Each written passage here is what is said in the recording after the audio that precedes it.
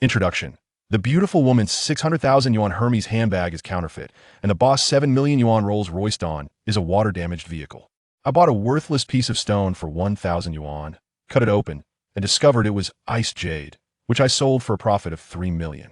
Chapter 1. Misfortunes never come alone, the sky has fallen. Wang Lin's expression seemed to grow colder, but her words made Yi Dong feel even chillier. Yi Dong, there's no need to waste time on me anymore. I know I've wronged you, and I understand you are a good person, but in this world, good people cannot eat well. I want to live lavishly, wear fine clothes, reside in a grand villa, and drive luxury cars. These are things you will never be able to provide for me in this lifetime. Yi Dong struggled to part his lips, but could not utter a single word. Wang Lin's words sliced through him like a knife. I know you want to tell me that you will work hard and make me happy, but happiness is not merely a statement. To be honest, I have a new boyfriend now. He bought me a 500,000 yuan BMW, and I am getting married. Please do not disturb my happiness. That's it, I'm leaving. Wang Lin's figure disappeared from view, leaving Yi Dong standing there in a daze. His heart bled. Wang Lin had been his high school sweetheart for 5 years, and he had sacrificed everything for her. But in the end, love could not withstand the power of money. After a moment of stupor, his legs felt as heavy as lead. Yi Dong was somewhat bewildered, his mind a blank slate, and he couldn't even remember where he intended to go. Suddenly, his phone rang. Yi Dong fished out his phone, and the screen displayed Mom. He hurriedly answered. An anxious and panicked voice came through. Son, your dad. What should I do? Yi Dong's body jolted, and he quickly asked, Mom, take your time and tell me, what happened to Dad? His mother burst into tears. Son, your dad couldn't urinate this morning, and there was blood. We went to the hospital for a checkup, and the doctor just gave us the results. They said it's uremia, and he needs immediate surgery, or else. Oh, son, if anything happens to your dad, I don't want to live anymore. It won't happen, Yi Dong stammered, trying to comfort his mother in his confusion. Mom, don't worry, medical technology is so advanced now. He'll be fine.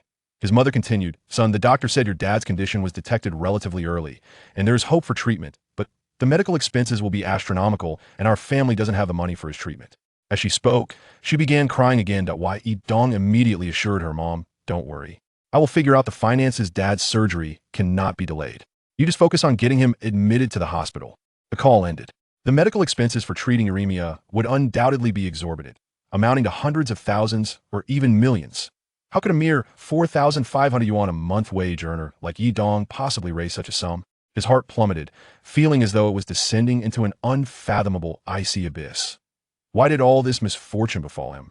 Looking ahead, the bridge loomed over the turbulent waters of the Han River. If he jumped, he would be engulfed by the waves in an instant. Yet he felt he didn't even have the right to die. If he were to perish, who would care for his father? His parents, though ordinary and unremarkable, were the ones who loved and cherished him most in this world. After contemplating for a while, Yi Dong resolved to seek financial assistance from his second aunt, uncle, and elder uncle. Yi Dong's father had only 2 brothers. His second uncle, Yi Jinshuan, was the vice principal at a local high school, and his aunt was also a teacher. His mother had 3 siblings, being the eldest, with a younger sister and brother. In situations like this, one can only turn to relatives for help and repay them slowly once he managed to earn money. He first called his second aunt, Su Fengshun. When the call connected, Yi Dong got straight to the point. Second aunt, my dad is in the hospital and has been diagnosed with uremia. I only have a little over 20,000 yuan and want to borrow some money from you. We have our burdens. Your cousin's college expenses are substantial, and we don't have any spare cash. How about this? They'll send you a red envelope. Before she could finish her sentence, his second aunt abruptly hung up the phone. Naturally, she didn't send any red envelope. Next, he called his uncle. When the call connected, Yi Dong repeated his plea. Uncle, my dad has uremia and urgently needs money for treatment. I'd like to borrow some from you. Borrow money? I don't have any. Yi Dong, breathless and frustrated, retorted. Uncle, you are my biological uncle, and why Dad needs money for his life. If you can't lend any, at least return the 15,000 yuan you borrowed from us years ago. His uncle's voice rose sharply on the other end. Are you demanding repayment? Have you lost your mind? My sister lent me a few thousand and expects repayment? Nonsense. I'm busy, goodbye. Then came the busy tone. Yi Dong felt like smashing his phone. How could there be such heartless people? As for his second uncle, he didn't bother to call him, instead opting to go directly to his uncle's house. It was the weekend, and both his uncle and aunt were home. When they opened the door to find Yi Dong standing empty-handed, his aunt's expression soured. His uncle was seated on the sofa, engrossed in news on his tablet. After a moment of silence, Yi Dong spoke. Uncle, my dad is hospitalized. He's bbeen diagnosed with uremia and requires a significant sum for treatment. That I only have a little over 20,000 yuan and would like to borrow some money, which I will repay later. Yi Jinshuan was momentarily taken aback. Uremia? Yi Dong's eyes reddened, and he nodded. Yes, my dad is counting on the money for his life. Why? Yi Jinshuan pondered, while his aunt spoke first. I've heard that uremia is terminal and incurable. Spending money would be in vain, and our Xiao Wei will be taking the college entrance exam next year, so our expenses are high. We can't lend you any money, and even if we did, how could you repay it next year? Yi Jinshuan hesitated, then pulled out a wallet from his briefcase beside the sofa. Upon opening it, Yi Dong saw it was stuffed with thick bundles of 100 yuan notes. Yi Jinshuan extracted 5 bills and handed them to Yi Dong. Take this for now, we are indeed in a tight spot. Tears welled in Yi Dong's eyes, but did not spill over. He placed the 500 yuan on the tea table in front of Yi Jinshuan and coldly remarked, Uncle, my dad always said you were the pride of the Yi family. Exceptionally intelligent, he gave up his chance to study, working hard to support your education. And when you got married, he even used his last savings to help you buy a house. Now he lies cold in a hospital bed, awaiting money for his life. And you offer him just 500 yuan? Your brother cannot accept this. His second aunt's affection was worth a mere red envelope. His uncle was a true ingrate, and his uncle's brotherly affection amounted to only 500 yuan. This was the true measure of familial love from Yi Dong's relatives. Once outside the neighborhood of his uncle's home, concealed from view, Yi Dong couldn't help but weep profusely. If he ever found success in the future, he would repay them tenfold and 100-fold. Lianhua Garden was perhaps the oldest residential complex in the city, devoid of elevators, and the 20-plus-year-old buildings were not worth much. His family's 45-square-meter two-bedroom unit was merely a resettlement house, owned by the old factory where his parents worked, and could not be mortgaged or sold. Yi Dong numbly ascended to the 5th floor. Just as he took out his keys and was about to unlock the door, he noticed someone squatting at the entrance, sobbing. Yi Lei, what's wrong? The person squatting there was his sister, Yi Lei, her face marred by bruises and her right eye swollen. Upon seeing Yi Dong, she couldn't help but rush into his arms, wailing uncontrollably. In that moment, Yi Dong felt a surge of fury mixed with heartache. Chapter 2. A divine revelation and extraordinary abilities. His younger sister was his most cherished treasure, protected and loved since childhood. He would never allow anyone else to harm her, particularly that Zhang Tianming. Yi Dong was consumed with rage, almost ready to confront Zhang Tianming with a vengeance. However, the thought of his father waiting in the hospital for the money needed for treatment abruptly quelled his fury, causing his heart to plummet. Notijing ye dons distris. Yi Lei took the keys and opened the door, wiping her tears as she asked, Brother, is something wrong? After entering the room, Yi Dong sat heavily in a chair, sighed deeply, and looked up at Yi Lei. Sister, you should divorce Zhang Tianming. He is utterly despicable, and parting ways would be for the best. Unfortunately, I cannot assist you with that at the moment. Our father is ill and hospitalized. As he spoke, Yi Dong remembered something and rose to retrieve it from his bedroom. He had placed a savings book atop the large wooden wardrobe that his mother had brought as part of her dowry. It contained 20,000 yuan, held down by a small vase. He intended to use this money to tide them over while considering other options. The surgery was imperative, and his father's life depended on it. The wardrobe was slightly elevated and at a height of 1.70 meters.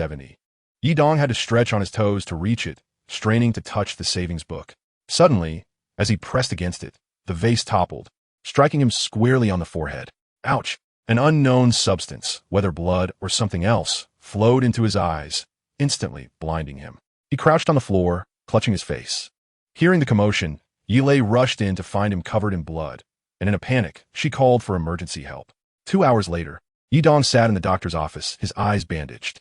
The doctor informed both him and Yi Lei, the vase's fragments lacerated your forehead, and the blood mixed with the residual liquid from the vase has contaminated your eyes, causing temporary blindness. I have cleaned the area. You can remove the bandages at home tomorrow morning. There should not be any significant issues, but should you feel any discomfort, return for checkup. Yi Dong felt a profound sense of despair, with no words to express his anguish. He dare not share too much with Yi Lei, fearing it would only burden her further. It seemed as if misfortune was heaping upon him, and he silently lamented. What am I to do? Yi Lei prepared some millet porridge, calling for him to eat, but when she saw he did not respond, she refrained from urging him further. Yi Dong slept soundly until dawn. Upon awakening, he found himself enveloped in darkness. He reached up to feel the bandage, recalling the events of the previous day. Remembering the doctor's words, he untied the knot at the back of his head and began to unwrap the bandage carefully. Once the bandage was removed, he slowly opened his eyes. A soft, golden morning light greeted him, the sun just beginning to rise, casting a gentle glow. Outside the window stood an old locust tree with its dense foliage. As Yidong focused on the tree, a peculiar line of text appeared in his mind. 26 years old, 5-leaf locust. What would this mean? Was he hallucinating? The wardrobe, a relic from his mother's dowry, was quite antiquated, its red lacquer peeling.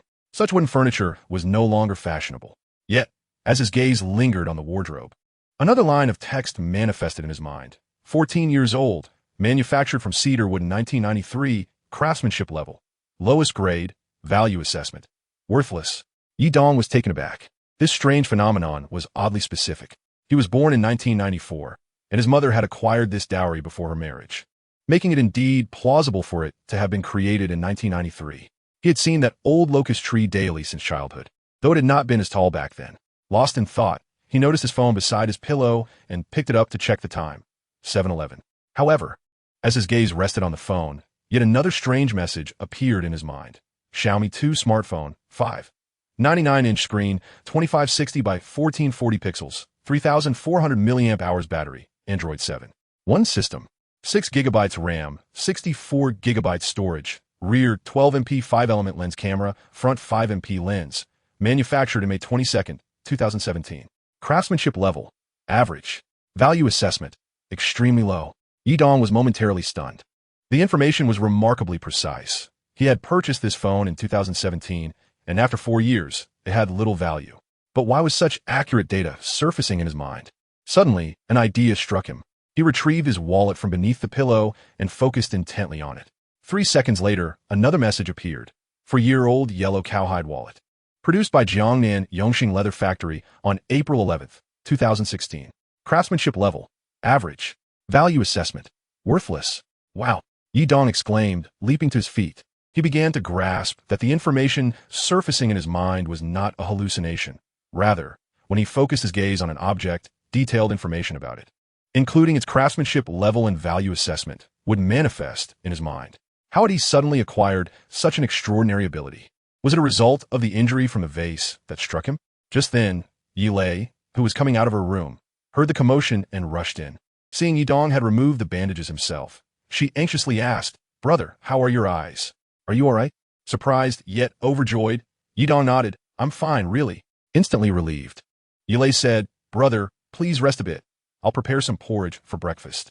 The breakfast consisted of millet porridge, accompanied by lean meat and century egg, Yidong's favorite. Yilei also packed some in a container to take to their parents later. As Yidong contemplated while eating, he handed the savings book to Yilei after finishing 2 bowls of porridge. "Sister, please take this 20,000 yuan to the bank for our father's medical expenses, and let them know not to worry. I will quickly find a way to gather more funds." As he spoke, he slipped on his shoes and prepared to leave. Yilei, concerned, cautioned, "Brother, don't rush into gathering money. Let us think of a plan together. Please, don't do anything reckless." Yidong smiled reassuringly. "My silly sister, don't worry. I have it all under control." Seeing her brother's genuine smile eased Yilei's worries, but her heart remained heavy. Where to go to raise the money? Yilei was unaware that her brother was no longer the same as before. He was brimming with newfound confidence. Yidong hailed a taxi and headed straight to his workplace. His manager, Huang Xiaoyan, aged 30, earned a base salary of 35,000 plus commission bonuses, ensuring his monthly income never fell below 100,000. Yidong admired him greatly, viewing him as a role model. Huang earned his living through expertise in antiques and art, dealing in high-value items with substantial profit margins. Chapter 3. Boss, your limited edition Hermes bag is a counterfeit. However, this profession also carried significant risks. If an appraiser suffered a major loss, either personally or for their employer, their value would undoubtedly plummet. Thus, everyone feared making a misstep. If one was uncertain, it was wiser to refrain from acting rather than risking a loss. Typically, Manager Huang arrived after 9 o'clock. But to everyone's surprise, the owner, Ouyang Shan, was present today. Ouyang Shan was a true second-generation wealthy individual, only 24 years old, and exceptionally beautiful. Ouyang Shan reviewed the transaction data on the computer, while the shop assistant, Sun Yun, polished the already pristine glass display cases and luxury items within. As long as one focused on an item for 3 seconds, the appraisal results would appear in their mind. The display case contained several watches, branded clothing, and, predominantly, women's luxury handbags. Among them, the brand Hermes stands out the most, with Louis Vuitton being slightly less prevalent. Yangshan glanced at Yidong, who was staring blankly at the display case, and couldn't help but furrow her brow. This fellow is usually quite diligent and sharp. Why is he acting so dazed today? Just then, a tall, slender young man entered from outside, his eyes flickering with uncertainty. Sun Yin promptly approached him with utmost respect, inquiring, "Good day, sir. How may I assist you?" The young man nervously licked his lips and, feeling somewhat embarrassed, retrieved a box from his backpack, murmuring, I would like to sell a watch. I can take a look." Yi Dong suddenly interjected, stepping forward to accept the box from the young man. Upon opening it, he revealed a Patek Philippe men's watch. Gazing at the timepiece for 3 seconds, Yi Dong's mind instantly conjured its authentication details. A Patek Philippe automatic men's watch. 95 new, model 14, made in Geneva, Switzerland, production date, September 17, 2015. Craftsmanship level, exceptional. Value assessment, equivalent to 240,000 RMB. Remarkably, this watch is indeed genuine. The young man appeared somewhat shy and fearful of embarrassment, which explained his early arrival when the store was relatively empty. Furthermore, there was likely a more pressing reason: financial need. Yi Dong continued to pretend to examine the watch meticulously before addressing the young man. "Sir, your watch is authentic. Rated at 95 new and remarkably well preserved, with no signs of wear on the strap. However, as you are aware, we can only offer you 2/3 of the second-hand market price." The young man nodded, producing a receipt to hand to Yi Dong. "What amount can you offer?" After a moment's contemplation, Yi Dong replied, 150,000 RMB. The young man looked slightly disappointed. "I purchased it only 6 months ago, and I rarely wore it. The original price was 380,000 RMB, along with the purchase and Swiss authenticity certificate." Sun Yin was taken aback by Yi Dong's audacious offer. Her mouth agape as she turned to look at Yangshan. Yangshan frowned as well, but held back her anger due to the presence of a customer. She calmly suggested to Yi Dong, the customer seems dissatisfied with the price. Let us wait for Manager Huang to arrive for a formal discussion." Her implication was clear. Only Manager Huang's words would hold weight, as Yi Dong's opinion was inconsequential. Moreover, this was a gesture of courtesy towards the customer. The young man hesitated, caught between the desire to avoid trouble and the fear of losing face. Finally, he gritted his teeth and said, "All right, 150,000 it is. I'll sell." Yangshan frowned again, and fearing her disapproval, Yi Dong quickly told the young man, "Please wait a moment."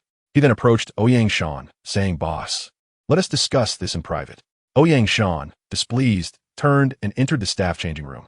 Yi Dong followed her inside, shutting the door before stating, "Boss, this watch is genuine, with a current market value of around 240,000 RMB.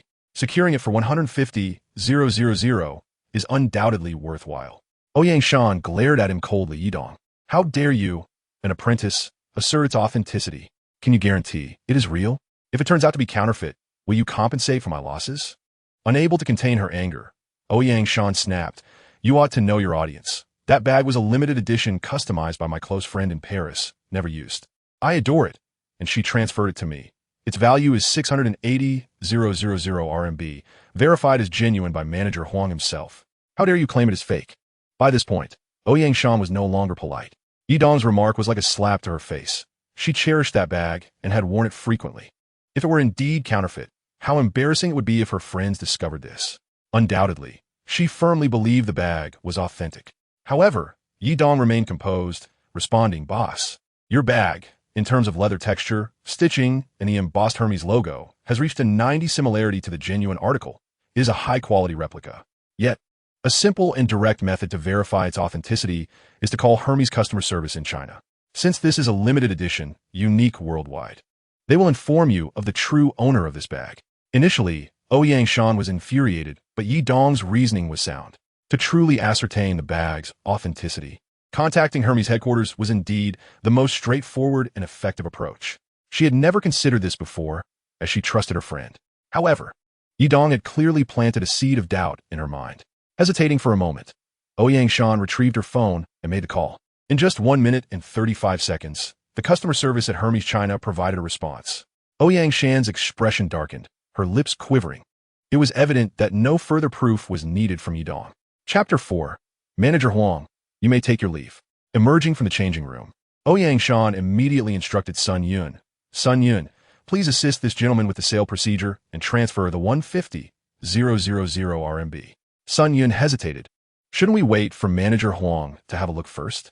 Ouyang Shan snapped. Am I the boss, or is Huang Xiaoyun the boss?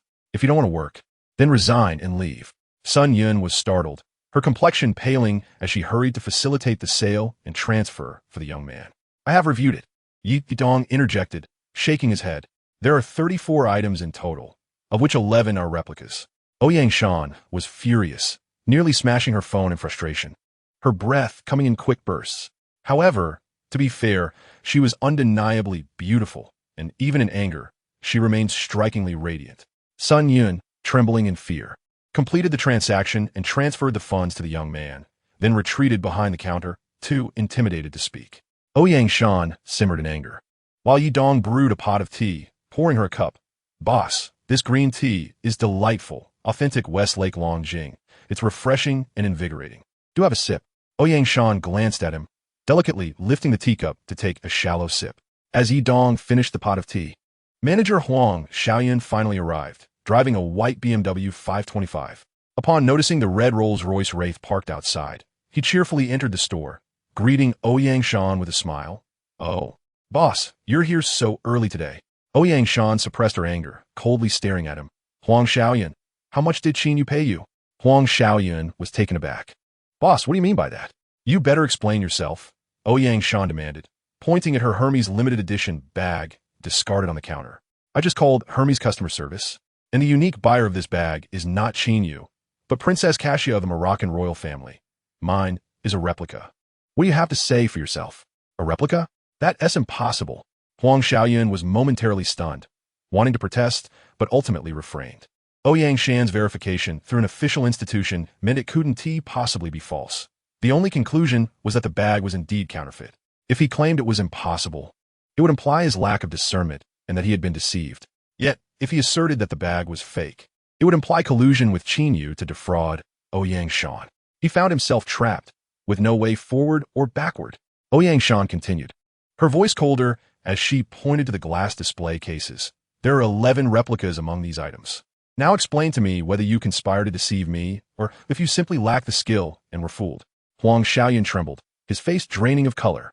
He was aware of the 11 replicas, as this scheme had been orchestrated by him to secretly swindle Ouyang Shan out of over $1 million. Yet, how could Ouyang Shan have known? Moreover, Huang Xiaoyun understood that unless Ouyang Shan remained oblivious, any hint of suspicion would lead to the verification of these luxury goods' authenticity by the brand's official institutions. His only recourse was to feign ignorance and claim he had misjudged. Yet, such a pretense would equally jeopardize his career prospects. Would Ouyang Shan still want him? The answer was evident even to a child. Upon witnessing Huang Xiaoyun's expression, Ouyang Shan's fury became uncontrollable, and she could no longer restrain herself. Huang Xiaoyun, do you have any conscience? I offered you a high base salary of 35,000, and with commissions, you earn no less than 100,000 a month. Yet, you deceitfully exploit me. So, tell me, shall I report this to the authorities? Or will you voluntarily compensate my losses? Huang Xiaoyun's face turned pale. The thought of his misdeeds haunted him. The hired hands he had engaged would surely spill everything if caught. How much had he swindled Ouyang Shan over the years? He couldn't even fathom it, and the very thought made him weak. Immediately, he grimaced and said to Ouyang Shan, Boss, I will return it. I will refund the money for these 11 items. The sum he had pocketed from those 11 luxury items amounted to 144 million. He dared not be evasive, promptly returning the funds. Ouyang Shan pointed towards the door, stating, Huang, you may leave. Huang Xiaoyun wished to plead for mercy, but upon seeing Ouyang Shan's icy demeanor, he felt his tongue falter. He bowed respectfully and exited in disgrace. At that moment, the other 4 female employees in the store arrived, each too intimidated to speak. Ouyang Shan initially intended to announce Yidong's promotion to store manager right then, but after some consideration, she refrained and instructed Sun Yun, we will not conduct business today. You all check the inventory and accounts. Then she called to Yidong, Yidong, come with me. Yidong, somewhat bewildered, followed her out of the store. Ouyang Shan produced the keys to a Rolls-Royce Dawn and turned to ask, "Do you know how to drive?" She pressed the keys into his hand. "You drive." Yi Dong could indeed drive and was quite skilled, yet he had never operated such a fine vehicle. As he grasped the keys and prepared to enter, his gaze lingered on the car, and information flooded his mind. The 2018 Rolls-Royce Dawn, a two-door, four-seat soft-top convertible, accelerates from 0 to 100 kilometers h in 4.9 seconds, featuring twin turbocharging and an 8-speed automatic transmission. It was manufactured on March 22, 2018, and had suffered water damage during transport due to a storm on May 1, 2018, before being sold after repairs on July 15. Its craftsmanship was rated excellent, with a valuation of 2 million renminbi. "What? You don't know how to drive this car?" Ouyang Shan asked when she noticed Yi Dong hesitating before entering. "No." He shook his head, circling the vehicle. Then asked Ouyang Shan, "Boss, how much did this car cost? Is it a second-hand purchase?" Ouyang Shan scoffed, "I'm not short on money. Why would I buy a used car? I have a cleanliness obsession. I prefer everything to be new. This car was recommended by a friend and is less than 4 months old, costing over 7 million. Yi Dong pressed his forehead and sighed. "Boss, what kind of friends do you have? This car is a water-damaged vehicle, worth only about 2 million. Did your friend sell it to you as new?" Ouyang Shan was taken aback, staring at Yi Dong. "What did you say? Are you serious?" Yi Dong smiled, gesturing, "Just take it to a reputable institution for testing, and you'll know." Ouyang Shan's expression darkened. She pulled out her phone and made a call, putting on speaker. "Wu Tingting, I just had my Rolls-Royce Dawn tested at a verification agency, and they said it's a water-damaged vehicle. You sold it to me as new. Do you have any explanation for this?" Ouyang Shan's words were clearly a probe. Her anger flared. "Just because I'm not short on money doesn't mean you can deceive me. Do you realize you're my best friend? Did you borrow too little from me? I have never asked you to pay me back, and I never intended to, but what pains me most is your betrayal."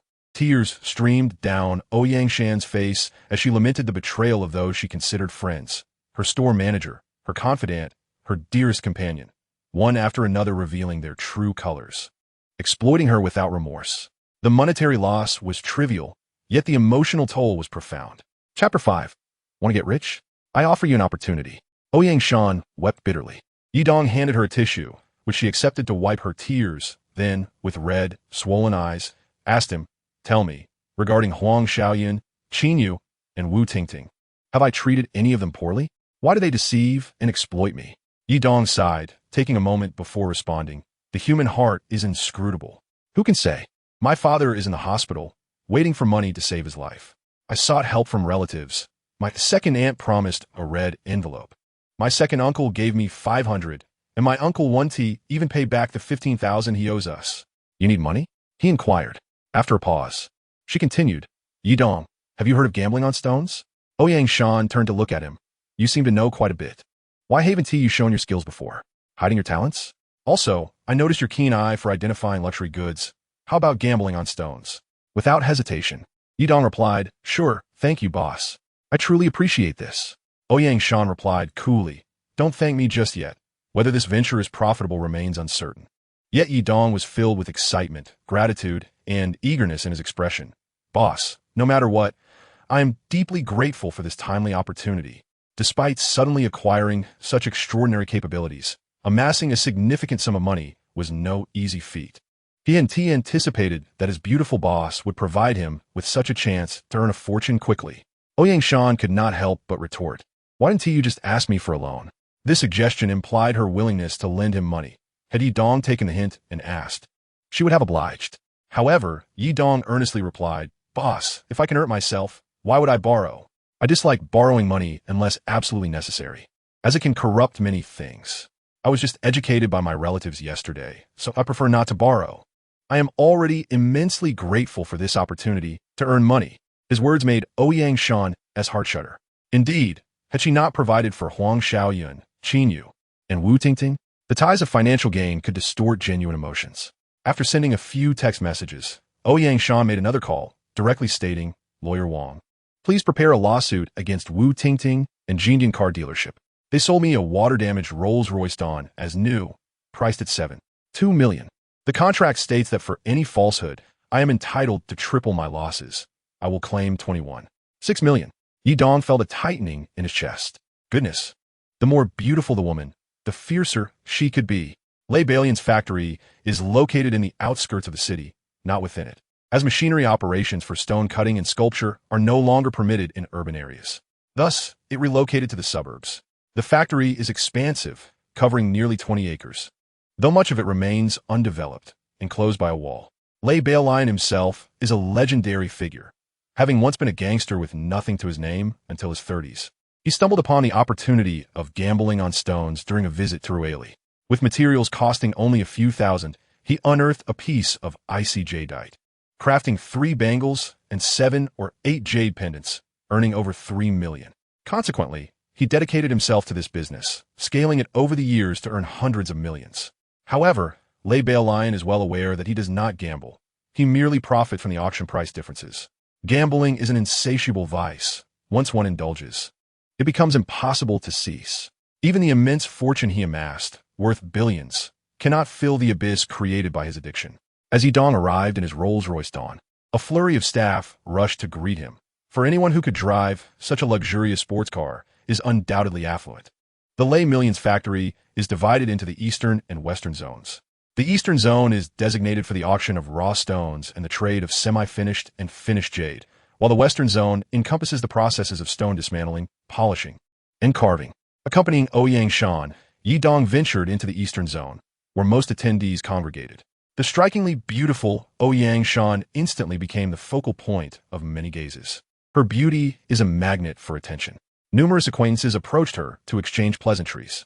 The eastern zone is expansive, covering at least 1,000 square meters, with the raw stone auction area occupying approximately 500 to 600 square meters, complemented by several hundred square meters of glass display cases showcasing semi-finished and finished jade pieces. Upon surveying the displays, Yidong noted that the jade pieces were either green or white, and among the numerous cases, there were no fewer than 8,000 or 9,000 pieces. After finally extricating herself from the crowd, Ouyang Shan leaned in to speak softly to Yidong. Yidong, let's head over to the raw stone display. It will depend on your discerning eye. As for the bidding price, I can authorize you to go as high as 5 million. Just manage it wisely.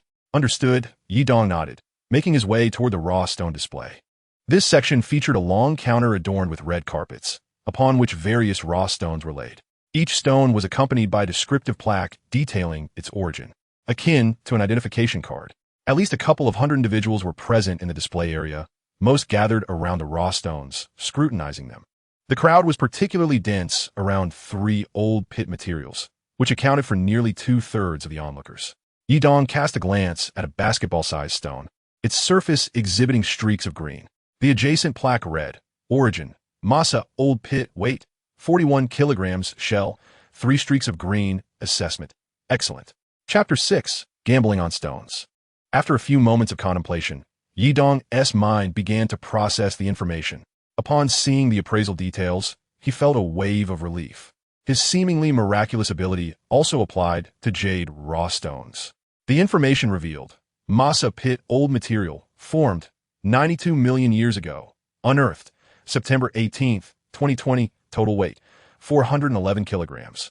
Jade core weight, 78 kilograms, core quality, mixed with many cracks, transparency, 0, 12. 360-degree HD image of the jade core. Craftsmanship level, unprocessed. Value assessment, equivalent to 1,000 RMB. Yidong was taken aback. The finest quality old pit material was valued at merely 1,000 RMB. For those willing to wager heavily, this could lead to devastating losses. Moreover, the appraisal included a 360-degree HD image of the jade core. Yidong, both astonished and elated, examined it and envisioned a complete jade core devoid of its shell, viewable from any angle. The shape, size, and texture of the core were distinctly rendered. He even had the capability to mentally slice the core from any position to observe its interior. Unfortunately, the majority of the core was riddled with cracks and impurities, rendering it essentially worthless, a mere piece of detritus. The second piece of old pit material fared even worse, valued at only 900 renminbi. The third piece was slightly better, yet its worth was merely 3,000 RMB. It was safe to say that these 3 supposedly premier old pit materials were colossal traps. The raw stone display housed a total of 14 pieces, but from the 4th piece onward, they were not old pit materials, merely passable in appearance. Yidong scrutinized each piece, and the 4th, 5th, and sixth were all inferior materials, devoid of value. Upon reaching the seventh piece, his heart raced. The information revealed, Myanmar Padong mountain material formed 100 million years ago, unearthed. August 27, 2020, total weight, 161 kilograms, jade core weight, 21 kilograms, core quality, level 3 purity. Transparency, 0, 37. 360-degree HD image of the jade core. Craftsmanship level, unprocessed. Value assessment, equivalent to 550,000 RMB. This was valuable. Upon recognizing its worth of 550,000 RMB, Yidong's mind began to race. However, examining the subsequent pieces revealed that from the 8th to the 14th, they were all worthless scraps valued at merely a few hundred RMB. Of the 14 pieces, only the 7th was worth 550,000 RMB, while the others held no value. Yidong felt a twinge of disappointment. With only one valuable piece, he was uncertain how much it would fetch at auction and whether he could profit. Even if he secured it at a bargain, 550,000 RMB would only yield him 275,000 after sharing with a beautiful owner, far from the million needed for his father's medical expenses. Gazing at the unmarked stones at the end of the display, ranging in size from large bowls to fist-sized pieces, there were at least 100. With nothing else to occupy his time, he resolved to inspect them one by one. Perhaps he might uncover something of worth? Each examination took only 3 seconds, so it mattered little. Emboldened by this thought, Yidong commenced his inspection. However, waste material was still waste material, and after examining dozens of pieces, he encountered nothing but inferior stones. Just as despair began to set in, he was startled by the information of a bowl-sized stone he was examining. Myanmar Padong mountain material, formed 100 million years ago, unearthed. August 27, 2020, total weight, 106 kilograms. Jade core weight, 41 kilograms, core quality, level 4 purity, transparency, 0, 49. 360-degree HD image of the jade core. Craftsmanship level, unprocessed. Value assessment, equivalent to 4.8 million renminbi. Yidong nearly leaped with excitement.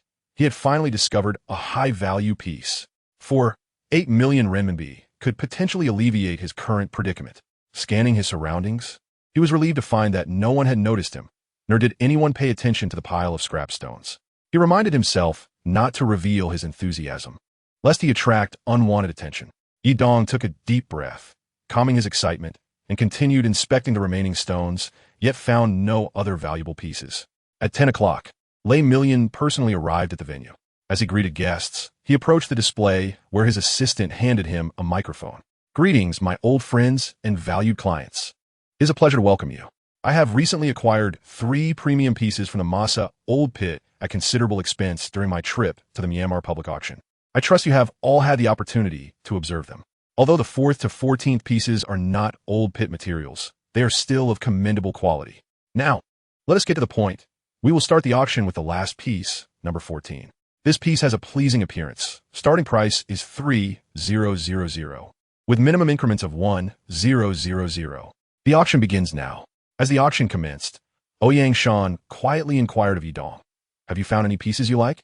She gestured toward the highly coveted first 3 old pit materials, speculating, those 3 may require a bit of investment. Most attendees were fixated on those 3 pieces, leaving Ouyang Shan to wonder if her promise of 5 million was sufficient. Yidong smiled and shook his head, opting not to elaborate. The crowd was too loud for a detailed discussion. The majority of the attendees were fixated on the 3 old pit materials, resulting in a lackluster interest in the other pieces. Ultimately, piece number 14 was sold for 6,000 RMB, piece number 13 for 7,000 RMB, piece number 12 for 5,000 RMB, and piece number 11 for 6,000 RMB. Enthusiasm for ordinary materials was waning, as everyone was keen to gamble on something grand.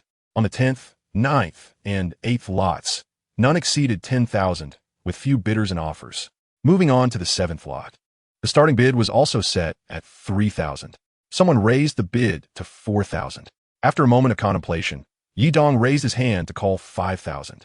No one else followed suit, and the previous bidder increased the offer to 6,000. However, after Yidong called 7,000, there were no further bids, and he secured the 7th lot with ease for just 7,000. Elated, Yi Dong realized he had acquired a jadeite stone worth 550,000 for merely 7,000. A remarkable bargain indeed. The sixth lot finally broke the 10,000 mark, fetching 11,000 from a client. The fifth lot sold for 28,000, while the fourth lot soared to 77,000. By the time they reached the third lot, the atmosphere had shifted dramatically. The starting price was set at 200,000, with minimum increments of 10,000. At least a dozen bidders vied for the third lot, and the bidding quickly escalated to 450,000, with enthusiasm palpable among the participants. Ouyang Shan, captivated by the excitement, discreetly inquired of Yi Dong, "Aren't you going to bid?" Yi Dong merely smiled and shook his head. Ultimately, the third lot was sold for 3,760,000. Next came the second lot, where competition intensified even further, with bids surpassing 1 million within minutes. The final price for the second lot reached 4,170,000. Finally, the first lot, the Piece d'Or Assistance, was presented, boasting the finest quality among the stones. The starting bid was set at 500,000, with increments of 20,000. Ouyang Shan raised her hand to add 1 million. Yi Dong remarked that he had already acquired the seventh lot and was keen on the last remaining piece, naturally leading Ouyang Shan to assume he favored this first-rate jadeite. Unable to contain her excitement, she added 1 million to her bid. Startled, Yi Dong quickly grasped her hand to prevent further bids. Fortunately, there were many competitors for the first lot, and within 5 minutes, the price exceeded 2 million, 3 million in 8 minutes, and 4 million in 12 minutes. Yi Dong finally breathed a sigh of relief. Ouyang Shan, both bashful and irritated, shook her hand and whispered, "What are you doing?" Yi Dong's face flushed as he released her hand and quietly replied, "Boss, I don't actually favor this stone." Ouyang Shan furrowed her brow. "Did you not say you liked 2 lots? If this one is bid on, it will be gone." Yi Dong shook his head again, his gaze lingering on Ouyang Shan's radiant face, pondering the sensation of holding her hand moments ago, but the memory eluded him. After surpassing 4 million, the bidding slowed, leaving only 4 of the most affluent participants in contention. The final price settled at 5,200,000, and the winning bidder was none other than Shin Man, the owner of Dafu Jewelry, whom Yi Dong recognized from a previous purchase of a Hatian jade ornament from Ouyang Shan's store. Chapter 7. The Sole Victor. Consequently, those who secured the raw stones and onlookers followed him to the stone-cutting area. Yi Dong glanced over at the stone table and approached a staff member, inquiring, "Excuse me, how much are these stones?" The staff member glanced at him and waved his hand, saying, "These stones are 1,000 each. Take your pick." "All right, I'll try my luck with one," Yi Dong said as he selected a piece he had his eye on. Given the modest price, Ouyang Shan did not rush to pay, merely following out of curiosity, wondering if Yi Dong's chosen stone might be worthless. In the cutting area, a crowd gathered around the cutting machine, intently watching as the slightly limping master cutter began his work on the third lot. Everyone held their breath, eyes wide, as they observed the master's skilled hands at work. Yi Dong had his 2 stones brought over and joined the crowd to watch the cutting process. The excitement was palpable. This moment was the most exhilarating in the world of stone gambling, where fortunes could be won or lost in an instant. As the stone was cut, the master halted the machine and opened the cover, removing the cut surface and wiping it clean with a damp cloth. After inspecting it, he shook his head, declaring it worthless, cut to pieces. While the stone contained a sizable jade core, it was riddled with impurities and cracks, rendering it of little value. The client of the third lot turned pale, clutching his chest and pleading, "Let us cut one more time." 376,000. He had not struck it rich. Instead, he had thrown that amount away. The master remained silent, repositioning the stone for another cut. The stone was essentially a loss, but the hefty investment had left the client unwilling to concede, opting to let the master proceed in silence. The master, with weathered skin etched by time, expertly operated the cutting machine again, fixing the stone in place before making another cut. After the cut was completed, he stopped the machine once more, opened the cover, and cleaned the cut surface with a damp cloth, revealing it to the client. "Boss, there is no need for further cuts. The core remains impure and fractured, utterly wasted." The client's expression fell, murmuring his discontent, but feeling powerless to act. The owner of the second lot hesitated, ultimately deciding against further cutting, choosing instead to have his own master assess the stone at home. In truth, several of the major players were jewelers' operating shops, equipped with workers and machinery. The master inquired, "Is there anyone else who wishes to have their stone cut?" Shin Man stepped forward, stating, "Mine, let us cut the first lot." He instructed the staff to bring his stone over. The master examined the stone, which was indeed the finest and most expensive of the day. Mr. Chun, how would you like the stone cut? Chun Man, feeling confident, deferred the decision to the master. You have the experience. Please decide. The master scrutinized the stone, drawing several lines with a water pen and advising, I recommend starting with this line. If it yields good material, this area 1T harm a jade.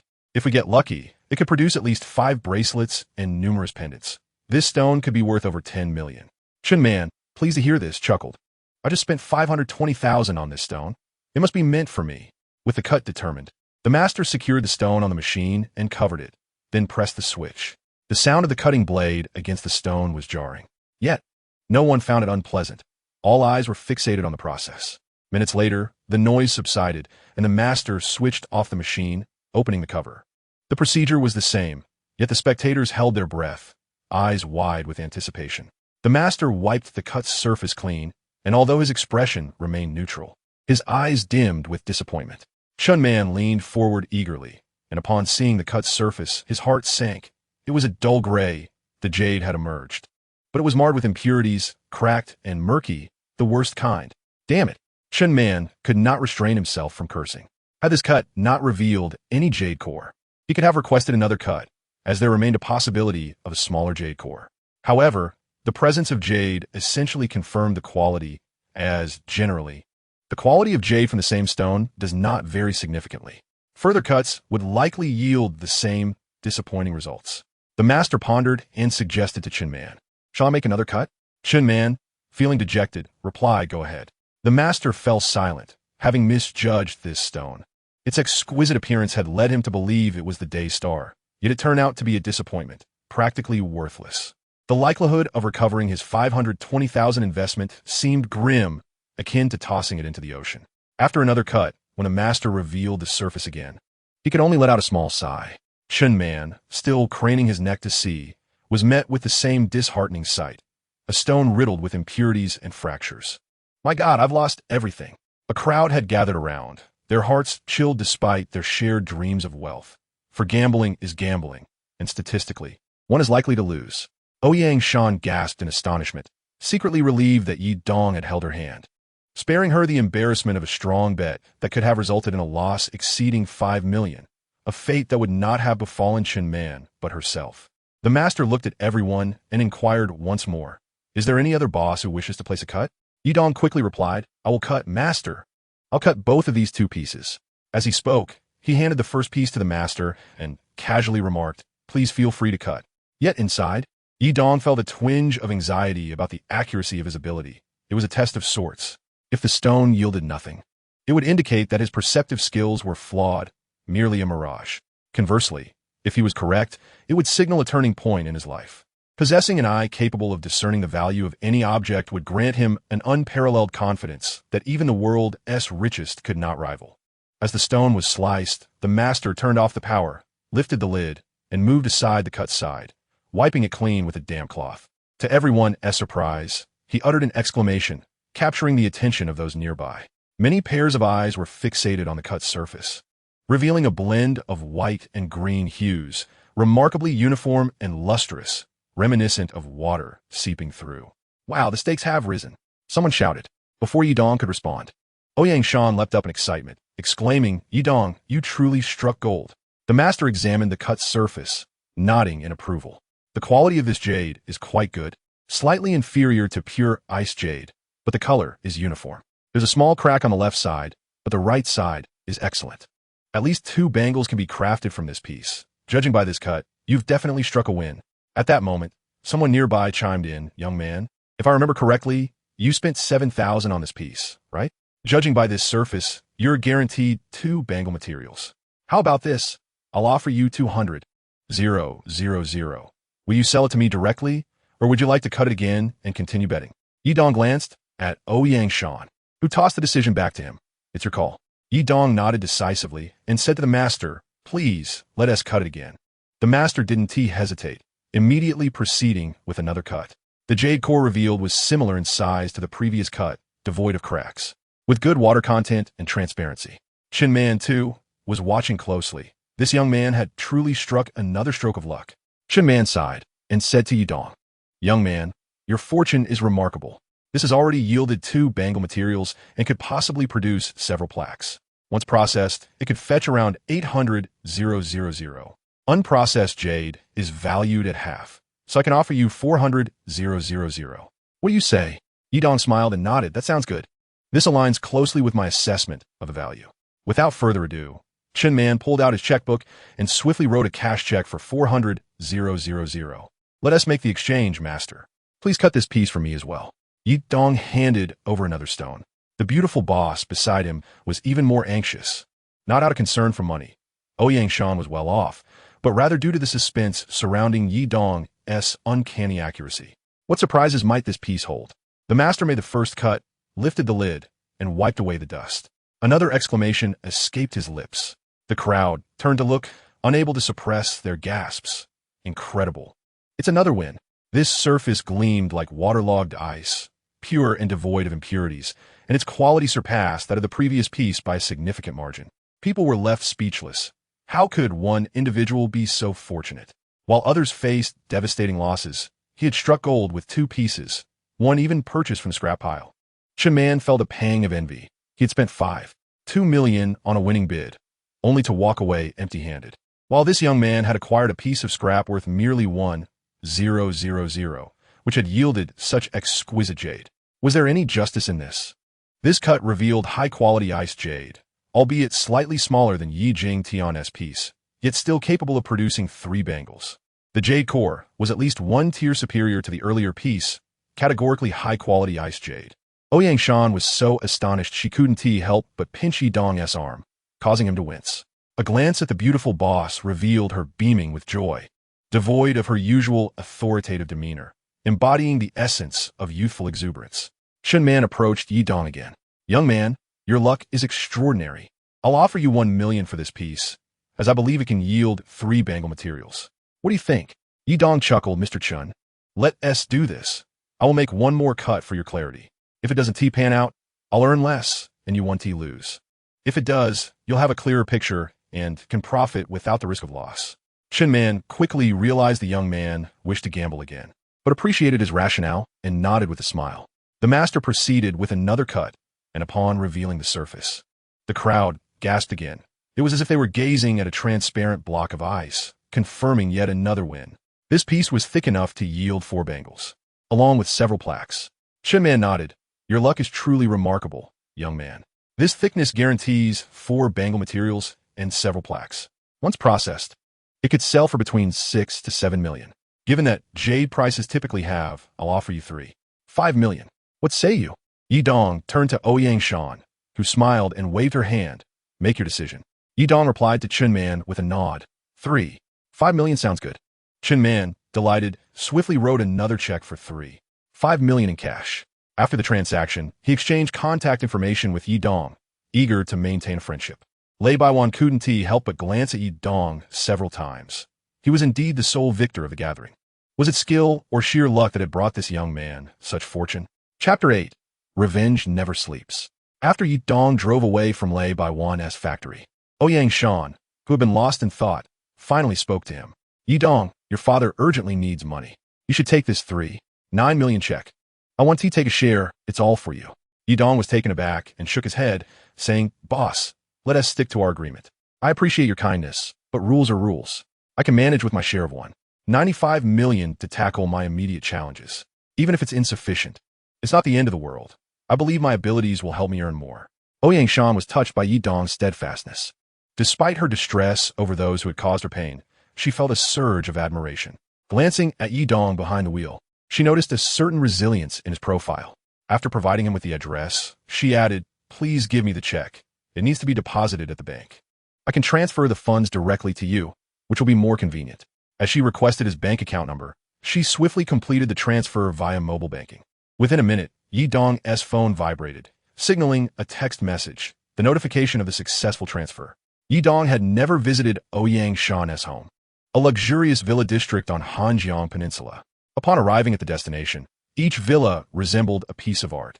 Oyangshan's residence is located in Building 17, where the automatic gate swings open to reveal a sprawling private garden covering thousands of square meters. The villa is so vast that it resembles an estate, complete with 6 garages, 4 of which are occupied by luxurious vehicles. Wait a moment. Ouyang Shan calls out before heading to another parking spot to unlock a white Porsche 911. She retrieves a set of keys from the car and hands them to Yi Dong, saying, "Here, take this car for convenience."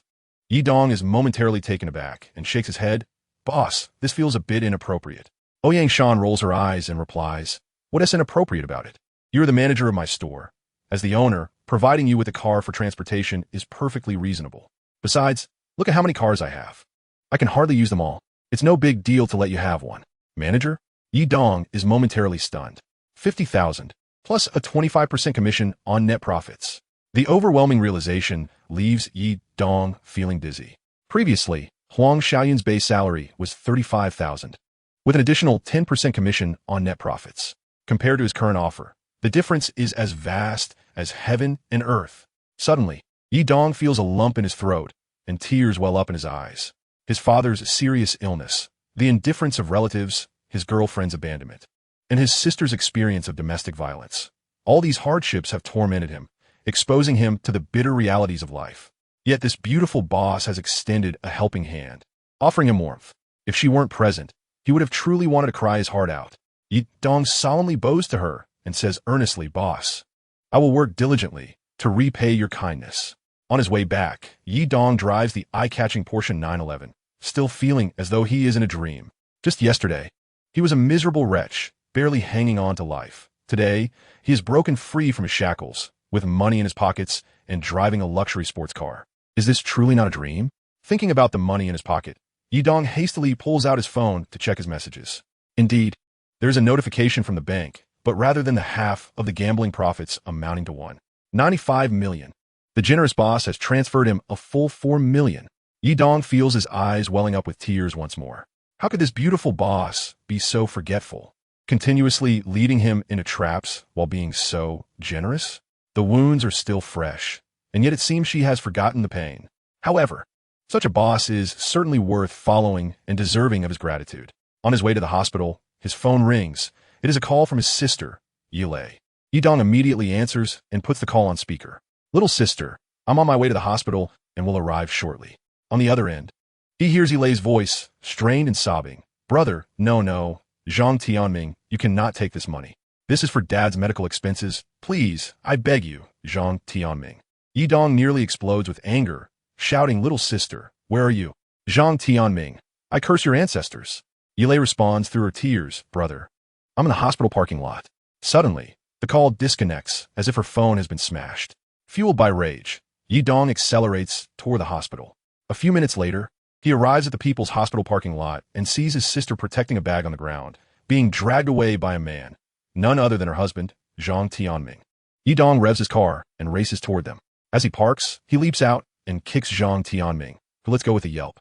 Yilei's hair is disheveled, her clothes torn, and her face bears bruises and blood.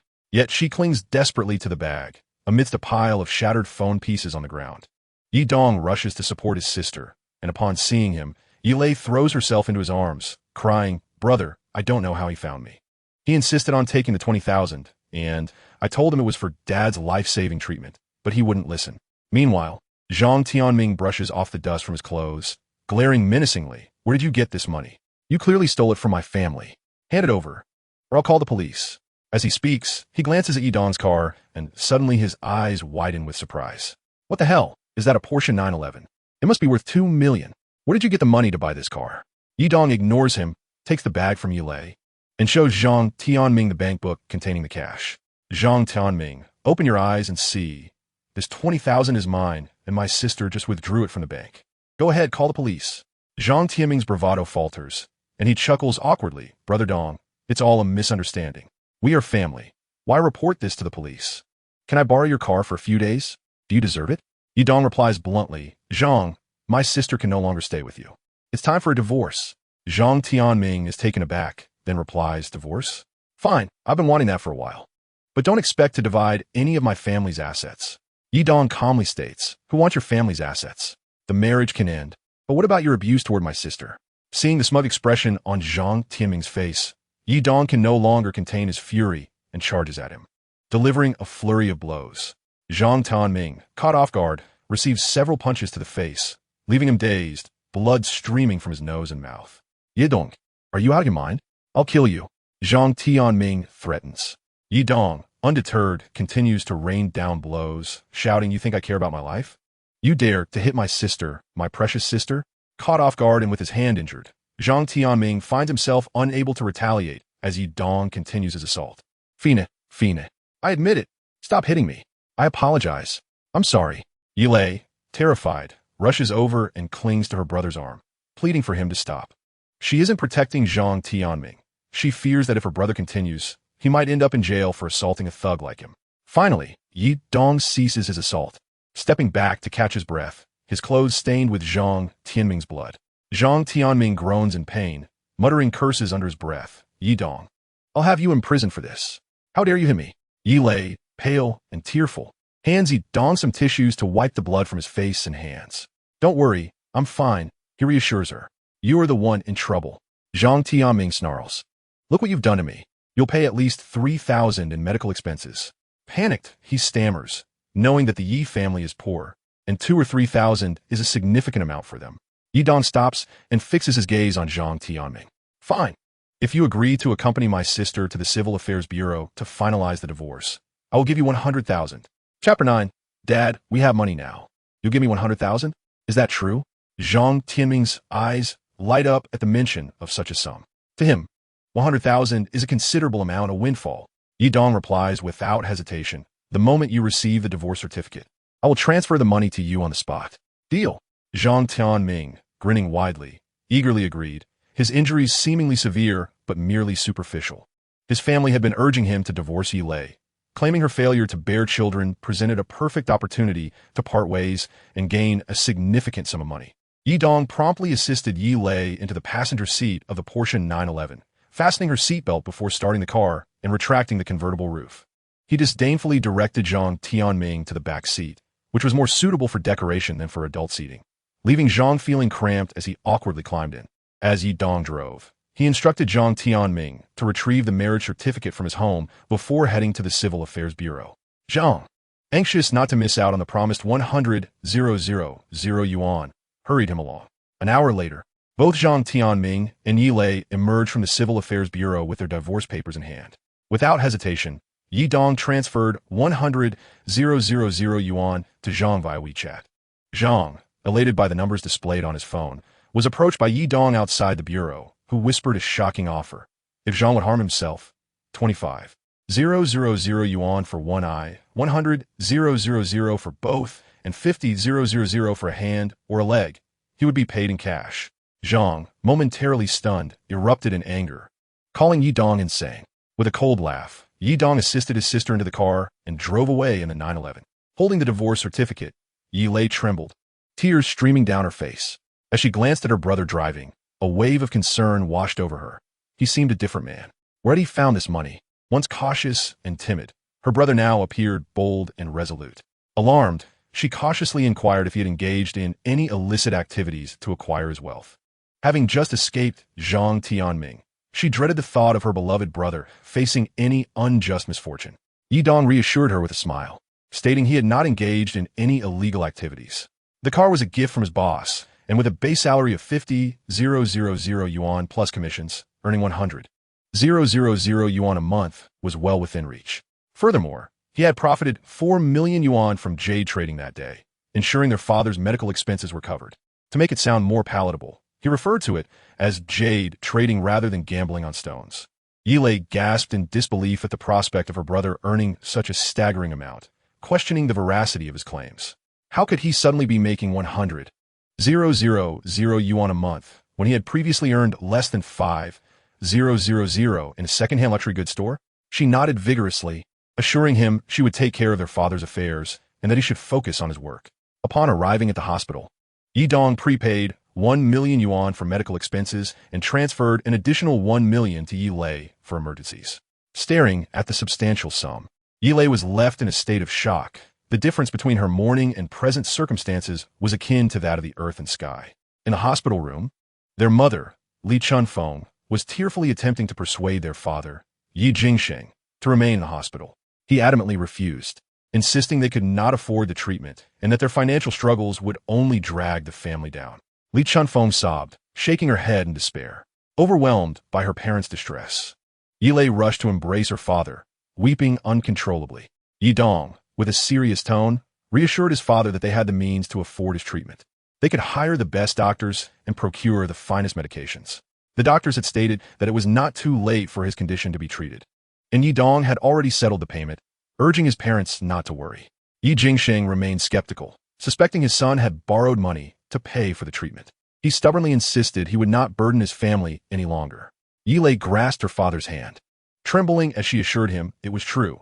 Her brother had earned money and had already prepaid 1 million yuan for his hospital account, in addition to transferring another 1 million for their needs. Both parents were momentarily stunned, unable to believe their children could be pulling a fast one on them. Yi Dong presented the payment receipt to his mother, while Yilei showed their father the transaction records. Yi Dong opened his banking app, revealing 2 million yuan and promising a monthly salary of at least 100,000 yuan. Yi Jingsheng, astonished, stammered, questioning the source of such wealth. How could his son be earning 100,000 yuan a month?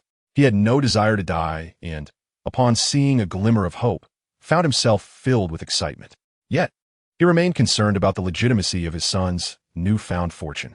Yi Dong chuckled, assuring his father that the 4 million yuan was earned through legitimate jade trading, explaining that purchasing a stone for 1,000 yuan could yield a profit of 100,000 yuan. His skills had been honed over the years, and his boss recognized his talent, which was why he was offered such a high salary. As they conversed, Yi Dong's phone rang, revealing a call from Sun Yan. Recognizing her voice as a colleague, he answered, putting the call on speaker so that his family could hear.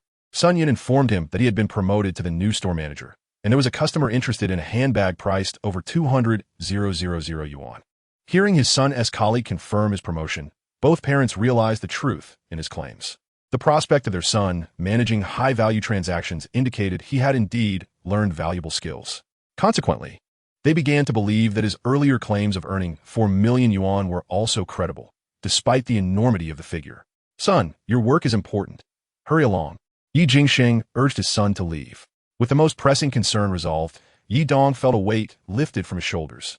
Once Yi Dong left, Yi Jingsheng noticed the bruises on Yilei's face and, filled with anger, demanded to know if Zhang Tianming had harmed her. Yilei, both laughing and crying, presented the divorce certificate, exclaiming, "Dad, Mom, my brother helped me divorce Zhang Tianming today." With a clenched fist, Yi Jingsheng praised the decision, declaring Zhang Tianming unworthy of their family. Chapter 10. Honestly, have you charmed the beautiful boss? The store employed 5 girls: Sun Yun, Xie Qin, Hu Xiaoxian, Zhu Lili, and Su Xiaoxiao.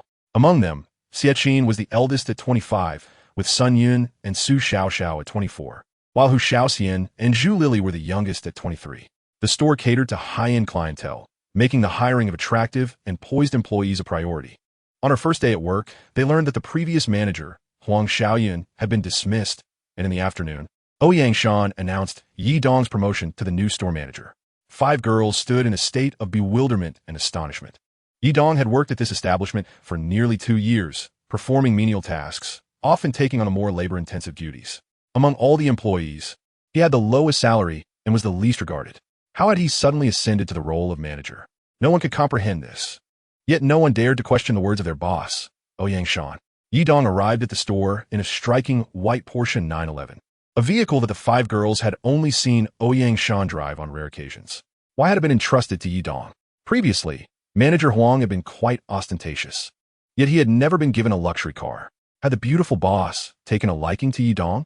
Upon entering the store, Zhu Li, who was at the entrance, swiftly guided him inside, stating that a customer was waiting. On a sofa within, a woman in her mid-20s, fashionably dressed and seemingly affluent, was engrossed in her phone. "I apologize for the wait. I am Yi Dong, the manager of Jinbao's store," he said, offering a polite greeting before glancing at the handbag displayed on the coffee table.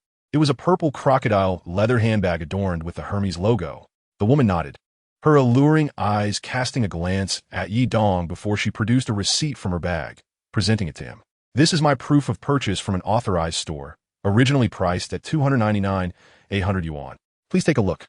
Yi Dong acknowledged her with a slight nod, merely glancing at the receipt before picking up the handbag for closer inspection. After a few moments of scrutiny, he mentally retrieved the authentication details, a 3-year, 7-month-old Thai crocodile leather product, handcrafted on September 19, 2020, in Paris's Chinese district by the Zhengyu Leather Workshop. It was a high-quality replica of a classic Louis Vuitton crossbody handbag. The craftsmanship was exquisite, and its estimated value was around 8,000 yuan. Although a counterfeit, the quality was high enough to deceive most appraisers, especially when paired with a meticulously crafted receipt. Yidong pondered for a moment before inquiring, "Miss, how much do you wish to sell this bag for?" The woman, delicately tucking a strand of hair behind her ear, revealed elegant earrings dangling from her earlobes. As she did so, a dazzling diamond ring on her middle finger caught Yidong's eye, subtly showcasing her wealth and status. "Well," she mused, "I haven't used this bag much. I have too many at home, and my boyfriend is urging me to move abroad. I thought I might sell a few items, but I'm unsure if you would be interested, so I brought this one to see." Yet, she refrained from mentioning a price. Yidong maintained a patient smile, waiting for her to state a figure. She glanced at him again, smiling. "Manager Yi, you are quite accomplished for your age. I haven't seen a manager as young as you in other stores. This bag is in excellent condition. I believe I cannot sell it for less than 200,000 yuan." After a moment of deliberation, Yidong replied, "Miss, since you have offered a price, I will counter with 3,000 yuan." The woman froze, and the other girls gasped in disbelief. While haggling is commonplace in business, such an outrageous offer for a luxury item was unheard of. If Yidong had countered with 180,000 or even 150,000 yuan, it would have been more reasonable, but 3,000 yuan? What was he implying? After a moment of stunned silence, the woman's expression darkened. "Manager Yi, is this how your store conducts business?" "I'm not selling cabbages." Yidong remained unfazed, replying, "Miss, have you ever heard of the Zhengyu Leather Workshop in Paris's Chinese district? It is a high-end workshop specializing in luxury leather replicas.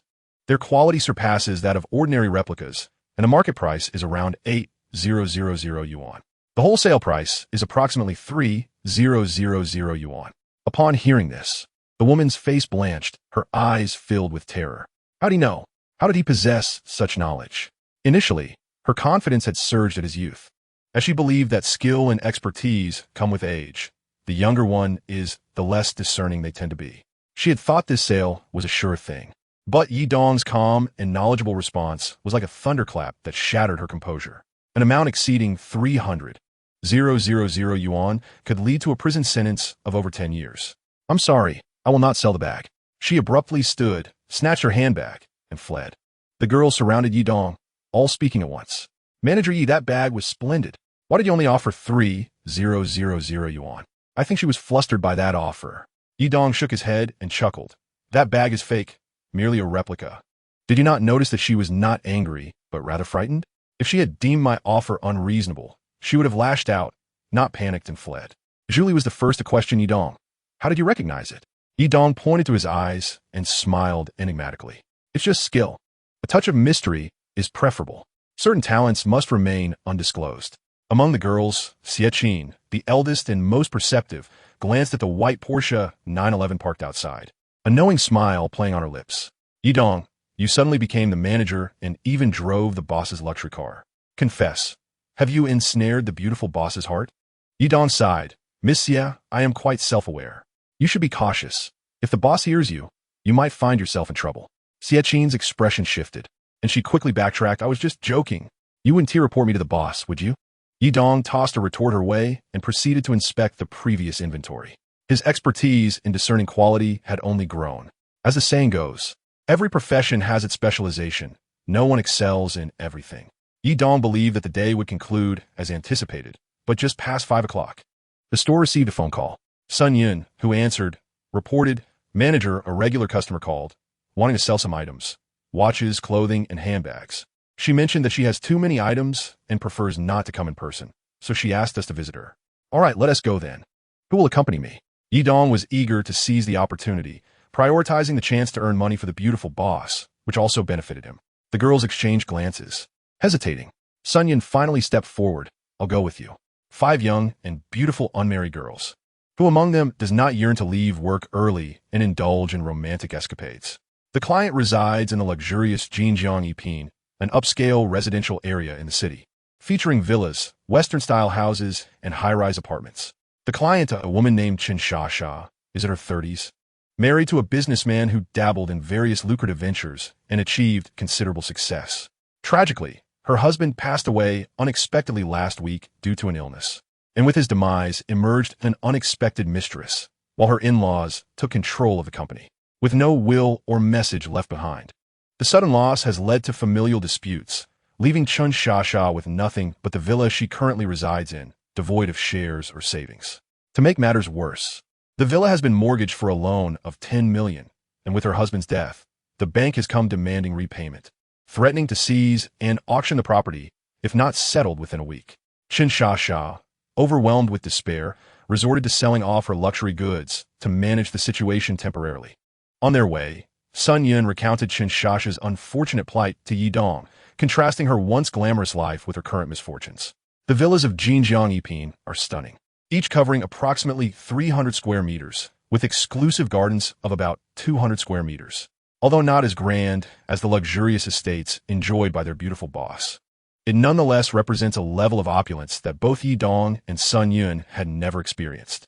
Chun Shasha opened the door in disheveled attire, her hair unkempt and dark circles under her eyes, wearing wrinkled pajamas. The living room was cluttered with women's handbags, including Hermes and Louis Vuitton, alongside several luxury watches and a dozen bespoke clothing items. With a heavy heart, she lamented, "Look, I've sold them all. Even the Maserati outside is for sale." Yi Dong nodded silently, immediately getting to work, inspecting each item meticulously. After half an hour, he reported to Chun Shasha, "Miss Chun, I have assessed everything. You have a total of 14 handbags. Due to their used condition and depreciation, we can offer you $670,000 for them. As for the 8 watches, 6 are replicas, and only 2 are genuine. We can offer $160,000 for those. Clothing typically depreciates the most, so we can only offer $80,000. Altogether, that amounts to $970,000. Upon hearing this, Chun Shasha expressed her disappointment, covering her face and revealing her credit card debt of $2,170,000, urging him to assess the value of her car. However, Yi Dong directed her attention to a painting on the wall, stating, "Miss Chun, this painting, Ode to the Plum Blossom, by the Qing Dynasty artist Gao Jian, has an estimated market value of around $400,000. If auctioned, it could fetch $70,000 to $80,000, though that process is time-consuming." Chun Shasha's eyes lit up with hope, exclaiming, "$400,000? Sell it. Do you want it?" There are many more in the study, discovering that these items, which she had previously overlooked, held such value invigorated her. Her late husband, surnamed Gua, had a study filled with various books and artworks, alongside some porcelain and jade pieces. Yi Dong's heart raced at the prospect of such a significant deal.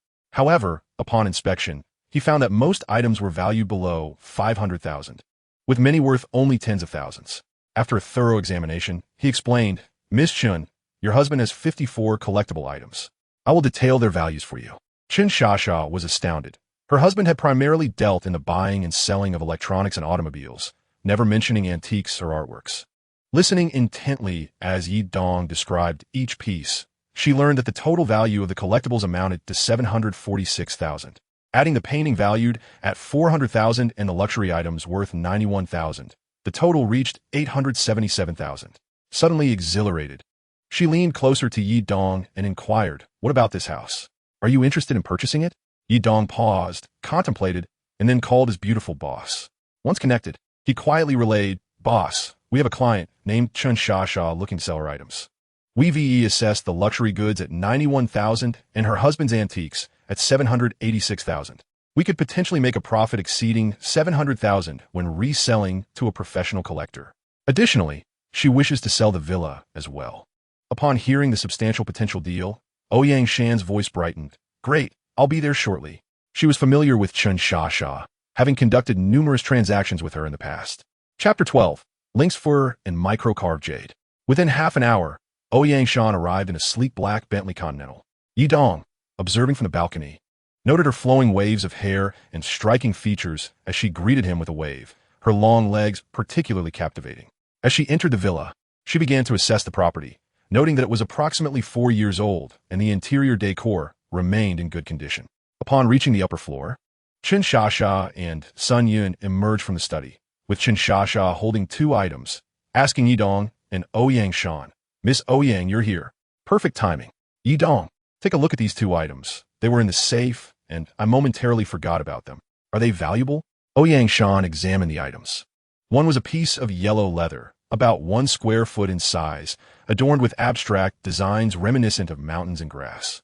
The other was a transparent jade ring with a movable clasp. After a brief inspection, Ouyang Shan handed them to Yi Dong. He took the unknown leather first, and within 3 seconds he recalled its identification details. This is a lynx belly skin from 1646, crafted by Han Zhu, a strategist of Zhang Xinzhou. It includes a map to the 7 stars treasure location. Its craftsmanship is subpar, but the map's content holds infinite value. A treasure map? Yi Dong was astonished. Such things only existed in films and novels. Could it truly be real? He then examined the jade ring. The ring features Hetian jade, dating back 9 million years. Unearthed in 1621, and intricately carved by the renowned Lu Chuanshan in 1646. The craftsmanship is exquisite. Valuation: the micro-carving on the Hetian jade, depicting the entrance path to Zhang Xinzhou's 7-star treasure, contains 1/3 of its content and holds infinite value. This micro-carved ring is actually one of the maps related to the 7-star treasure, accompanied by usage instructions. Chen Shasha observed Yi Dong lost in thought while gazing at these 2 items and couldn't help but inquire, "Manager Yi, how much are these 2 worth?" Yi Dong raised his gaze to meet Chen Shasha's expectant expression and shook his head, saying, "Miss Chen, how shall I put it? This map is made from lynx skin and is over 300 years old. The skin itself is not particularly valuable, but the imagery on it carries significant historical research value. As for this gold ring jade ring, the jade surface is Hetian jade, and the ring features a movable pure gold clasp. I can appraise it at 400,000 yuan, while the lynx map skin would be valued at around 100,000 yuan. After a moment's consideration, Chen Shasha nodded. All right, let's set it 500,000 yuan for both. Adding this to the previous 8, 77 million, that totals 27 million. What can you offer for this house? Regarding the house, Yi Dong glanced at Ouyang Shan and pondered. Your property is valued at approximately 11 million in the market. But you have a mortgage of 10 million, so Yi Dong implied that he did not wish to take over the house, as Chen Shasha's bank mortgage made it unsellable without settling the loan, and even if kept, it wouldn't yield much profit, not to mention the troublesome process involved. However, Ouyang Shan interjected, Sister Shasha, I could take the house. How about this? I will repay the bank loan for you, and then you transfer the ownership to me, and I will give you an additional 500,000 yuan. What do you think? Chen Shasha contemplated. Considering the bank loan and interest, it amounted to around 11 million. With her adding 500,000 yuan, the house would effectively sell for 11.5 million, a price that was quite reasonable, especially since agents couldn't offer such a sum. Thus, she agreed. With 27 million plus 500,000, the total came to 77 million. Sun Yun prepared the blank contract, which Chen Shasha and Yi Dong signed and stamped with their fingerprints. The transaction was essentially complete.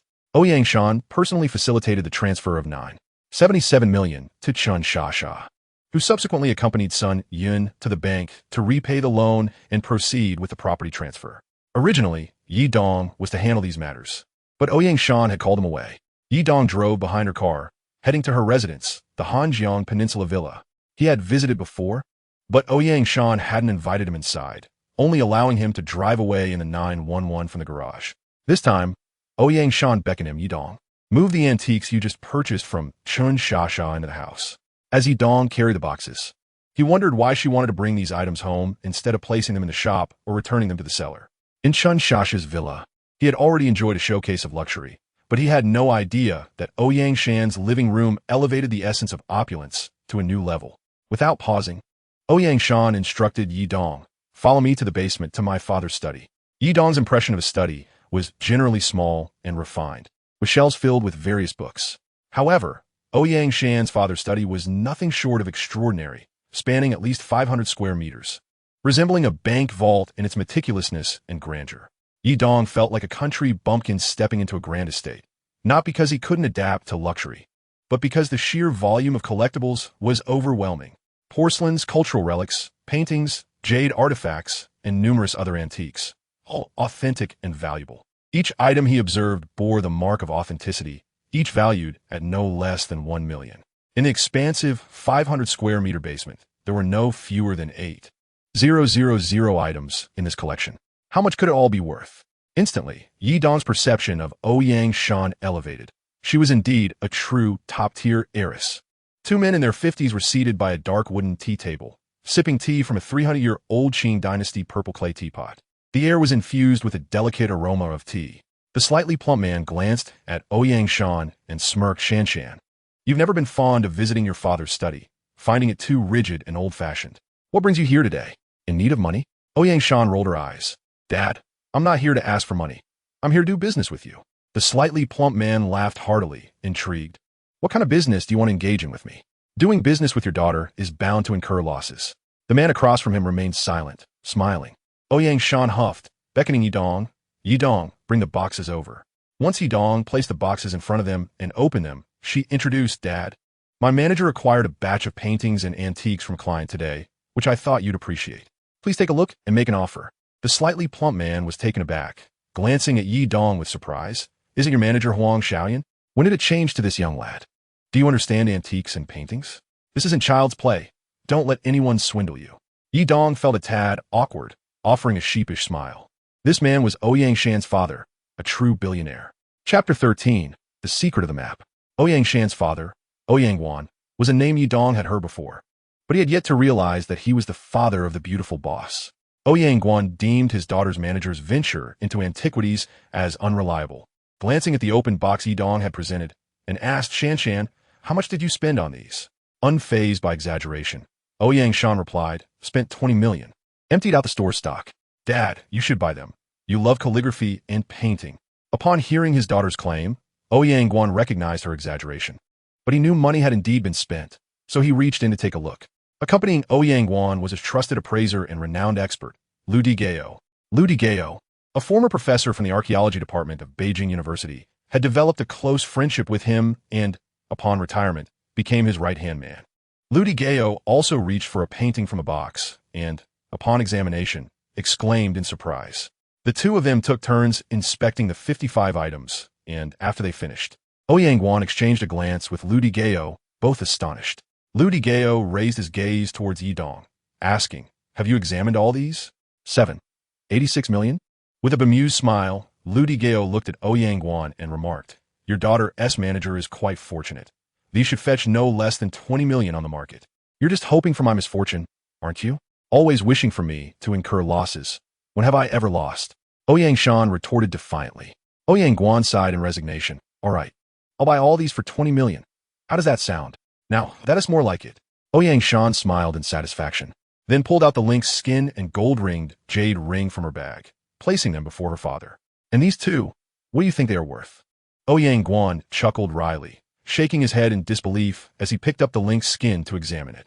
His expression shifted as he scrutinized it further, then handed it to Lu Digao. Old Lu, take a look. Lu Digao took it, his expression growing serious. And then he picked up a magnifying glass from the tea table for a closer inspection. Ouyang Guan then examined the gold ring jade ring, raising his gaze to ask his daughter, where did these two come from?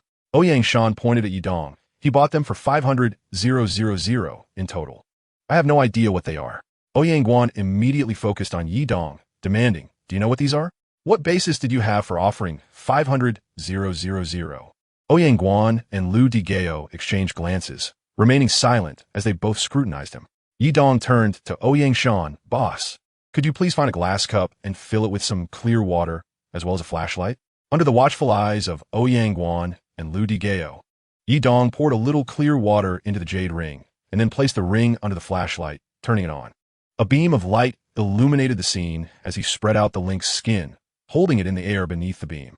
At this moment, Ouyang Shan astonishingly discovered that the seemingly unremarkable lynx pelt had suddenly transformed into a three-dimensional map, complete with mountains, trees, rivers, and flowing water that appeared to ripple gently. Ouyang Guan and Lu Digao, equally astonished, bent down to observe, particularly Ouyang Guan. While examining the golden buckled jade ring, he had already discerned the intricate micro-carvings within the jade, yet he could never have anticipated such a clever secret. Without Yi Dongsheng shining his flashlight on the lynx pelt, this secret would have remained undiscovered. The micro-carving might be visible through a specialized magnifying glass, but the hidden secrets within it would not be easily revealed. Yi Dong presented the secret and then placed the lynx pelt on the coffee table. At that moment, Ouyang Guan's perception of him shifted. He took the golden buckle jade ring into his hands and inquired of Yi Dong, "How did you come to know this secret? And what does this map signify?" Yi Dong shook his head and chuckled softly. The micro-carving within the jade ring reveals text. It is a treasure map of Zhang Xianzhong, the 7 Stars treasure map. The Link's Pelt map contains 1/3 of the content. The golden buckle jade ring holds another third, and the last third remains unknown. As for the treasure map, I am not particularly curious.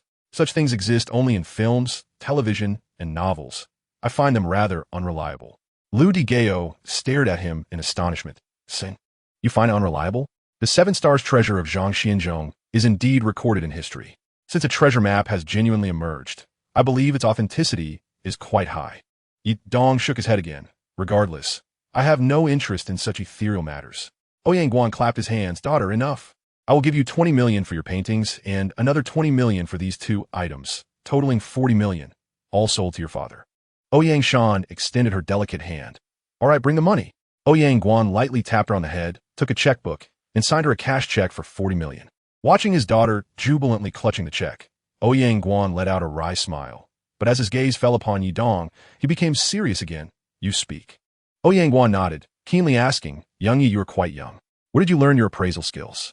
Although the recent batch of items was not particularly valuable, their combined worth exceeded 10 million, and they were all genuine articles, proving that this young man named Yi Dong possessed true skill and discernment. The most crucial aspect was Yi Dong's understanding of the Link's map and the secret of the golden buckle jade ring. Such knowledge could not be possessed by an ordinary collector or appraiser. Yi Dong quickly feigned ignorance. "I learned it all by myself. I had no teacher. I gathered knowledge from books." "From books?" Ouyang Guan chuckled, and even Lu Digao couldn't help but laugh. Chapter 14, Truly Wealthy. Some things cannot be learned from books. They require a teacher's guidance. For instance, antique appraisal, as well as certain hidden secrets, such as the secret of Zhang Xianzhong's 7 Stars treasure map. The method of illuminating the ring with water and reflecting it onto the Link's map. These secrets cannot be found in books. However, both Ouyang Guan and Lu Digao believe that Yi Dong was simply reluctant to share, and he likely knew the lineage of that secret. But it was puzzling why he did not conceal this secret, but instead openly showcased it to them, displaying an attitude of disbelief and indifference. If he were indeed the heir to the secret of Zhang Xianzhong's treasure, he should have sought to possess these items first and concealed them. Moreover, since his daughter Ouyang Shan had no interest in this matter, he could have easily claimed these 2 items for himself without issue. Why would he choose to reveal them to Ouyang Guan? The value of Zhang Xianzhong's 7 Stars treasure was immense.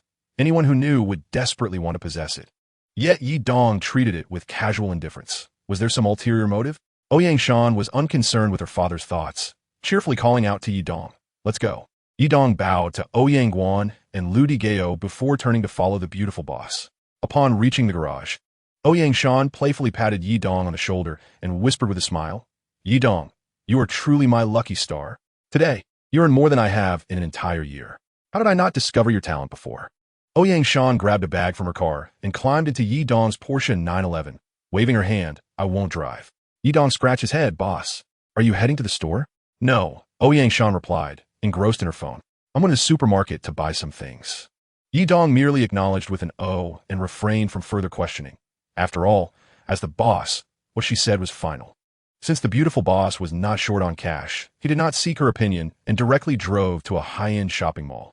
Ouyang Shan selected an extravagant fruit basket, a large bouquet of fresh flowers, and several high-end health supplements.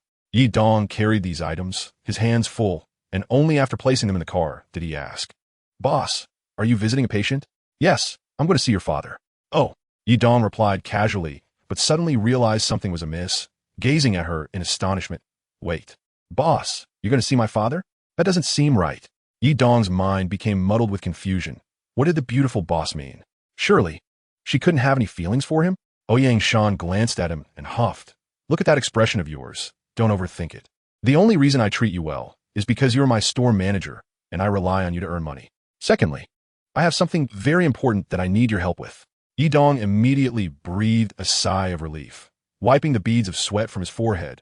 "Boss, you can rest assured that I would never betray you. I will wholeheartedly work to earn money for you. I just don't know what you need me to do." Since Ouyang Shan had declared it to be a very important matter, he wondered how a wealthy person like her couldn't handle it herself. Ouyang Shan explained, My grandmother is turning 80 next month. Despite my father's strictness with me, he is extremely filial towards my grandmother. In our family, what my grandmother says is law. So I want to find something exceptionally precious to gift her. Yidong instantly understood. It was a birthday gift. He sighed with relief and nodded. I will do my utmost to find a suitable gift for you, but it also depends on fate and luck. Simply waiting in the store for business may not suffice. We might need to venture out with purpose. Exactly. Ouyang Shan smiled. I plan to take you to a place in a few days, specifically to find a precious gift for my grandmother. Where to? Yidong couldn't help but ask. But then he advised her, Boss, it's your grandmother's birthday. As long as you show your heart, that's enough. If you can't find a great gift, she won't hold it against you. Ouyang Shan firmly disagreed. That won't do. It must be found. Only if my grandmother is happy can I ask her to agree to my request. Yidong couldn't help but feel a headache. Did a family really need to be so particular? What did that even mean? Ouyang Shan frowned and grabbed the bouquet of flowers from the back seat, heading directly towards the elevator. With no choice, Yidong carried the various items, his hands occupied. In the elevator, Ouyang Shan remained silent, and Yidong couldn't discern her thoughts from her expression. Upon arriving at the hospital room door, they coincidentally encountered his sister, Yilei, who was carrying a water bottle and exiting the room, seemingly having gone to fetch water. Upon seeing the stunning Ouyang Shan face to face, Yilei was momentarily captivated by her beauty, only to then notice Yidong, who was struggling with his hands full of gifts. Brother, you're here? Another bed in the room was occupied by a middle-aged woman from the countryside, diagnosed with stomach cancer, and she had no one to accompany her. Yilei initially assumed that the gorgeous Ouyang Shan was a family member or friend of the middle-aged woman. However, as soon as she entered the ward, Ouyang Shan approached and placed the flowers beside Yidong's father, Yi Jingsheng, smiling brightly. Uncle, hello. Wishing you a speedy recovery. Yi Jingsheng and Li Chunfeng were both taken aback. Yidong placed the gift box on the bedside table and hastily introduced, Mom, Dad, this is my boss, Ouyang Shan. She brought these gifts and came to see you. Upon hearing that it was his son's employer, Yi Jingsheng quickly expressed his gratitude. Thank you so much. That's really too generous. Ouyang Shan interrupted him. Uncle, please focus on your recovery. This illness can be treated if addressed promptly, and you need not worry about finances. It's not that I'm giving money, but your son is incredibly capable. He earned 4 million yesterday and another 30 million today at work. With his commission, he stands to make 750,000. You can rest assured. Hearing this from Ouyang Shan, the couple was undeniably astonished, speechless at the thought of earning 750,000 in a single day. It was simply unbelievable. Ouyang Shan noticed their shock and quickly clarified, but rest assured, this money is earned legitimately and ethically.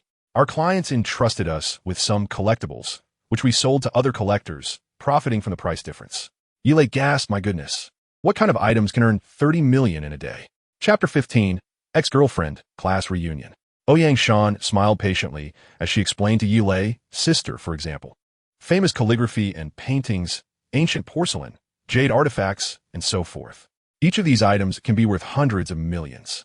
It's entirely normal to earn tens of millions in profit from a single piece. Of course, this type of work isn't for everyone. Your brother possesses extraordinary skills and insight. Though Yi Jingsheng and Li Chunfeng lacked formal education, they understood the value of antiques and cultural relics, knowing they could be worth hundreds of millions. However, they had never imagined that their son was involved in such a field, and they were left wondering if he truly possessed such remarkable skills. Ouyang Shan politely bid farewell to Yi Jingsheng and Li Chunfeng. Once in the parking garage, Yidong asked Ouyang Shan, Boss, why are you so kind to me? Ouyang Shan chuckled, because you are a gem, with your impressive appraisal skills. If I don't treat you well, you might leave. For some reason, Yidong felt an unexpected pang of disappointment. Just then his phone rang. Connected to the car's Bluetooth, it displayed Sun Yun's name, and he answered directly. Sun Yun's voice came through, slightly sweet. Yidong, what are you up to? I'm just at home with nothing to do. How about we go out for dinner and a movie? I have plans tonight. Perhaps next time I can treat you. He replied. Sun Yun sounded somewhat disappointed. All right then. How about tomorrow evening? I can walk out with you after work. Even Yidong, though not the most perceptive, could sense her clear intentions. Sun Yun was indeed one of the standout girls of the shop. Beautiful, tall, and from a decent family. Yidong had just broken up with his girlfriend, and given his less-than-ideal family circumstances, he felt insecure. Although he had suddenly acquired a unique ability that improved his situation, his mindset couldn't change overnight. Once bitten, twice shy. Why was Sun Yun suddenly showing him kindness? Was it because he had become the store manager? While Yidong was lost in thought, Sun Yun suddenly said, "Then it's settled," and hung up. Ouyang Shan then glanced at Yidong and remarked, "Sun Yun is confessing her feelings for you. She is quite lovely, very charming. But didn't you just break up with your girlfriend?" Yidong similed WD. "She ended things with me just yesterday because I'm poor." Poor? Ouyang Shan couldn't help but chuckle. "With your skills, who would dare think of you as poor?" The next call was from Qin Xiao. After a moment's hesitation, Yidong answered. His family background was quite ordinary, and he was somewhat invisible in his class. However, after getting involved with the class beauty, Wang Lin, he surprised his classmates. "Hey, Yidong, why did it take you so long to answer? Where are you?" "We're at Fu Man Lu, just a gathering among classmates." "Don't worry, tonight is on me." Yidong replied, "I really have things to do. Not coming means you look down on us. No matter what, you have to show up." Qin Xiao insisted, not giving him a chance to decline. Yidong glanced at Ouyang Shan, who remained silent, but gestured for him to go. Reluctantly, Yidong agreed, "All right, I'll be there shortly." Understanding the importance of maintaining connections with classmates, even if it meant facing discomfort, Yidong parked at Fu Man Lu and deliberately distanced himself from Ouyang Shan to avoid gossip. Upon entering, the waiter led him to room 18, while Ouyang Shan took a seat in the lobby. The atmosphere in room 18 was lively. As soon as Yidong arrived, Qin Xiao laughed heartily and pulled him to a seat. "You, come sit next to me." Yidong looked up and was surprised to find Wang Lin sitting right beside Qin Xiao. Wang Lin didn't even glance his way, preoccupied with her phone, seemingly checking her makeup. On the table before her lay a car key, clearly marked with the emblem of a BMW. Others at the table had their phones or car keys displayed as well. Qin Xiao stood up, raising his glass. "Almost everyone is here. Classmates, I have an announcement. Wang Lin and I are getting married on the 28th of next month. You all must come and support us." Yidong was taken aback. It dawned on him that Qin Xiao had insisted on his presence for this very reason. However, he understood that Qin Xiao, ever the boastful one, wanted to use him as a foil to showcase his own success. Most classmates were aware of Yidong and Wang Lin's relationship, which had blossomed when Wang Lin, having suffered heartbreak, found comfort in Yidong's attentive care. However, materialistic concerns had ultimately led to their breakup, as Yidong could not provide the lifestyle Wang Lin desired. In contrast, Qin Xiao hailed from a wealthy family and effortlessly earned millions. His generosity had clearly impressed Wang Lin, as he had gifted her a BMW 5 Series worth nearly $500,000. After downing a drink, Qin Xiao turned to Yidong and asked, "Yidong, you arrived quite quickly after my call. Did you drive?" Yidong answered, "Yes, I drove." "Oh, you have a car now. Is it a motorcycle or one of those shared bikes?" Qin Xiao mocked openly. Yidong, once wounded by Wang Lin, felt a sense of indifference. Yet, Qin Xiao didn't let up, pouring a drink and pushing it toward him. "Come on, drink up. You're all about the car, aren't you? Afraid the classmates don't know you have a car? Look around. Everyone here has a vehicle. Come on, show us your car key." Chapter 16. Classmates exist to highlight the underdog. As Qin Xiao spoke, he shamelessly reached into Yidong's pocket and indeed retrieved the car key. "Let us see if Yidong drives a motorcycle or an electrotricycle," Qin Xiao exclaimed, pulling out the key, only to freeze upon noticing the unmistakable Porsche emblem. He blinked in surprise before sneering. "Oh, is this a lighter?" He pressed a few buttons, but it didn't activate, though it seemed indistinguishable from a genuine car key. While he couldn't confirm it was the actual key, it was clear it was not a mere lighter. Qin Xiao was momentarily taken aback. Noticing that Yidong was not responding, he quickly seized him and exclaimed loudly, "What do you mean by that? You can't leave. If you don't drink today, it means you look down on me, Qin Xiao." Yidong couldn't help but smirk. What did it matter whether he was esteemed or not? He wasn't dependent on Qin Xiao for sustenance. He turned to leave forcefully, but suddenly a figure entered, snatched his wine glass, and declared, "I'll drink on his behalf." Everyone was taken aback, and Yidong was equally astonished. The unexpected person who had taken his cup was none other than the stunning owner, Ouyang Shan. The 2 to 3 dozen classmates were awestruck by her beauty. In their class, Wang Lin was undoubtedly the representative of good looks, renowned as the class flower and school beauty. Wang Lin was indeed beautiful and alluring. Yet when compared to Ouyang Shan, who was now offering to drink for Yidong, the disparity became glaringly obvious. When comparing a beauty to an ordinary girl, the former naturally shines, but when beauties are compared, the differences are stark. Wang Lin, keen-eyed, noticed that Ouyang Shan's handbag was in Hermes, her attire was from Prada, and she wore a sizable diamond ring on her right index finger. If all were genuine, her ensemble was worth over $1 million. Moreover, This woman's appearance and demeanor were leagues ahead of her own. Qin Chao, filled with jealousy and anger, questioned Ouyang Shan. Who are you? What gives you the right to drink on his behalf? Ouyang Shan poulet ye don collusive. Holding the wine glass in her right hand while linking her left arm with his elbow, seemingly in a rhetorical tone, I am his girlfriend. Is that acceptable? Girlfriend? Everyone was astonished. Wang Lin was even more incredulous. Yi Dong had just been rejected by her, and, as a struggling, impoverished individual, how could he possibly have a girlfriend? Especially one as exquisite as Ouyang Shan? No one believed it. Yet here was this stunning beauty, gently intertwined with Yi Dong's arm, affirming her role as his girlfriend. Could any woman fabricate such a claim? Seeing the expressions of disbelief and shock at her beauty among the crowd, Ouyang Shan's gaze shifted to Qin Chao as she queried. Yi Dong is driving. I've drunk this wine for him. Is that all right? Qin Chao, momentarily stunned, nodded dumbly. But beside him, Wang Lin couldn't restrain herself from speaking up. Girls nowadays are so vain. If it were someone we didn't know, it would be different, but we understand what kind of person Yi Dong is. Are you flaunting your designer brands to shock and envy us? Huh. An Hermes bag worth hundreds of thousands, a Prada outfit worth hundreds of thousands, a Longines watch worth hundreds of thousands, and that Porsche car key of Yi Dong's. Your preparations are quite thorough. Pray tell, from which Taobao shop did you acquire these? Ouyang Shan smiled sweetly at her and asked, so you claim my entire outfit is fake? I'm not as vain as you. If you say it's fake, then it is. I have no desire to prove anything to you. Turning to Yi Dong, she said, Yi Dong, let us leave. You should sever ties with these classmates. There is no genuine camaraderie here. It's pointless. Qin Chao and Wang Lin echoed this sentiment, derisively suggesting, Beauty, I think you've misjudged. Why associate with a loser like Yi Dong? Did he gift you all those luxury items? I can assure you he is deceiving you. How about I introduce you to a true wealthy man? A true wealthy man? Ouyang Shan suddenly expressed interest, smilingly asking Qin Chao, You seem like a genuine wealthy man. Why don't you introduce yourself? Qin Chao, elated, disregarding Wang Lin beside him, boasted, I am Qin Chao, a high school classmate of your faux rich boyfriend Yi Dong. My father is Qin Dawei, an engineer, and we handle some interior renovation for the largest washing real estate project in the city. I'm always sincere and generous.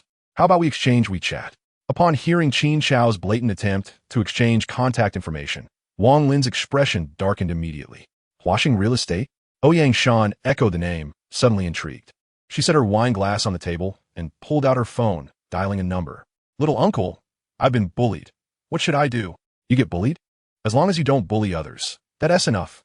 Ouyang Shan, observing Qin Chao's proud demeanor, spoke nonchalantly. Little uncle, I'm dining at Fumin, and I educated a person named Qin Chao. He suggested that if I seek a boyfriend, I should look for someone as wealthy as him, rather than flaunting fake luxury brands. By the way, he claims his father is Qin Dawei, who does interior work for you. Do you know him? Qin Dawei? I know of him. He undertakes some minor projects with washing, totaling a few tens of millions a year. How did his son end up bullying my Shan? Well, the contracts with Qin Dawei are inconsequential. I'll have them terminated immediately. After hanging up, Ouyang Shan turned to Qin Chao and said, Thank you, little uncle, for avenging me. Qin Chao, witnessing Ouyang Shan feigning a phone call, couldn't help but laugh. Beauty with looks like yours. Why would you stoop to playing make-believe like Yi Dong? You think you can connect with the higher-ups at washing? It's not a mere market transaction. There are contracts involved, which cannot be severed with just a phone call. Just then, a middle-aged man walked past the open door of the private room, caught sight of Ouyang Shan, paused momentarily, and entered, asking, Shan, what brings you here? Are they your friends? Upon seeing the middle-aged man, Qin Chao was momentarily stunned. Quickly bowing respectfully, Manager Wang. He recognized him as Wang Jun, a vice president at Huaxing Real Estate, who also had a stake in Fuminlu. Therefore, he often brought guests there to curry favor and build connections. Ah, Qin Chao, Wang Jun nodded but continued to gaze at Ouyang Shan. Ouyang Shan shook her head, stating coolly, How could I dare to have such friends? Just a moment ago, he claimed I was wearing all fake luxury brands and offered to introduce me to a truly wealthy boyfriend. He boasted that his father is Qin Dawei. Do you know him, Uncle Wang? Wang Jun was taken aback, glanced at Qin Chao, then nodded to Ouyang Shan. I know him, though our relationship is tenuous. There is some business interaction with washing. Chapter 17. The Heart of a Girl, a Needle in the Sea. Ouyang Shan nodded, ceasing further discussion, and pulled Yi Dong out, leaving no face for Qin Chao. This attitude was quite evident. Qin Chao stuttered, "W. Wang Jun, who is she?" Wang Jun fixed his gaze upon him for several seconds, making Qin Chao feel increasingly uneasy before he spoke. "Qin Chao, you've stirred up trouble with your father. Why provoke her? Do you know who she is?" Qin Chao's face grew increasingly pale and red. The minuscule assets of his family would hardly even suffice as a footnote compared to Ouyang Shan. And yet he had the audacity to flaunt wealth before her, mocking her for being clad in counterfeit goods. To make matters worse, he had boasted about his father, prompting Ouyang Shan to call her uncle. Qin Chao felt as if a ton of ice had been poured over him, leaving him numb and shivering. Despite his paralysis, he couldn't help but plead with Wang Jun. "Wang Jun, could you please help me speak to Ouyang Shan?"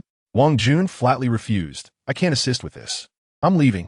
Without hesitation, Wang Jun departed, leaving Qin Chao in a state of bewilderment, observing the grim situation. The other classmates made excuses to slip away to the restroom. Wang Lin was filled with an unsettling mix of emotions. She couldn't comprehend how her seemingly inconsequential ex-boyfriend Yi Dong had managed to forge a connection with someone like Ouyang Shan. Ouyang Shan had explicitly declared herself as Yi Dong's girlfriend. In terms of status, she was leagues above Wang Lin, and even Qin Chao, who had been trying to impress her, was incomparable. Frustration brewed within her. Outside the restaurant, classmates who slipped out saw Yi Dong driving a white Porsche 911, with Ouyang Shan seated in the passenger seat. The car sped off and soon disappeared into the flow of traffic. It turned out that Yi Dong's car key was indeed real. He had truly struck up a connection with Ouyang Shan, a princess-like heiress blessed with both beauty and wealth. Once Yi Dong drove far away from the funeral restaurant, he spoke to Ouyang Shan, saying, "Boss, thank you for stepping in to help me, but this might tarnish your reputation." "What do you mean?" Yi Dong asked, not daring to look too long at the beautiful boss, whose stunning appearance was too captivating. He felt a longing for her, yet she was an unattainable object of desire due to their vast differences in status. Even with Sun Yun, who had already expressed her feelings for him, Yi Dong felt they were mismatched, having been deeply hurt by Wang Lin. He then went inside. On the second-floor balcony, Ouyang Guan took his phone and called Ouyang Shan upstairs. Upon arriving at the balcony and noticing the lights were off, she turned them on and asked her father, "Are you spying on me here?" He pointed at Yi Dong's departing car and said, Shan, you aren't developing feelings for him, are you?" Watching his daughter storm away in anger, Ouyang Guan sighed. Indeed, he and his wife had already planned their daughter's romantic future with a family of equal standing. They had always cherished their daughter, granting her every wish, except for autonomy in matters of love. While it was evident that she felt differently about the store manager, Yi Dong, it was hard to say she was in love with him. At least her behavior and words didn't betray such feelings. If she were indeed in love, her farewell to Yi Dong lacked any romantic undertone. Yet, her treatment of Yi Dong was distinctly different from that of a typical employee. She had always been a person with strong preferences, never sharing her belongings with anyone, yet she had given him a car to drive. Curious. Her emotions were as inscrutable as the depths of the ocean. Ouyang Guan sighed once more before going inside to consult with his wife, who was applying a facial mask, about their daughter's feelings as she, being a mother, should understand her better. Yi Dong shook his head in denial. "No worries, by the way. Could you take some time tomorrow to look at houses? Let us find a well-decorated 3- or 4-bedroom apartment. Our current 2-bedroom place is just too cramped." Yi Lei agreed, thinking how impressive her brother's earnings were, and acknowledging how hard their parents worked. Her brother had the ability to provide them with a better life, which was his filial piety. Yi Dong then told Yi Lei to rest early before heading to his room. Lying in bed, he opened his phone and noticed several messages from Sun Yun. "Yi Dong, are you done with work? I heard your dad is sick, so I bought some supplements. Let us visit him at the hospital after work tomorrow." This message was sent an hour ago. Yi Dong hesitated before responding.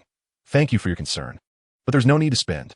After pondering for a while, he finally sent the message. Sun Yun replied with an irritated expression. "Silly. Who cares what others think? Yi Dong, my mom said whenever you're free, she wants to invite you over for dinner." Yi Dong was taken aback. Although Sun Yun hadn't explicitly declared her feelings, her words unmistakably conveyed her affection for him. That night, Yi Dong found it nearly impossible to sleep, tossing and turning, with thoughts of Sun Yun's bashful visage mingling with the striking features of the beautiful boss. Early the next morning, after enjoying breakfast made by his sister, Yi Dong stepped outside and spotted a girl leaning against the white 911. Upon turning to look at him, she smiled and exhaled into her hands, "So cold." with a tall, slender figure, shoulder-length black hair, a fair and exquisite face. The red scarf she wore accentuated her porcelain skin. It was none other than Sun Yun. Chapter 18. The beautiful boss changed the terms again. Yidong was both surprised and taken aback. Why had Sun Yun come to wait for him at his home? Just then, Yilei emerged, carrying a lunchbox, and upon seeing the stylishly beautiful Sun Yun by her brother's car, she couldn't help but ask Yidong, "Brother, who is this?" Yidong introduced, "This is my sister." Yilei politely introduced herself. "Hello, I'm his sister, Yilei." Sun Yun beamed and replied, "Hello, I'm Sun Yun, his girlfriend." Before she could finish her sentence, her face flushed as she realized she had inadvertently revealed her feelings. Yilei couldn't help but laugh, feeling happy that such a beautiful girl liked her brother. Yidong felt embarrassed. Usually so articulate, how had Sun Yun let her feelings slip so easily? This thought triggered a humorous video to pop into his mind. "Hello, I'm her brother. Hello, I'm her sister-in-law." Not wanting to dwell on the awkwardness, Yidong quickly urged Yilei, "Please sit in the back. I'll drive you to the hospital." However, Yilei, clutching her lunchbox, swiftly replied, "No, brother. I'm not in a hurry. I'll take the bus to the hospital. You should hurry to work with the beautiful sister." Calling her beautiful sister sent Sun Yun into fits of laughter. "Yidong, your sister is so adorable." "Adorable?" Yidong retorted, reflecting on his sister's somewhat tragic fate. She had indeed been a sweet and charming child. It was his previous shortcomings that had hindered their happiness, but now that he was capable, he was determined to ensure a better life for his family. Upon arriving at the store, they found the beautiful boss had just parked her car and was observing them. Sun Yun blushed and hurriedly took out her keys to open the store, bustling about. Yidong immediately denied any implications. "No, I just saw her at my place before we came here together." Ouyang Shan huffed, but said nothing more, entering the store and beckoning to the shy Sun Yun. "Bring over the notebook." Sun Yun quickly fetched a red notebook and handed it over to Ouyang Shan, who then passed it to Yidong. "Take a look." "What is this?" Yidong asked, flipping the notebook open to find the cover emblazoned with the words "Real Estate Ownership Certificate." His heart raced with curiosity as he opened it further, only to be stunned. Inside, the name listed was Yidong with his photo attached. Upon examining the address, he realized it was the very villa that Chen Shasha had wanted to sell the day before, a villa worth over 10 million. How had the beautiful boss transferred it into his name? Suddenly, he recalled that yesterday, she had arranged for Sun Yun to handle the transfer with Chen Shasha, and had made several mysterious phone calls to her afterward. The store had Yi Dong's identification and photographs on file, which Sun Yun managed, thus explaining how she could facilitate the property transfer without needing his documents. Ouyang Shan reclined on the sofa, stretching her graceful figure, and coldly remarked to Yidong, "Don't get too excited. You earned me 300 million yesterday. So even if I reward you with this 10 million villa, I still have 200 million in profit." After this, Ouyang Shan added some even more astonishing details. "Our previous agreement is void. Your salary will now be calculated based on new terms. A base salary of 100,000, with commissions calculated at 40% of the store's net profit. You should receive 12 million from yesterday's profit, so the house is truly yours." Yidong was momentarily taken aback, feeling a surge of emotion. Yet he shook his head, saying, "Boss, there is really no need to change the terms. I'm already very satisfied." Ouyang Shan glanced at the busy Sun Yun with a knowing smile and remarked, "I'm not heartless. I can see your abilities. The world is full of temptations, and with your newfound status, there will be no shortage of admirers. So, I prefer to give you the benefits up front, to prevent others from swooping in." Yidong dismissed whether she was teasing or hinting at something, thumping his chest and declaring, "Boss, you helped me when I was at my lowest. I understand the principles of loyalty. No matter how much I earn, I won't leave unless you cast me out. I will never betray you." What more could he say? Over time, true character reveals itself. Sun Yun felt a flutter of anxiety as she arrived at work alongside Yidong, casting furtive glances at both him and her boss. Suddenly, Yidong recalled that the property certificate had been arranged by Ouyang Shan through Sun Yun the day prior. This meant she was aware that Ouyang Shan had gifted him a villa worth millions. Could her unexpected confession of affection the previous evening have stemmed from this revelation? Instantly, Yidong's initial warmth towards Sun Yun dissipated, vanishing entirely. Was the lesson from his experience with Wang Lin not sufficiently profound or painful? It seemed that Sun Yun's affection for him blossomed only after he acquired wealth and a property valued over 10 million. What would happen if he were to lose these assets in the future? After all, he had worked at Ouyang Shan's establishment for over 2 years, during which Sun Yun had scarcely acknowledged his existence. If she had truly harbored feelings for him, wouldn't she have expressed them long ago? Noticing ye dons despondent de manor. Ouyang Shan stood up and remarked, "Is it too much for you to hear a single comment? All right, I shall refrain from speaking further. Come, let's step outside." Yi Dong chose not to clarify the misunderstanding with Ouyang Shan and silently followed her out of the shop. Just as he was about to open the door of the 911, Ouyang Shan thrust her car keys into his hand, instructing him to drive her vehicle. She had arrived in a Bentley Continental, and it was clear that her Rolls-Royce Dawn would no longer see the light of day, especially since she had officially filed a lawsuit. Once on the road, Yi Dong inquired, "Boss, where are we headed?" "Anywhere," Ouyang Shan replied cryptically and then asked, "In a few days, I will be going on a trip for over a week. Will your father be all right?" Yi Dong nodded. "My father is being looked after by my mother and sister. My presence wouldn't make much difference." Ouyang Shan hummed in acknowledgement, pausing for a moment before continuing. "I know Director Yang from the hospital. I've asked him to arrange for the country's top expert to perform surgery on your father. He also briefed me on your father's condition. Treatment is timely, the doctors are the best, and the medication is of the highest quality. You needn't worry." Yi Dong felt a lump in his throat and nodded earnestly. "Boss, I truly thank you." Ouyang Shan chuckled lightly. "Enough of the gratitude. It's rather excessive." Chapter 19. Mistaking a stepping in cow dung for an 80 million fortune. After meandering through the streets, Ouyang Shan pointed towards the seaside. "Let us head to the fishing village. I lived there for 6 months during my childhood. Although the sea appeared close, it was actually over 20 kilometers away, requiring a drive of more than 10 minutes. The fishing village was filled with old houses, with only a few new constructions. Most young people shunned the traditional fisherman's lifestyle, opting instead to work in the city. The remaining inhabitants were predominantly elderly, and the number of genuine fishermen was dwindling. Ouyang Shan indicated an old house, stating, "I lived here as a child. It belonged to my great-aunt, but she passed away years ago, and her descendants have mostly moved to the city." The front door was secured with a nearly rusted padlock, preventing any entry. Yi Dong circled the old house, peering through the window, which was coated in a thick layer of dust, indicating it had been abandoned for years. Returning to the entrance, he noticed Ouyang Shan had wandered down a small path towards the beach. The old fishing port at the village was deserted, with a few old boats tethered at the dock and not a soul in sight. Ouyang Shan strolled towards the sandy beach, slipping off her shoes after a short distance, and waded barefoot through the water, occasionally bending down to collect seashells. Over 2 years of the second-hand shop had shaped Yi Dong's perception of Ouyang Shan as an elegant, aloof figure, often unexpressive in their conversations. However, now she resembled a spirited teenage girl, joyfully splashing in the water and gathering shells. Yi Dong quickly removed his shoes to follow her, concerned she might wander too far. The weather was splendid, with a cloudless sky and gentle waves lapping at the shore. Ouyang Shan's footprints were swiftly erased by the incoming tide. As Yi Dong pursued her, he suddenly heard a squelching sound. It seemed he had stepped into some sort of muck, a foul odor wafting up. Puzzled, he wondered if there were cow dung on the beach, or perhaps it was dog feces. Upon inspection, he discovered a large, brown mass resembling cow dung, partially exposed in the waterlogged sand, exuding a strange odor reminiscent of dog waste. Thankfully, he had removed his shoes. Had he been wearing them, he would have been in quite a predicament. As he bent down to rinse his foot, his gaze fixed on the brown substance when suddenly, information flashed in his mind. Ambergris, pure weight 0. 85 kilograms. Soaked in seawater for 144 years. A raw material for traditional medicine and fragrance. Grade, first class. Estimated value, 85 million renminbi. Yi Dong nearly stumbled into the water in disbelief. This repugnant mass was valued at over 80 million.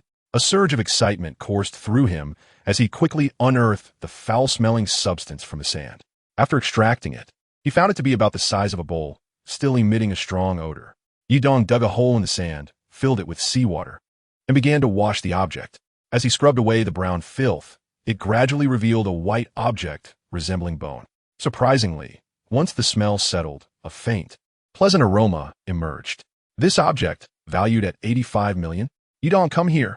This shell is beautiful and can even produce sound. Boss, come here. Yi Dong waved, eager to share his discovery.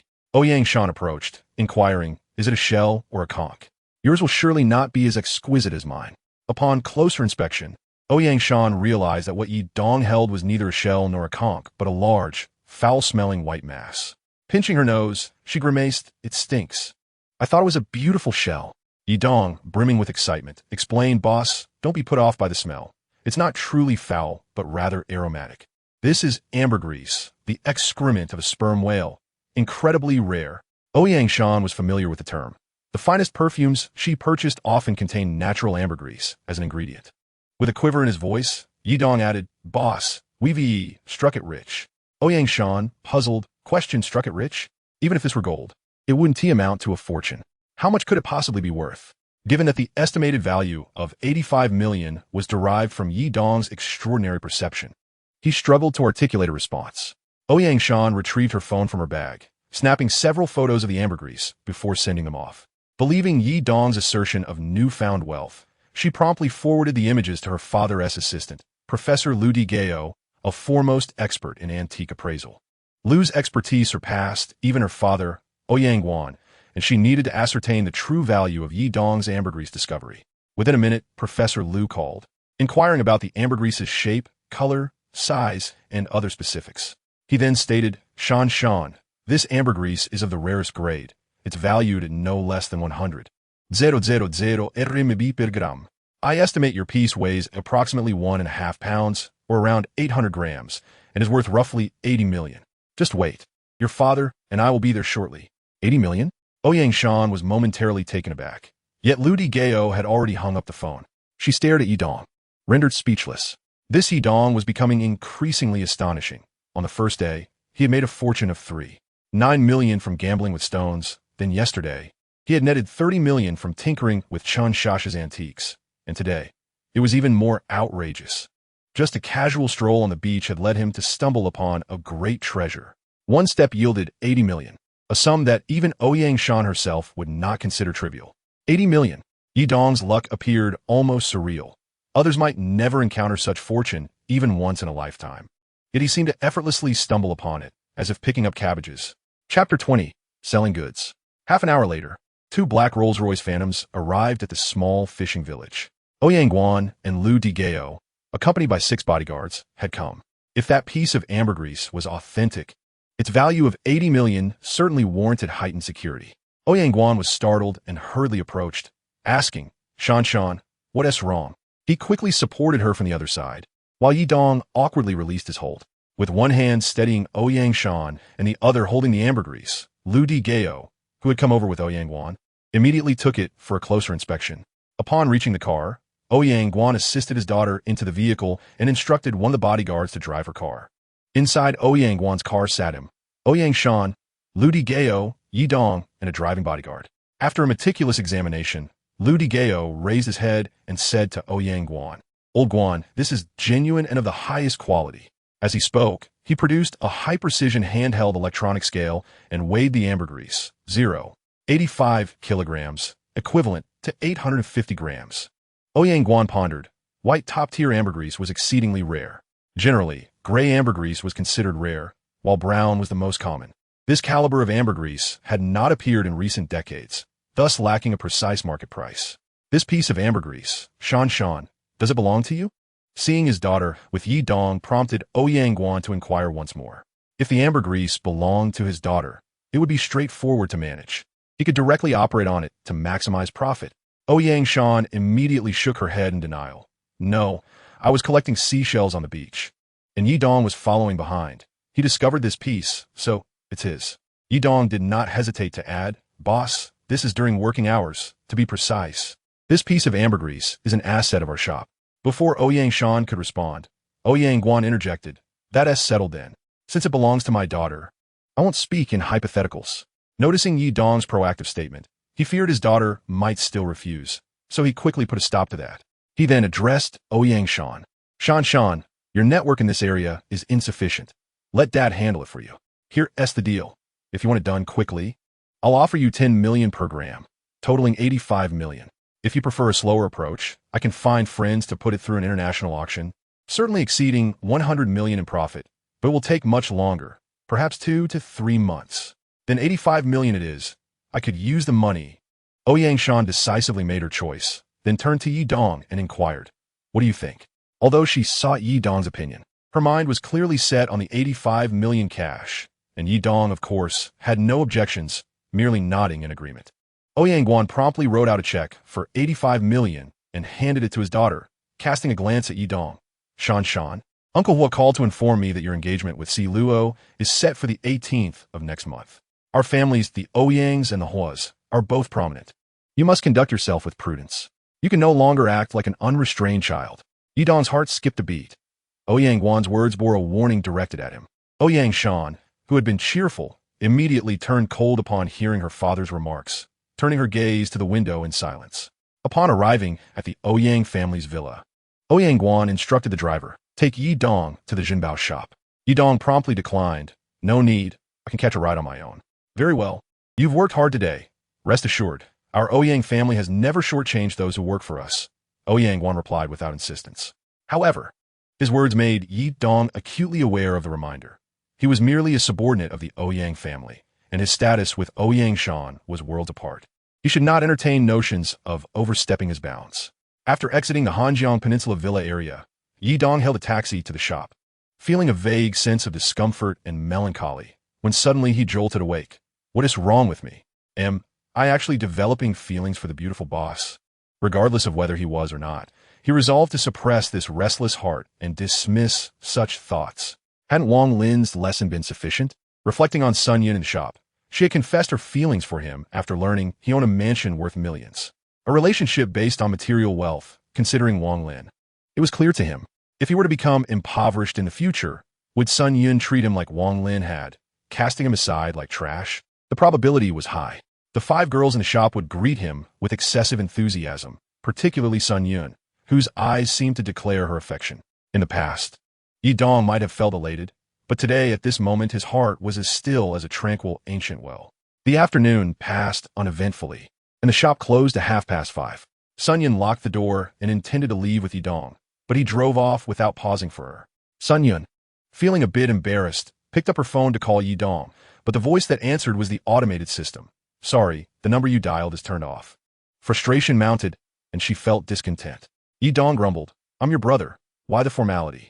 What's the matter? Rarely smiling, Yi Lei replied, Brother, a friend brought me something at the Victoria Western Restaurant, room 09. Could you pick it up for me? Okay, Yi Dong readily agreed, suspecting his sister was having something delivered from online shopping or a friend. He thought to take her shopping for some nice clothes soon. Even if he transferred her 1 million, she would likely be reluctant to spend it. The Victoria Restaurant was located in Victoria Square, a high-end shopping and dining area in the city that Yi Dong had visited but never dined at. After parking in the underground garage, he took the elevator up to the 8th floor, where the restaurant occupied a fifth of the space. The restaurant sign was large and prominent, and at the entrance stood 2 young waitresses in uniforms who cheerfully welcomed guests. Do you have a reservation for room 09? One of the girls respectfully ushered him inside upon confirmation. The so-called private room was a small space of about 6 square meters. A girl with long black hair sat inside, looking up as Yi Dong entered. She appeared to be around 25, strikingly beautiful, almost on par with the beautiful boss. As Yi Dong settled in, he scanned the table, noticing nothing was placed there.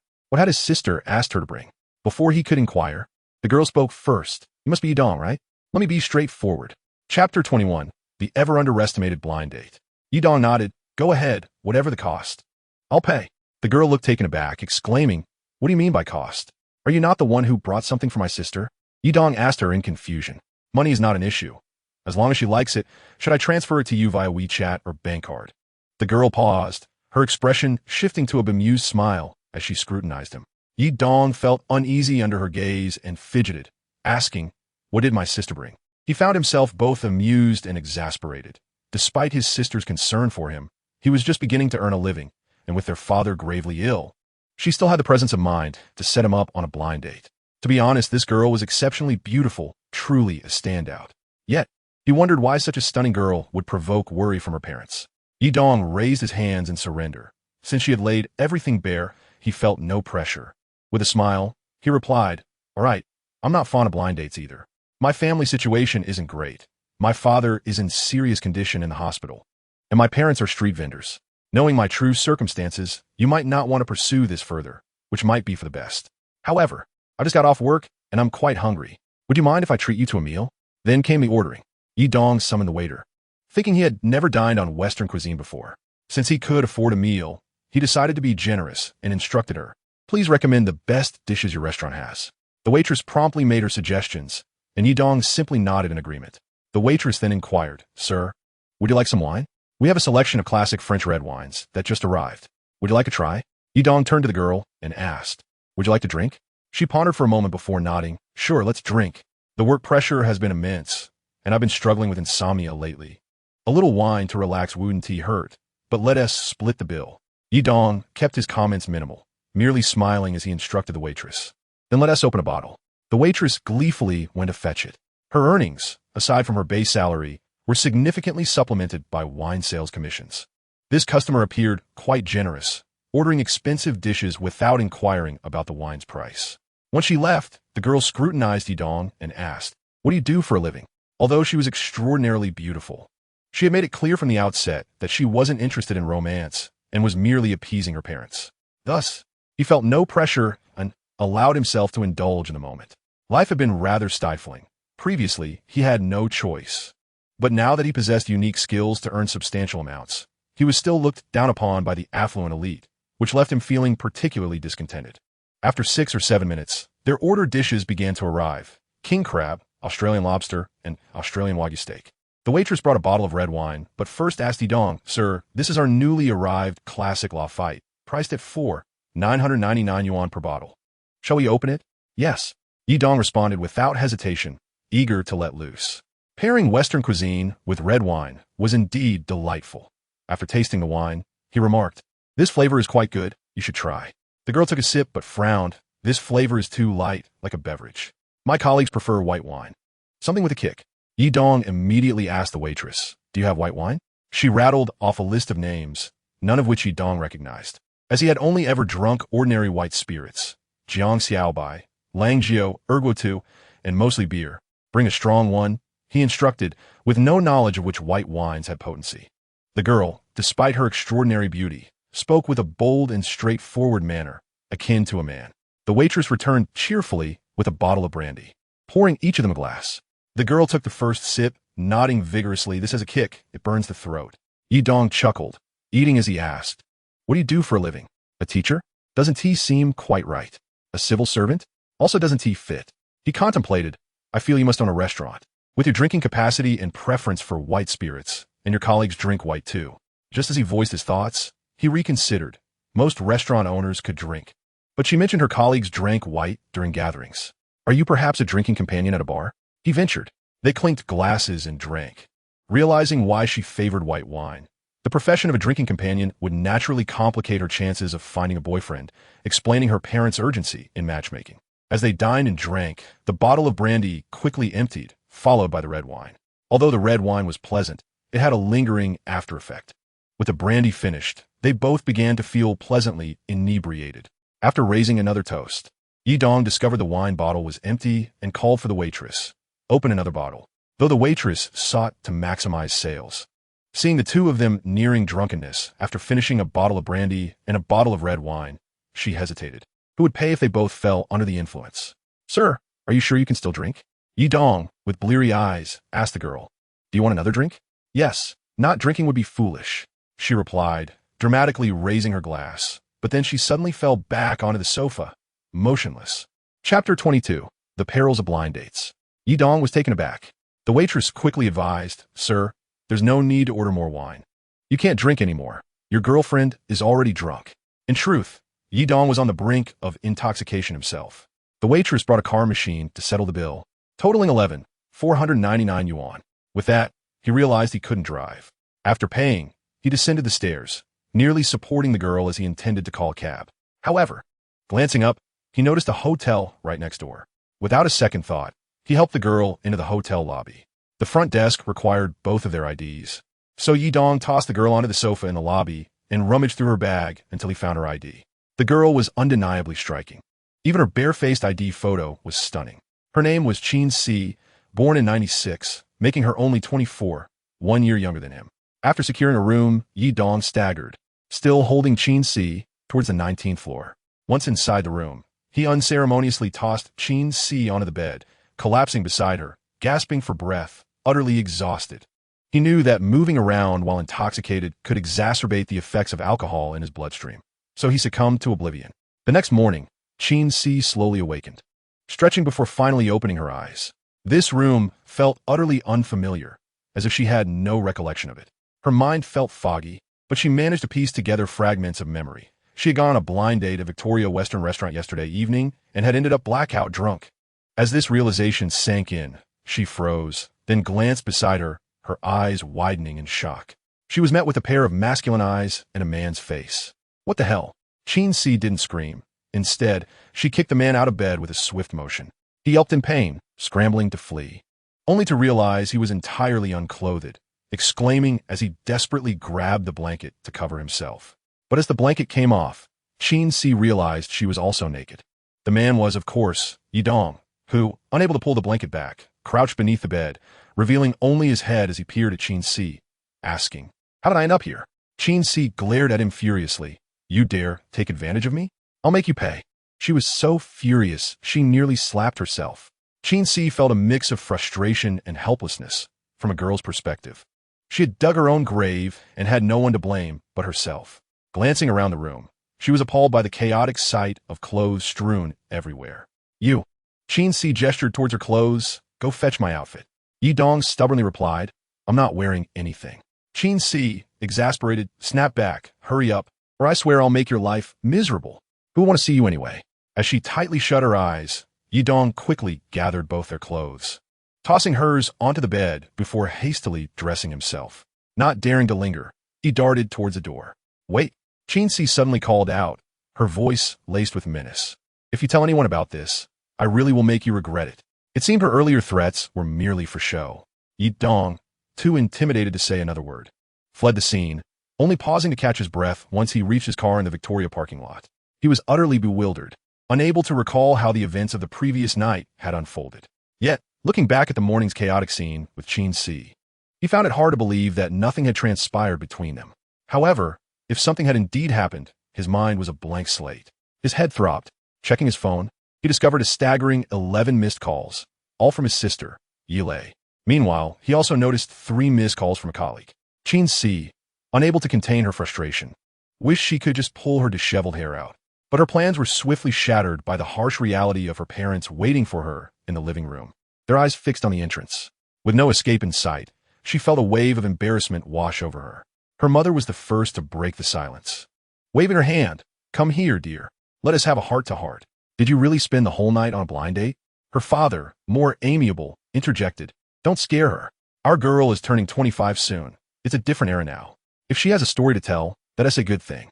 At least it will stop you from nagging her about focusing solely on work." The couple exchanged glances, momentarily speechless. At Yidong's home, he had hoped his sister would still be asleep, but disappointment struck. He playfully thumped her on the head. "Have you eaten too much? Why are you busy with such nonsense?" She looked down on me and left without a word. Then I went out with friends for late-night snacks and drinks. I ended up a bit tipsy and went to a hotel with them. "Oh." Yilei was disappointed, but surprisingly accepted her brother's explanation. She knew Qin Si well enough, but still lamented, "It's such a waste for someone as beautiful as CC. If she had a daughter, she would surely be stunning." Chapter 23, The Golden Son-in-Law. After washing his face and changing clothes, Yidong instructed his sister, "Come with me to a special place." "Aren't we having breakfast?" Yilei pointed at the porridge she had prepared. "Not hungry," he replied while putting on his shoes. Without further questioning, Yilei hurriedly dressed and followed him downstairs. Driving to Jinjiang Yiping, Yidong unlocked the grand entrance with a key. Yilei was instantly awestruck by the opulence of the villa and cautiously asked, "Brother, did you bring me here to be a maid?"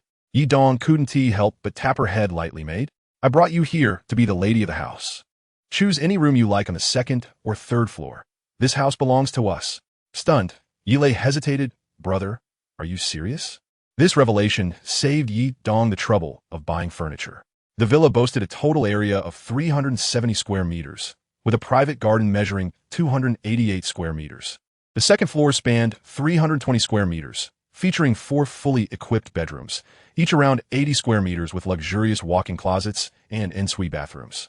The 3rd floor, encompassing 220 square meters, contained a 100 square meter rooftop garden and only one master suite with a separate living room, study, and walk-in closets for both the male and female owners, all exuding luxury. Yilei was left speechless. Even the maid's quarters on the 1st floor would have sufficed for her. but it was clear her brother wouldn't allow her to settle for that. After browsing, she selected a room on the second floor, as the third floor felt overwhelmingly large. Yi Dong had initially hoped she would stay on the third floor, but she declined. Sister, I'll call a moving company shortly. Just keep an eye on things.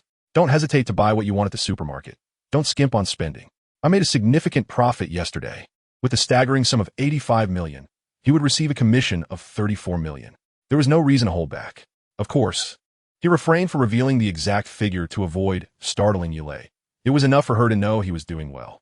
Yilei stared at the property deed, her brother's name, leaving her in a daze. He pinched her cheek playfully before departing. At the store, Sun Yun brought him a cup of hot water and, after glancing at a few female colleagues, quietly asked Yi Dong, "Why weren't you at home? I didn't see your car."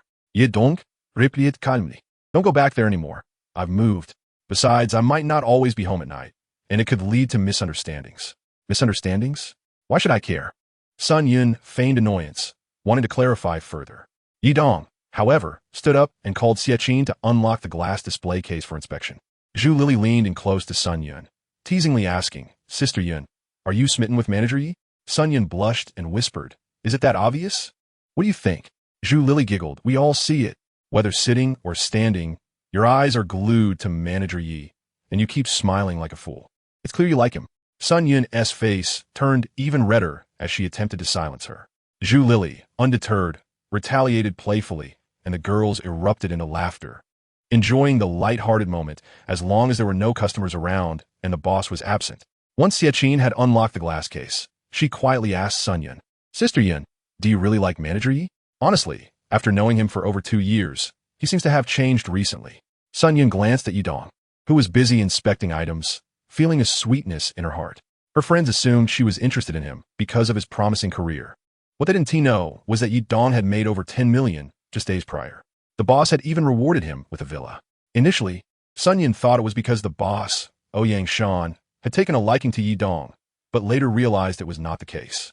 Although the boss offered him a high salary and a villa, she didn't treat him differently. It was then that Sun Yun considered pursuing Yi Dong. Otherwise, she wouldn't dare compete for a man with Ouyang Shan. After several events, Sun Yun recognized Yi Dong's exceptional skills. Realizing the boss's generosity stemmed from his remarkable expertise, far surpassing that of Huang Xiaoyan. Even someone of Huang Xiaoyan's caliber would be considered a high-paying talent, likely earning over 1 million annually. However, Yi Dong was tenfold more exceptional. His future was limitless. Sun Yun regarded him as a true gem, one worth securing. At that moment, Yi Dong was oblivious to the thoughts of the girls at the store. He busied himself with tasks, seeking to ease the weight of last night's events that loomed heavily on his mind. Did something truly happen with Qin Si? Yi Dong pondered it, though he wasn't afraid.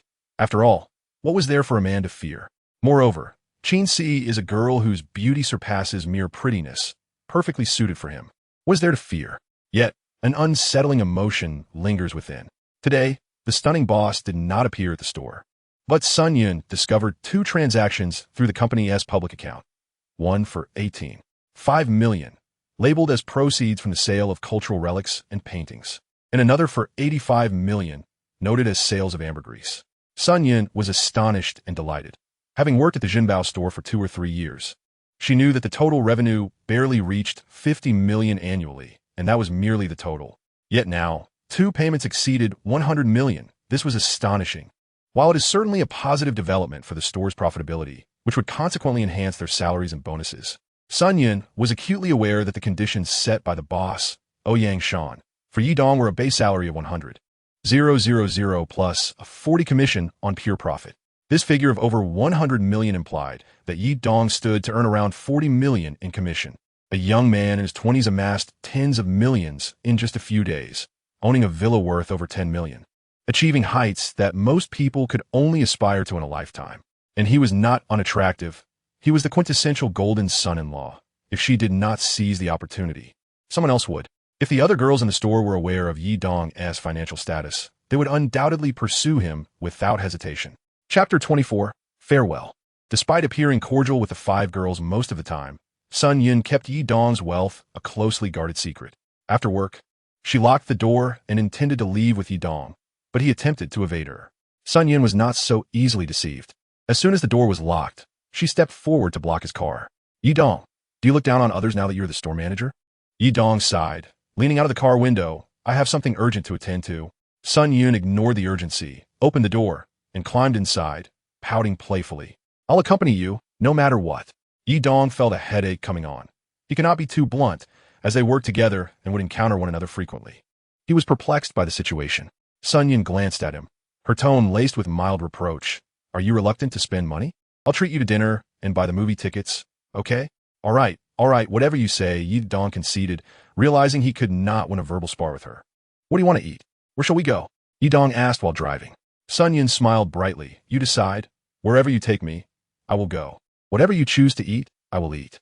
After some thought, Yi Dong suggested, let us head to the night market in Dong City. It's vibrant and the food is excellent. Sun Yun took out her compact mirror to check her makeup, casually replying, sounds good. Anywhere is fine. She was indifferent to the location, as long as it was with Yi Dong. Sensing his lack of enthusiasm, she became more proactive, believing that feelings would naturally develop over time. After all, she was a great beauty. A woman like her, by lowering her guard and taking the initiative, could hardly fail in winning over a man. As the saying goes, a man pursues a woman across mountains, while a woman pursues a man through a veil. The night market in Dong City was quite renowned, known for its delicious food at reasonable prices, making it a bustling locale. Upon arriving in his Porsche 911, Yi Dong attracted numerous glances. Most patrons at this establishment were not particularly wealthy. True affluent individuals would not dine here. The typical vehicles seen were from luxury brands like Mercedes and BMW, but a Porsche 911 was a rarity. Sun Yun, tall and radiant, stepping out of the car, drew even more attention. Nearly all gazes directed toward her, and Yi Dong were filled with envy. In this day and age, a beautiful woman was often equated with wealth. Without money, one could only dream of courting beauty. Yi Dong settled at an empty table, and the jovial owner approached. Please, have a seat. Is it just the two of you, or will more friends be joining? Just the two of us, Yi Dong replied, taking the menu and quickly ordering a selection of signature dishes, such as shrimp, crab, and grouper. The owner's smile widened. Typically, patrons ordering for just two would choose less expensive items, but these two had ordered dishes costing more than what groups of 7 or 8 would typically select. Sun Yun, despite the bustling atmosphere and the many men casting lustful glances her way, felt elated as Yi Dong generously ordered her favorite seafood. She leaned closer, entwining her arm with his, and snapped several photos with her phone. Yi Dong was taken aback, trying to create some distance, but Sun Yun held on tightly. Her body nestled against his in an undeniably affectionate manner. Unable to break free, he felt a sense of pride. After all, a stunning girl like Sun Yun clinging to him was a source of satisfaction. Yet, he harbored a resistance to her advances. Knowing her sudden warmth was due to his newfound wealth and status. Had he remained the impoverished man he once was, her affection would have undoubtedly moved him deeply. He sighed, recalling Wang Lin.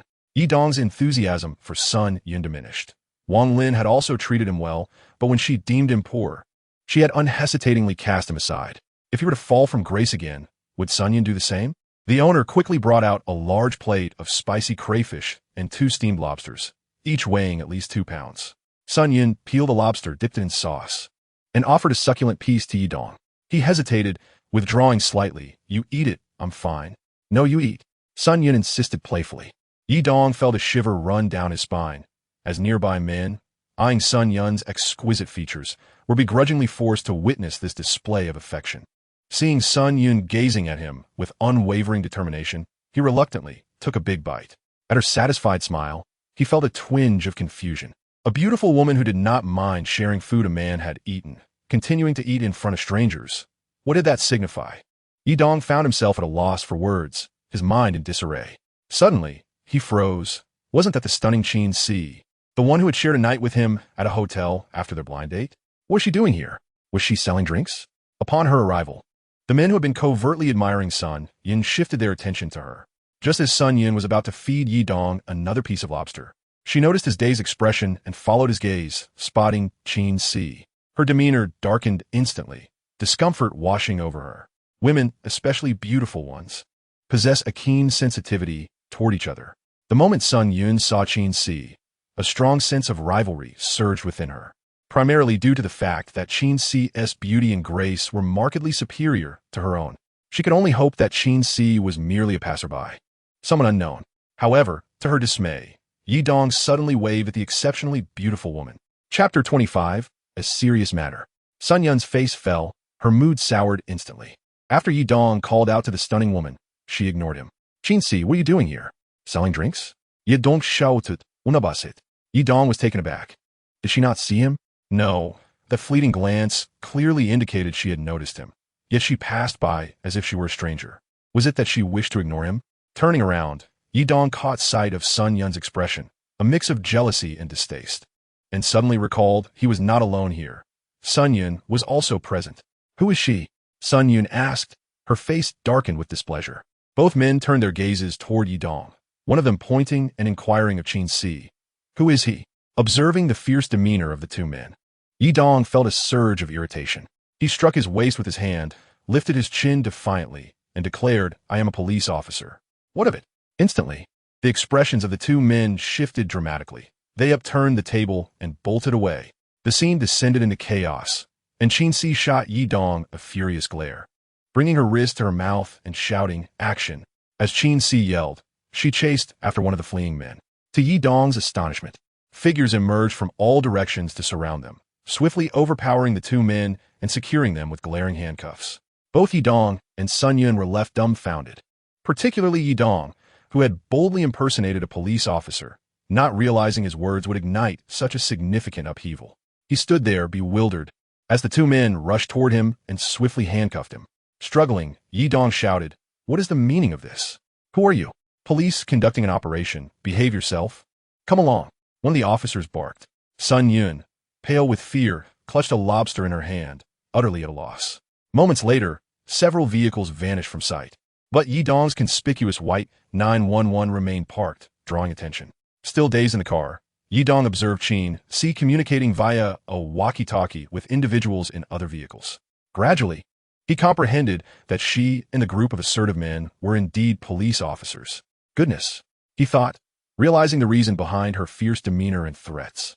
Previously, he had mistaken her for a hostess at a bar. After a while, Qinxi turned to him, her gaze sharp and menacing, stating, "You have jeopardized our major operation." Yi Dong, feeling somewhat guilty, stammered, I had no idea what you were doing. I thought you were a hostess, and I merely wanted to assist you with a business deal." "A hostess?" Qinxi seethed. "You are the one who is a hostess. Your entire family is made up of hostesses." With a glare, Qinxi raised her hand as if to strike him. "Do you realize how much you have disrupted our plans today?" In a moment of impulse, Yi Dong blurted out, "This is personal revenge. I senti it? It's about that night." Qinxi froze, hastily covering his mouth and hissing, "Be quiet." Yi Dong immediately recognized his error and fell silent. 20 minutes later, they arrived at the police station where Yi Dong was unceremoniously thrown into an office, left unattended. Qinxi had disappeared, and half an hour passed without a sign of her. Frustrated, Yi Dong sought an opportunity to make a phone call, only to find that all his belongings, especially his phone, had been confiscated upon entering the station. Another 30 minutes elapsed before Qinxi stormed in, slamming a stack of documents onto the desk. Her fury directed at Yi Dong, "It's all your fault. You've ruined today's case, completely compromising our efforts." Yi Dong, irritated, rattled the handcuffs. "I've told you, your case has nothing to do with me. I didn't know. I called you out of good intentions, thinking it would help you. But now you're threatening me. It's been a long night already. Are you going to keep me locked up or let me go? Just say it." Qinxi was equally exasperated, feeling powerless against him. Keeping him detained was not an option. Yet the disruption he caused to their meticulously planned operation was indeed infuriating. Yi Dong continued to shake the handcuffs, revealing the marks on his wrists. "You've mistreated me like this. I deserve an explanation. I want to speak to your superior." Yi Dong raised his hands in exasperation. "What should I say? You can't ask me to lie. I simply regret what happened that night. But I was confused." Silence. Qinxi snapped, tossing his statement aside and rising to deliver a severe reprimand. "If you utter another word about this, I will take action." Yi Dong quickly fell silent, realizing he had overstepped. Qinxi glared at him, and he returned her gaze, the two locked in a silent standoff like combatants. "Knock, knock, knock." A male officer entered, presenting an item to Qinxi, team leader Qin. This was found on Yang Yong. However, both men are tight-lipped and refuse to divulge anything. Chapter 26, A Contribution. Qinxi shot another glare at Yi Dong. "This is all you're doing." With her colleague present, Yi Dong refrained from retaliating, choosing silence instead. How was I to know I disrupted your plans? As Qin Si examined the item, it revealed itself to be a finely crafted deep red dagger, approximately 2 inches long and 1 centimeter wide. She held it in her palm, scrutinizing its weight and texture, but failing to identify its material. An unusual symbol was inscribed on one side of the blade, neither a recognizable character nor a symbol. Officer Qin, may I take a look at that? Ye donc soudaine requested. Qin Si glanced at him, showing no intention of complying. Yi Dong gestured, I specialize in appraisals, luxury items, antiques, artworks. This piece piques my interest. Qin Si's interest was piqued as she recalled that Yi Lei had mentioned her brother worked in luxury item appraisal. After a moment's hesitation, she handed the small dagger to Yi Dong. As he took the dagger, he examined it closely, the clinking of the handcuffs accompanying his movements. Only then did Qin Si retrieve a key and unlock the cuffs. Had it not been for his curiosity regarding the peculiar dagger, Yi Dong would have insisted on confronting her superior to demand an explanation for his current predicament, staring into his palm at the dagger for several seconds.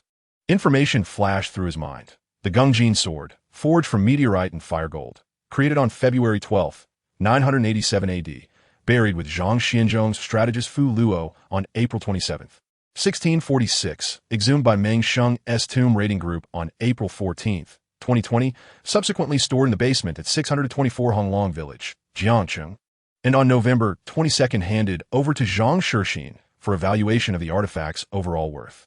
Upon processing this information, Yi Dong pondered, was Qin Si's tasked to apprehend this group of tomb raiders? Noticing Yi Dong's daze, Qin Si furrowed her brow, coldly inquiring, have you discerned what it is? Yi Dong nodded. This is known as the Gungjin sword, crafted from a mixture of meteorite and metal, historically used by figures in the martial world for sword cultivation. The legends of immortal sword forging are merely tales. In terms of contemporary antique appraisal, it holds little value. Qin Si's disappointment was palpable. It has no value? After a moment of contemplation, Yi Dong suddenly inquired, among the 2 men you apprehended, is one named Zhang Shixin? Zhang Shixin? Qin Si was taken aback, her eyebrows twitching as she fixed her gaze on him. How do you know his name? Yi Dong quickly clarified. I don't know him personally. I merely know he is a tomb raider, associated with someone named Meng Sheng. Meng Sheng, Qin Si exclaimed, her excitement causing her to grasp Yi Dong's sleeve, her voice trembling. Do you know where he is? Was utterly astonished and trembled with disbelief. She and her team had been investigating the case of Meng Sheng's tomb raiding and the trafficking of ancient artifacts, yet they had consistently failed to uncover concrete evidence. Zhang Shixin, however, was particularly alert and cunning, exercising extreme caution with new buyers. After a series of elaborate tests, he finally allowed Qin Si to gain his trust. The purpose of today's clandestine meeting was to introduce her to their leader, Meng Sheng, but unexpectedly, they alerted Yi Dong along the way. Yi Dong shook his head. How would I know where he is? I've merely heard that they have a hideout. Qin Si pressed him. Where? Yi Dong gritted his teeth in frustration. Am I a criminal? Qin Si, struggling to suppress her impulse to strike him, managed to feign a smile. Just tell me. After some contemplation, Yi Dong replied, I don't know for certain. I once happened to pass by a place and saw Meng Sheng emerge from there. I can't say if it is his lair. He doesn't know me. I've only heard that name mentioned by passers-by while wandering through the flea market. What place? Qin Si, uninterested in the validity of Yi Dong's excuse, pressed for Meng Sheng's possible address. 624 Honglong's Wang in the west of the city. Upon hearing this, Yi Dong felt a surge of indignation. This girl was a quintessential example of someone who burns bridges after crossing them, and he couldn't fathom why he had unwittingly assisted her. An hour later, the police station buzzed with activity, sirens wailing incessantly. When Yi Dong encountered Qin Si again, she wore a cheerful expression, yet her demeanor toward him was anything but amiable. Adopting a serious tone, she said, Your situation is quite grave. I advise you to be honest. How did you become acquainted with Meng Sheng's gang? What transactions have you engaged in? How many times have you visited 624 Honglong's Wang? Yi Dong felt a wave of panic wash over him. He had inadvertently revealed secret information, and now he wondered how to extricate himself from his predicament. He rubbed his face in regret, but retorted, Didn't I tell you? I don't know Meng Sheng or Zhang Shixin, nor have I ever conducted any business with them. I only became aware of that name after overhearing it at the flea market, and I happened to see him at that location. Believe it or not, that's the truth. Qin Si shot him a mocking glance. Do you think I'm 3 years old? Do you think we're gullible? Yi Dong fell silent. Naturally, Qin Si did not believe him and interrogated Meng Sheng's gang throughout the night. Upon discovering a cache of stolen antiques and ledgers in the basement at 624 Honglong's Wang, Meng Sheng's crew found themselves cornered. They had no defense against the illicit goods, and the ledgers detailing their transactions led to the arrest of buyers as well. Qin Si's team worked through the night, apprehending individuals until the following morning when she entered the office, her eyes darkened from fatigue. She approached Yi Dong, who was dozing at his desk, and said, "Yi Dong, someone is here to take you away." Yi Dong stirred awake, staring blankly at Qin Si before shaking his head. "I'm not going anywhere. I want to see your superior." Qin Si felt her face flush with annoyance, biting her lip to suppress her irritation. Yet, she managed to compose herself and fixed her gaze on Yi Dong, saying, "Yesterday's examination confirmed that those individuals had no dealings or transactions with you. However, you did compromise our covert operation. Fortunately, the information you provided was accurate, allowing us to apprehend Meng Sheng's entire gang, including verifying and capturing several channels and buyers. You have made a significant contribution. I apologize for the misunderstanding." Nevertheless, Qin Si's suspicions regarding Yi Dong remained substantial. How could so many coincidences be merely coincidental? Yet, she was at a loss, as not a single member of Meng Sheng's gang recognized Yi Dong, nor was there any transaction connected to him or his workplace. It was utterly unrelated, but his information had indeed led to the complete downfall of Meng Sheng's gang, which was perplexing, yet unavoidable. Yi Dong Sukofut, feeling that a mere apology could not rectify the situation after spending a night in captivity. However, reflecting on his recent blind date, he felt a pang of guilt and decided to accept his fate. Following Qin Si outside, he spotted Ouyang Shan, who was drawing attention with her handbag. The moment Qin Si arrived, the two became the center of everyone's attention, one exuding elegance, the other radiating vigor, both strikingly beautiful. Chapter 27. The Fiancé of the Beautiful Boss. The beautiful boss glared at Yi Dong with annoyance. "You, of all people, should have called me about such matters. Sun Yun is too foolish. She only informed me this morning." She cast a sidelong glance at Qin Si, sarcastically commenting, "Some people abuse their power, and a lawyer could easily have them regretting their actions." This remark was clearly directed at Qin Si. Qin Si bit her lip in silence. She felt unjustified in her actions toward Yi Dong, and no matter how much he protested, she had to endure. Yet, she couldn't comprehend how Yi Dong knew so much about Meng Sheng's gang if they were not connected. While Yi Dong unintentionally disrupted her operation, he had also provided crucial information that led to the gang's downfall, which was significant but not entirely commendable since Qin Si's plan was confidential. Ordinary citizens would not be privy to such knowledge. As Yi Dong reached the door, Ouyang Shan inquired, "Director Yi, those dark circles under your eyes suggest you didn't sleep well after being locked up all night, right? Surely, this will affect today's work. I think you should seek compensation for your losses." Qin Si could no longer contain herself. "I've already apologized." "What are you implying? It's just one day's loss. Fine, I'll compensate you." In a fit of anger, Qin Si pulled out 200 yuan from her pocket and shoved it into Yi Dong's hand, her gaze fiercely fixed on Ouyang Shan. The two women glared at each other like rival roosters. Ouyang Shan sneered, 200 yuan? Do you think it will suffice? Our director Yi has earned a remarkable profit these past 3 days. 9 million on the 27th, 30 million on the 28th, and 85 million on the 29th. Are you suggesting you'll compensate based on daily or monthly profits? Qin Si was taken aback, her face flushing with anger. Who are you trying to swindle? Ouyang Shan retorted defiantly. Do you want me to print out the transaction and account statement from the store for you? A slightly overweight, middle-aged man approached with a smile. Greeting Ouyang Shan. Ah, Shan, what brings you here? Qin Si hesitated. Director Zhang, there's been a misunderstanding, but it's not with her. Ouyang Shan grinned maliciously. Uncle Zhang, she locked up my store manager without any evidence, just on a whim. Isn't that a bit frightening? Director Zhang glared at Qin Si. Qin Si, apologize to her. We serve the people. When we err, we must rectify it. Qin Si felt her resolve falter, and she sincerely apologized to Yi Dong. Mr. Yi, I apologize for yesterday's incident. Only then did Ouyang Shan relent. Since Uncle Zhang has spoken, I must give him face. Director Yi, let us go. Yi Dong, feeling the remnants of the handcuffs on his wrist, climbed into Ouyang Shan's Bentley Continental in the outdoor parking lot. As she drove, the beautiful boss casually remarked, You could have frightened her a bit, yet you remained silent. Did her beauty soften your heart? Yi Dong glanced up, taken aback. Ouyang Shan scoffed again. What? Did I hit the nail on the head? Yi Dong hesitated. Not really. I just happened to have gone on a blind date with her before. A blind date? Ouyang Shan was momentarily stunned, then grew even more irritated. If you know her, how could you not show her any courtesy? You let her keep you locked up all night? Yi Dong chuckled awkwardly, but chose to remain silent. He couldn't possibly divulge the details of that night. In truth, he never anticipated that Qin Si was a police officer and a junior leader at that. He had always assumed she was merely a barmaid. Is this it? It should take at least 7 or 8 days, or perhaps a month. Ouyang Shan coldly uttered a remark. Ye donc silently nodded. Having grown accustomed to Ouyang Shan's aloof and haughty demeanor, despite their relative wealth, the family possessed little in the way of fine clothing or goods.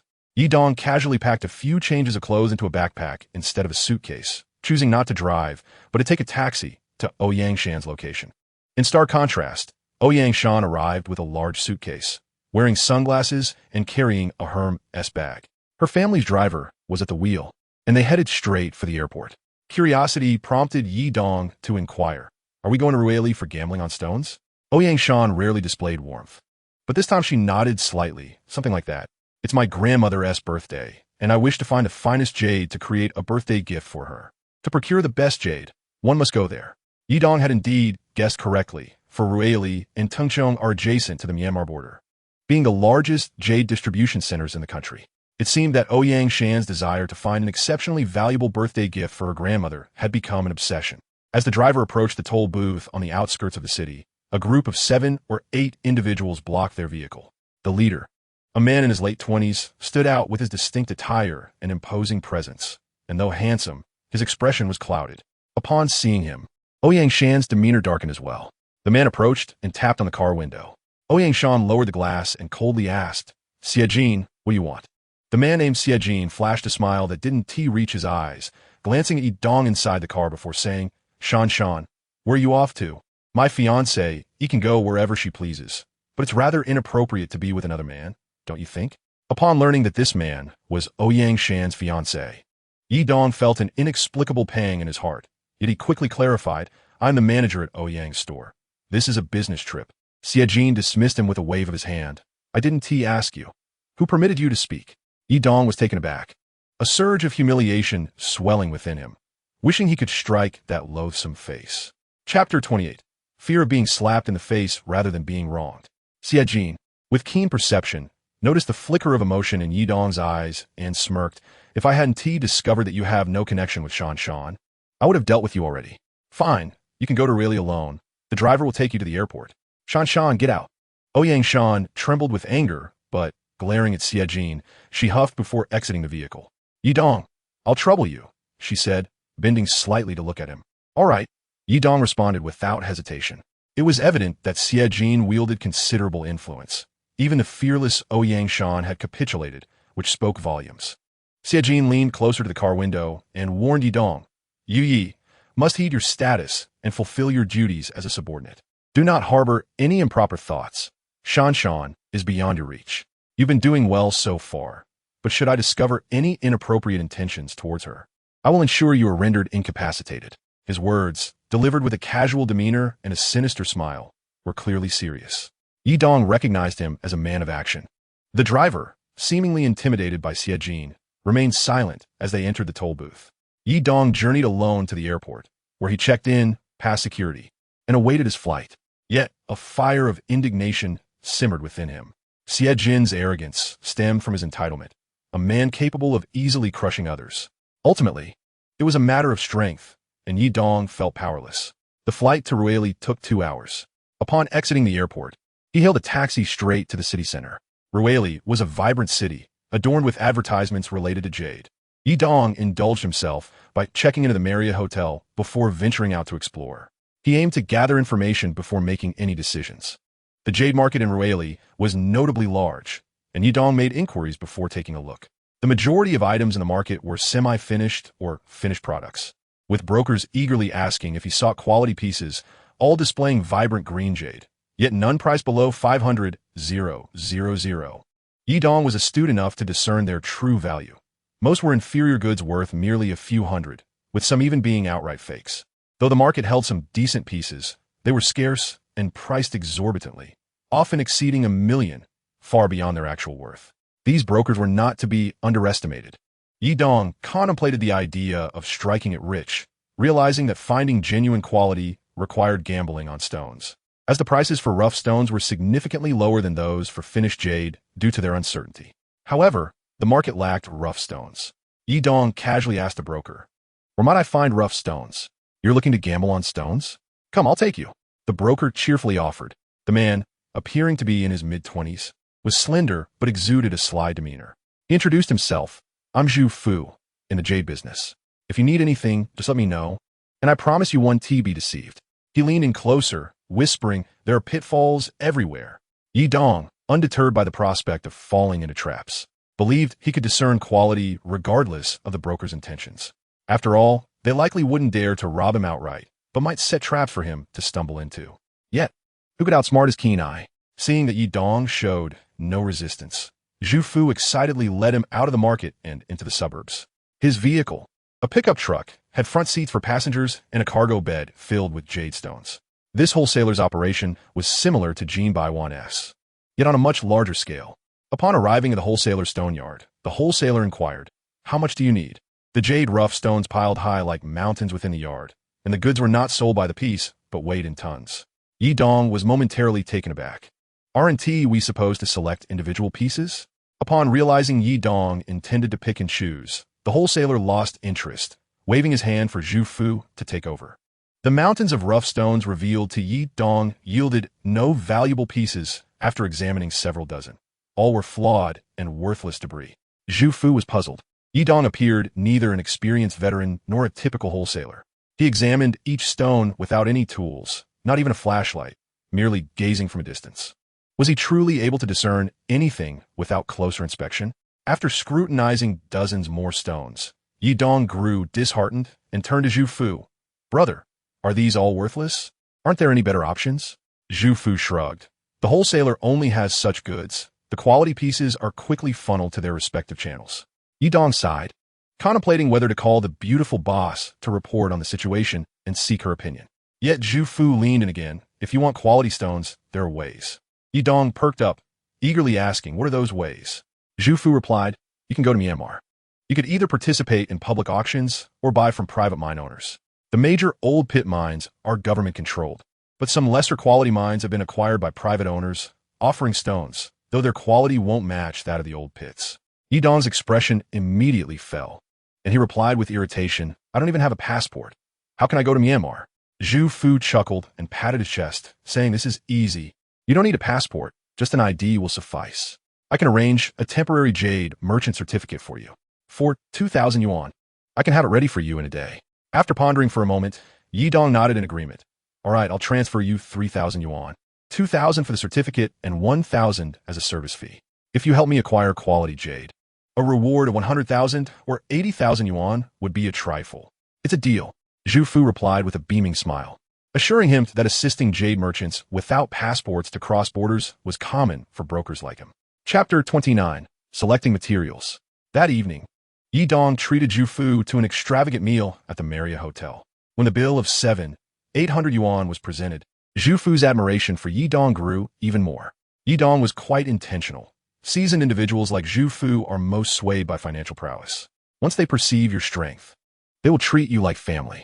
The Marriott, a 5-star establishment, was known for its exorbitant prices, though its culinary offerings paled in comparison to many specialty restaurants. Yet, the high cost was a mark of its prestigious status. The next morning around 10, the doorbell of Yi Dong's room rang. Presumably, Zhu Fu had come with a certificate, as Yi Dong had left him his room number the previous day. Clad in shorts, he got out of bed and opened the door without hesitation, as they were both men.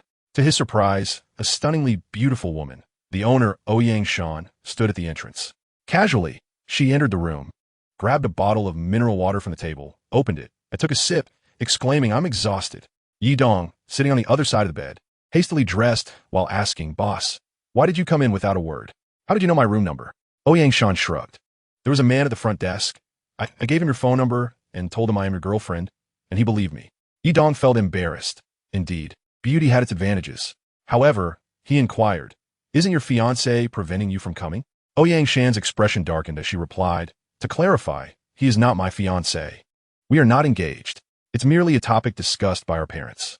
Yi Dong remained silent, In families like hers, parental opinions held considerable weight. Ouyang Shan continued, "You must have seen Xie Jin. He is domineering, arrogant, and conceited. If he weren't born into such a family, he would be nothing." As she spoke, she gazed intently at Yi Dong, seriously stating, "Although my father calls the shots, he listens to my grandmother. If I make her happy, she has the influence to sway my father." Yi Dong suddenly understood. "Oh, so that's why you're seeking top-tier jade." He finally grasped Ouyang Shan's determination to find the finest jade, and he was willing to assist his beautiful boss in freeing herself from Zhang Tianming's control. However, a hint of worry crossed his face as he said, "Boss, I contacted a local veteran yesterday. He said he would help me obtain a jade merchant certificate to cross into Myanmar to check out the public auction and private miners to see if I could find some quality materials." Ouyang Shan immediately nodded in agreement. "All right, I'll go with you." Yi Dong, while searching for Zhu Fu's number on his phone, added, "I'll need to ask him to arrange a jade merchant certificate for you as well. Otherwise, you won't be able to cross the border. But it might take until tomorrow to process." Ouyang Shan shook her head. "No need. I have a passport. I'm leaving today. I sneaked out from home, and if Xie Jin finds out, he will definitely come after me. So the sooner I leave, the better." Half an hour later, Zhu Fu arrived. Upon entering and noticing Ouyang Shan, he blinked in surprise. Yi Dong introduced her. "This is my boss, Ouyang Shan. She also wants to go, but she has a passport and doesn't need a jade merchant certificate." Zhu Fu, finally tearing his gaze away from Ouyang Shan, took out the jade merchant certificate for Yi Dong. The identity of a jade merchant holds significant value in Myanmar, as the country lacks industrial sectors, with the primary industry being the sale of jade rough stones, and jade merchants are their largest purchasers. As the saying goes, the customer is king. Thus they must serve their customers well. Otherwise, who would buy their high-priced stones? Ouyang Shan desired speed, and Zhu Fu drove them directly across the border into Muse, just adjacent to Ruili. Although termed a city, it lacked the scale of urban centers in China, with a population of only about 100,000, serving as an economic zone near the Ruili border. Zhu Fu knew various jade wholesalers and private miners in Muse and took Yi Dong and Ouyang Shan directly to see if there were any quality materials available. The public auction is government-controlled and not held daily. Most private miners were of Chinese descent or had connections to the Chinese community, making communication easier without needing Zhu Fu as a translator. With the beautiful Ouyang Shan by his side, Yi Dong felt confident and assured. As Zhu Fu and the Chinese miner, Old Zhang, led them to inspect the materials, Yi Dong did not shy away. Old Zhang presented them with over 20 pieces of stored materials in the warehouse, varying in size. The largest weighed about 2 to 3 kilograms, while the smaller ones were slightly larger than a fist, with noticeable green markings on their surfaces. Old Zhang placed price tags beside each piece. For instance, the largest stone was priced at 288 million yuan, with a net weight of 206 kilograms, minimal cracks, a snowflake appearance, and a good water penetration feel. Yi Dong stared at the large stone for a few seconds, and its appraisal information flashed in his mind.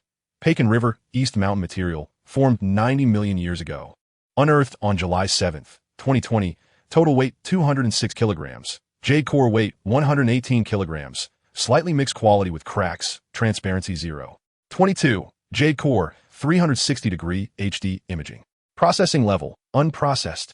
Value assessment, equivalent to 500 yuan. What a loss. Yi Dong instantly lost interest in it and shifted his gaze to another piece. Among the 20-plus materials in Old Zhang's room, the most expensive was 288 million yuan, while the cheapest was still 150,000 yuan. Yi Dong examined them thoroughly.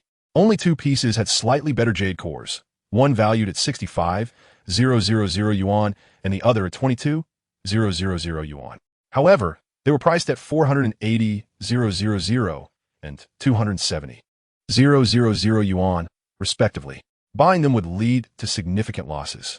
Zhu Fu was eager for Yi Dong to close a deal, as he would benefit from both sides.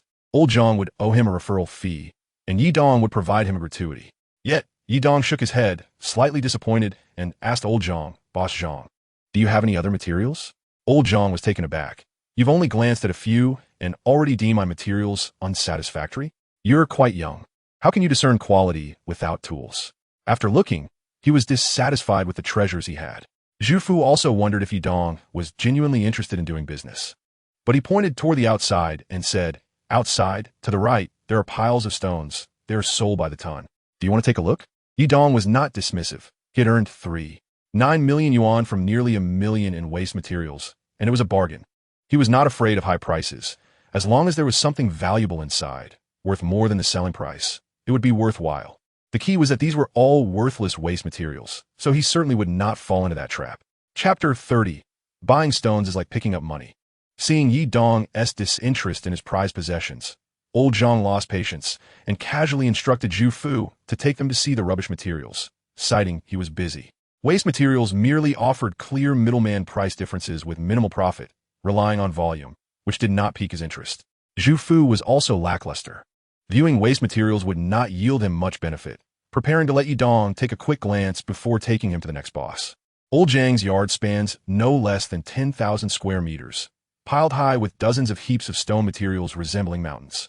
Both Yi Dong and Ouyang Shan were left speechless. There must be at least 90,000 stones here, and examining them one by one could take an eternity. After a moment's hesitation, Yi Dong decided to focus on the stones. After all, it was better to look than to miss the chance of finding a hidden gem. Each stone took him 3 seconds to assess. If it lacked value, he moved on to the next. This method allowed him to evaluate about 20 stones in a minute, totaling around 600 stones in half an hour. Within just a few minutes, Yi Dong managed to select 2 stones, both small and roughly the size of a bowl, yet each valued at over 200,000 yuan. While this amount might seem modest to Yi Dong and Ouyang Shan, every little bit counts. And profit is better than none. The world of stone gambling is indeed treacherous. Even the most skilled can suffer losses, as many tend to choose visually appealing materials, especially those from reputable sources, which often lead to disappointment. Those who sift through the dross can capitalize on lower purchase prices, making it a matter of luck to find a worthwhile stone. Thus, the notion that experience and skill reign supreme is fundamentally flawed. Of course, Yi Dong's exceptional ability is a rarity, perhaps unique in the world. Seeing Yi Dong successfully identify a few stones, Zhu Fu hesitated to rush him. However, the stones were sold by the ton, making it difficult to quantify the few selected pieces.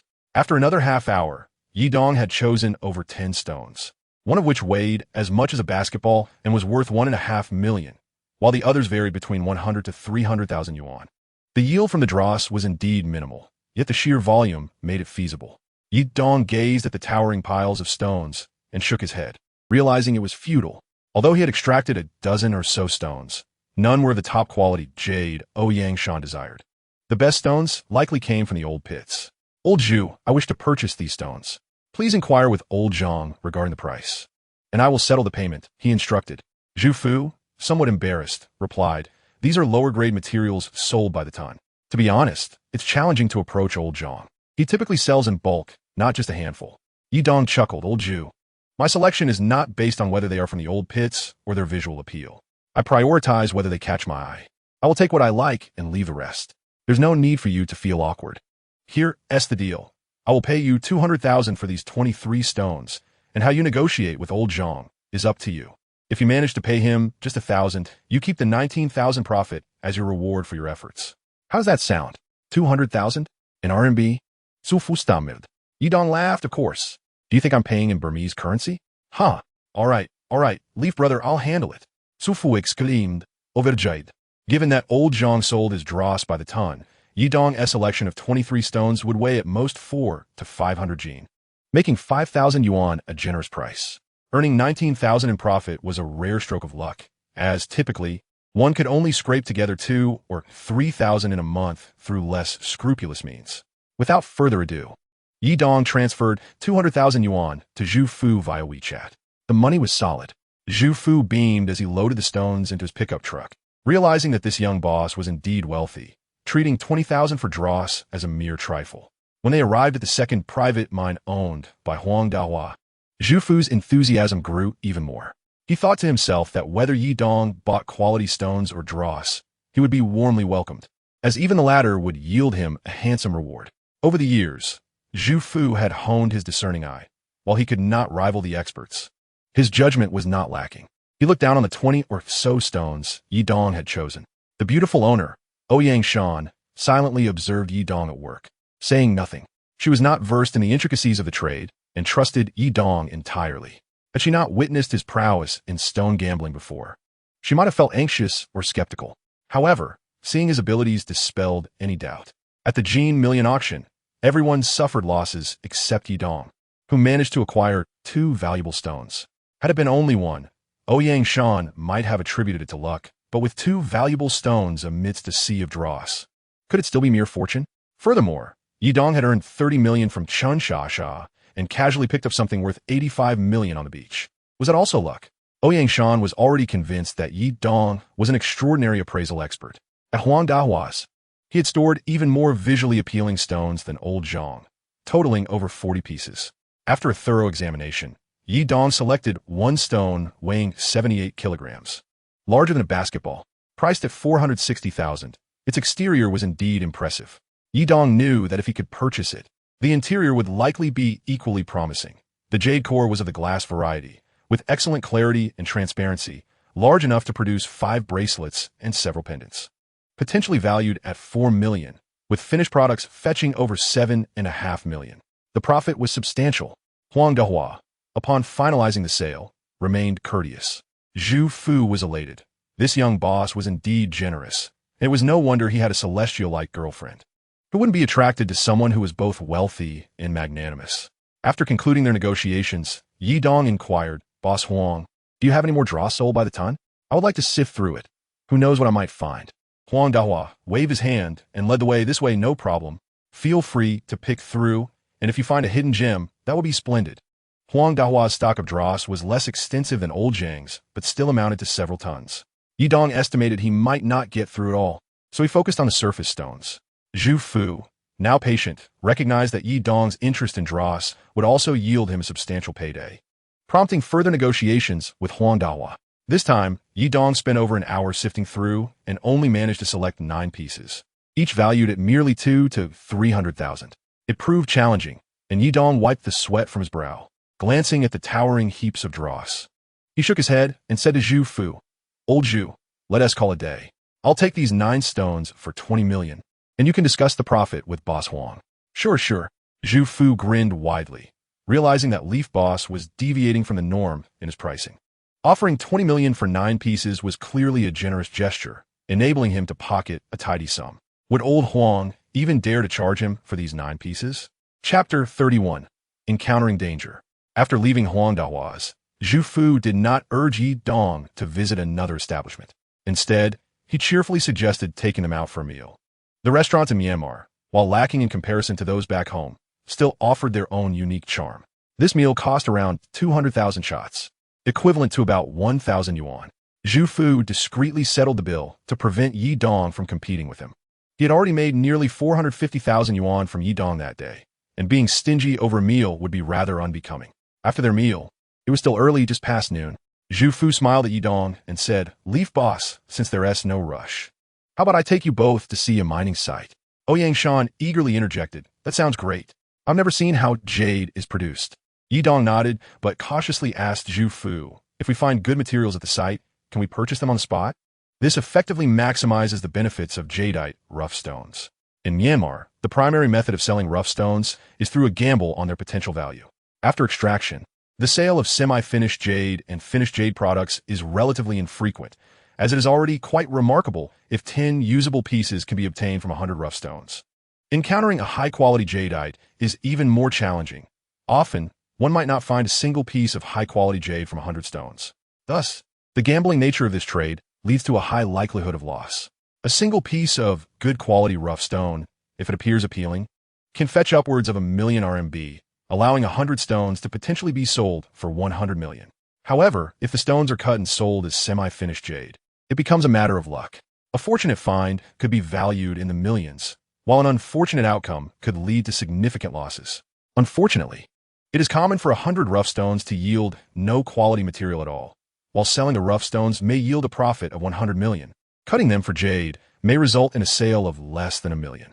Hence, the Myanmar government has become astute, auctioning only the rough stones and letting buyers take on the risks, while they remain comfortably uninvolved.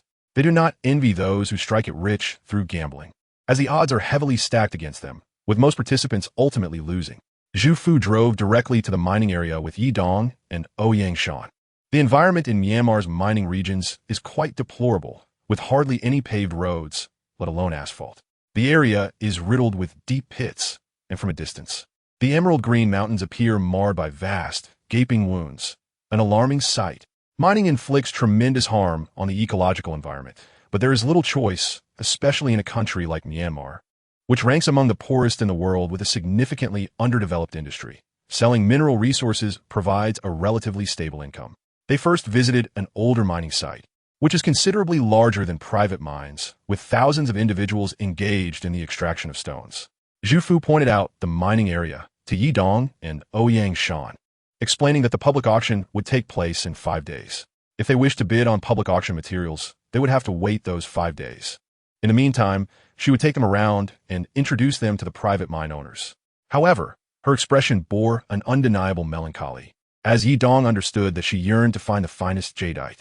Yet, such world-class treasures are elusive, even with unparalleled appraisal skills. One must first have a world-class jadeite rough stone to begin with. Yi Dong shared her anxiety, willing to go to any lengths to help her find the finest jade. At the site, Zhu Fu led Yi Dong and Ouyang Shan on a tour, and Yi Dong noticed armed guards present, which made him quite tense. There were at least 100 pieces of extracted stone, which he observed from a distance. Indeed, these old pit materials had a much higher probability of yielding valuable jade than anything he had previously encountered, with about 90% being worth 4 to 500,000 RMB each. However, despite their decent appearances, these old pit stones did not contain even a single piece of high-quality jade, let alone the premium ice or glass varieties. After examining all the stones, Yi Dong felt a deep disappointment. After leaving the mining area, Zhu Fu took them to 2 more sites, but they found nothing of value. Yi Dong asked Ouyang Shan if she wanted to explore further, to which she eagerly agreed. The nights in Mukji City were stiflingly hot, and Yi Dong purchased 2 drinks for them as they strolled leisurely down the street. Shortly thereafter, Ouyang Shan suddenly linked her arm with Yi Dong's. His heart raced, confusion swirling in his mind. What was the beautiful boss doing? As they passed a stall, Yi Dong feigned interest in the items on display, secretly glancing sideways. To his alarm, he noticed a group of 5 or 6 individuals trailing them from about 10 meters away, their intent unmistakable. Yi Dong's keen eyes caught sight of one man whose shirt had shifted, revealing a glinting knife. A chill of fear ran down his spine, and he quietly warned Ouyang Shan, "They have knives." After glancing again at the stall's items, Yi Dong quickly pulled Ouyang Shan forward, opting not to run but to walk briskly, fearing that the group might escalate the situation if they sensed a confrontation. With the bustling crowd around them, he hoped their presence would deter any immediate aggression, as it was likely the assailants preferred to ambush them in a less populated area. Were these men robbers? As he thought of possible culprits, a face suddenly materialized in his mind. Xie Jin? Could they be sent by him? Chapter 32. Injured. Ouyang Shan walked quickly while stealing glances behind them. The pursuers accelerated their pace as they noticed her, and Yi Dong hastening their steps. It became glaringly evident that the individuals following them were gripping the handles of their knives.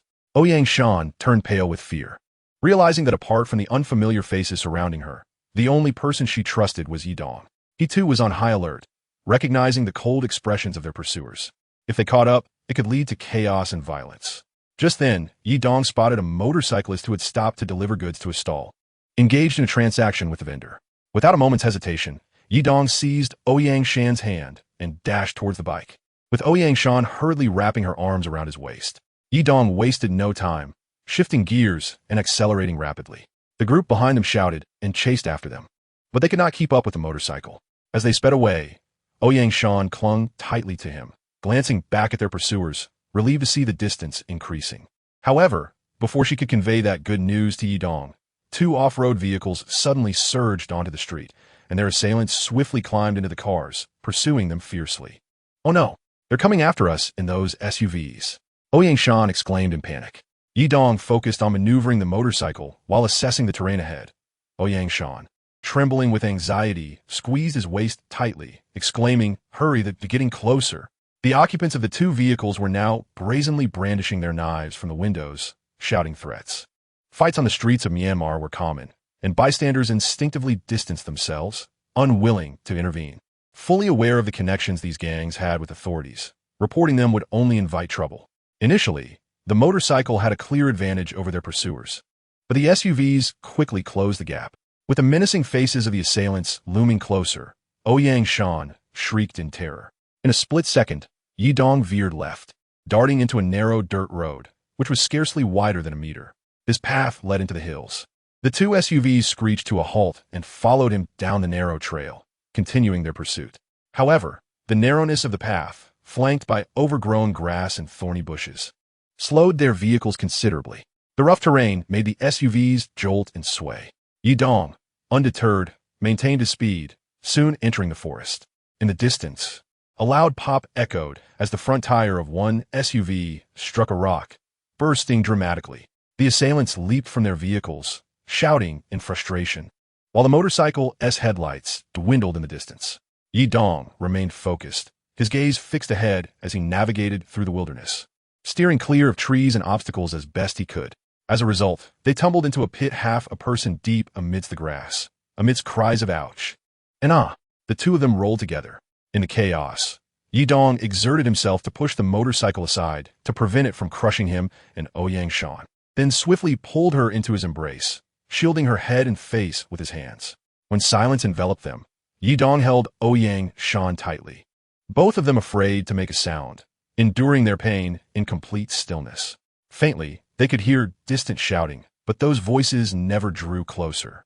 After a while, the sounds seemed to fade away until they were completely gone. After waiting for about 10 minutes, Yidong whispered to Ouyang Shan, "Boss, they might have left. Don't move. I'll take a look first." It was already around 8 or 9 in the evening, and the sky was dark, the scattered stars doing little to illuminate the jungle. Yidong cautiously rose to peer in the direction they had come from. They were at least several kilometers away from Yuk City, and visibility was utterly compromised.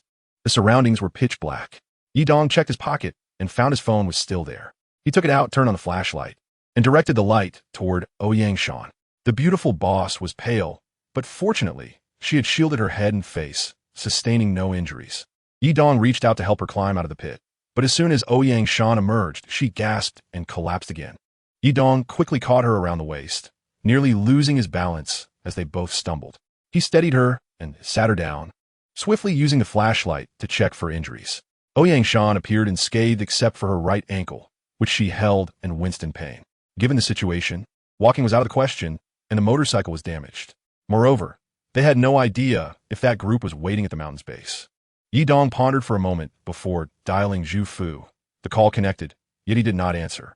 This fellow had likely drunk too much and was probably as unresponsive as a dead pig. It was unlikely he would be reachable tonight. Seeing the pain etched on Ouyang Shan's face, Yidong gritted his teeth and said, "Boss, let me carry you down the mountain." Ouyang Shan shook her head, worry in her eyes. "What about those people? Let's wait until dawn and think of a solution then." Yidong glanced at her injured foot, concerned. Ouyang Shan bit her lip, enduring the pain. "Just bear with it. There's no bleeding or fracture. It will be fine if I can withstand the pain." Yidong, lacking medical knowledge, could only watch helplessly as she suffered. In his anxiety, he noticed the various plants and thorns around them and suddenly thought, since his identification ability could discern all things, could it also identify herbs for sprains? With this thought, Yidong hurriedly focused on the unfamiliar flora.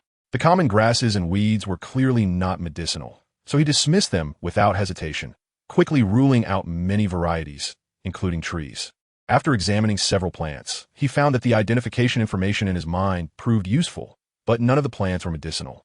After a few more attempts, he stumbled upon a herb called tianqi, which was medicinal but not suitable for sprains. He then observed a cluster of green plants growing close to the ground, and the information in his mind displayed: lianqian grass, growth period, for months, also known as money mint, lung wind grass, etc. Efficacy: promotes dampness, clears heat and detoxifies, disperses bruises and reduces swelling, alleviates pain. Usage: decoction of 15 to 30 grams. For external use, crush fresh product and apply to the affected area. Chapter 33. Money can move mountains. Yidong was overjoyed upon reading this and quickly plucked a handful, looking around for tools to crush it. Without any available, he decided to chew it, stuffing a handful into his mouth. After mashing it into a pulp, he spat it into his hand and then took another handful to chew. The taste was slightly bitter and unpleasant. After chewing 2 large clumps, Yidong paused, turned, and carefully laid Ouyang Shan's right foot flat, applying the herbal mash to her swollen skin. Ouyang Shan winced in pain, unable to move even slightly. Curiously, she asked Yidong, "What is this medicine?" "It hurts less when I apply it." As he delicately applied the herb, Yidong explained, this is lianxian grass, a medicinal herb known for its properties of clearing heat, reducing swelling, and alleviating pain. You can recognize medicine and treat ailments? Ouyang Shan was genuinely intrigued, wondering what other skills her young manager possessed. Yidong quickly shook his head in denial. Not really. I just watched my father do it when I was young. He wasn't a doctor either. Just knew a few herbs for stomach aches and heat clearing, including this lianxian grass. It's merely common knowledge. Ouyang Shan didn't pursue the topic further. After applying the herb, she seemed to forget her pain, glancing toward the direction of Myuk City with a furrowed brow. Who were those people? What we do? Yidong was equally uncertain. While his ability could identify all things, it did not extend to recognizing people. Frankly, the name that sprang to mind was Xiejin. After contemplating for a moment, Yidong replied, Boss, we are alone here with no other friends to rely on. The only one we can depend on is Zhu Fu, but he's likely passed out from drinking too much. It's best to wait until tomorrow when he sobers up. He paused, adding, Zhu Fu is greedy, but he gets things done as long as the price is right. In Myanmar, there are few things that cannot be resolved with money. Let's wait for Zhu Fu's call. With the mosquitoes swarming, they were soon covered in bites. Yidong searched nearby and managed to find some wormwood, quickly crushing it to extract juice, which he applied to Ouyang Shan's exposed skin and face before applying some to himself. After applying the wormwood juice, the pungent smell effectively kept the mosquitoes at bay. Ouyang Shan felt a bit drowsy and rested her head on Yidong's leg, but he dared not sleep. Wary of possible threats from assailants or the presence of venomous creatures in the unfamiliar wilderness, he spent the night in a state of anxious vigilance. It was only as dawn approached that he finally dozed off. When he awakened, he found his head resting comfortably. Without opening his eyes, he shifted slightly to find a more comfortable position, resting against something soft that carried a faint, pleasant fragrance. Was he in a hotel? However, the sound of birds chirping above jolted him awake. This was not a hotel, but the wilderness. Startled, he opened his eyes to discover he was resting on the thigh of the beautiful boss. Ouyang Shan was sitting there, watching him, her face flushed in the early morning light, her eyes sparkling like jewels. Yidong sighed internally, lamenting that she was a boss, an unattainable celestial being. He recalled that last night, she had rested her head on his leg. How had the roles reversed? With no time to ponder, he quickly sat up and helped Ouyang Shan her feet. She trembled as she stood, unsteady, and suddenly exclaimed, ouch, as her left leg buckled, causing her to lean to one side. Yidong hurriedly caught her, asking in alarm, Boss, did you injure this foot as well? No, it's just a bit numb. Ouyang Shan replied, her face flushed. Yidong suddenly realized that he had been resting on her left leg, and, after lying in that position for an hour or two, it was no wonder her leg felt numb. Let us take a seat for a moment. How is your other foot now? After assisting her to sit down, he examined her right foot. Ouyang Shan gently wiggled it and nodded. Much better. As long as I don't exert myself, it doesn't hurt much. I don't know if it will hurt to walk. Yidong noticed that the herbal poultice he had applied last night had come off significantly, leaving green stains on her delicate foot. I'll go find more herbs to apply for you. Yidong stood up to search for more lianxian grass, but suddenly his phone rang. The caller ID displayed the name Zhu Fu, and Yidong, filled with joy, hurriedly answered the call. Boss Yi, I sincerely apologize. Last night, I drank excessively and slept like a log, completely oblivious to everything. I just woke up urgently needing to relieve myself and noticed several missed calls from you. Was there something important last night? Yidong chuckled wryly at the recollection of the previous night and recounted the events before asking, Old Jew, we find ourselves in the dark here, knowing nothing. Could you assist us in contacting some bodyguards? We can discuss the financial arrangements later. That's easy enough. I will directly contact the local armed forces to send over a dozen or 20 personnel.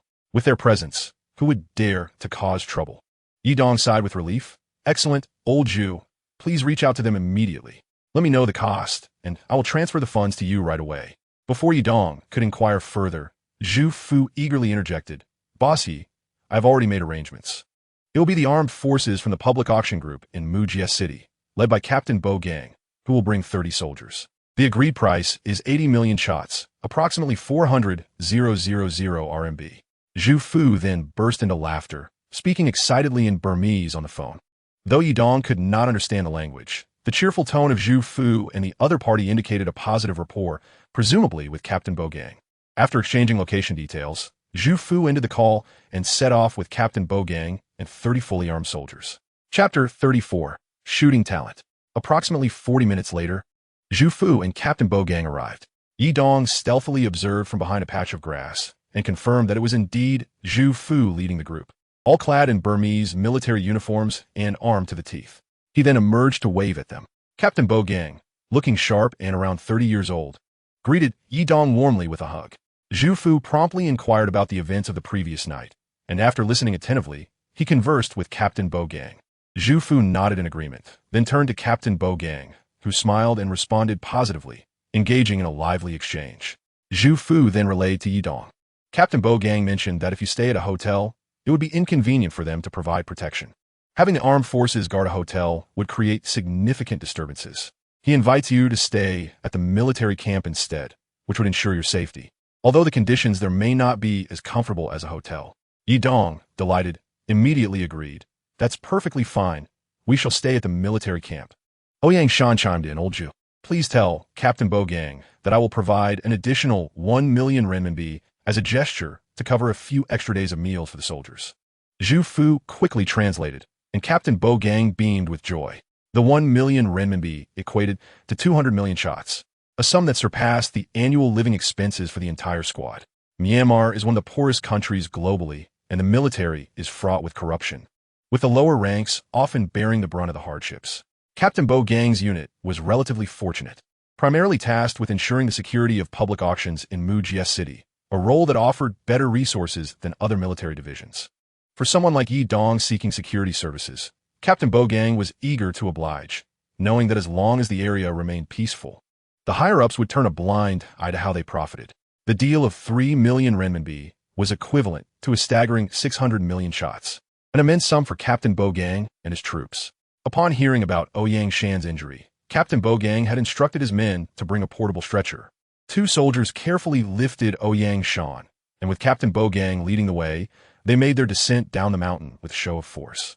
Though there was no immediate danger, it was important to maintain a formidable presence to satisfy Yi Dong, their employer. After descending, they boarded Captain Bo Gang's military vehicles, with over 30 personnel distributed among 8 trucks, making a grand entrance into the city. No unusual incidents occurred. The troublesome group from the previous night was nowhere to be seen.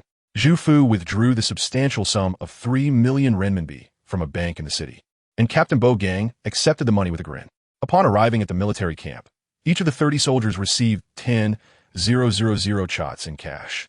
In Mujie City, RMB is as widely accepted as chots. The camp erupted in jubilant celebrations, as 10,000 RMB equated to nearly 200 million shots, a figure that represented a year and a half of income for a soldier. Such windfall was cause for great joy. Captain Bo Gang, in a generous spirit, ordered improved ration for the troops over the next few days, while the meals for Yi Dong and his companions would be arranged separately, ensuring they received the best service. With a playful grin, Zhu Fu asked Yi Dong, "Would you like to try your hand at shooting?" "Shooting? Is that permissible?" Yi Dong's interest piqued. He had always wanted to experience it, but such opportunities were non-existent in his homeland unless one enlisted, which he could no longer do due to age. Zhu Fu pulled out a stack of cash, unsealed, and handed 10,000 RMB to Captain Bo Gang, gesturing enthusiastically about the firearms. Captain Bo Gang laughed heartily and nodded in agreement, accepting the money without hesitation. After all, when it comes to military supplies, money rarely poses a barrier. Captain Bo Gang personally arranged for arms and ammunition to be delivered to the shooting range, including handguns, rifles, and semi-automatic submachine guns. Those sniper rifles and other advanced weaponry were absent. Nevertheless, this was of little concern to Yi Dong, who was inexperienced with weapons. Under Captain Bo Gang's instruction, Yi Dong began with the handgun, firing an entire magazine without hitting the target. His hands tingled from the recoil, and, at a distance of 15 meters, not a single bullet found its mark. Captain Bo Gang shook his head, then demonstrated the proper technique, hitting the target with 3 consecutive shots. Yi Dong studied his movements, particularly the key points of shooting. On his next attempt, he managed to hit the target with all 12 rounds, with 3 bullets impressively scoring in the 9 ring. Captain Bo Gang looked astonished. His best score during the demonstration had only reached the 7 ring, yet Yi Dong had achieved a remarkable 9 ring on his second attempt. It seemed he possessed a natural talent for shooting. Indeed, Yi Dong demonstrated further aptitude as he fired 2 more magazines, totaling 24 rounds, all hitting the target. 11 bullets scored 6 ring, 8 scored 7 ring, 2 scored 8 ring, and 3 even achieved the coveted 10 ring. Captain Bo Gang could not contain his admiration, giving a thumbs up before teaching him how to shoot with a rifle. The distance was adjusted to 50 meters, and after Captain Bo Gang explained the key points, Yidong fired 2 shots, both hitting the target, though only scoring 5 ring. He then shot 10 rounds, with 8 achieving 9 ring and 2 hitting 10 ring. Captain Bo Gang, amazed, shook his head as he transitioned to teaching him the semi-automatic submachine gun. This weapon had an effective range of only 30 meters, while training typically occurred at 15 meters. Yidong fired several rounds, maintaining a high accuracy rate, but he felt less enthusiasm for the submachine gun compared to the rifle. There was something about the rifle that ignited his interest and skill, and even after Captain Bo Gang departed, he continued to practice under Zhu Fu's watchful eye, firing dozens more rounds, consistently achieving near-perfect scores at 50 meters. Zhu Fu, disinterested and unskilled, took a few shots with the handgun before growing weary and resorting to his phone. Yidong opted for a target at 100 meters, initially hitting only 6 ring with a few shots, but soon thereafter consistently hitting 8 ring, finishing the session with nearly every shot landing in the 9 ring or above. Having exhausted his ammunition, Yidong, feeling fatigued, returned to the barracks where soldiers brought forth tea. There are 100 soldiers in this battalion, of which 45 are divided into several small groups to maintain order in the mining area, 25 guard the warehouse, and he leads 30 to protect the barracks. Yidong suddenly recalled something and hurriedly asked Zhu Fu, "Old Zhu, have you informed Mr. Bogan that we intend to buy raw jade through public auction?" Chapter 35, Observing the Stones.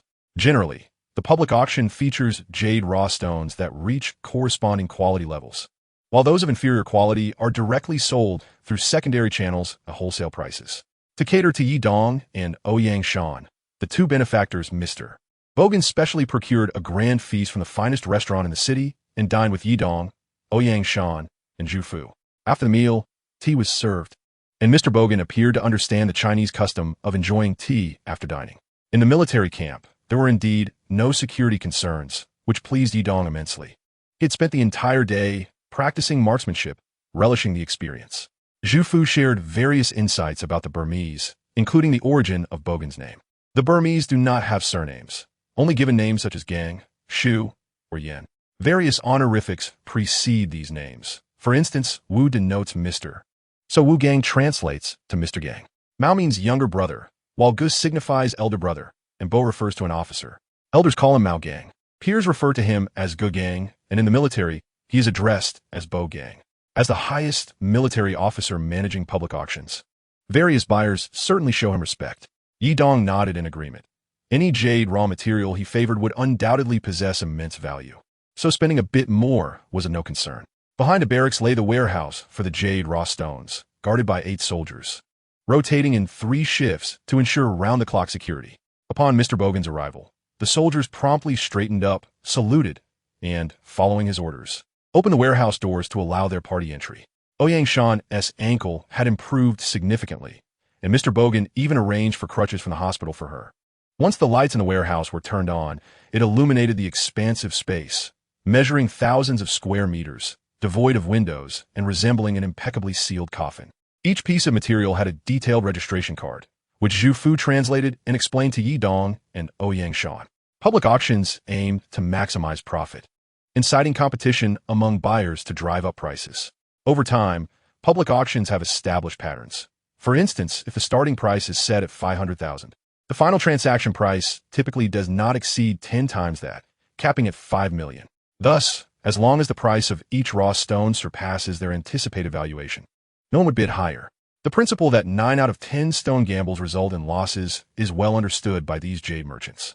Those who excel in profit are adept at restraining their urge to gamble, as refraining from betting equates to winning. Once they succumb to the temptation of gambling, their desires can transform them into true gamblers, capable of squandering vast fortunes. After assessment, the raw jade stones were assigned auction prices, ranging from a minimum of 20 million shots to a maximum of 150 million shots. The public auction prices are notoriously inflated.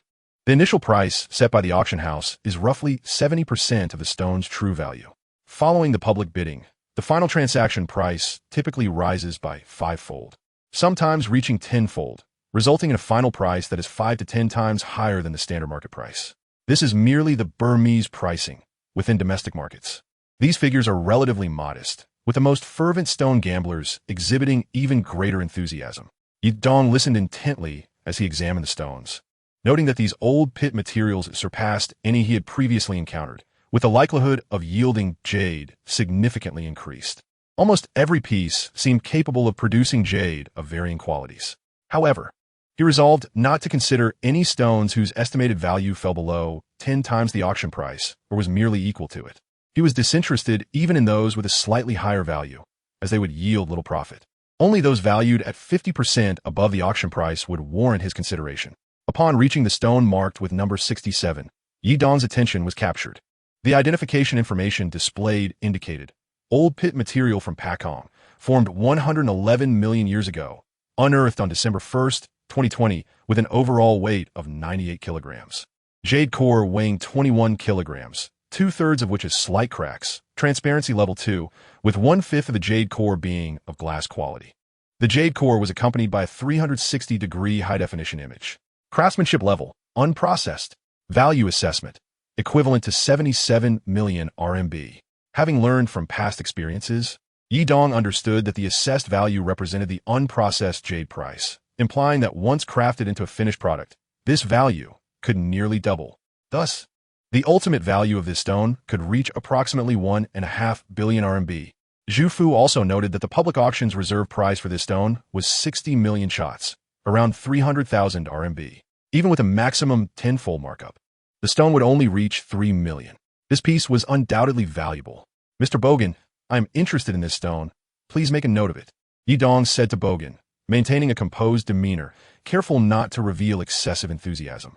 Continuing his examination, Yi Dong selected 4 more stones with reserve prices set around 200,000 RMB.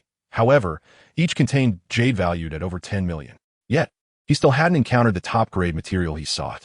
Having reviewed nearly 200 of the 244 raw stones, he had only identified 5 worth keeping.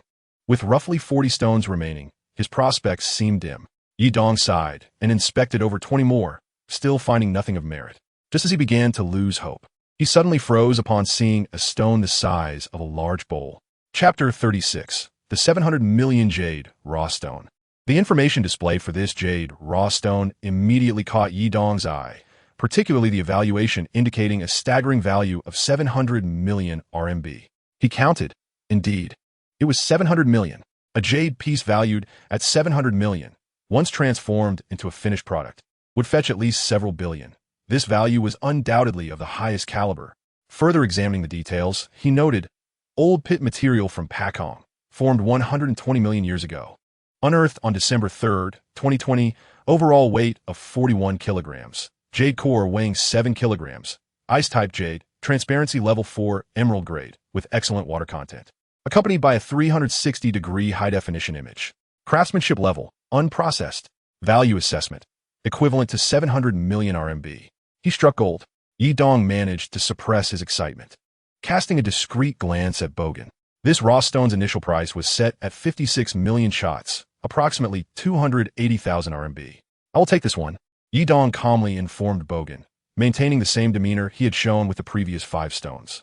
From the 244 stones, he selected 6, with a total auction price of 1,460,000 RMB as determined by Bogan and the others. Upon seeing Yi Dong's selections, Bogan said, Mr. Yi, as we say in Chinese, we have a connection. Since you've chosen these raw stones, I shall assist you by offering them at 4 times the current price. When the public auction occurs, I will ensure that no one competes with you for these 6 stones, guaranteeing your successful acquisition. What do you think?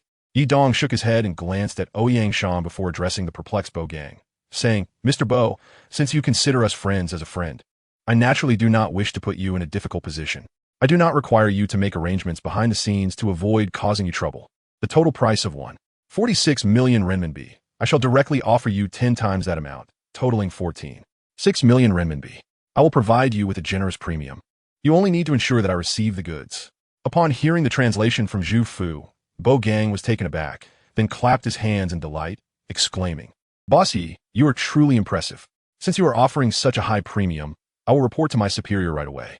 There is no need to wait for the public auction. We can proceed immediately. Yi Dong was elated and turned to Ouyang Shan, saying, Boss, Let us make the payment directly. Ouyang Shan, sensing Yi Dong's excitement, felt a flutter of nerves and nodded, pondering whether Yi Dong had indeed discovered exceptional material. She had no doubt about Yi Dong's keen eye for the 6 pieces of stone, which proved that he must have seen something significant. After all, Bo Gang initially requested a 4-fold premium, yet Yi Dong had willingly increased it to 10-fold. Bo Gang was overjoyed, unable to contain his excitement. Realizing that these 2 benefactors were genuinely wealthy and generous, even raising the price to 10 times. In truth, while auctions typically involve premiums, achieving a 10-fold premium is exceedingly rare, with most transactions settling around 5 times the original price. With Yi Dong's 10-fold pricing, Bo Gang immediately calculated the substantial benefits he would gain, certain that there would be no issues with his superior. Without further ado, Bo Gang pulled out his phone and reported to his superior. A few moments later, he hung up the phone with a jovial expression, nodding vigorously at Yi Dong. Needless to say, it's all settled. Bossy, you can forego the public auction for these 6 pieces. I'll have them delivered to you directly. Bo Gang waved his hand, signaling his subordinates to bring the small forklift to transfer the stones into Zhu Fu's truck. Ouyang Shan promptly executed the transfer, embodying the principle of exchanging money for goods. Yi Dong then sent Zhu Fu an additional 500,000 RMB, patting his shoulder and saying, "Old Zhu, I appreciate your hard work." Zhu Fu was nearly overwhelmed with joy, realizing that collaborating with this young boss would indeed yield limitless financial opportunities. In just a few days, he had already garnered a profit of 1 million, a feat previously unimaginable. However, due to Yi Dong's lavish generosity and the substantial rewards he offered for each transaction, Zhu Fu couldn't help but quietly advise him, "Bossy, allow me to share something with you. In business, one cannot always operate as you do. To be candid, while I do not speak ill of others, I generally explore ways to maximize profits. Yet, I find it hard to extract more from you. The stone gambling is inherently uncertain. While I wish for your success, the risk of loss is substantial. Your habit of increasing prices on every deal is unsustainable." Having received so many benefits from Yi Dong, Zhu Fu felt a twinge of guilt, and since Bo Gang was unable to comprehend his Mandarin, he candidly shared his thoughts with Yi Dong. Yi Dong, having acquired what he desired, felt immensely satisfied and smiled, saying, "Old Zhu, rest assured, I understand the rules. Gambling is gambling. There are no guarantees. Regardless of win or lose, I will not place any blame on you." Zhu Fu nodded and then asked, "Since you have purchased the raw stones, is there still a need to wait for the public auction?" Yi Dong pondered for a moment and discreetly asked Ouyang Shan, "What do you think, boss?" Zhu Fu readily agreed, "Of course. I'm accustomed to the market and have no fixed working hours. I can go wherever I please." Naturally, he was inclined to agree, especially since Yi Dong and his beautiful boss frequently offered generous rewards. However, Bo Gang, upon hearing Zhu Fu's translation, gazed at Yi Dong with a hint of reluctance, saying, "Boss Yi, I wish you could stay with us a few more days. I've already arranged with the chef at a local restaurant to provide us with daily feasts. You must savor the unique flavors of our region." Yi Dong earnestly replied, "Mr. Bo, I'm genuinely grateful for your assistance. There's a saying in China, there will always be a tomorrow. You have helped us, and I will remember it. We will certainly return. Welcome, welcome. I wholeheartedly welcome you." Bo Gang nodded enthusiastically. "Tomorrow morning, I will personally escort you to the border." "Thank you, Mr. Bo." Chapter 37, The Uncommon Stones. Zhu Fu, though seasoned and somewhat mercenary, was well aware of the importance of conducting business with integrity. That evening, he contacted friends in Ruili to prepare for their arrival. After the previous incident, Yi Dong and Ouyang Shan felt an underlying unease, though fortunately, no unexpected occurrences transpired. Zhu Fu had found 5 friends who drove 2 vehicles. After picking them up, the 3 cars followed a route predetermined by Zhu Fu. Concerned about potential dangers, Zhu Fu opted not to take the usual highway route, instead making a detour through a neighboring county. After meandering along national and rural roads for 2 days, they finally joined the highway from a different city. Yi Dong, having previously sold jade to Chun Man at Jinbaiwan, felt confident that the assailants in Myanmar could not have conspired with Chun Man on this side of the river. Yi Dong called Chun Man to inform him of several pieces of stone that needed cutting, also mentioning that if any jade were to be extracted, it could be sold to him first. Chun Man was more than eager to oblige, as he operated a jewelry store with branches in 1st and 2nd-tier cities and was planning to expand into 3rd-, 4th-, and 5th-tier cities desperately in need of quality materials. Jiangcheng was Chun Man's stronghold, where he had a factory for cutting and carving stones, as well as a jewelry processing line. Upon arriving at Chunman's factory, he arranged for employees to use forklifts for transportation. Yidong had purchased approximately 30 pieces of raw stones, selecting over 20 from the waste materials at the wholesalers in Rueli, while the remaining 6 pieces of premium material were obtained from Bogang. Upon seeing the quantity of raw stones, Chunman promptly summoned 5 skilled craftsmen to begin cutting the stones, operating 5 machines simultaneously. Throughout the journey, Zhu Fu remained dutiful and attentive, yet at this moment, he suddenly felt a wave of anxiety. Yidong's personal rewards to him had already exceeded 1 million, and in Muley City, he had spent nearly 20 million, including 15 million for Bogang's auction raw stones and several million for security fees. Had Zhu Fu followed his original plan for purchasing materials, the nearly 20 million in capital could have been managed for just 8 to 9 million. Zhu Fu was more anxious than Yidong and Ouyang Shan, silently praying for the stones Yidong had purchased to yield profitable returns. Should they fail, Zhu Fu was certain that Yidong would no longer wish to maintain their connection. He valued this friendship and believed that earning money should not hinder forming bonds with worthy individuals. During the journey, Ouyang Shan had no opportunity to inquire about Yidong, as it was not appropriate to do so in Zhu Fu's presence. The question lingered in her mind: did the raw stones contain high-quality jade? As the first 5 pieces were unveiled, the 5 craftsmen halted their machines to reveal the contents, and, after cleaning the dust, they all declared that the materials were promising and of good quality. Once at Chunman's facility, Yidong had no intention of gambling further. He aimed to sell the jade clearly, offering a price that would allow Chunman to earn double on the finished product, thus ensuring mutual satisfaction. After the second cut, the value of these 5 pieces became evident, each estimated to be worth around 7 to 800,000. Yidong continued to cut the remaining stones, which he had acquired from Rueli's waste materials. In the second round, the 5 pieces of raw jadeite were all successful, with their values not differing significantly. The most valuable one being around 1 million, while the least was valued at 700,000. Chunman was secretly astonished. This young man's discerning eye and skill were truly exceptional.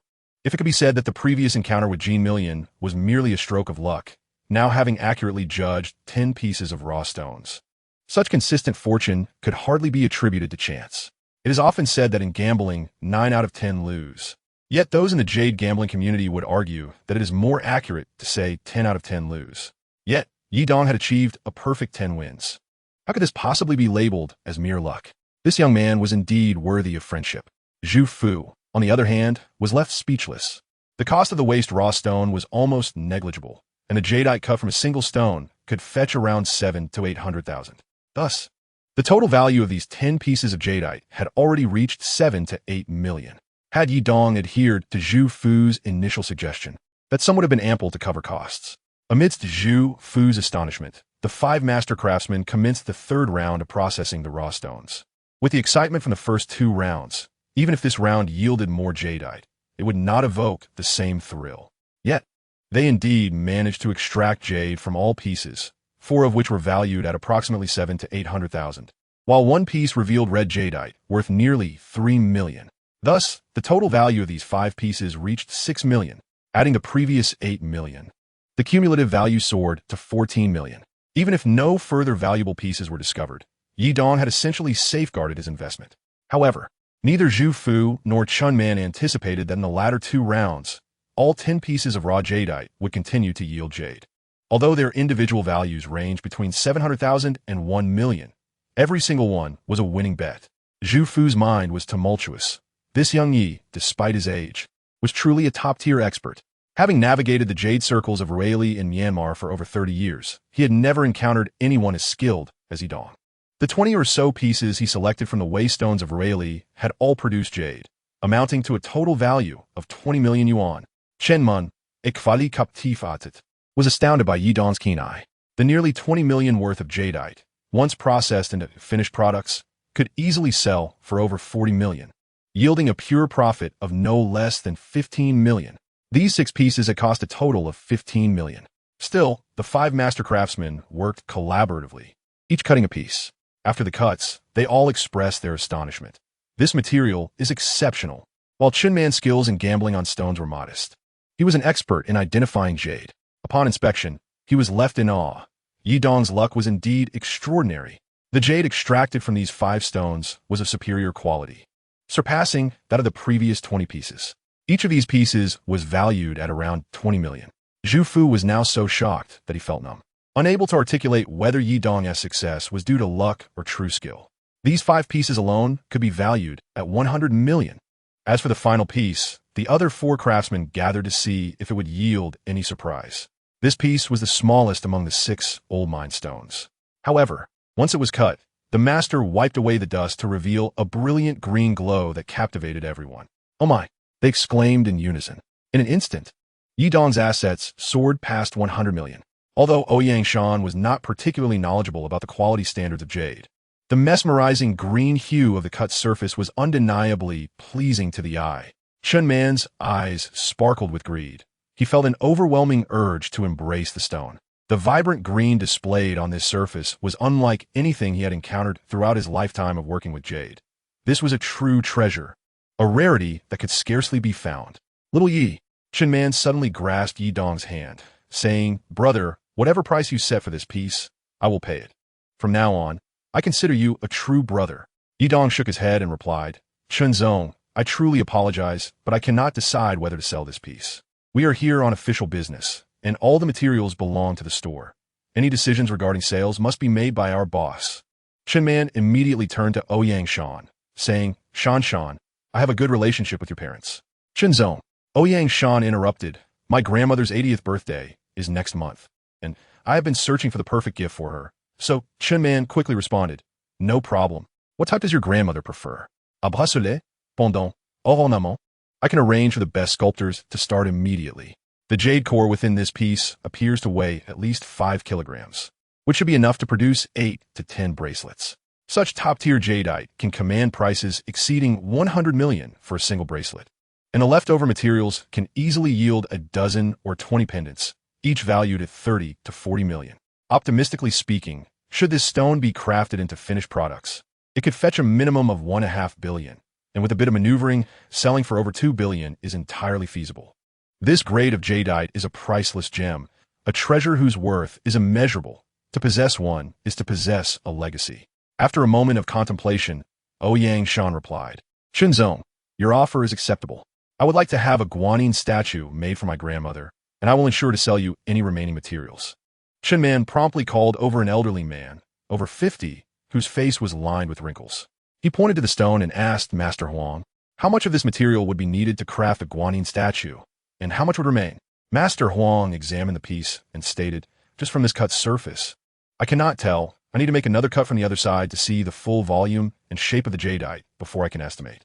Chun Man glanced at Yi Dong, who, not wanting to be coy, directly told the master, "Please make another cut." He had previously stated his intent not to take advantage of Chun Man, nor did he wish for Chun Man to be at a loss. After all, clarity was essential. The master scrutinized the stone for a while, marked a line, secured it in the machine, closed the lid, and activated the machine, producing an unpleasant cacophony of cutting sounds.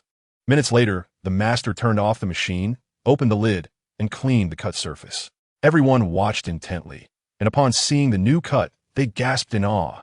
The color revealed was just as alluring as the previous cut, a dazzling green that was truly captivating.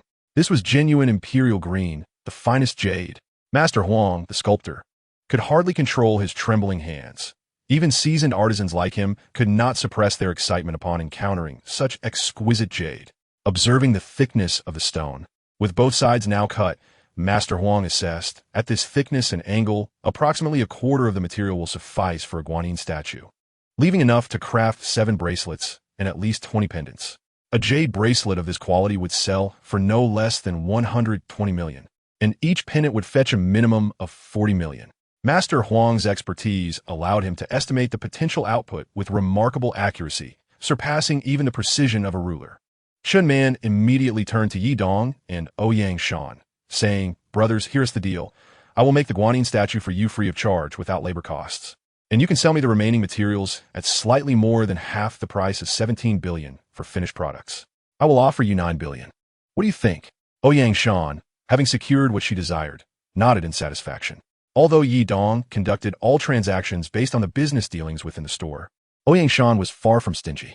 She understood that without Yi Dong, there would be no jadeite, and she would not possess that exquisite piece of jade that she had long desired. All right, I'll sell them all to you. Chen Man was instantly elated and promptly called his secretary to prepare the contract. Meanwhile, he informed Ouyang Shan, I've calculated the total value of these jade materials. There are more than 20 pieces that are somewhat inferior, valued at approximately 19 million. I'll estimate it at 20 million. Additionally, there are 5 pieces of quality material, each valued at 20 million, totaling 100 million. Coupled with this piece worth 900 million, the grand total amounts to 1 billion and 20 million. I'll instruct my company's finance department to transfer 600 million to you immediately, and I'll ensure the remaining 400 million is transferred within 3 days. The finance department doesn't have that much cash on hand and will need to arrange it. Ouyang Shan nodded, all right. Chen Man had no worries. Having acquired such a substantial quantity of quality jade materials, all he needed to do was gather his sales channels and friends in the industry, present the materials to them, and take reservations. Such exquisite materials would undoubtedly attract wealthy buyers. The more expensive, the more demand. Within 3 days, he could secure at least 1 billion in advance payments.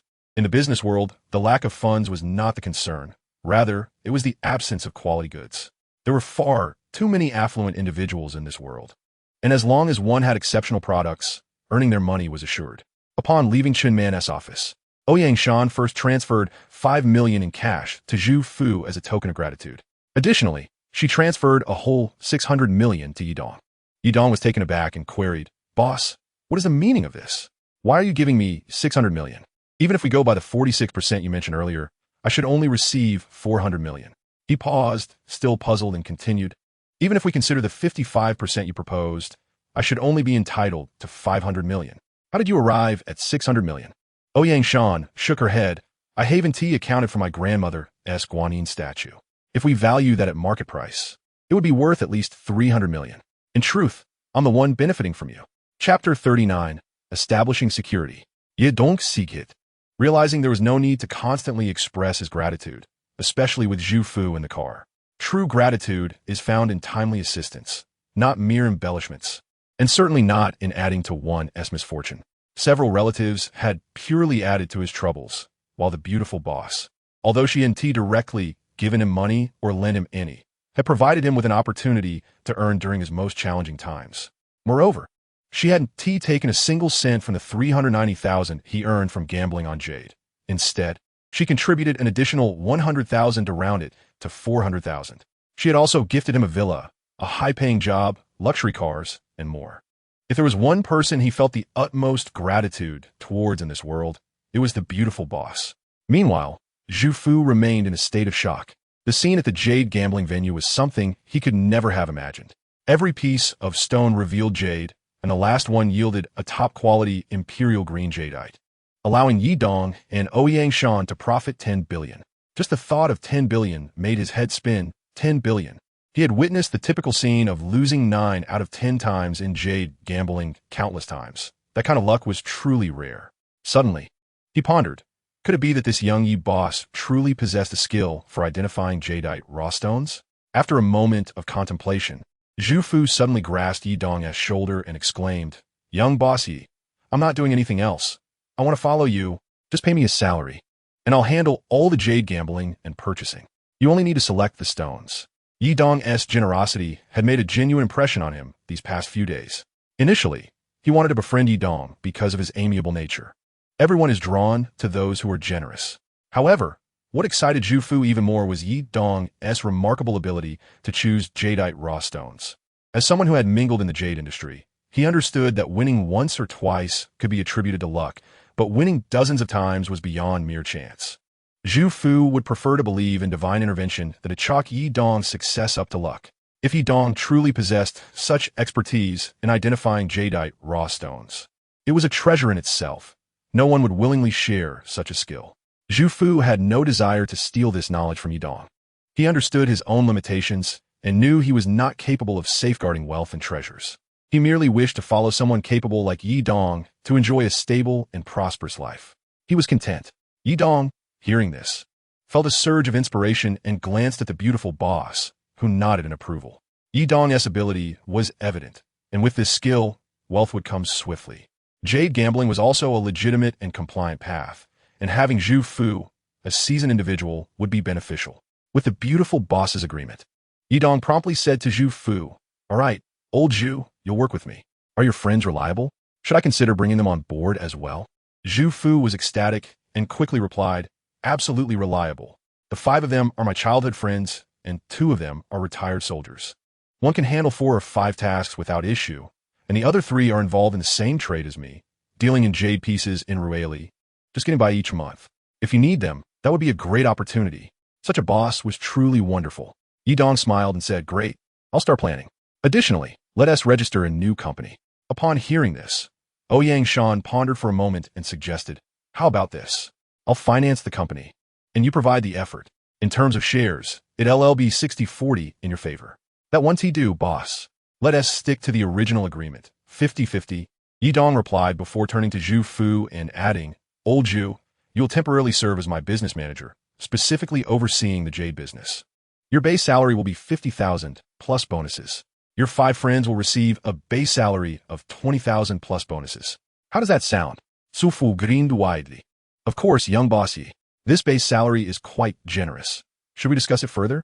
He promptly reassured, "Rest assured, young bossy, while I may be greedy, I only seek what is rightfully mine and will not overreach. All right, I'll transfer 1 million to you.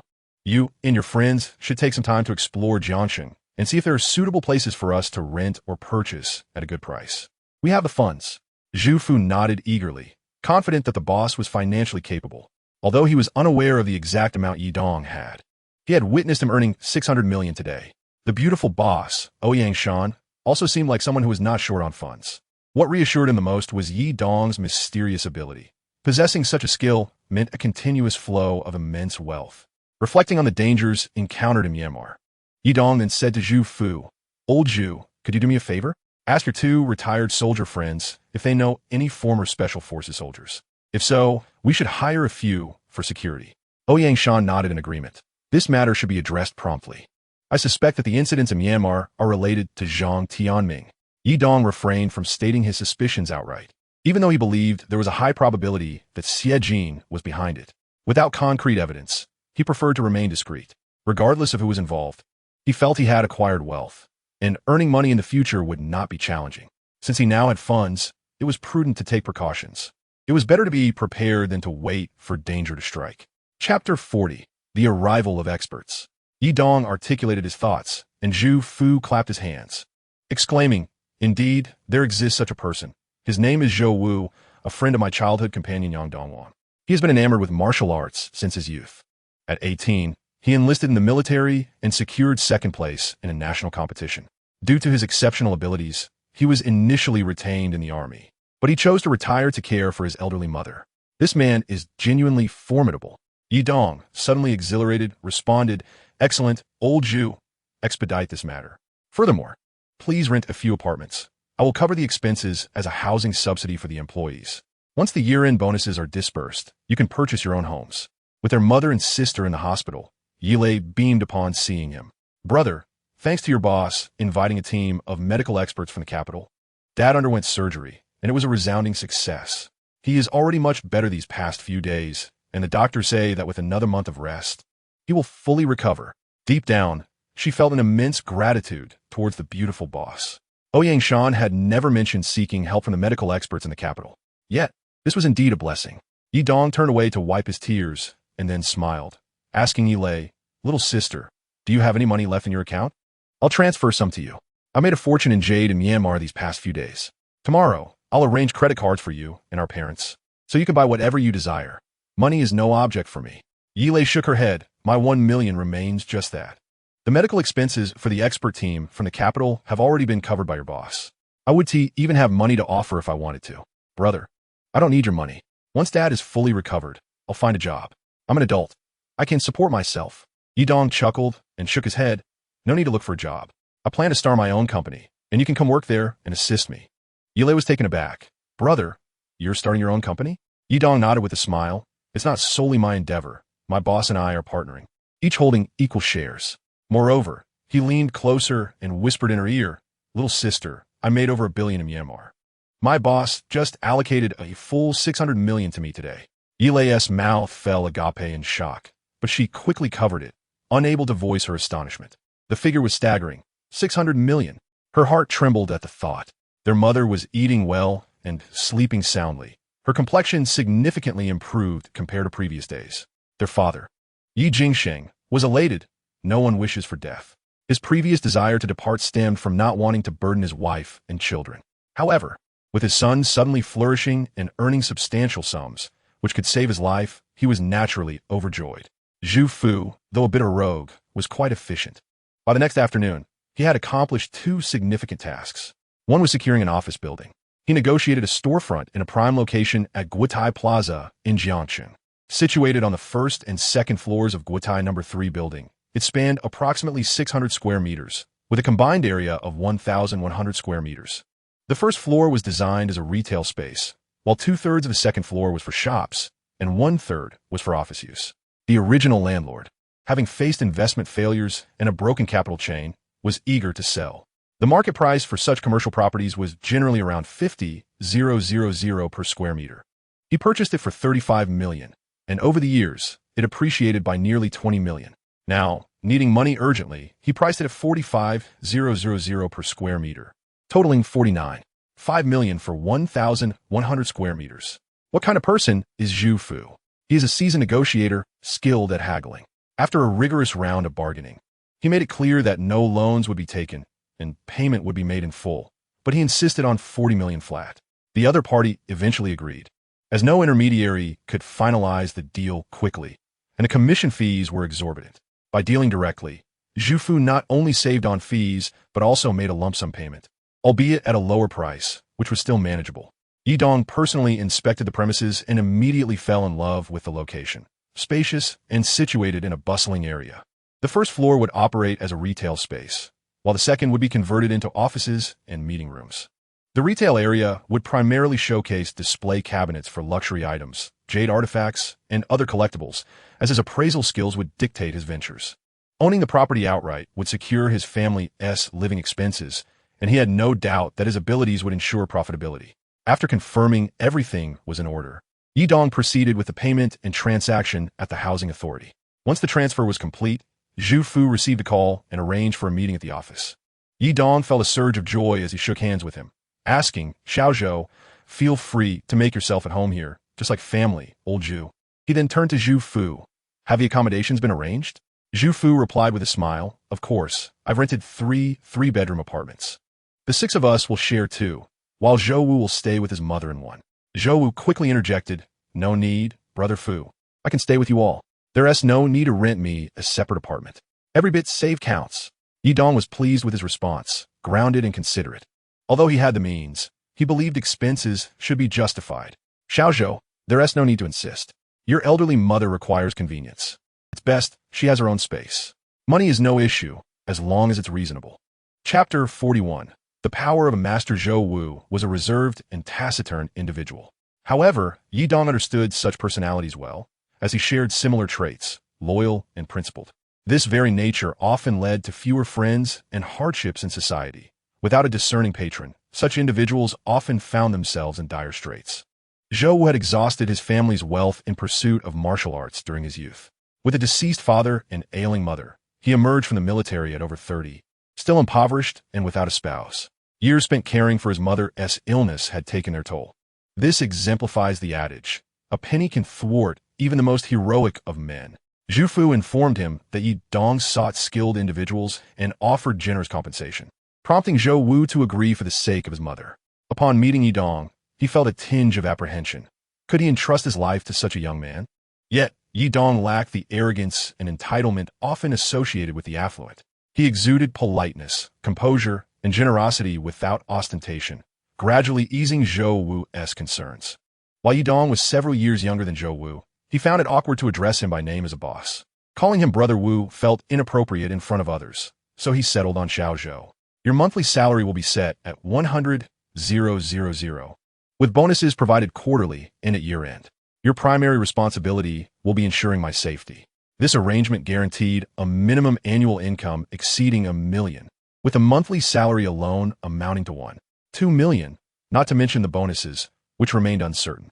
However, Zhu Fu was acutely aware that given Yi Dong's generosity and earning potential, Zhou Wu's bonuses would far exceed the annual salary of 1.2 million. While Yi Dong's other capabilities remained a mystery, his talent in identifying raw jade was already formidable. Even if they only traveled to Myanmar once a month, Yi Dong could effortlessly earn over $1 billion.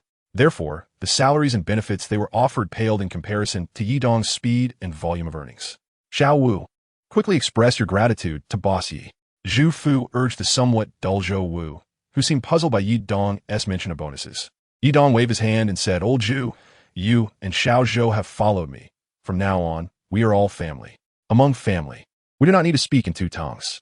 I assure you, I will not treat you unfairly. The days ahead for us brothers will only get better. Su Fu, both touched and excited, replied, Ba Xiao Yi, I am entrusting my £100+ to you. Whether in poverty or wealth, I will follow you. Ye donc nodded, feeling that words were unnecessary at this moment. Just then, a cacophony echoed from the stairway.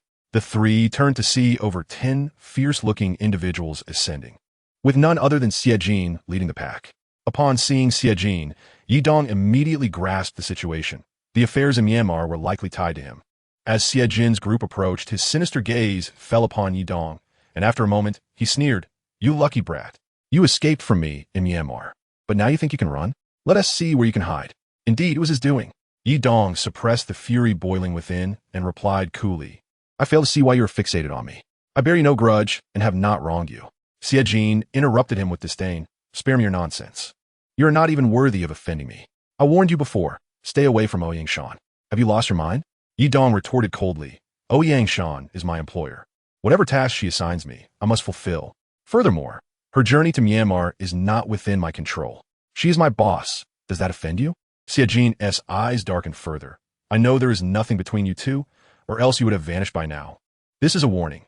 Being her employee is unacceptable. Resign, or I will end you. Yi Dong fell silent. This man was utterly unreasonable. Xie Jin waved his hand. Charge at him. If I don't teach you a lesson today, I, Xie Shao, will lose face. At his command, the group of thugs lunged forward menacingly. Zhu Fu yanked Yi Dong back, preparing to shield him with his body. Given the numbers on the opposing side, it seemed they were in for a beating. However, Xie Jin had not anticipated what followed. Once he steadied himself and looked again, he was astonished to find Yi Dong unscathed while his own men lay scattered on the ground, groaning in pain. Yi Dong and Zhu Fu were equally shocked. Only Zhou Wu, with a cold and steely gaze, stared down Xie Jin like a drawn sword. Zhu Fu knew Zhou Wu was skilled, yet he had never witnessed him in action himself. The tales he had heard were merely from childhood friends. Xie Jin, now visibly intimidated, took a few steps back, pulling out his phone to call for help while threateningly pointing at Yi Dong. Just you wait. I'll have someone finish you off. But Zhou Wu sprang forward, gripping Xie Jin's neck tightly with one hand and snatching the phone with the other. With a swift squeeze, the phone shattered. As Zhou Wu tightened his hold, Xie Jin found himself gasping for air, his face turning a deep shade of purple, paralyzed and helpless, yet acutely aware of his peril. He was terrified to the core. Wait! Yi Dong exclaimed in alarm. Halting Zhou Wu, release him. Zhou Wu tossed Xie Jin to the ground, his gaze still as sharp as a blade, ready to strike at a moment's notice should Yi Dong give the word. Xie Jin, trembling in fear, felt his pants grow damp. This man was undoubtedly capable of taking his life, and his very demeanor spoke of a bloody past. Yi Dong stepped forward, looking down at Zhang Tianming on the ground, and declared, Xie, do not overstep your bounds.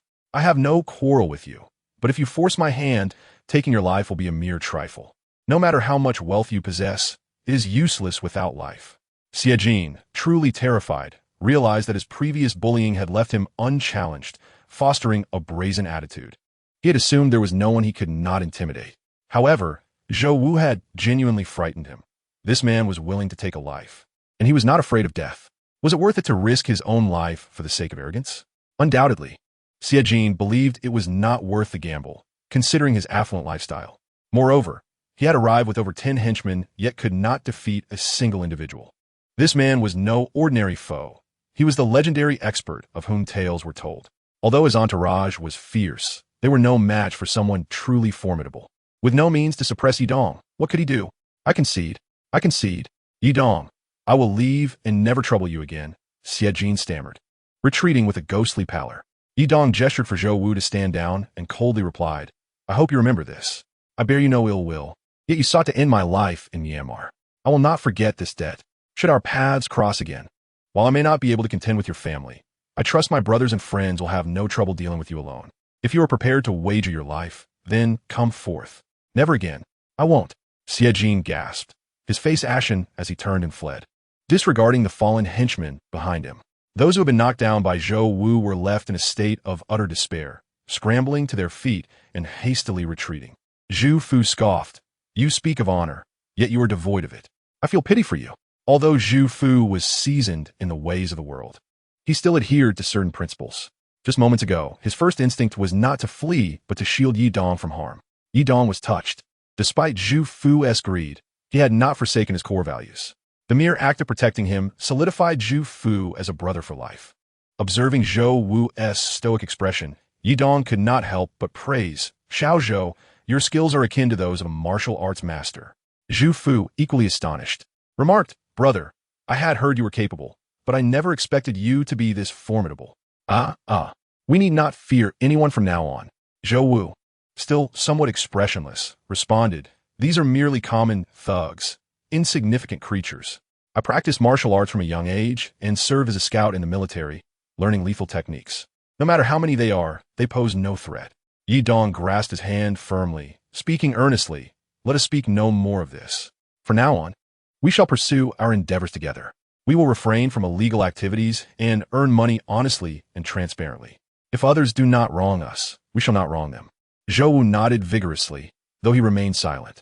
Just as Yi Dong was about to discuss matters related to company registration, two individuals ascended the stairs.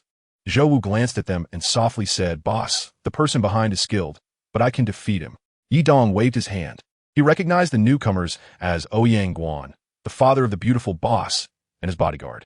As Ouyang Guan approached, he said to Yi Dong in a matter-of-fact tone, "Yi Dong, let us speak privately." After a moment of contemplation, Yi Dong nodded. Zhou Wu and Zhu Fu stepped aside, though Zhou Wu remained subtly closer to the bodyguard, ready to intercept should any sudden aggression occur. Ouyang Guan, corpulent and aging, posed little threat to Yi Dong in a confrontation. Yi Dong regarded the expressionless Ouyang Guan and stated, "Please, Ouyang boss, go ahead." Ouyang Guan cleared his throat before solemnly stating, "Yi Dong, I have come to discuss a matter with you regarding my daughter, Ouyang Shan. She is betrothed to Siejin. Given my financial resources, her shop is merely a pastime for her. The Ouyang family is well matched with the CF family, and I trust you understand the implications. I will have her store dissolved. You may pursue your own endeavors. Henceforth, I hope you refrain from disturbing my daughter." A weight settled in Yi Dong's heart. Although he had no romantic involvement with the beautiful proprietress, he owed a deep gratitude to Ouyang Shan, and Ouyang Guan's words stirred an inexplicable discomfort within him. Ouyang Guan nodded and added, "Ultimately, there are distinctions among people. Setting aside your relationship with my daughter, should you require assistance, you may approach me, and I will consider extending my help." With that, Ouyang Guan turned and departed. As the two men walked away, Zhu Fu and Zhou Wu approached. Zhu Fu, glancing toward the stairway, inquired of Yi Dong, "Who is he? What is his business?" Yi Dong did not hide the truth. He is Ouyang Shan's father, Ouyang Guan, the wealthiest individual in Jiangxing. He came to request that I cease all contact with his daughter. Old Zhu, let us proceed to obtain our business license and no longer partner with Ouyang Shan. Zhu Fu scoffed in disbelief, though he could not bring himself to disparage Ouyang Shan. She was beautiful and gracious, sharing Yi Dong's amiable disposition. After his outburst, Zhu Fu added, "It is truly remarkable. How could such a man father such an exceptional daughter?" In the afternoon, after completing the business registration, Yi Dong and Zhu Fu, along with their 5 companions, dined together at a restaurant. At that moment, Yi Dong's phone rang, displaying the name Siejin. Without hesitation, he answered, "Really?" The group of girls expressed their reluctance to leave Ouyang Shan's establishment, appreciating her kindness and generosity. Their salaries surpassed those of typical professions, and the work was relatively easy. Naturally, they wished to continue in such employment. However, with the owneress' wealth, if she decided to close the shop, there was little they could do. Upon hearing Yi Dong's offer to establish a new company and double their salaries and benefits, they erupted in joyous cheers. Chapter 43. Spending money is also a delight. The girls inquired about Yi Dong's location and soon flocked to join him. Although old Zhu and his 5 companions were all in their 30s, 5 of them were still single. 3 had been cast aside by their wives due to their declining fortunes. Zhou was also single, lacking money, a home, or car, burdened instead with a sickly mother, making it difficult for him to find a partner. Thus, the arrival of 5 beautiful women, who would also be their work colleagues, ignited excitement among them. No man could resist the allure of working alongside attractive women. Old Zhu, an eloquent speaker, quickly engaged in lively conversation with the girls, while his brothers followed suit, effortlessly creating a familial atmosphere. Only Zhou Wu remained quietly focused on his meal. Sun Yin occasionally stole glances at Yidong, finding him increasingly charming. Yet Yidong remained reticent, avoiding any discussions of a romantic nature, feigning ignorance whenever she broached the topic. Unaware that Yidong had acquired a substantial office building, the girls sipped drinks while asking, "When will we officially start working, Manager Yi?" "Yidong similet, Rippling. Tomorrow we will begin, but the company is still in preparation. The premises have been purchased. Tomorrow, we shall gather there to discuss how to design the new company attractively. Do not worry about work. Even if we merely play, I will ensure you receive your salaries." "Such a bold owner," exclaimed Zhu Lily, leaning in to plant a playful kiss on his cheek. Yidong recoiled, prompting laughter from the other girls. Zhu Lily's affection was merely playful, a result of their usual banter and Yidong's generous spirit. After the earlier incident with Xie Jin, Zhou Wu felt a genuine concern. Yidong pondered before nodding, asking, "You cannot follow me around 24 hours a day. Do you have any friends with skills similar to yours?" Zhou Wu considered and replied, "Yes, I have one. He served with me before, and after valiantly defending against a thug, he was deemed excessive in self-defense. Let me call him." That night, Yidong slept soundly. The following morning, Yilei had prepared breakfast, and Zhou Wu had risen early to practice in the yard. Upon seeing Yidong, he immediately halted, saying, "Boss, my comrade is working as a construction worker. His wife has left him, and he has a 5-year-old daughter. Life is quite difficult for him, but he said he could come without issue, though there is the matter of his daughter." Yidong replied promptly, "Bring the daughter along. She cannot be left behind. We will find her a kindergarten here, and next year, we will help her enter primary school." Zhou Wu nodded, "That works." After breakfast, Zhou Wu drove them to the company's site.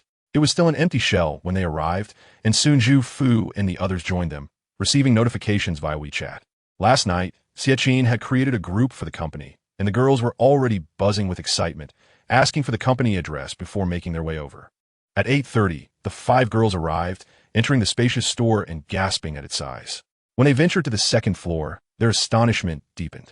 Zhu Fu laughed heartily. "Do not be surprised.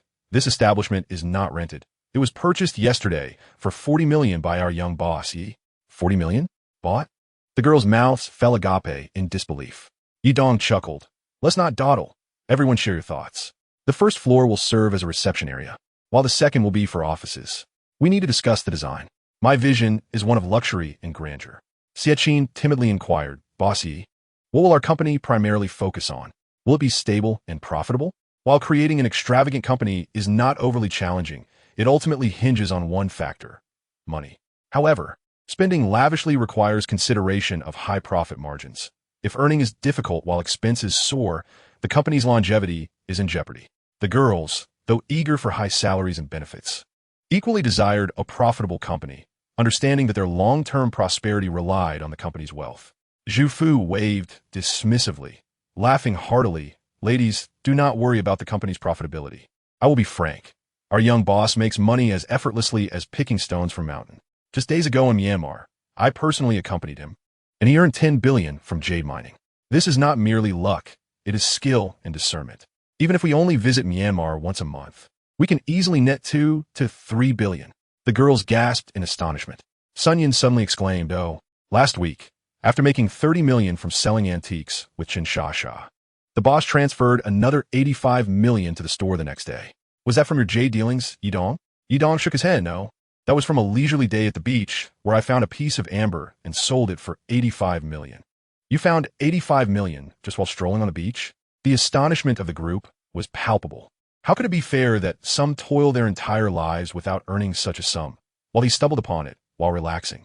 Yidong remained unhurried about the company's immediate profitability, as they all deliberated on how to design the space. They enjoyed a lavish lunch before Xie Qin and Zhu Fu sought out a design firm, discussing renovation styles and budgets, ultimately presenting Yidong with a quote of 30 million. Yidong readily agreed, stating that as long as he was satisfied with the renovation style, the cost was of no concern.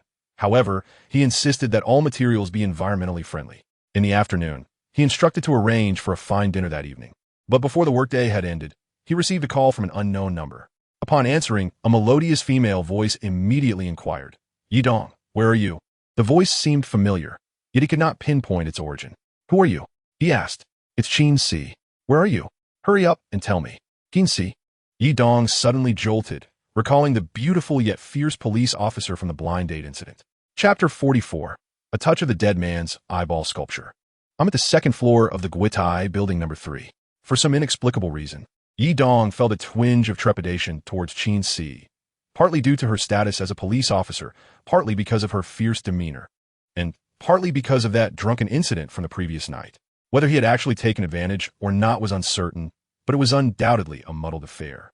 Before long, Qin Si arrived, clad in a sharp police uniform that accentuated her tall and slender figure, making her strikingly attractive. The 6 men, including Zhu Fu, were momentarily stunned. This woman was exceptionally pretty, even more so than Sun Yun and her companions, yet none dared to jest or flirt, intimidated by her gleaming uniform. What do you need? In front of so many subordinates, Yidong felt a hint of anxiety. He fervently hoped she wouldn't bring up that embarrassing incident, for it would be profoundly humiliating.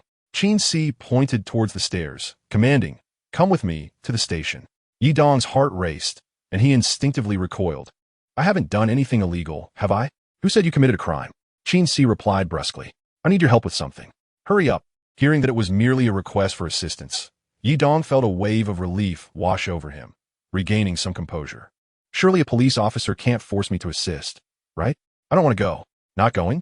Qin Si was taken aback, seemingly unprepared for Yidong's refusal. After a brief pause, her expression darkened as she produced a gleaming pair of handcuffs, threatening, are you going or not? Qin Si was unabashed in her demeanor towards Yidong, but she toned it down in front of others. The man blocking her seemed to exude an aura that made her wary, and he appeared to have a keen understanding of police work.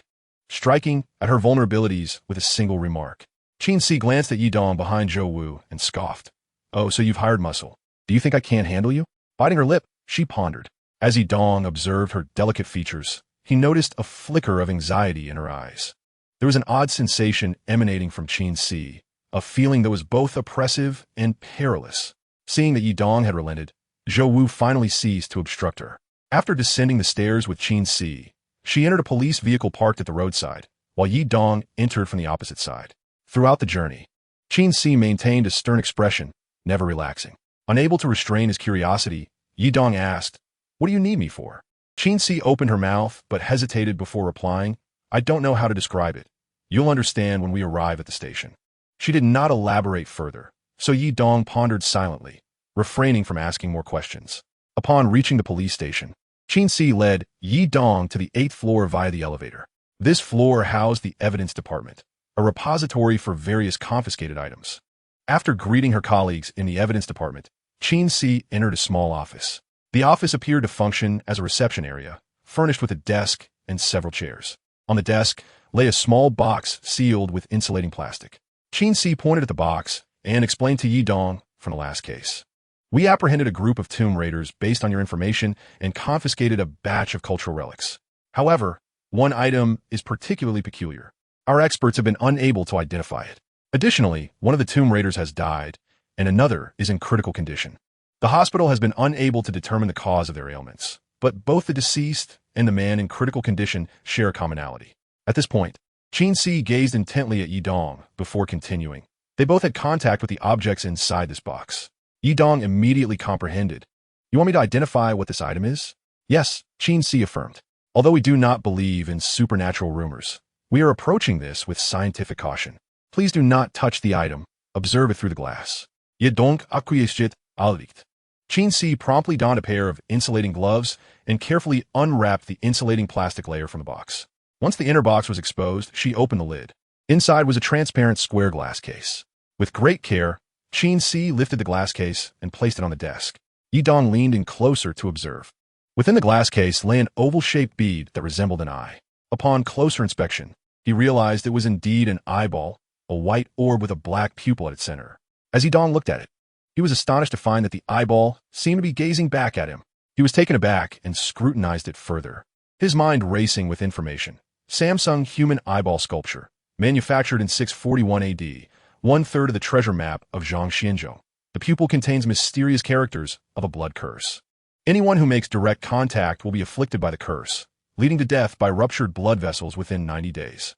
Initial symptoms include reddening of the eye within 3 days, with an eyeball-shaped mark appearing on the back within 10 days, which will gradually become clearer. Once the eyeball mark turns deep red, the individual will succumb to death by blood explosion at the end of the 90-day period. Craftsmanship level, superlative grade 2. Estimated value, priceless. Yidong was momentarily stunned upon reading this information. What did a craftsmanship level of superlative grade 2 signify? And what did it mean for the value to be priceless?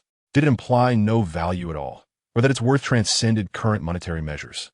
As Yidong circled the table, his brow furrowed in concentration, Qin-Si could no longer contain her curiosity and asked, "Can you identify what this is?" After a moment of hesitation, Yidong nodded. "I once came across a reference in a manuscript. This object is called the Samsung Human Eye. It is said to contain the secret of Zhang Xianzhong's treasure map, and according to the records, this eye houses a mysterious blood curse symbol. Anyone who comes into direct contact will be subjected to the curse, leading to death within 90 days. Do you truly know this?" Qin-Si's expression shifted dramatically, her voice trembling. Yidong shook his head. "I can't be certain. I only read about it in a manuscript I can no longer find. The description bore a striking resemblance to this eyeball sculpture, yet I cannot be definitive." Qin-Si's face paled as she stammered, "But what you described matches the occurrences precisely." Chapter 45. A major incident unfolds. Yidong was equally astonished and exclaimed, "Is this really happening?" Although he had confidence in his ability to identify jade, he found the notion of the blood curse leading to death within 90 days to be rather implausible. Qin-Si, her face ashen, continued, "The deceased tomb raider died the day before yesterday, exactly 90 days after coming into contact with this eyeball. As for the person in the hospital, today marks the 90th day. Furthermore," at this point, Qin-Si's brows furrowed as she struggled to articulate her thoughts. "Additionally, 2 personnel from our precinct have also had contact with the eyeball. One is my colleague, Xin Xiao, and the other is me." "You?" Yidong was taken aback, momentarily stunned before suddenly inquiring, "How long ago did you come into contact with the eyeball?" 12 days ago, Qin-Si replied. 12 days, Yidong murmured, an inexplicable sense of panic washing over him. He abruptly seized Qin-Si's arm, exclaiming, "You need to take off your clothes." "What?" Qin-Si's face flushid crimson, indignantly retorting, "Are you insane? There are cameras here." With a forceful tug, Qin-Si freed herself from Yidong's grip and turned to exit. "Come on, let's go downstairs." Yidong was perplexed by her intentions, and a sense of urgency surged within him as he hurried to follow her downstairs. Upon reaching the lobby on the first floor, Qin-Si exited through the main door, making her way to the parking lot.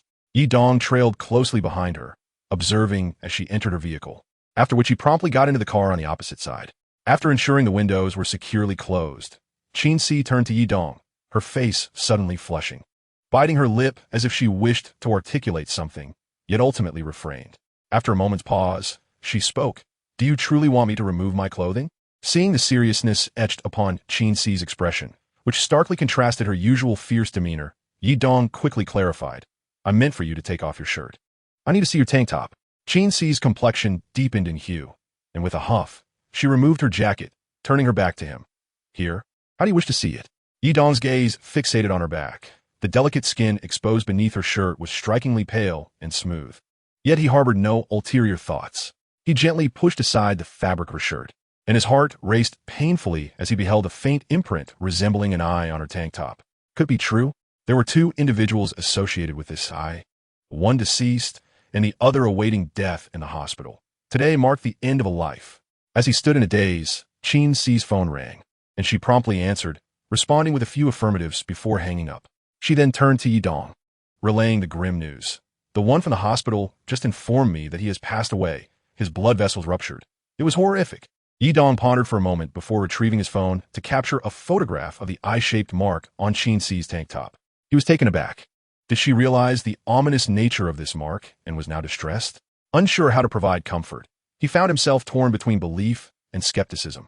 Despite lacking scientific explanation, events were unfolding in a manner that suggested a grim reality. Moreover, his own peculiar abilities defied scientific rationale as well. Qin-Si, having banged her head in frustration, lifted it to reveal a reddened forehead, glaring at Yidong with a mix of annoyance. Yidong, feeling somewhat guilty, raised both hands in a gesture of explanation, This isn't necessarily definitive. I'm merely speculating. What does it matter if it's accurate or not? Just look for yourself. Qin Si retorted, shoving a small, elongated object into his hands. Yidong glanced down to find it was a small stick, a few inches long, with 2 depressions filled with a red substance. What is this? He asked, bewildered. Qin Si, grinding her teeth in irritation, snapped. It's a pregnancy test, you fool. A pregnancy test? But I'm not a girl. Why would you give me this? Yidong replied, both amused and exasperated. Qin Si, nearly beside herself with rage, exclaimed, You dimwit. This test is for me. Can't you understand? I am pregnant. Yidong was momentarily stunned. You're pregnant? Congratulations. Congratulations? What are you talking about? Qin Si shot back, her frustration boiling over. I've only been with you since that night. I haven't been with anyone else. What should I do? What should I do? Yidong replied, unable to restrain his sarcasm, but suddenly a realization struck him, and he pointed at Qin Si, his voice trembling. You. What about me? Qin Si retorted, her teeth gritted in anger as she began to tug at her hair, her once neat bun now coming undone in disarray. I'm at my wit's end. How can I face my colleagues, my boss, and my parents? Yidong, equally at a loss, could only stand there, his mind a chaotic jumble of thoughts. Given Qin Si's forthright nature and her profession, it seemed improbable that she would fabricate such a claim. Yet if it were true, what course of action should he take? Feeling a surge of panic, Yidong pondered for a moment before cautiously suggesting, What do you think we should do? Qin Si, exasperated, replied, How should I know? You created this mess. You should take responsibility.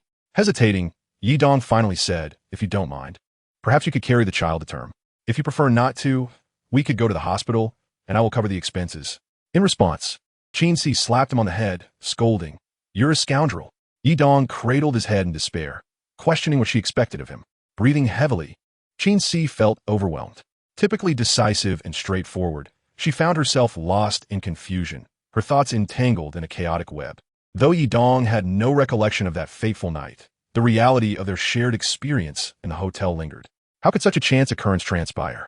While Qin Si's beauty was certainly a match for him, the institution of marriage typically required mutual affection. Did she even hold him in high regard? It was no wonder that upon seeing her today, he sensed something unusual about her demeanor.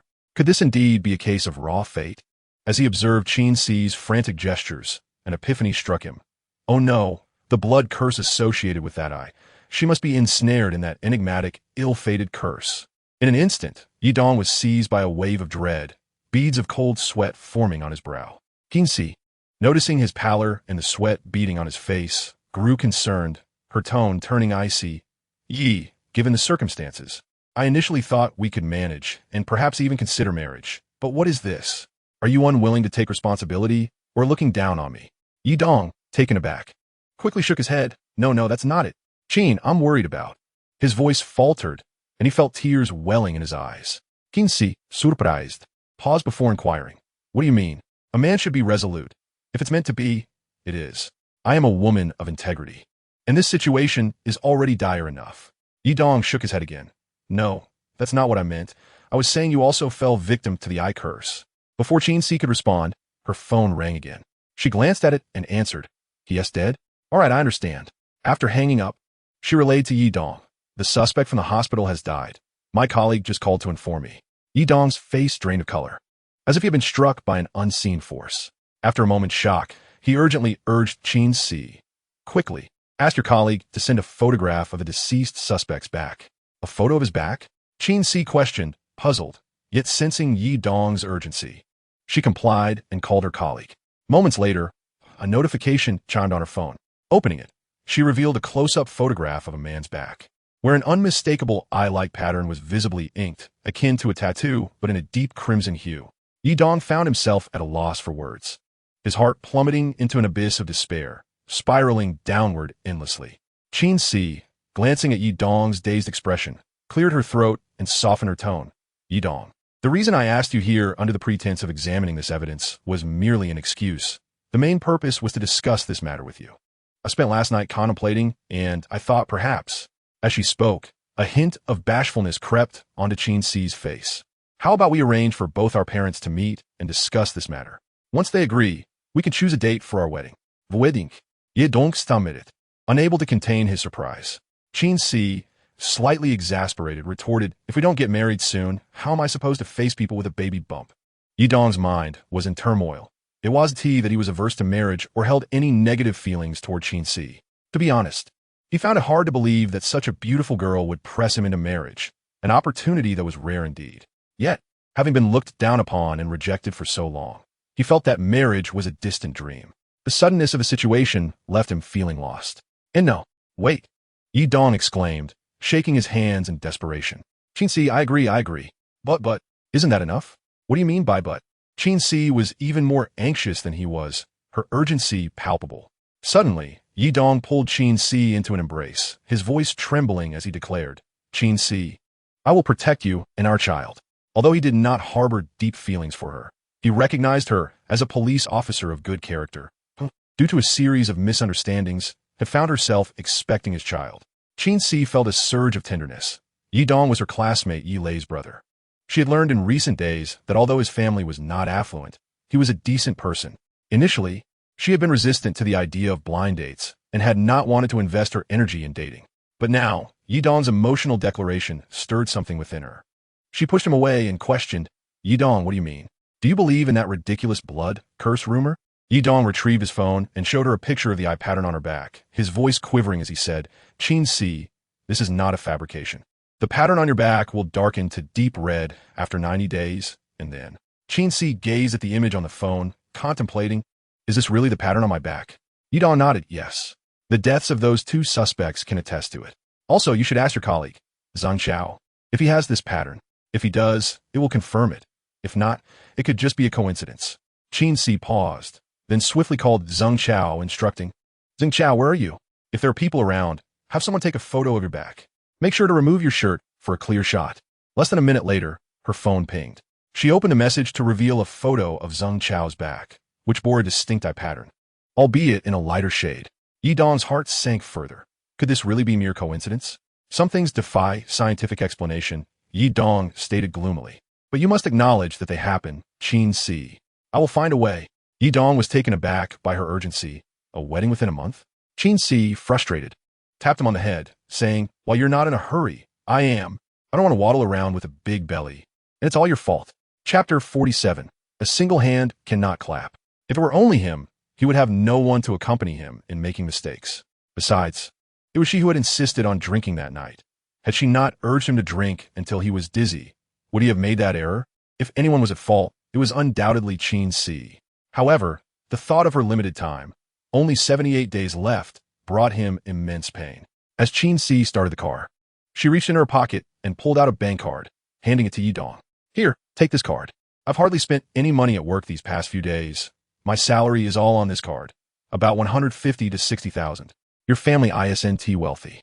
Use this for the wedding. We can save by not having a dowry. Is your family's house convenient? If not, we can rent a small place for now, and buy later when we have a means." Yidong was taken aback, his heart swelling with emotion as he felt tears prick his eyes. They say today, women are practical. No girl would look at a man without a house, car, or savings. Yet here was Qin, a stunning beauty, offering him money. Had it not been for that night of confusion resulting in a child, would she be so accommodating? In today's world, money dictated relationships. Even if a child was on the way, without financial security, who would dare to give birth? Yet Qin was willing to endure humiliation by marrying him rather than considering an abortion, and she was even offering her hard-earned savings for their wedding expenses. How could he ever find another girl like her? In an instant, Yidong's heart was captured by Qin. But the more she considered him, the more his heart ached. Wiping away the mist in his eyes, Yidong said earnestly, "I won't let you down. As long as you don't mind my poverty or my lack of capabilities, I will treat you well." Qin frowned slightly. "If I'm giving it to you, then take it. I know your family's situation. You don't know what I do for a living? I could easily look up your information. Your sister just got divorced, your father is in the hospital, and your mother doesn't have a formal job. And you tell me you don't care about money?" Feeling touched, Yidong fought back tears and replied honestly, "That was in the past. In just over a week, I've made over 600 million. I have a house. I just bought a villa in Jinjiang Yiping for over 10 million, paid in full, no debts." 600 million? Qin gasped, almost colliding with another vehicle as she hastily pulled over. She turned to Yidong, her eyes wide with disbelief. "You didn't do anything illegal, did you? Even winning the lottery wouldn't yield that much." What business could you possibly conduct to earn so much money in just over a week? Yi Dong, suppressing his heartache, reassured her, don't worry, all my earnings are legitimate. I made my fortune mining jadeite in Rueli and Myanmar through stone gambling. Have you heard of it? Yi Dong asserted, it's not luck, it's skill. I made $1 billion in Myanmar. My boss gave me 600 million. Really? Now, even Qin Si was intrigued. She glanced around and spotted a nearby bank branch, prompting her to say, there's an ATM over there. If you really have that much money, let me see. Yi Dong didn't hesitate. He exited the car and followed her into the bank. Among the 4 tellers, the moment the others spotted the authoritative yet beautiful Qin Si in her police uniform, they quickly offered her their spot, saying, police sister here, you can go first. Qin Si smiled and thanked them, then pulled Yi Dong inside the glass doors. Yi Dong inserted the card into the machine, entered his password in front of Qin Si, and soon, the screen displayed the available cash balance. 6,021, 100, 093 yuan. Qin Si began counting the digits with her fingers. 1, 10, 100, 1,000, 10,000, 100,000, million, 10 million, billion. Wow, there really is over 600 million. Upon looking at Yi Dong, her expression shifted as she poked him on the forehead, saying, you sly man, quietly becoming a millionaire. Huh? They say wealthy men turn bad. Now that you're rich, will you change? Will you look down on me? Isn't there anyone else? Though Qin Si was carefree, her nature as a police officer made her perceptive, and she quickly caught the underlying meaning in Yi Dong's words. Yi Dong chuckled awkwardly and quickly explained, there's one other person who has treated me well, my former boss, Ouyang Shan. But she only cares for me. It's not romantic. We are just employer and employee. He shook his head.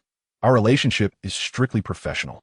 Qin Si had heard of Ouyang Shan, the only daughter of Ouyang Guan, the wealthiest man in Jiangsheng, but she gave it little thought. With a teasing smile, she glanced at Yi Dong and inquired, with such wealth, would you be willing to share some with me? Without hesitation, Yi Dong produced his bank card and placed it in her hand, saying, of course. Qin Si, I merely wish for you and the child to be well. Were it not for Qin Si's initiative, he would never have uttered such words to her. Furthermore, given Qin Si's character and profession, unless she had made a grave mistake and circumstances had already unfolded, she would not have compromised or yielded regarding marriage. A girl of Qin Si's caliber deserved every effort he could muster. However, this entire situation felt exceedingly abrupt, leaving him questioning whether he was in a dream. Chapter 48. A luxury vehicle priced at 27.32 million yuan, purchased outright with a swipe of a card. The thought of how to broach the subject with her parents left Qin Si feeling a headache. She turned to Yi Dong and firmly stated, moreover, this matter of my pregnancy must remain a secret. Yi Dong quickly assured her, I won't speak a word, I promise. The beautiful police officer valued her reputation, and this secret was one that must remain undisclosed. Yi Dong glanced at the time on his phone and noted, it's still early. Please take me to the automobile city. I have a Porsche 911, which is rather inconvenient with just 2 seats. Let's purchase a new car, and then I can pick up my parent from the hospital. A new vehicle would facilitate things. Qin Si replied with a smile. All right, what kind of car do you wish to buy?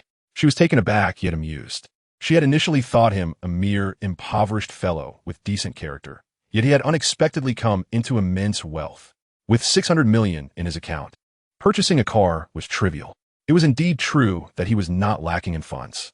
Qin Si speculated that Yi Dong would likely opt for a luxury vehicle exceeding 1 million yuan, one that offered ample space, comfort, and high safety standards. Thus, she drove directly to Jinyi Luxury Car Dealership, the most formidable luxury car dealership in Jiangsheng. Upon arriving, Qin Si removed her police jacket and hat before stepping out of the car. The glaring police uniform was quite conspicuous, and coupled with her striking beauty, it was prudent to change. Jinyi dealership was expansive, with a showroom exceeding 1,000 square meters, showcasing a variety of luxury vehicles. Perhaps due to Yi Dong's unremarkable attire. Despite Qin Si's extraordinary beauty, her simple outfit of police trousers, a shirt, and leather shoes, accompanied by a bun and devoid of jewelry or makeup, led to no sales representatives rushing to assist them. Most of the sales staff were young and attractive women. At the front desk, several girls were quietly chatting when they noticed Yi Dong and Qin Si enter, leading to a flurry of pushing. Yang Xiaoqing, you go. Yaling, you go. In the business of selling cars and houses, the approach was often dictated by perceived wealth. Those deemed affluent were eagerly attended to, while those thought to be less fortunate were left to push one another. Eventually, a girl, approximately 1.65 meters tall, stepped forward and asked Yi Dong, sir, Are you looking for a car? What type are you interested in? Yi Dong scratched his head and glanced at the vehicles before him. I want a car that has ample space, is comfortable to ride in, and possesses excellent safety performance. The girl pondered for a moment, then suggested, let us explore that area. Most of the cars here are sports models. As Yi Dong and Qin Si followed her, she continued, for spaciousness, comfort, and safety. We have several options, such as the Mercedes-Benz S-Class, BMW 7 Series, Land Rover Range Rover, and Volvo 70. However, all of these exceed $1,000,000 yuan. May I inquire about your budget? As she spoke, her eyes subtly scrutinized Yi Dong. After all, vehicles priced over $1,000,000 were not something everyone could afford. For an average salary worker, even if gifted such a luxury car, they would struggle with costs such as registration tax, insurance, and maintenance. The annual expenses alone could amount to around 100,000 yuan, hardly feasible for someone on a regular salary. Yi Dong maintained an impassive expression. Typically, when sales representatives mentioned prices exceeding $1,000,000, those without means would reveal their trepidation. The girl failed to see through Yi Dong's demeanor. She presented a Land Rover, a Mercedes-Benz 500, and a BMW 7 Series, extolling their virtues while conveniently omitting any shortcomings. Yi Dong remained silent, listening and nodding occasionally, neither expressing agreement nor discontent. Upon exiting the BMW, he spotted a vehicle that towered over the BMW 7 Series. He opened the door and climbed inside. The car, adorned with a black exterior and red interior, exuded an aura of dominance. This car is fantastic. Yi Dong couldn't help but exclaim. The girl, unsure whether to take his comment as jest or sincerity, replied, of course, this is a Rolls-Royce Cullinan, equipped with a 6.75-liter twin-turbocharged V12 engine, featuring 4 luxurious seats. The base price is $7.8 million, and the total cost exceeds $9 million. How could it not be exceptional? After her lengthy explanation, she intended to guide Yi Dong toward other models priced in the hundreds of thousands, thinking the Cullinan was merely a fleeting fancy. Yet, to her astonishment, Yi Dong replied with firm satisfaction, I'll take this car. The girl was momentarily stunned, taking time to comprehend his words. You want this car? The formality of you suddenly emerged in her speech. Yi Dong nodded affirmatively and inquired, since I'm seizing this opportunity to add a few vehicles for the company, do you have the Cullinan in stock? Additionally, please recommend 4 or 5 more options. The girl, almost overwhelmed by joy, eagerly nodded and said, yes. Let me introduce them to you. As Yi Dong simultaneously called Zhu Fu, he instructed, hello, Lao Zhu, hurry to Junyi dealership with the others. While the staff are still available, purchase several vehicles for the company. I will head to the hospital shortly to pick up my parents. You all can handle the paperwork at the dealership. The girl listened in increasing astonishment, realizing she had misjudged him. So young, dressed so simply, yet he was the owner of a company. Not to mention, he was now requesting 5 or 6 luxury cars. If Xiao Yu and her colleagues were aware, they would surely be envious. After a flurry of introductions, Yi Dong selected another identical Cullinan, 2 Mercedes-Benz 450s and 2 Mercedes-Benz S-Class 63s, totaling 6 vehicles. The 2 Cullinans would serve for high-end receptions. The 2 Mercedes-Benz 450s would be designated for internal employee travel, and the 2 S-Class 63s would be reserved for weekend adventures, grand, muscular, and invigorating. The girl was nearly ecstatic, rushing to prepare contracts and invoices. Within 10 minutes, Zhu Fu, Zhou Wu, and 5 others arrived. And upon seeing Yi Dong's selections, they all erupted in joy, chattering excitedly. The girl prepared the sales contract and quoted Yi Dong, Sir, the total cost for one Rolls-Royce Cullinan is $9.17 million, including 1 year of insurance. The 2 Mercedes-Benz 450s, including insurance and all fees, total $1.39 million. And the 2 S-Class 63s total $3.1 million, bringing the grand total to $27.32 million. How much of a down payment would you like? Before she could finish, Yi Dong produced his bank card and declared full payment. Chapter 49, The News. The salesgirl was momentarily taken aback, stammering, Full payment? That's $27.32 million.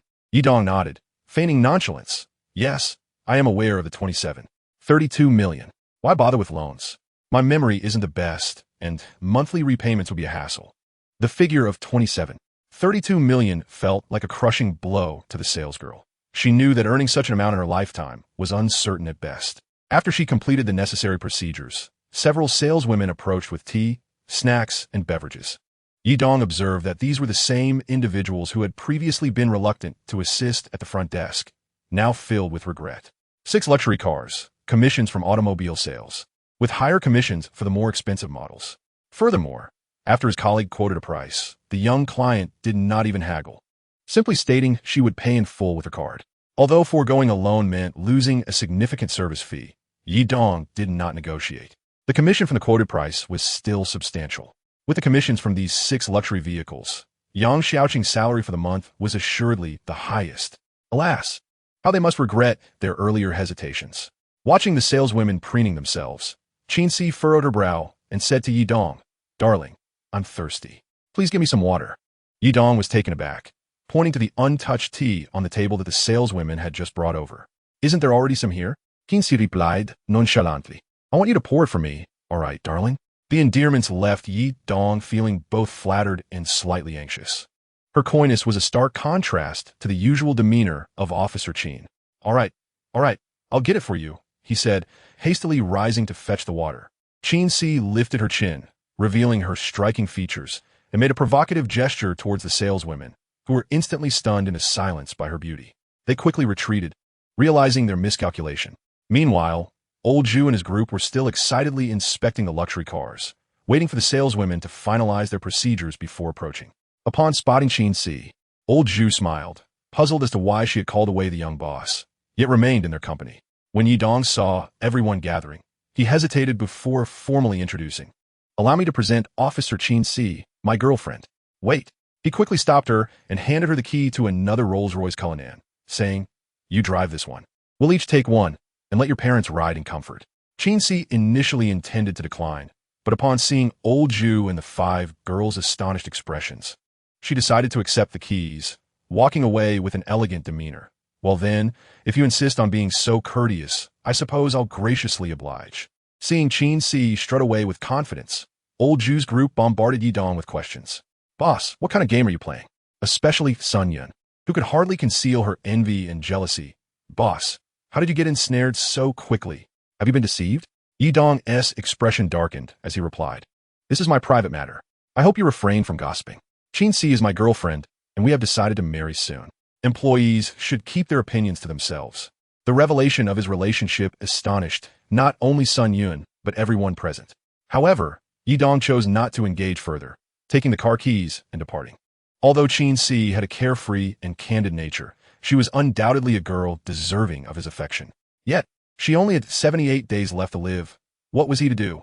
Yi Dong drove the Cullinan, adorned with a temporary license plate, directly to the hospital, contemplating how to broach the subject with his parents. After parking, he took the elevator to the inpatient building and encountered his sister, Yilei. "Brother, what brings you here?" Yi Dong paused to inquire. "Where are you off to?" Yilei replied, "Dad has been in good spirits since the surgery, and I'm worried he might not be getting enough nutrition, so I went to the hotel restaurant to order some nice food."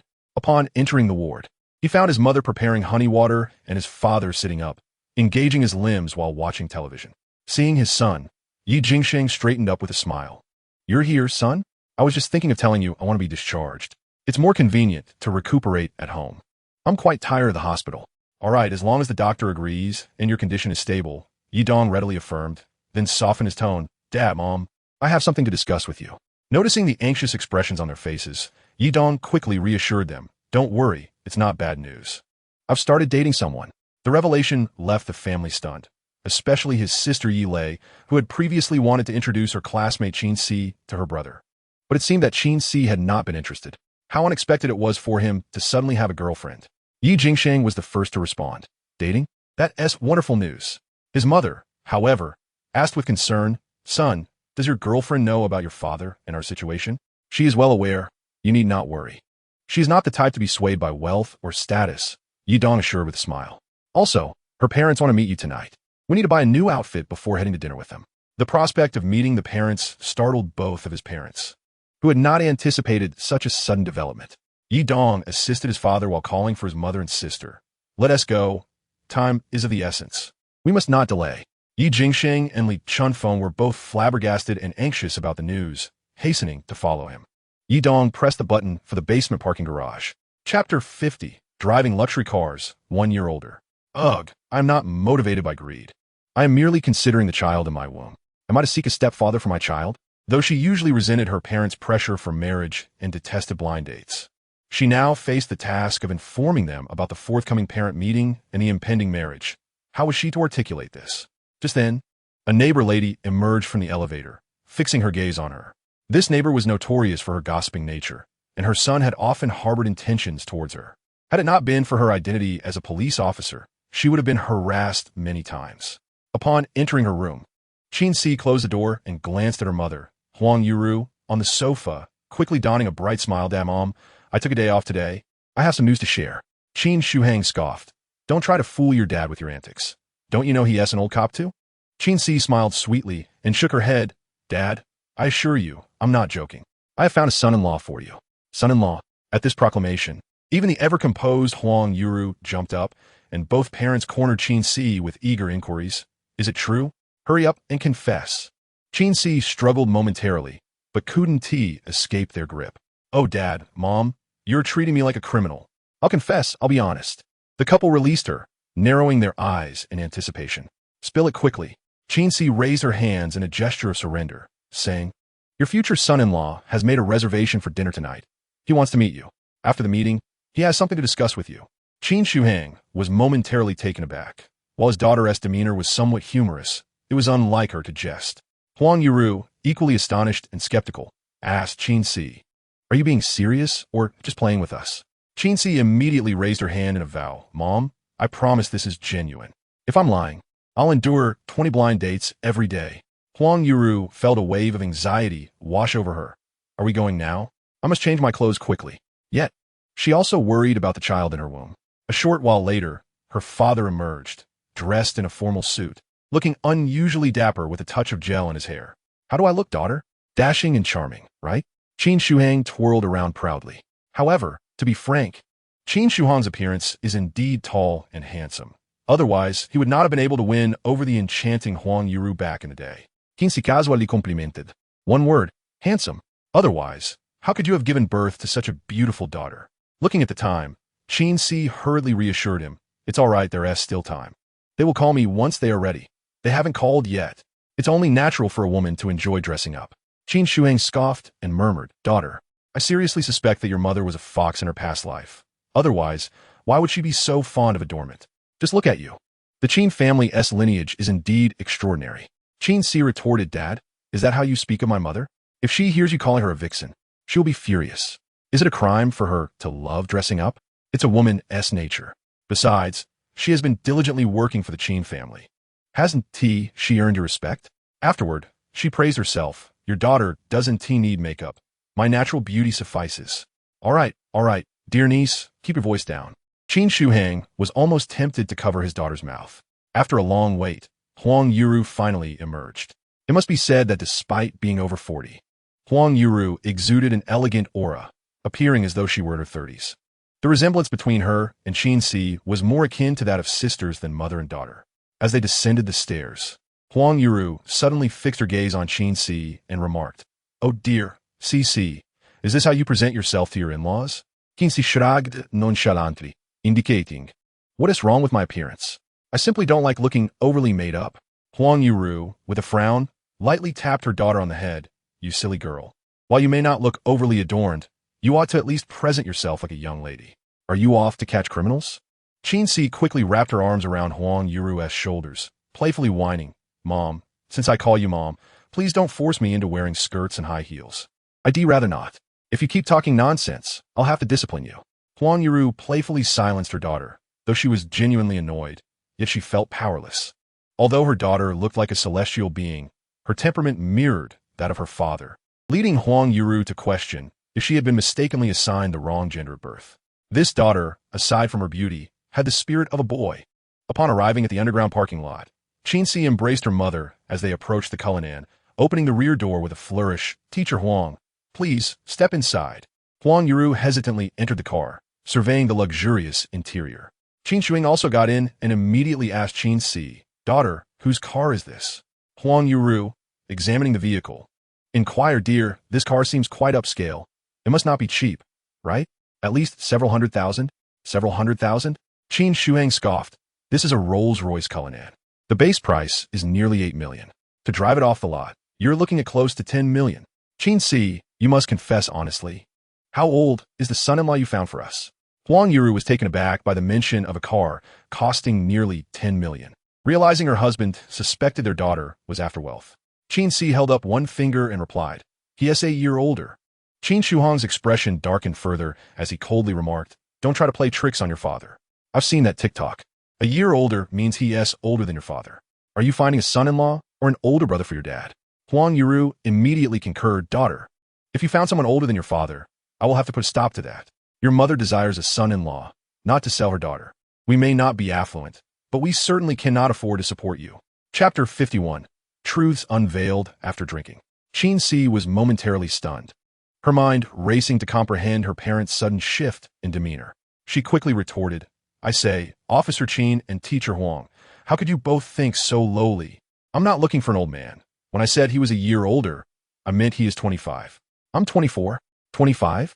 Both Qin Shuhang and Huang Yuru were taken aback. The contrast was indeed significant, not the wealthy older gentleman they had envisioned. Qin Shuhang pointed at the car and asked, "So, is he a rich second generation?" "Dear, while our family is not wealthy, we certainly don't want you to cling to any affluent families. There is no need for you to belittle yourself." Qin Si rubbed her forehead, frowning. "Oh, my father, Officer Qin, my future son-in-law, is not a rich second generation. To put it accurately, he is a poor boy who possesses skills and capabilities, and he has made a fortune.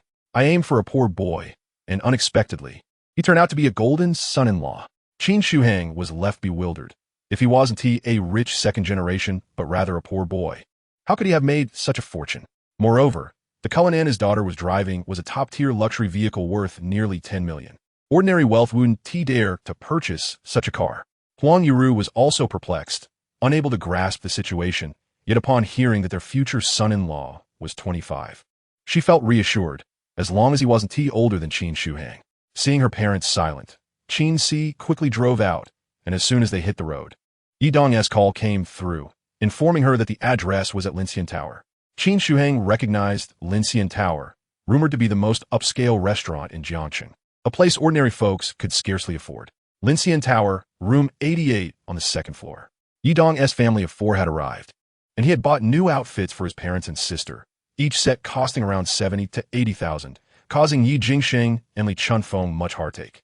If it weren't for the urgency to meet their in-laws, they would have never agreed to spend so lavishly. However, with time pressing, Yidong had no intention of going elsewhere.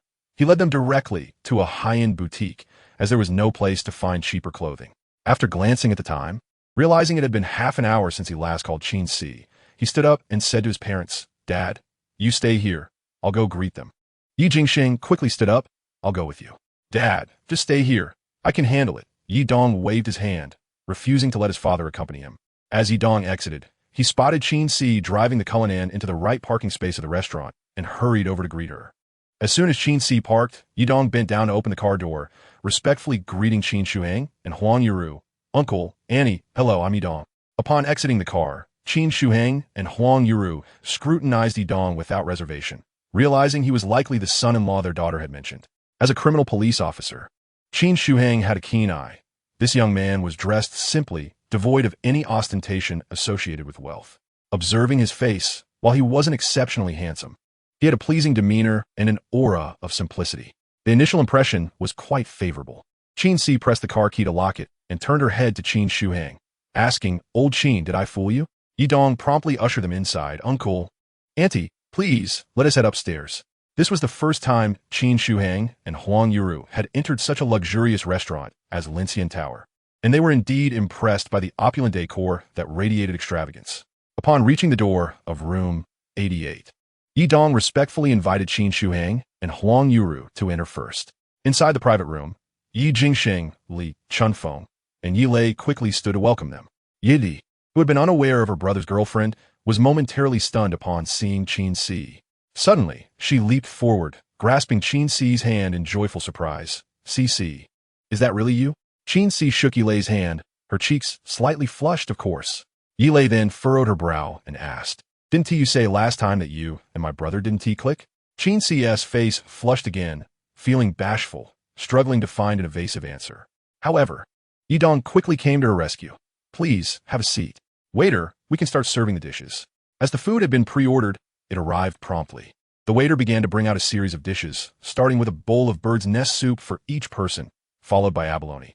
At least 4 to 5 pounds of colossal lobster, imperial crab, and grouper. She was taken aback. This son-in-law was indeed generous. The total cost for this feast was likely to exceed 10,000 yuan. Yi Dong then introduced his family to Qin Shuhang and Huang Yiru. Uncle, Auntie, this is my father, my mother, and this is my younger sister, Yi Lei. Qin Shuhang promptly introduced himself. Brother Yi, I am Qin Shuhang, a police officer from the 2nd Division. I used to work in criminal investigations, but was transferred to the archives due to health reasons. Essentially, just passing the days until retirement. This is my wife, Huang Yiru, a mathematics teacher at Wu Middle School. Yi Jingsheng and Li Chunfeng appeared somewhat flustered, clearly inexperienced with such social interactions. However, Qin Shuhang felt a sense of camaraderie, recognizing the honest nature of the couple. As the dishes were served, Yi Dong hurriedly instructed the waiter, bring out the drinks, preferably fresh juice. Qin Shuhang waved his hand excitedly. Bring out the wine. How can we not drink on such an occasion? Yi Dong smiled wryly and replied, Uncle, my father just had surgery not long ago and is still in hospital, so he definitely cannot drink. Qin Shuhang fixed his gaze on him, tapping his fingers on the table. That's fine. Your father may not drink, but surely you can? Yi Dong felt a pang of anxiety. He was not one to indulge in alcohol, yet the stern look from Officer Qin intimidated him. He weakly replied, I drove here. Qin Shuhang frowned and bluntly retorted, Are you not aware of the existence of designated drivers? Yi Dong dared not protest any further and quickly instructed the waiting waiter, bring out the wine. The waiter recommended a fine bottle of Wuliangye 52-degree liquor, priced at 6,999 yuan. Qin Si was uncertain whether Yi Dong could handle alcohol, but once her father was at the table, there was no turning back. After a few glasses, Huang Yiru, Li Chunfeng, and Yi Lei began conversing amiably. Noticing that Yi Dong had already become slightly tipsy after just 2 small cups, Qin Shuhang decided to press him for information while pouring more drinks. Yi Dong, I, Qin Shuhang, am a straightforward person. When it comes to my daughter's marriage, I believe as long as she is happy, that's what matters. Qin Si couldn't help but interject. Old Qin, under the influence of alcohol, Yi Dong, feeling dazed, responded, Brother Qin, CC is a wonderful girl, and I will do everything in my power to protect her and the child she carries. His words landed like a bombshell. In an instant, Qin Si's face flushed crimson. Huang Yiru, Li Chunfeng, and Yi Lei were left agape, unable to close their mouths. Qin Si, embarrassed and furious, wanted to slap Yi Dong. When sober, he was composed and gentlemanly, but after a few drinks, he seemed to lose control of his tongue. Qin Shuhang's brows knitted together as he glared at Yi Dong. Why do you feel the need to protect the child in her womb? Yi Dong patted his chest and declared, Because that is my child. Qin Shuhang abruptly rose, nearly overturning the dining table in his agitation. Damn it. I've raised this precious cabbage for 24 years, only for it to be taken. Despite feeling a mix of shame and urgency, Qin Si quickly moved to her father's side, clutching his arm to prevent him from acting rashly. Dad, please sit down and eat. Here, have a bite of lobster. Qin Shuhang had never seen his daughter call him Dad so earnestly before. Her eyes were filled with pleading, and his heart softened in response. Yi Jingsheng and Li Chunfeng. Those simple folk could sense the gravity of the situation. Their beautiful daughter carried their son-esque child, an heir to the Yi family. Without hesitation, Yi Jingsheng poured himself a glass of wine and raised it toward Qin Shuhang. Dear in-laws, the youth of today are passionate and impulsive. We do not adhere to the old customs. If there has been a mistake, it is our son's fault. However, given the current circumstances, we should not blame the children. In-laws, please tell us how you wish to proceed, and we shall comply with your wishes. Qin Shuhang found Yi Jingsheng's words agreeable. Though the Yi family may not be a cultured lineage, their attitude was respectful and sensible. However, he then noticed Yi Dong had slumped over the table, fast asleep. Despite the boy's decent character, it was clear he could not handle his liquor. Huang Yiru cast a cold glance at Qin Si, demanding, What do you intend to do? Qin Si, flustered and stammering, replied, Mom, Yi Dong suggested that our families meet today to discuss, and then we would choose a date for the wedding this month. Li Chunfeng, sensing the awkwardness, quickly added, Teacher Huang, if your family does not mind that Yi Dong may not be a suitable match for CC, let's proceed as they wish. We should find an auspicious date this month to hold the wedding, and we are willing to observe all necessary customs. including the betrothal gifts and wedding expenditures. Huang Yuru frowned disapprovingly. I have only one daughter, and I will not sell her off.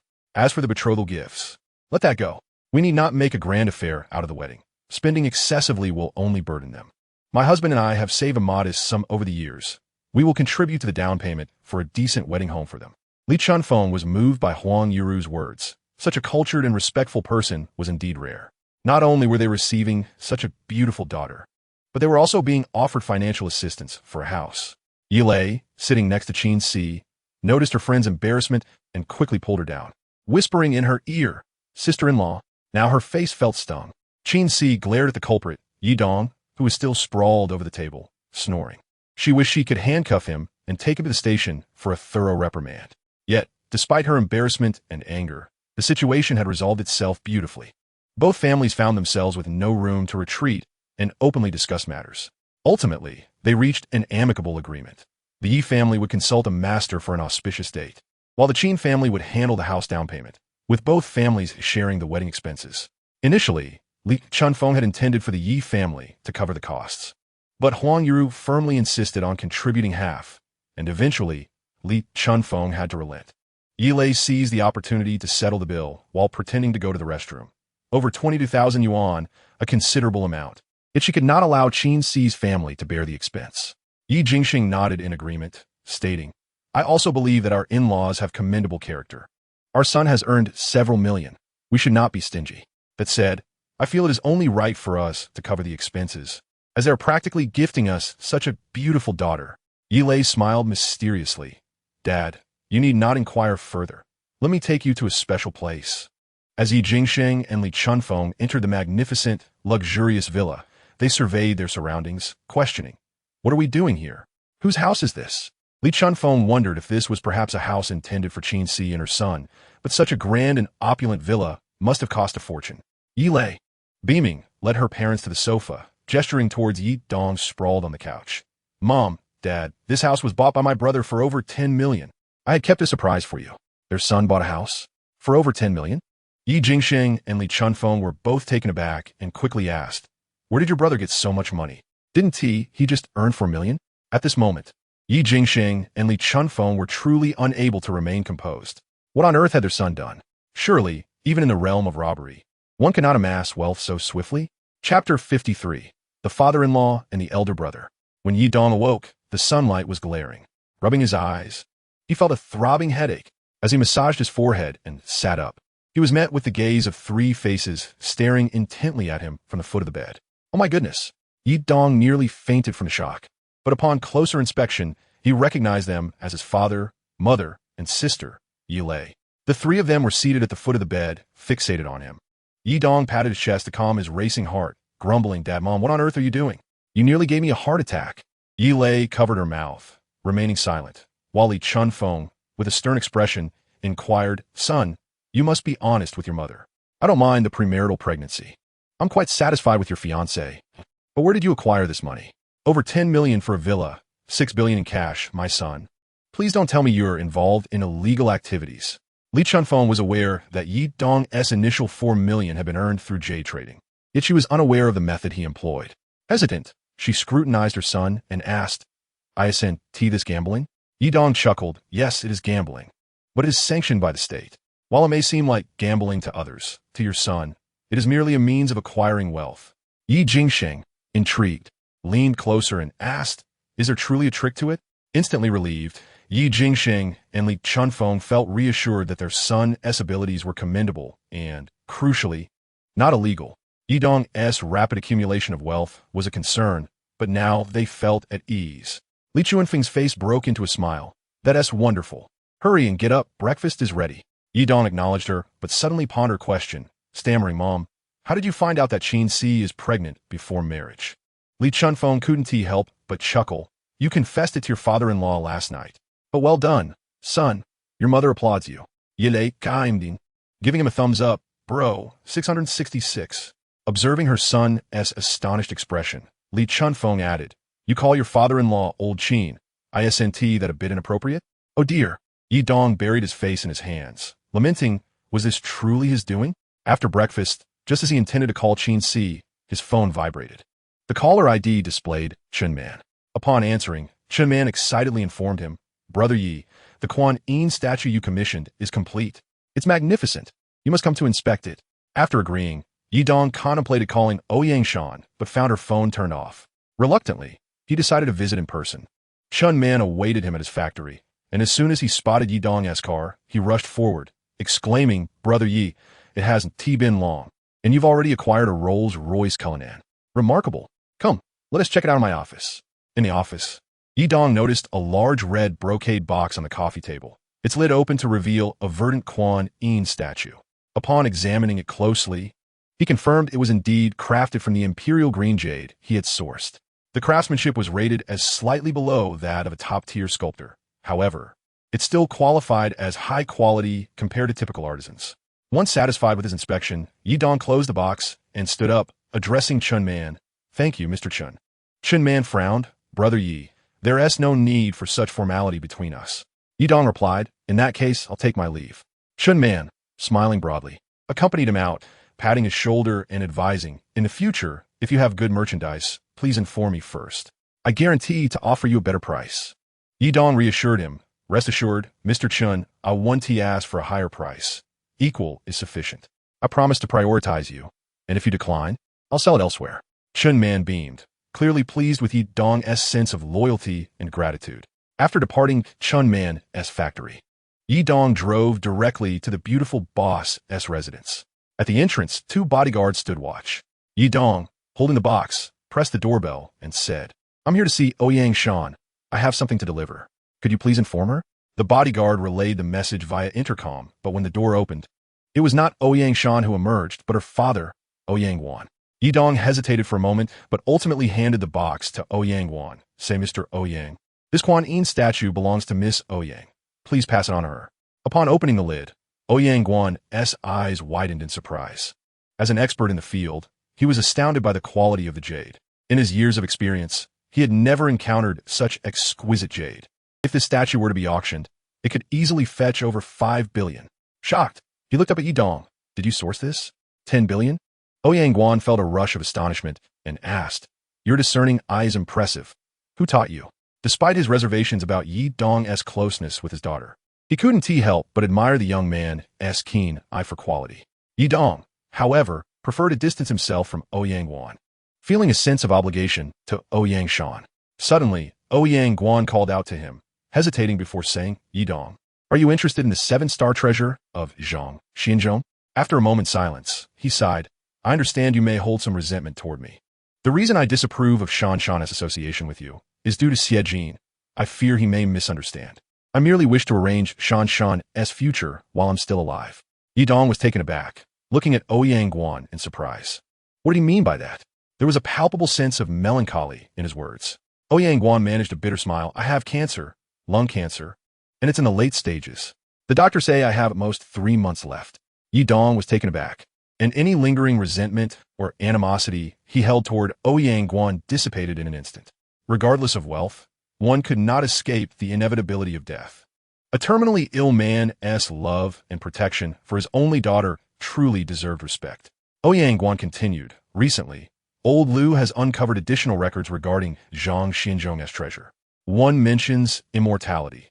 While many may dismiss it as absurd, how many phenomena in this world remain unexplained? I cannot prevent death, but with a glimmer of hope, I wish to pursue it. Yi Dong, both maps and tokens were discovered by you, and whether by luck or skill, I deem you significant."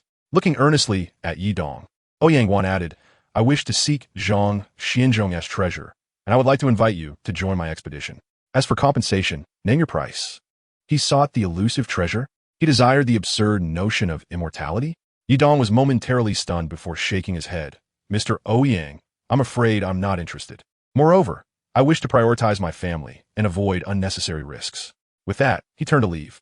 Ouyang Guan watched Yi Dong's retreating figure, lost in silence. Honestly, Yi Dong lacks any significant background, far overshadowed by the prestigious Xiejin. However, when it comes to personal capability and charm, he undoubtedly surpasses Xiejin, making him far more endearing. Instead of returning home, he drove to his company at Guotai Plaza. Upon arriving at the entrance, Yi Dong noticed a group of workers erecting a structure for an advertisement. Old Ju was supervising the work and quickly approached Yi Dong to report, Boss Yi. The sign for the advertising company is ready. Dongfang Hong Investment Company Limited. This illuminated sign costs hundreds of thousands. The name Dongfang Hong was chosen by Yi Dong when he registered the company. It features Dong from his name and embodies a national character that he found appealing. Yi Dong waved his hand and looked up, stating, expenditures are necessary for quality work. I despise spending money without achieving results. The advertisement sign was already more than halfway installed. Although it wasn't yet illuminated, the design was quite impressive and sophisticated. A few young women gathered around. Sun Yun, with a hint of melancholy, asked, Boss Yi, did I do something wrong? Yi Dong's heart skipped a beat, and he quickly waved his hand, assuring her, you did excellently. Rest assured, your hard work will not go unrewarded. Sun Yun, sensing Yi Dong's evasiveness, sighed in resignation. It was evident that her affections were unreciprocated. However, having encountered that beautiful police officer yesterday, she realized she could not compete. Letting go of her aspirations to marry the boss, she resolved to earn a living diligently, especially since Yi Dong offered generous salaries and bonuses. By noon, the advertising company completed their work, dismantled the structure, and switched on the lights. The sign for Dongfang Hong Investment Company Limited shimmered brilliantly, exuding an air of elegance and sophistication. Yi Dong waved his hand, instructing Lily, please order lunch based on a budget of 100 yuan per person. From now on, this will be our standard, and the company will reimburse it. Tonight, I will treat you all to a grand dinner. Long live the boss. The young women could not contain their excitement and cheered. A daily lunch allowance of 100 yuan amounted to nearly 2,000 yuan a month, a considerable sum, rare among business owners. Old Ju was unfazed. After all, Boss Yi, during a trip to Myanmar, could casually earn millions from single stone, eclipsing the combined earnings of the entire company in a month. As everyone entered the store, Yi Dong was about to follow when his phone rang.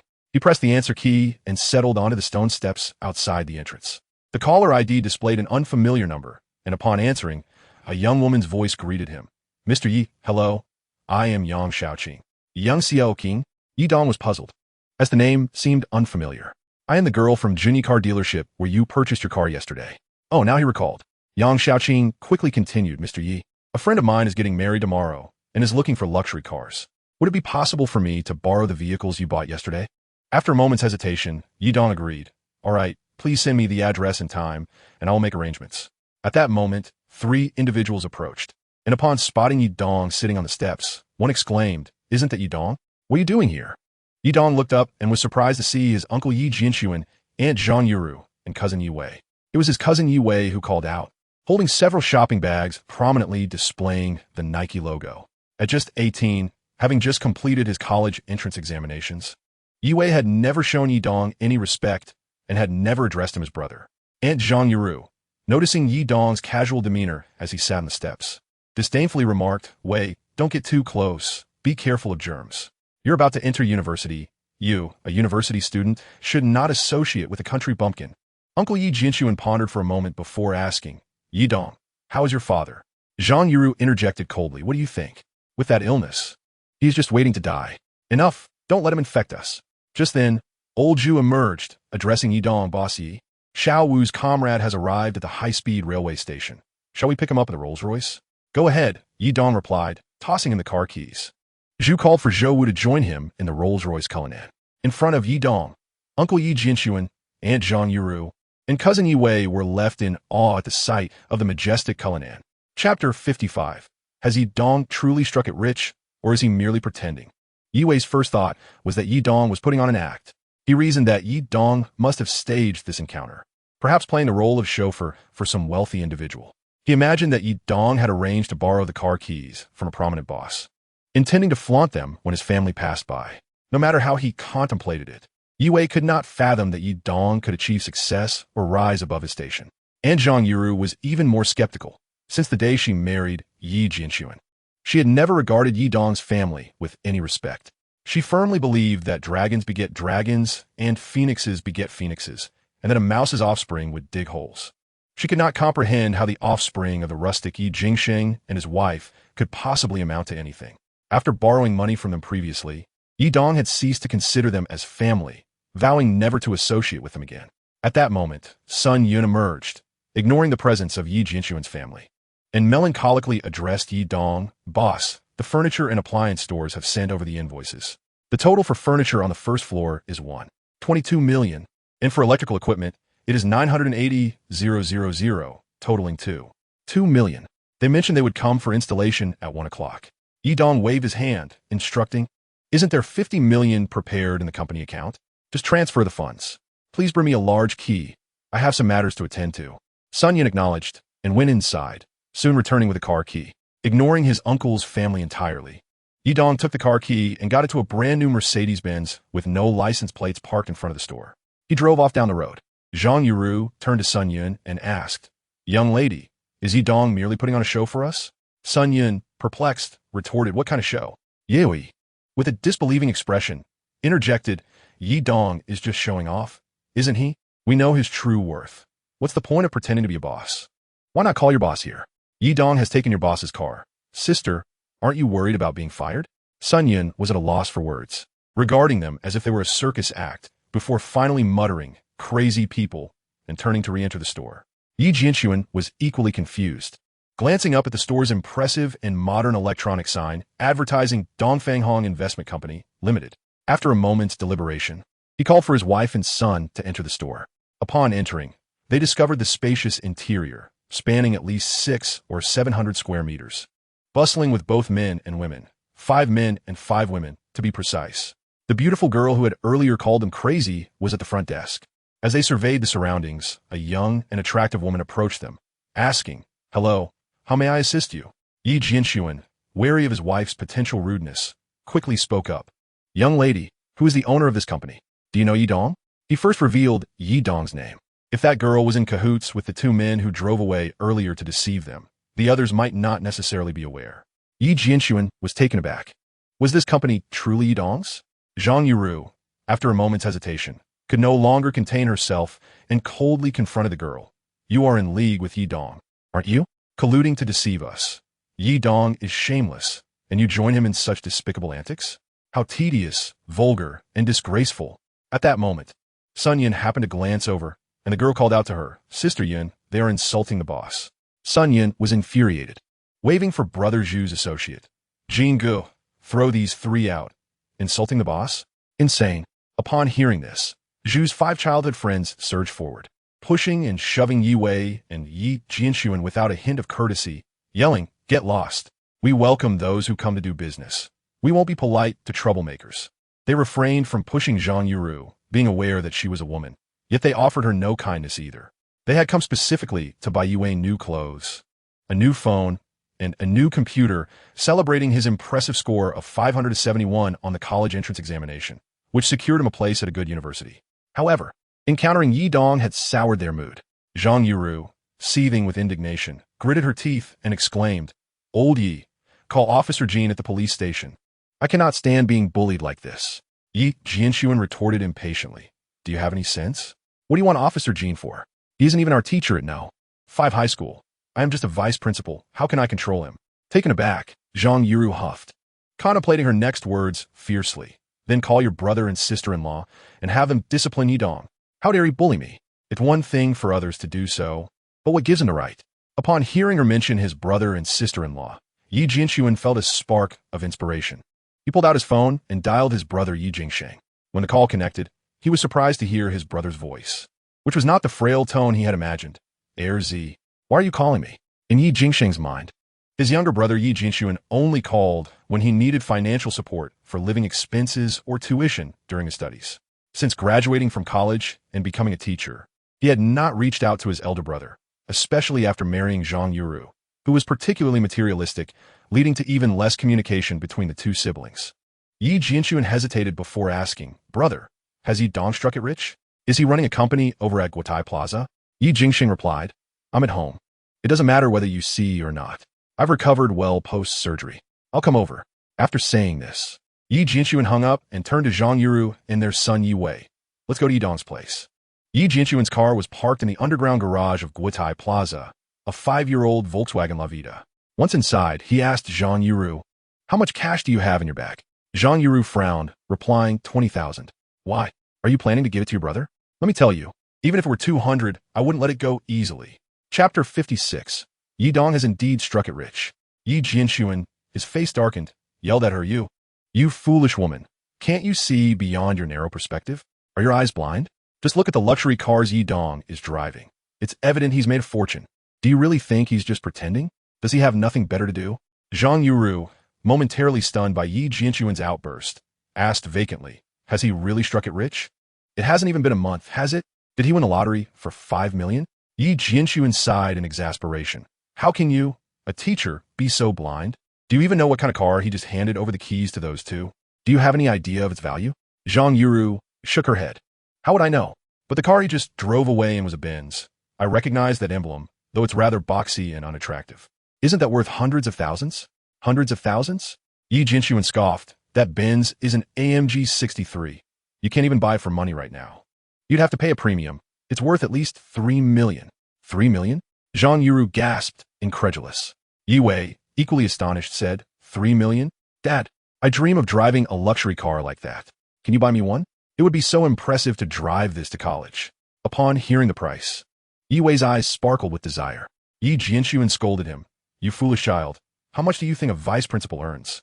Even if I had the money, I wouldn't dare buy it. There are too many eyes on me. After reprimanding his son, he turned to Zhang Yuru. That 3 million Benz is merely the tip of the iceberg. The car that just drove off was a Rolls-Royce Cullinan. The epitome of luxury. Its price tag is nearly 10 million. 10 million? Both Zhang Yuru and Yi Wei were left speechless. One was 10 million, and the other 3 million. No amount of lottery winnings could cover such costs. Besides, even if they did miraculously acquire that amount, they wouldn't spend it all on a luxury car. After a moment of shock, Zhang Yuru whispered to Yi Jianxuan, Old Yi, could it be that your nephew has truly struck it rich? Yi Jianxuan frowned. I am just as bewildered as you are. Let us go see for ourselves. Don't worry about that 20,000. If my brother has indeed struck it rich, I can surely get some money from him. This 20,000 is merely a token to break the ice. You can't catch a wolf without parting with the child. Without further ado, Yi Jianxuan drove directly to his brother Yi Jingsheng's old residential area. Upon arriving, the family of 3 climbed the 5 flights of stairs, as there was no elevator, and Yi Jianxuan, having gained some weight, found it particularly strenuous. At the 5th floor entrance, he quietly instructed Zhang Yuru and their son Yi Wei, remember to be gentle. Do not come off as aggressive. After admonishing his wife and son, Yi Jianxuan knocked on the door, as this old house had no doorbell. He knocked several times, but there was no response. Growing anxious, he called out again, brother, sister-in-law. Still, no one answered. Yi Jianxuan furrowed his brow, pulled out his phone, and dialed again. When the call connected, a slight hint of complaint crept into his voice. Brother, what are you doing? I've been knocking for ages, and no one is answering. Yi Jingsheng replied, Oh, I forgot to tell you we moved. We're no longer at the old place. We're at Jinjiang Yiping, Building 17. Jinjiang Yiping? Yi Jianxuan was taken aback. Jinjiang Yiping was a high-end residential area in Jiangcheng, known for its luxurious villas and townhouses, and even the high-rises were not cheap. They had moved there? After hanging up, he turned to Zhang Yuru. My brother has moved to Jinjiang Yiping, Building 17. Zhang Yuru couldn't believe it. Jinjiang Yiping? That's incredible. One of my students lives there. I've visited for home visits. Buildings 1 to 50 are independent villas, each worth over 10 million. And buildings 51 to 200 are townhouses, costing 6 to 7 million each. Building 17 is a standalone villa. You didn't miss here, did you? Yi Jianxuan's expression darkened as he responded angrily. I didn't miss here. He said, Building 17. Let us go and see for ourselves. He was infuriated that his brother Yi Jingsheng had become wealthy and moved into a large villa without informing him. Unbeknownst to him, his brother was waiting for money to save his life in the hospital while Yi Dong was borrowing money from him. As they drove to Jinjiang Yiping, the family of 3 remained silent, each lost in their thoughts. Upon arriving at Jinjiang Yiping, Yi Wei was instantly captivated by the place. The landscaping was more beautiful than a park, and the entrance was grand, with impeccably dressed, imposing security guards unlike the elderly ones found in other neighborhoods. These were strong, young security personnel. As they drove past Building 1, they indeed saw independent villas, impressive and stunning. Yi Wei and Zhang Yuru's eyes sparkled with envy and jealousy. They thought perhaps Yi Jingsheng had made a mistake or was lying to them. How could they qualify to live in such a high-end luxury villa? However, their aspirations remained unfulfilled. At the entrance of Villa 17, Yi Jingsheng and Li Chunfeng were present. Yi Jianxuan hastily parked the car by the side, alighting with 20,000 yuan in hand, making a beeline for his elder brother, Yi Jingsheng. Before Yi Jingsheng could utter a word, Yi Jinxuan thrust the money into his hands, his eyes glistening with emotion as he said, "Brother, take this 20,000 yuan. Let's not speak of anything else. Just take care of your health. If it's insufficient, simply call me, and I shall provide whatever you need." Upon entering the courtyard, Yi Wei noticed a white Porsche 911 parked beside the villa entrance, and his excitement soared as he exclaimed, "What a beautiful Porsche! It's so impressive. Uncle, is this car Yi Dong's?" Yi Jingxing nodded. "It must be his. I haven't inquired further." Zhang Yuru, filled with envy, cautiously probed Li Chunfeng, sister-in-law. "This villa must be quite expensive, right? Is it rented or purchased with a loan?" Li Chunfeng, not as carefree as Yi Jingsheng, replied coolly, "If it were rented, would I be living here? My son purchased it outright for over 12 million. He paid in full. I would never agree to a loan. What good is pretending to be affluent?" At that moment, Zhang Yuru felt an overwhelming sense of defeat. The rural woman she had always looked down upon had suddenly ascended to heights that left her breathless, an indescribable bitterness swelling within her.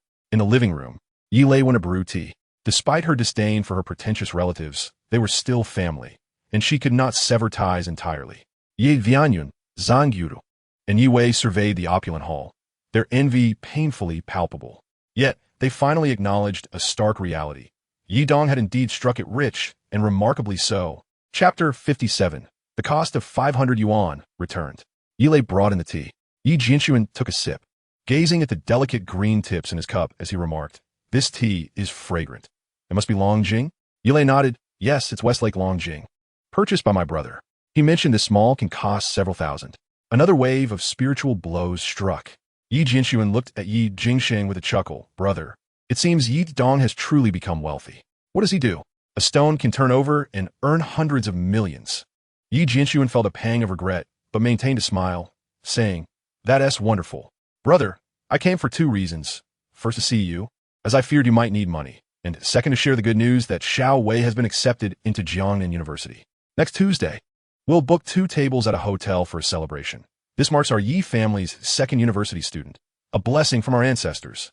Yi Jingxing beamed with joy. "Congratulations. Second brother, Xiao Wei has always been clever. It's no surprise he got into a good university." Li Chunfeng scoffed inwardly. In the past, they had looked down on her family, never considering them worthy. Her husband lay in the hospital, awaiting help, while their son sought to borrow money from them. Had he lent any? Although her son did not mention it, she later overheard her daughter, Yi Lei, whispering that when her brother sought a loan, her aunt requested a 200 yuan red envelope, and her uncle outright refused to return the borrowed amount, with his elder uncle giving 500 yuan just to send him away. Recalling these past grievances brought tears to Li Chunfeng's eyes. If not for her son's success, her husband would be left to perish. Now, witnessing their family's newfound wealth, they came crawling back, as if 2,000 yuan could suffice. Yi Wei squinted at Yi Lei and asked, "That Porsche outside belongs to Yi Dong, right?" Yi Lei affirmed, "Yes, it's my brother's, but he rarely drives it. It's merely for show. He prefers the Rolls-Royce Cullinan he bought yesterday. Despite its size, it drives smoothly, and I find it quite comfortable." Yi Wei, with a hint of bitterness, remarked, "Is a 10 million yuan car not comfortable?" Upon hearing the car's price, Yi Jingsheng raised an eyebrow in surprise. "That car costs 10 million? My foolish son should not squander money in such a manner." Yi Jinshuan and Zhang Yuru felt uncomfortable, as though Yi Jingsheng was intentionally flaunting his wealth. Yet, Yi Jingsheng was genuinely frustrated with his son's frivolous spending. Was it worth $1 million for a car? The villa cost only 12 million. Buying a house was acceptable as it was an investment, but a car was merely a depreciating asset, and the thought of spending 10 million made his heart ache. Yi Wei, eyeing Yi Lei with an audacious grin, said, "Since Yi Dong claims that car is uncomfortable and he doesn't drive it, why not give it to me? I want to be starting school for another 2 months. It will be perfect for practicing my driving skills." Yi Jingsheng and Li Chunfeng were taken aback, not expecting Yi Wei to brazenly ask for the car. Yi Jinshuan and Zhang Yuru remained silent, curious to gauge the family's intentions. If the car was easily requested, money would surely follow. Yi Lei, initially trying to restrain herself, could no longer hold back. Seeing Yi Wei's audacity in openly asking for the car, she replied, "I've asked my brother about that car. It's the top model of the 911, costing 3 million. If you damage it, will you pay for repairs?" Yi Wei retorted with a grin, "You're being stingy. Yi Dong is so wealthy. I'm one of the 2 male heirs of the Yi family. Once you marry, You'll become an outsider. I am the true heir of the Yi family. What's wrong with giving me a 3 million yuan car? You should be able to give me tens of millions. Yi Lei felt her patience waning. This remark soured the previously amiable atmosphere, causing Yi Jingsheng to furrow his brow and say, Xiao Wei, you should not speak like that. What is wrong with Yi Lei being a girl? No matter whom she marries, she remains my daughter, my precious daughter. With this, Yi Jingsheng made his stance clear. Moreover, that car belongs to Yi Dong. We cannot decide its fate, whether to give or lend. You must ask him. Everything in this household, big or small, inside or out, has been earned by Yi Dong. Yes, he is wealthy, but his money is his own. He is dutiful to us, yet we cannot squander his wealth frivolously. Indeed, I share the same sentiment. Li Chunfeng wholeheartedly endorsed her husband's words, feeling a surge of pride as he articulated her thoughts. She even took out a stack of bills from her bag, all 100 yuan notes, counting out 5 to place on the tea table before Yi Wei. Your acceptance into university is a commendable achievement. However, I must stay at the hospital with Jingsheng. He cannot go, so consider this 500 yuan as our token of congratulations. Yi Wei's expression darkened instantly. Yi Jinshuan and Zhang Yuru's faces also soured. Especially for Yi Jinshuan, presenting 500 yuan felt like a slap in the face. He confronted Yi Jingsheng. Brother, is this how you treat me? When I was young, you never hesitated to share your treats with me. After I started school, you worked hard to support my education. You've always cared for me. Why have you changed now? Hearing his brother's accusations, Yi Jingsheng felt a sharp pain in his heart, unable to respond. Clutching his chest as tears streamed down his face. Yet, Li Chunfeng could no longer restrain herself. Pointing at Yi Jinshuan, she exclaimed, Yi Jinshuan, how dare you say such things? Yes, your brother has always cared for you, sharing his wealth and treats, even giving you the savings we had set aside for a new house as a down payment for your wedding. What have you done for your brother in return? After your marriage, you ceased to associate with us, refusing to acknowledge him as your brother, fearing it would tarnish your reputation as a principal. And now, when your brother is gravely ill and in need of money, you treat him callously. Your brother, who has loved you since childhood, asks for help, and you dismiss him with 500 yuan? Yi Jinshuan, you disgrace the role of a teacher, having wasted years of education. Yi Jinshuan expressed his frustration and anger, saying, Li Chunfeng, it is not your place to meddle in the affairs of the Yi family. I am not as shameless as you suggest. When Yi Dong borrowed money, he was in a tight spot. Isn't he here today specifically to offer assistance? As the saying goes, when brothers unite, their strength is unbreakable. I am his only biological brother.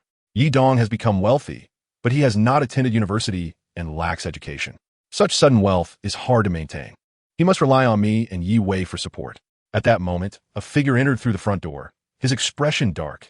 Yi Dong. Chapter 58. A Glimpse of Wealth. Upon seeing Yi Dong, Yi Jinshuan immediately donned a smile and, unusually, stood to greet him. Strangely, despite having looked down on Yi Dong previously, Yi Jinshuan now felt an overwhelming pressure emanating from him. Yi Wei, lacking his father's sophistication, chuckled and asked, Yi Dong, have you really struck it rich? He pressed further. How much have you earned? Yi Dong counted on his fingers and replied, I can't recall precisely. I spent 12 million on this villa, over 20 million on 6 luxury cars, and around 40 million to acquire the ownership of 2 floors of office space at Guotai Plaza.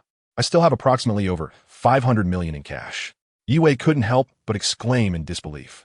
Yi Jinshuan and Zhang Yuru felt an unsettling anxiety. A fortune of 5 or 600 million was beyond their wildest dreams. However, the first thought that crossed their minds was to extract several tens of millions from Yi Dong and then gradually tap into his wealth. The mindset of entitlement had taken root in their minds. Influenced by his parents, Yi Wei had always looked down on his uncle's family and believed it was his right to benefit from them. He leaned closer to Yi Dong with a grin, saying, That Porsche outside is stunning. Why not give it to me? You have so many cars, you can't possibly drive them all. Yi Dong smiled slightly. Do you really like it?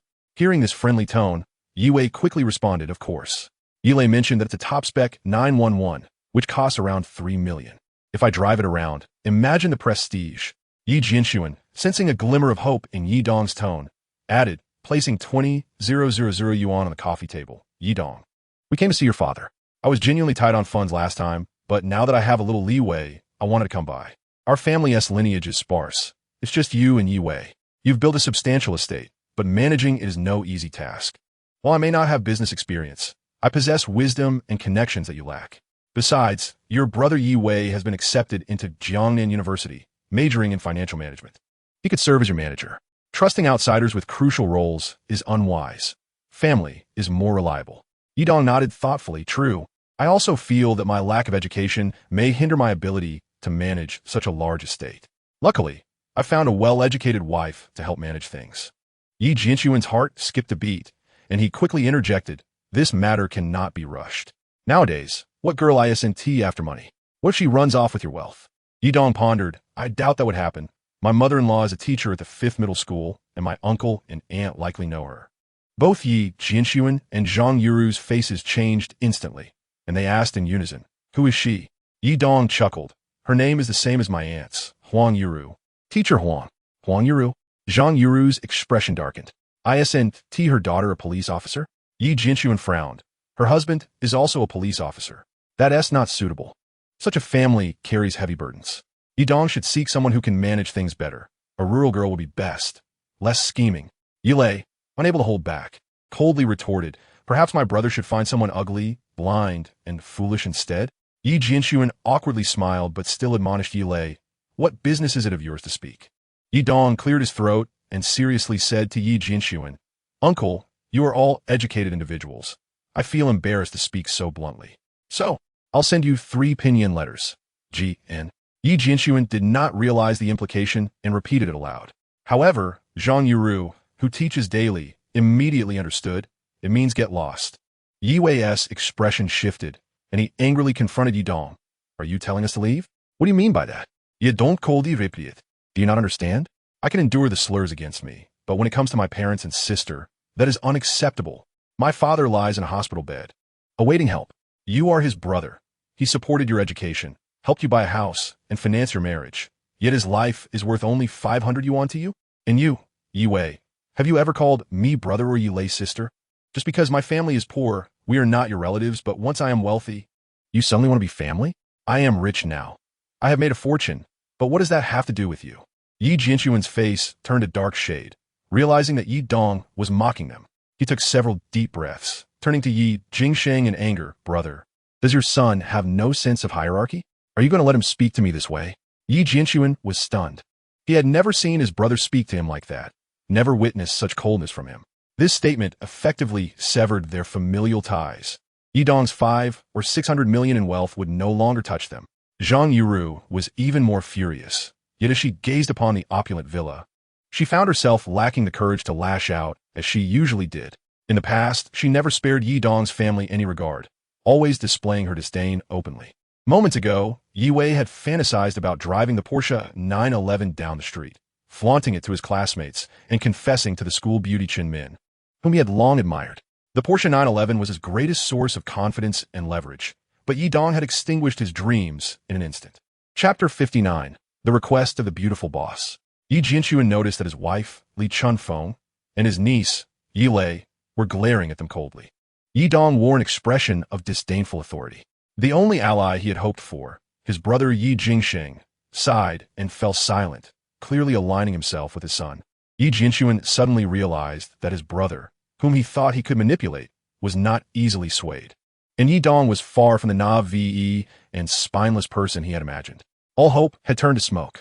Zhang Yuru, having endured her frustration without effect, could no longer contain her anger. With her hands on her hips, she shouted, a bunch of country bumpkins. Just because you've come into some money, what is there to be proud of? Our family consists of a principal, teachers, and university students. What do you have? Bumpkins. Li Chunfeng could no longer hold back.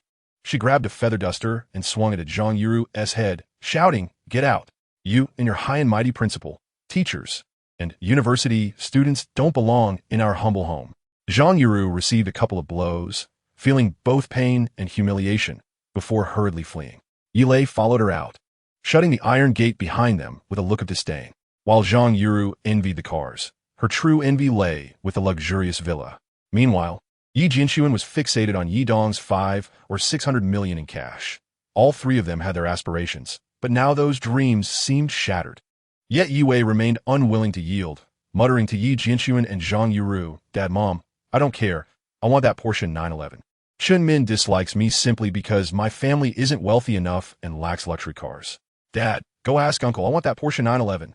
At that moment, Yi Jinshuan, already vexed, was further irritated by his spoiled son's obstinacy. In a fit of anger, he slapped Yi Wei across the face, leaving a vivid red mark. Always wanting. Why don't you sell your father to get it? Zhang Yuru, witnessing her husband strike their son, lunged at him like a mad dog, clawing and pinching him. You hit my son. I will fight you. Oh, Zhang Yuru, you wretched woman. You've scratched my face. How will I show myself to others? The family of three soon devolved into a chaotic scuffle on the street. Within moments, security, having observed the disturbance on the monitors, arrived and promptly expelled them without a shred of courtesy. In the villa's living room, Yi Dong addressed his father, Yi Jingsheng, whose face was etched with pain. Dad, I understand your affection for your brother, but he is unworthy of it. Despite being a teacher, he has failed you. I never told you this before. Fearing for your health. On the day you were hospitalized, I sought loans from uncle and aunt. Uncle took out a large stack of cash, but only gave me 500, insisting I use it for your medical expenses. Aunt outright said not to waste money on your illness, as it was incurable, and only offer me a 200 red envelope. And as for uncle, he wouldn't even lend back the 20,000 we gave him, claiming it was a gift from his sister. Why should he repay it? Tears welled in Yi Jingsheng's eyes. This was the nature of kinship. Yi Dong took hold of his father with one hand and his sister with the other, addressing his mother. Dad, Mom, and little sister, I can earn money now, substantial amounts, relying solely on myself. Yi Jingsheng nodded, wiping away his tears. Son, I'm sorry for putting you through this. I hold no grudge against you regarding your uncle. You owe him nothing. Li Chunfeng, also wiping her tears, added, what you say is true. Relying on others is futile. We must depend on ourselves. From now on, we will distance ourselves from those relatives and live our lives happily. Leaning on oneself is the only reliable support. Seeing his sister, Yi Lei, with tears streaming down her face, Yi Dong released her to wipe her tears. Little sister, do not take to heart the words of uncle and his son. You are worth more to me than anything. You are the princess of our family, and no one shall bully you. Yi Lei had endured much pain and suffering. Her brother's words prompted her to collapse into his embrace, sobbing uncontrollably. At that moment, the doorbell rang. Yi Dong's expression darkened, coldly remarking, Are uncle and his family still not dissuaded? Then they shall not blame me for being rude. As he spoke, he strode toward the door, prepared to confront them. However, upon opening it, he was met not by Yi Jinshuan's family, but by a stunningly beautiful face that captivated his gaze. Is that you, the enchanting boss? To his surprise, it was Ouyang Shan, the alluring owner of the store. Her pale beauty appeared slightly gaunt as she looked at him and asked, You seem quite fierce. May I come in? Of course, please do come in. Yi Dong's face flushed as he hurriedly invited her inside. In the living room, Yi Jingsheng, Li Chunfeng, and Yi Lei were momentarily taken aback by the arrival of such an extraordinarily beautiful girl. Yi Dong, while inviting her to sit, introduced her to his parents. Mom, Dad, this is my previous boss. She provided the 400,000 for your medical expenses. The realization of their benefactor's presence dawned upon them. Yi Jingsheng and Li Chunfeng expressed their heartfelt gratitude, while Yi Lei, understanding the situation, went to prepare tea. Ouyang Shan shook her head. Uncle, Aunt, there is no need for such formality. To be precise, that money is not mine. It was earned by Yi Dong through his own efforts. If he had not possessed that capability, I would not have been able to provide it. Therefore, the one who truly saved your life is your son. Yi Jingsheng, however, stubbornly insisted, Miss, a favor is a favor. As Yi Lei mentioned, you even brought a team of experts from the capital to perform the surgery. This is a tremendous kindness to me, and my son must remember this. Ouyang Shan fell silent for a moment before turning to Yi Dong. Yi Dong, I do not wish to impose any obligations on you, but I have a request. You may refuse. I am not asking you to repay me. Yi Dong was taken aback, but then nodded affirmatively. Boss, whatever you need, just let me know. If I can fulfill it, I would go to great lengths, even at the expense of my life. The kindness shown to him during a time of need would forever be etched in Yi Dong's memory, especially considering their shared experience in Myanmar, where they faced life and death together. Ouyang Shan's eyes glistened with tears as she choked out. My father has been diagnosed with a terminal illness. I know he does not want to die, and I understand that his aspirations are both absurd and delusional. However, I simply wish to accompany him on this journey and fulfill his every wish. Yi Dong, will you help me? Understanding her plea, Yi Dong realized that Ouyang Shan sought his assistance in accompanying her father on a quest for the elusive Sanqing treasure of Zhang Xinzhou. Chapter 60. The absurd yet ethereal plan. Boss, I will go. Without a second thought, Yidong readily agreed. When Ouyang Shan first mentioned it, he had outright refused, regardless of the conditions. Yet upon her request, he found himself compelled to comply. He was a man who believed in repaying even the smallest kindness. But he also harbored a vengeful spirit, distinguishing clearly between gratitude and grievance. Ouyang Shan's eyes shimmered with unshed tears, though her father was rigid regarding marriage. His unwavering love and concern for her throughout her life were undeniable. After her mother passed away years ago, he never mentioned remarrying, solely to spare her feelings and avoid complicating matters of inheritance. Thus, despite her occasional disputes with him over marriage, her love for her father remained unquestionable. Yesterday, she inadvertently discovered his medical diagnosis, and her heart shattered. Upon learning of her father's wishes, she found herself painfully aware that he was obsessively seeking the Sanqing treasure, yearning for the mythical elixir of life. She could not help but wish to accompany him on his final journey. Moreover, she had learned from her father that Yidong was a crucial figure in this pursuit, which compelled her to seek his help. Yidong, thank you. Ouyang Shan expressed her gratitude for his unhesitating agreement, deeply moved. When are we departing? Please let me know so I can prepare in advance. Yidong inquired. In 2 days, we must leave. My father doesn't have much time left, so the sooner, the better. Very well, Yidong nodded. Ouyang Shan quickly departed, her urgency evident. Chun Shang, though not tall, exuded a sense of vigor. Zhou Wu smiled at Yidong. Boss, this is my comrade Chen Shang, nicknamed Muck. Don't be fooled by his stature. He possesses extraordinary skills in hand-to-hand combat and marksmanship, making me no match for him. Yidong, sensing the gravity of the moment, nodded and shook his hand. Chun Shang, offering a standard military salute, addressed him. Boss, Zhou Wu is my brother and comrade. Please feel free to give your orders. Yidong waved his hand with a smile. Since you are here, we are all family. There is no need for such formality. Just speak directly to me as you would to Zhou Wu or old Zhu. Yes. Chen Shang responded with another military salute. Yidong had personally witnessed Zhou Wu's remarkable skills, and when he heard Chen Shang was even more formidable, he understood that he was indeed an extraordinary individual. Zhu Fu nodded in agreement while jotting down notes on his phone. Yidong then called his sister over, saying, Sister, I will transfer 50 million to your card. Just take care of our parents for now. Once Dad's health improves completely, you can start working at my store. If anything comes up, just contact old Zhu.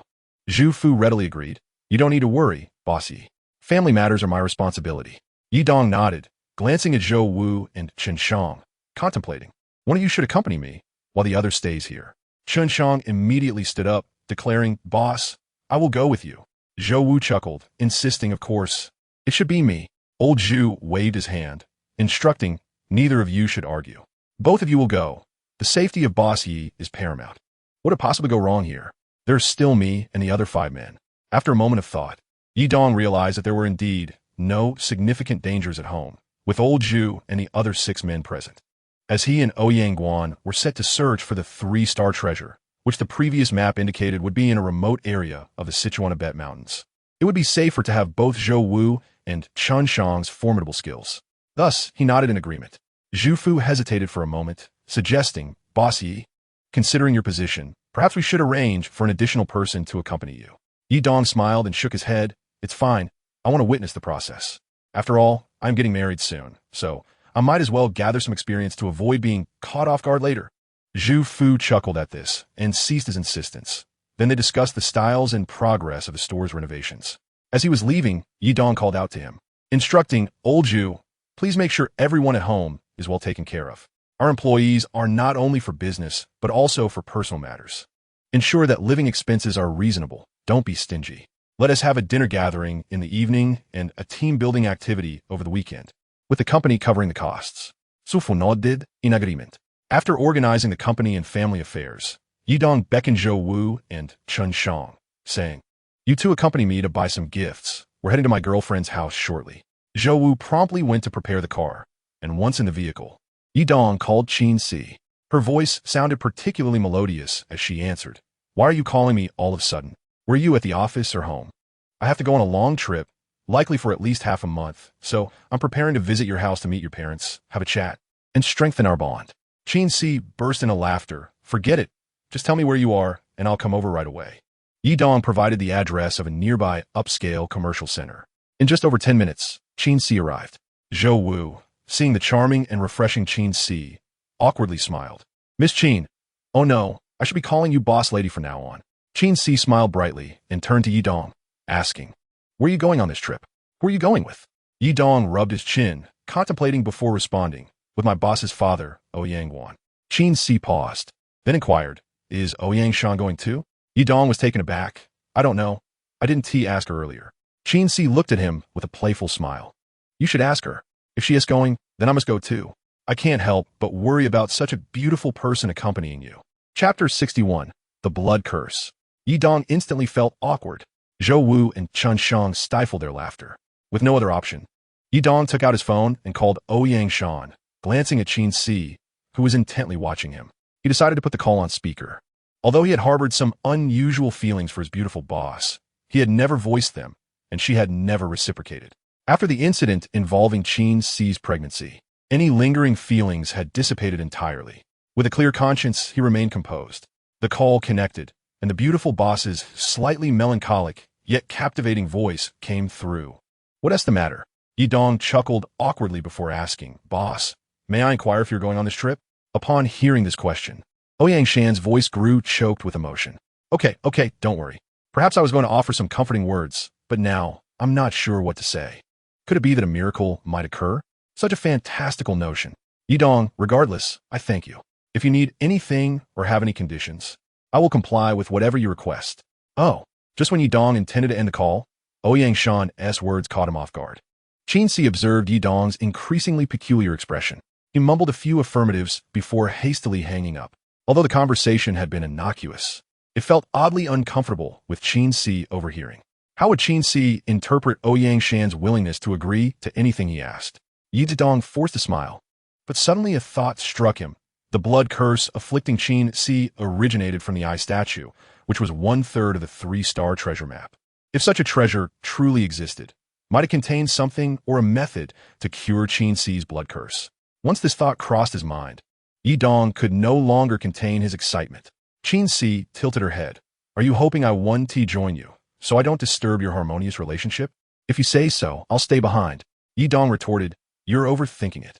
She is my former boss, and I owe her a debt of gratitude. I believe in repaying kindness. All right, please take a leave of absence. We depart in 2 days, and you must come with me. Really going? Qin Si paused. I thought we were joking. Yi Dong frowned. What is so funny? Just take leave. You have to come with me. Qin Si gazed at him. Do you really want me to go? More genuine than gold. Let us first go buy some gifts for our parents, honoring our future in-laws. Qin Si couldn't help but laugh again. So now they are my future in-laws? My dad keeps reminding me to call him Old Qin. And what should I call you then? Yi Dong rubbed his head awkwardly. Did I really say that? I don't remember at all. When this topic arose, Qin Si's charming face darkened as she huffed at him. You should refrain from drinking if you can't hold your liquor or behave properly. You blurt out secrets before anyone even asks, like our situation. Yi Dong felt even more embarrassed. He had no memory of what transpired after drinking. And not only had he referred to her father as old brother, but he had also revealed that Qin Si was pregnant. No wonder she was upset. The first reason being they had crossed a line, and it was embarrassing for their daughter. The second reason was that she found Yi Dong agreeable and his family likable. They were all honest and down-to-earth. The third reason was, although they did not prioritize financial status, Yi Dong had the capability to earn, which was a positive aspect, ensuring that their daughter would not suffer hardships. Upon arriving at the mall, Qin Si asked Yi Dong what kind of gifts he intended to buy. As they browsed through the stores, he inquired, What is your father like? What about your mother?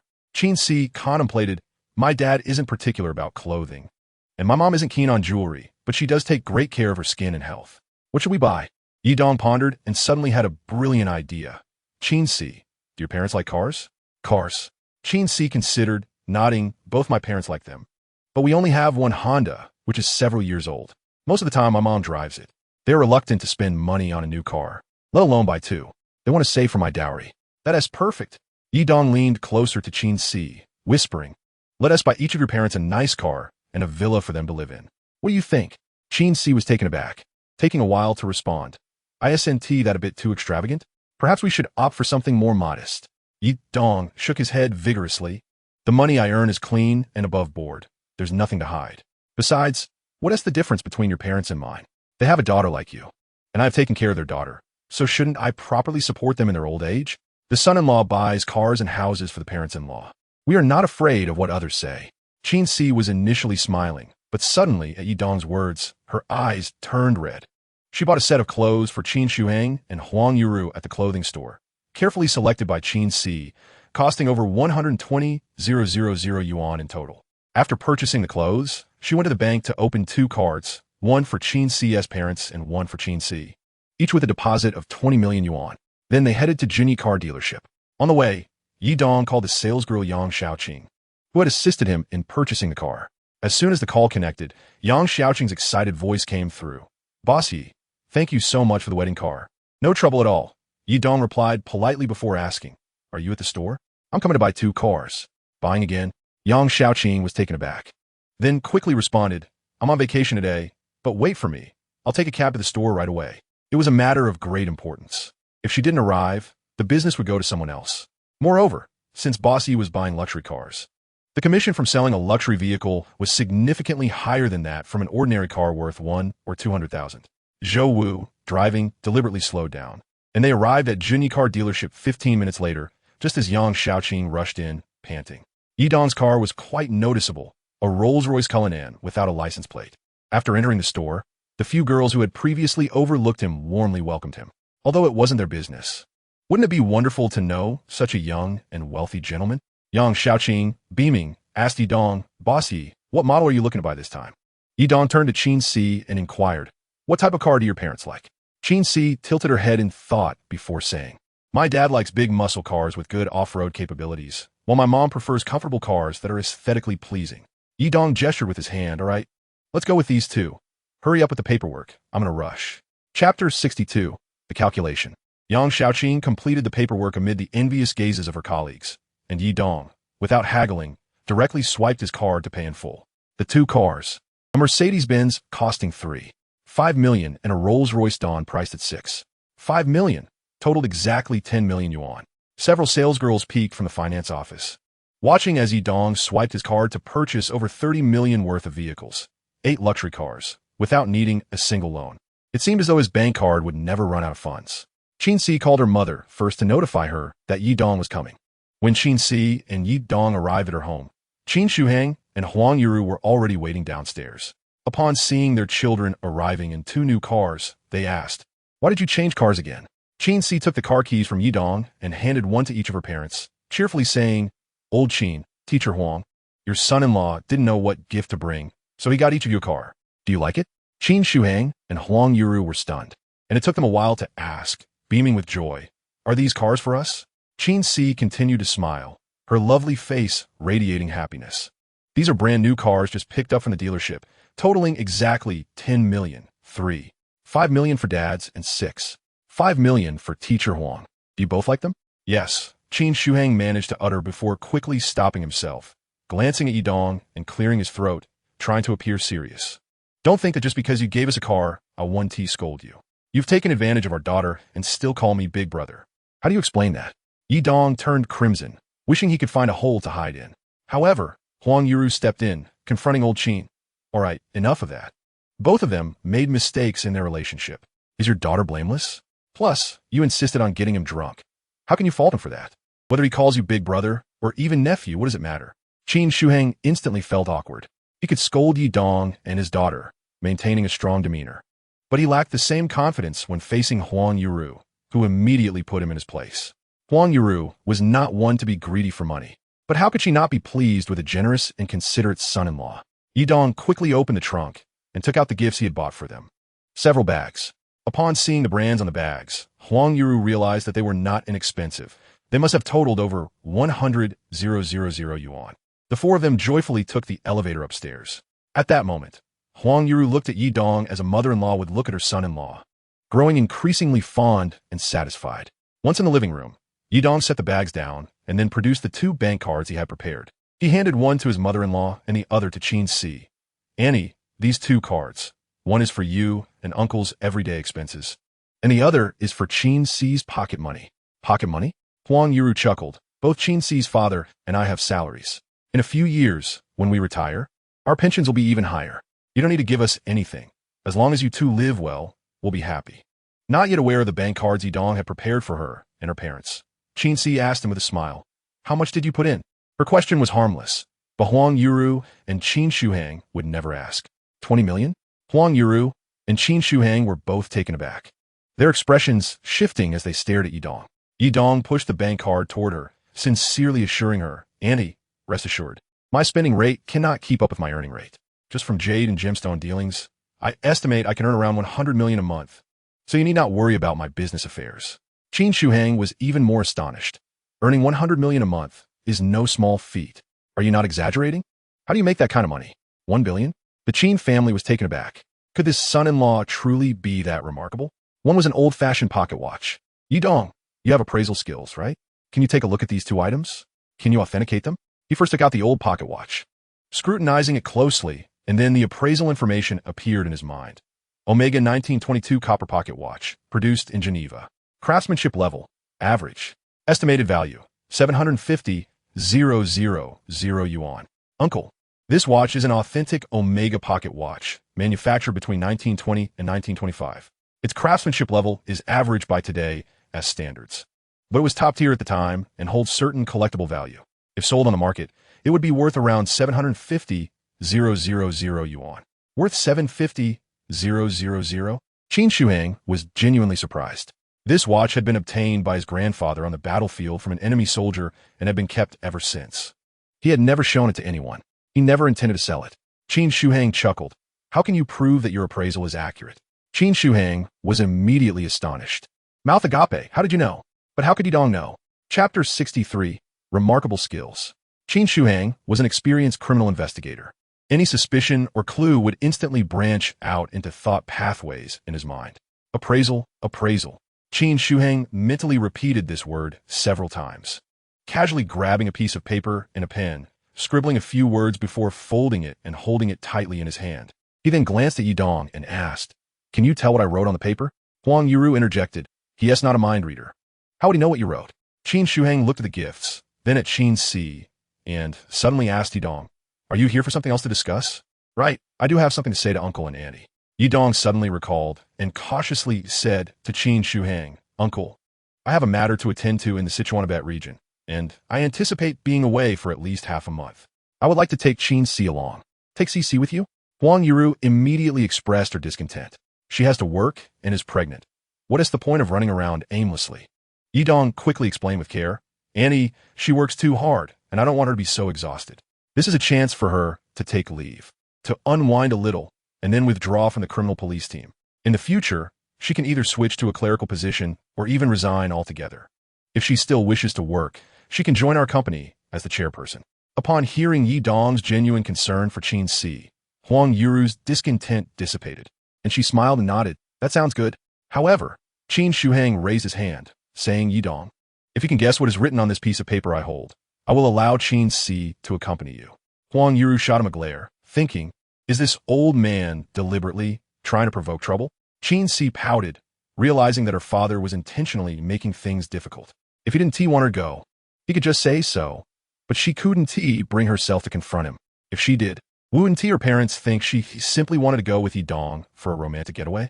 If they were married, it would be legitimate, but now, it was not appropriate. Yidong was preoccupied with the blood curse on Qin Si, and Qin Shuhang's challenge made his head spin. Without thinking of the consequences, he blurted out, "All right, I'll guess." He stared at the paper in Qin Shuhang's hand for a few seconds, and the information revealed itself.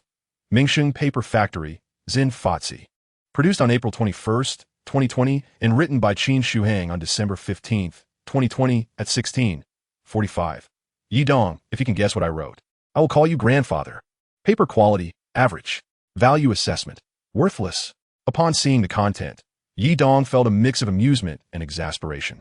Clearly, his future father-in-law believed he would never decipher those words, which prompted such a remark. He pondered and noticed his mother-in-law glaring at his father-in-law, while Qin Si wore a displeased expression. They had formed a temporary alliance, but wouldn't he be wise to offend the father-in-law too deeply? Suddenly, Yidong had an idea. He leaned closer to his father-in-law and whispered, "Uncle, if you want me to guess what you wrote. Calling me grandfather is too much for me. I'll just admit defeat right here. Please let me off the hook." Qin Shuhang was taken aback, and his expression shifted dramatically. "What the hell, Yidong? Your words imply that you actually know what I wrote. But how could that be? Could he truly see through my paper?" If Yi Dong possessed such a skill, he wouldn't need to worry about finding a livelihood. Given your good attitude, I'll approve it this time. Qin Shuhang, still shocked, went along with it, but he felt a pang of discomfort, judging by his daughter's expression. It seemed she had chosen her partner well. Girls truly cannot be retained.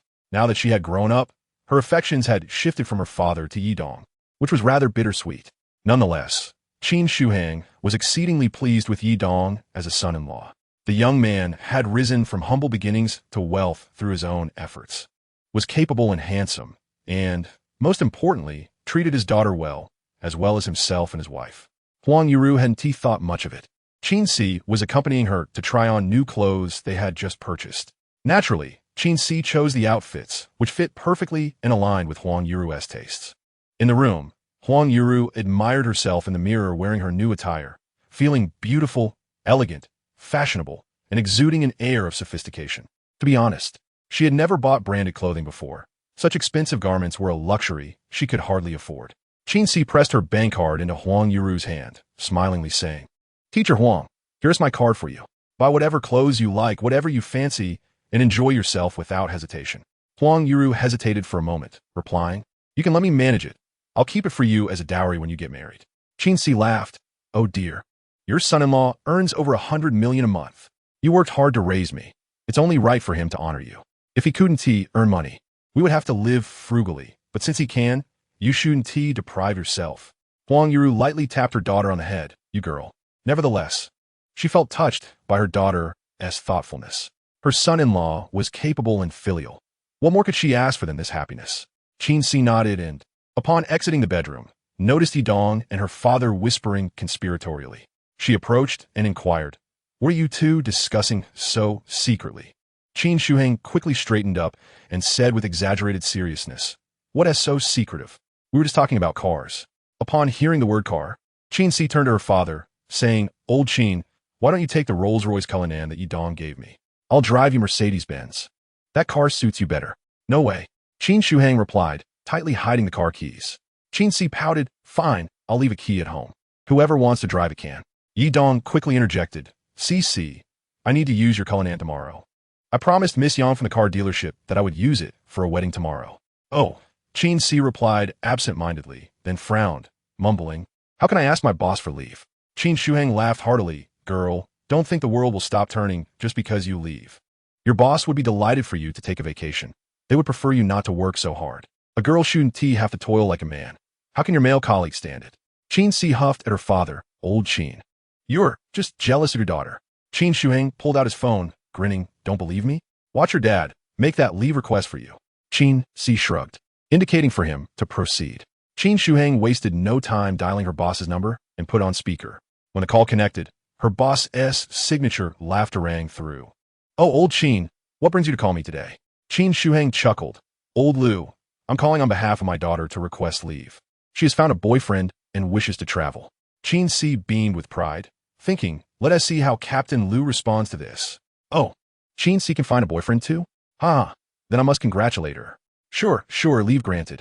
She can go right away. That girl, ha." Qin Shuhang, grinning at his daughter, said, "Thank you, Old Lu. When I catch a 20-pound wild fish, I'll treat you to a feast." "Yeah, right. By the time you catch that fish, I'll probably be long gone. Old Qin, let your daughter rest. Grant her as much leave as she needs. Goodbye." As soon as Captain Lu hung up, the busy tone echoed through Qin Shuhang's phone. Qin Si looked at her father's smug expression, feeling exasperated as she tugged at her own hair in frustration. Yi Dong, feeling sympathetic, quickly took her hand and urged, "You can vent your frustrations, but don't harm yourself. The more your Captain Lu gets on your nerves, the more you get to enjoy your vacation. Let them be envious, right?" Qin Si stomped her foot in annoyance. "I've been working tirelessly day and night, and now I'm supposed to envy them?" She had always believed that her hard work was indispensable to her leaders and teammates, but her father's call had left her feeling particularly disheartened. It turned out that her leaders and teammates had been deceiving her all along. Yi Dong breathed a sigh of relief. He had feared that Qin Si's boss would deny her leave, which would have been troublesome. But now he felt completely at ease. Not only had her boss granted her leave, but Brother Qin had also given his approval. Brother Qin is quite commendable, though he is neither engaged nor married. The girl willingly accompanies him on his adventures, something no parent would easily permit. Qin Si glanced sideways at her father, who was still smiling with pride. and, feeling a surge of annoyance, stormed into her bedroom to pack her belongings. Standing in front of the building, Yi Dong lowered the car window, blew her a kiss, and waved. Qin Si felt her cheeks flush. How had this fellow become so brazen? Yi Dong chuckled heartily, warmth swelling in his heart. In the past, had he dared to make such a gesture towards Qin Si, she would have rushed over to break both his legs. Noticing her coy and alluring demeanor, Yi Dong could not help but say, "Si, I can't bear to part with you. Why not come to my house? You must be joking." Qin Si shot a glance at Zhou Wu and Chen Shang, who were struggling to contain their laughter. Feeling utterly mortified, she turned and fled. Of course, Yi Dong was merely teasing her and waved at Zhou Wu to start the car. Chen Shang followed behind in the vehicle they had arrived in. The next morning at 6:30, Yi Dong's alarm rang, prompting him to rise and prepare for the day. He had made a promise, and no matter how wealthy he had become, keeping one's word remained a fundamental principle for him. Zhou Wu and Chen Shang had risen even earlier, and as they opened the villa's gate, they found 3 cars waiting at the entrance, driven by Zhang Chao and his companions. They had awakened before dawn, as they could not allow their boss to wait for them. A total of 6 cars were present, 2 Rolls-Royce Cullinans, 2 Mercedes-Benz S, and 2 Mercedes-Benz 450s. Yi Dong chose one of the Benz S. Although the Cullinan was more expensive and superior, he preferred the commanding presence of the Benz. The convoy of 6 vehicles drove directly to the address provided by Yang Xiaoqing, a wedding venue. Several cars were already parked along the road in front of the building, all Mercedes, including 2 E-Class and 4 S-Class models. Soon, another 8 cars arrived, 5 more Mercedes, 2 Audi A8S, and a Porsche 911 convertible. Zhou Wu and the others squatted by the roadside, smoking, while Yi Dong, not partaking in the habit, sipped on a bottle of mineral water and engaged them in conversation. A young man stepped out of the Porsche 911, exclaiming loudly, "Boss Liu, have the flower cars started decorating yet? This must be the bride's car, right?" A girl from the photo studio, carrying a basket of decorations, replied, "This isn't the bride's car." The young man was taken aback. "Isn't this the best car? There can't be anything better than mine." Yi Dong was aware that wedding cars were typically the most luxurious available. Yet, the voice claiming superiority sounded familiar, and he could almost conjure an image of the person in his mind. The young man dashed towards the front, only to be stunned upon seeing the 2 Benz S and the 2 Rolls-Royces. He hurried forward to inspect them closely, realizing that these 2 Benz S were indeed the highest specification models, worth over 3.5 million each, far exceeding the price of his Porsche 911. Upon spotting the Cullinans, he gasped. Each was nearly worth 10 million. Those 2 Cullinans easily outclassed his 911. Turning to the girl from the photo studio, he asked, "Are those 2 Cullinans wedding cars as well?" The girl nodded affirmatively. The young man's enthusiasm deflated. He had anticipated showing off, but was instead met with a reality check. However, as he glanced to the drivers waiting by the roadside, he spotted Yi Dong and, raising an eyebrow, rushed over to inquire, "Yi Dong, what are you doing here? Yuan?" Yi Dong was equally surprised to see his high school classmate. Yuan came from a wealthy family and was quite handsome, a prominent figure during their school days. Yet, Yi Dong had never really interacted with him. Yuan scrutinized Yi Dong and asked, "Are you here to get married to?" Yi Dong smiled and nodded. "Yang Xiaoqing asked for my assistance." "Ah, Yang Xiaoqing. She is Liu Yuyang's cousin. Of course, she would be involved in organizing the wedding." As Yuan spoke, he pointed at the lineup of cars and asked, "What car are you driving?" Yi Dong gestured towards the Benz, that one. Yi Dong was astonished to discover that the groom was Liu Yuyang, a fellow classmate, and he had been completely unaware of the wedding. There had been a class group, but it had become rather elitist, with only those who were well-off or successful still included, leaving out those like Yi Dong, who were struggling. "You drive a Benz?" Yuan asked, surprised. "Are you working as a driver for some boss?" Yi Dong chuckled lightly, neither confirming nor denying, just getting by. Chapter 65. Has the poor boy struck gold? Wang Lin, the bride? Yi Dong was utterly astonished. What a coincidence! Not only had he come to assist with the wedding cars, but he also ran into a wealthy classmate. And the groom was another classmate, while the bride was none other than Wang Lin, who had previously rejected him due to his lack of wealth. Was fate playing a cruel joke on him? Yuan smirked. "This must be quite awkward for you, huh?" "Ha! That is how the world is. People strive for higher ground while water flows downward. Liu Yuyang is affluent, and Wang Lin is beautiful. Who can blame you for being poor?" Without hesitation, Yuan took the opportunity to belittle Yi Dong while glancing at the 2 Cullinans and asking others, "Whose cars are those?" Zhou Wu flicked his cigarette, but accurately into a trash can 3 meters away, and replied to Yu Huan nonchalantly, I drive one. Chun Shang remained silent, ignoring Yu Huan altogether. Yu Huan pulled out a pack of cigarettes and cheerfully offered everyone one. Here, have a smoke. Zhou Wu accepted one, and Yu Huan then probed, Are those 2 Culinans yours? Zhou Wu, glancing at the unperturbed Yi Dong, replied coolly, We're just the drivers for the boss. Yu Huan seemed to understand, right? No big boss would drive themselves around. All 6 cars belonged to the same boss. Zhou Wu indicated the lineup. 2 Culinans, 2 Benzes, 2 450s. They all belonged together. All from the same boss. Yu Huan was taken aback, gasping. So wealthy? What does this boss do? Zhou Wu chuckled. How could we mere employees presume to speculate on our boss's affairs? Just then, a white Honda pulled up, and out stepped Yang Xiaoqing. Upon seeing her, Yu Huan waved, Xiaoqing, where did you find these cars? Hello, brother Huan. Yang Xiaoqing greeted him with a wave before eagerly running over.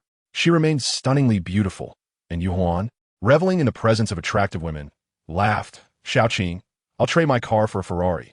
Want to buy one for your girlfriend? Yang Xiaoqing smiled charmingly as she approached, her chest rising and falling enticingly. Yet she bowed to Yi Dong, saying, Oh, Mr. Yi, you've come personally. I thought it would be your employees here. Had I known you were coming, I would have arrived earlier to welcome you. Yu Huan was taken aback. Mr. Yi? When did he become a boss? Yang Xiaoqing introduced Brother Huan. This is Mr. Yi, who directly purchased 8 luxury cars from me, totaling over 30 million. All paid in full.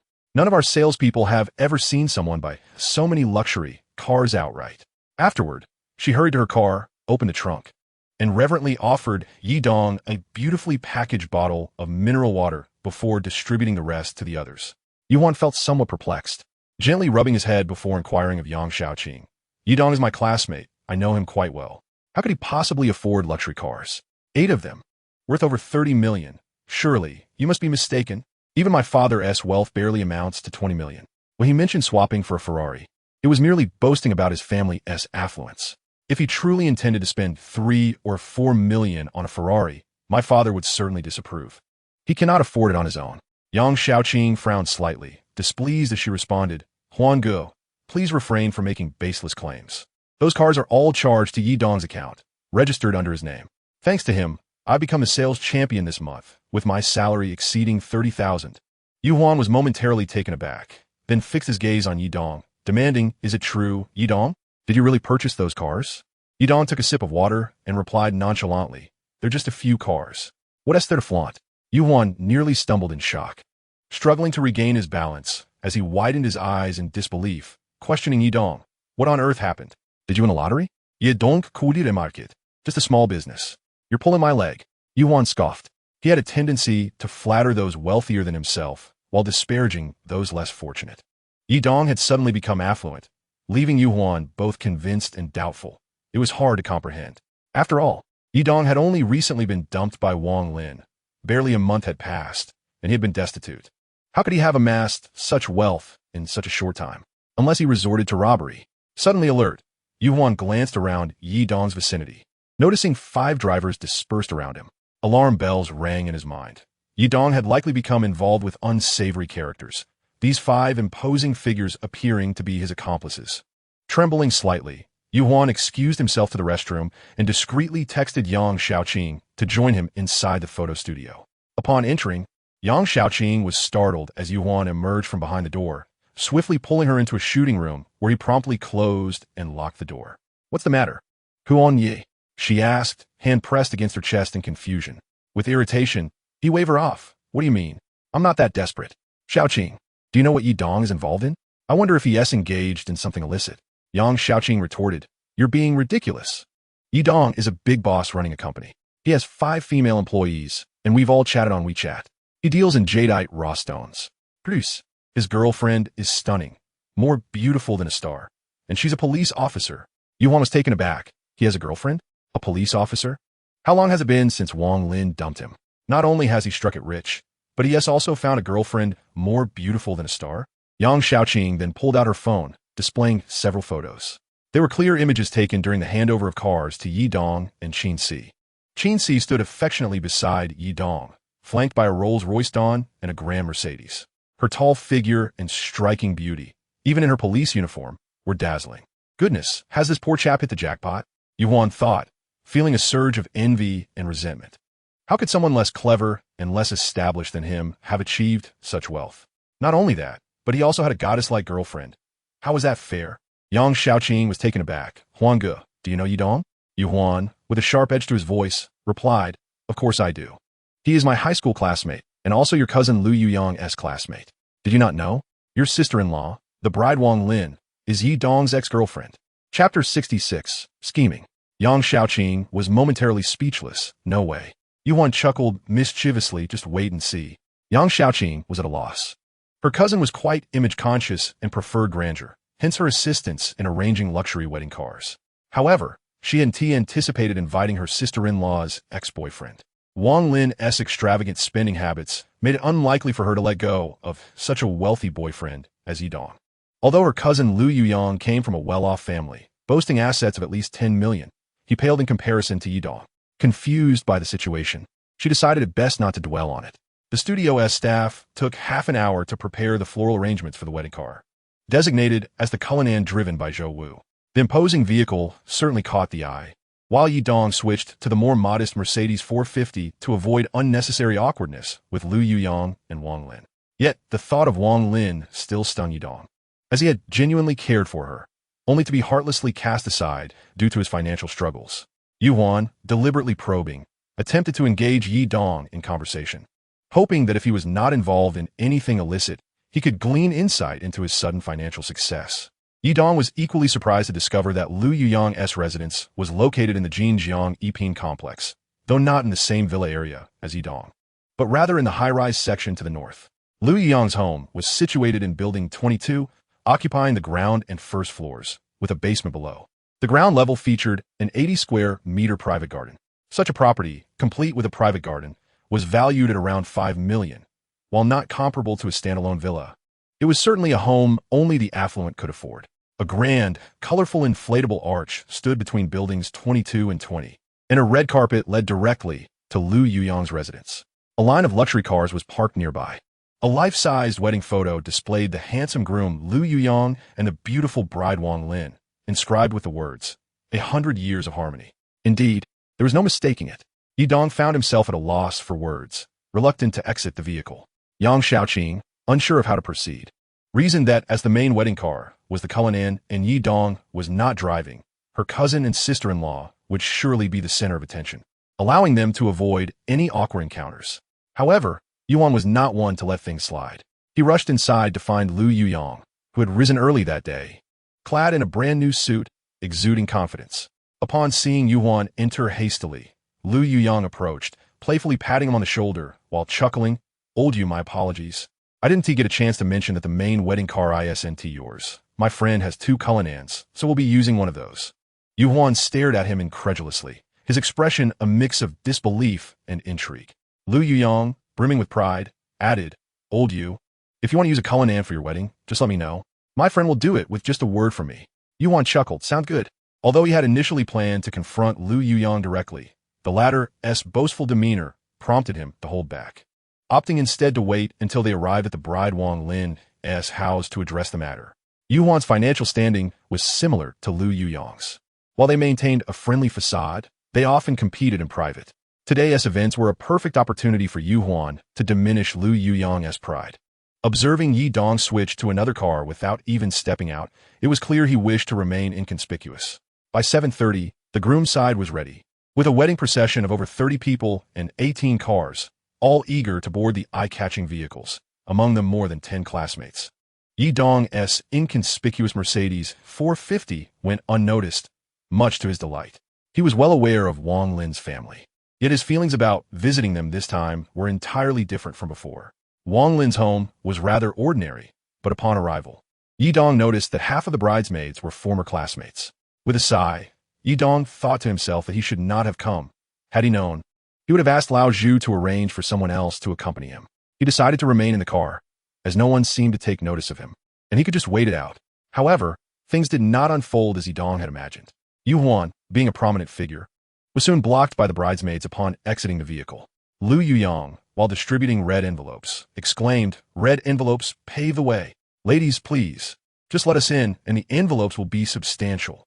Yu Huan pointed to the car outside with a smile, saying, Inside the temporary license plate 008 Mercedes sits an unmarried billionaire, which is far more enticing than any envelope. According to the customs in Jiangsheng, both the groomsmen and bridesmaids must be unmarried. Upon hearing Yu Huan's words, the bridesmaids' eyes sparkled with intrigue, all turning their gaze toward him. Yu Huan, are you not lying? Can anyone in our class be wealthier than you in Yangge? You must be teasing us. Yu Huan feigned profundity, waving his hand dismissively. Believe it or not. It's up to you.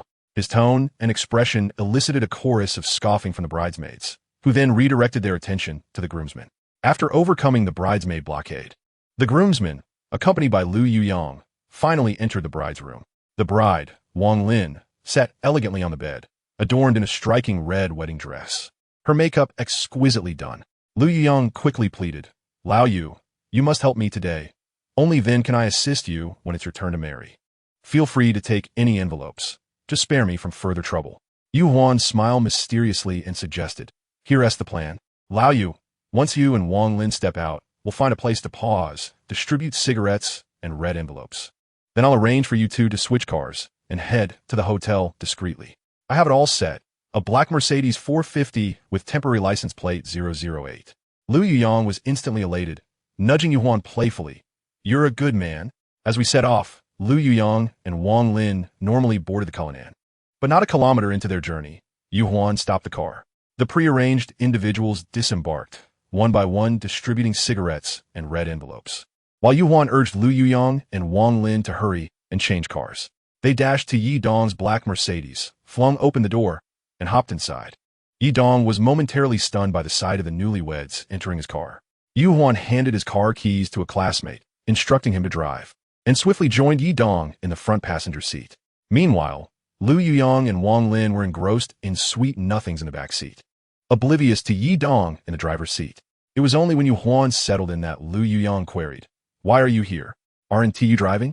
Yu Huan chuckled, Let Jiri drive. I'm here to keep you company and ensure your safety. Lu Yuyang gave him a thumbs up. What a bro. Lao Yu. I'll cover your luxury car expenses for your wedding. Today's Cullinans are impressive. Just say the word, and I'll arrange for 18 luxury vehicles for your wedding too. We're the only two in our class with such stature and means. Yu Huan laughed heartily, took out his phone, and said to Yi Dong, let us connect on WeChat. I'll add you to our class group. Both Lu Yuyang and Wang Lin were taken aback, realizing it was indeed him. Lu Yuyang continued to mock, Yi Dong, why are you here uninvited?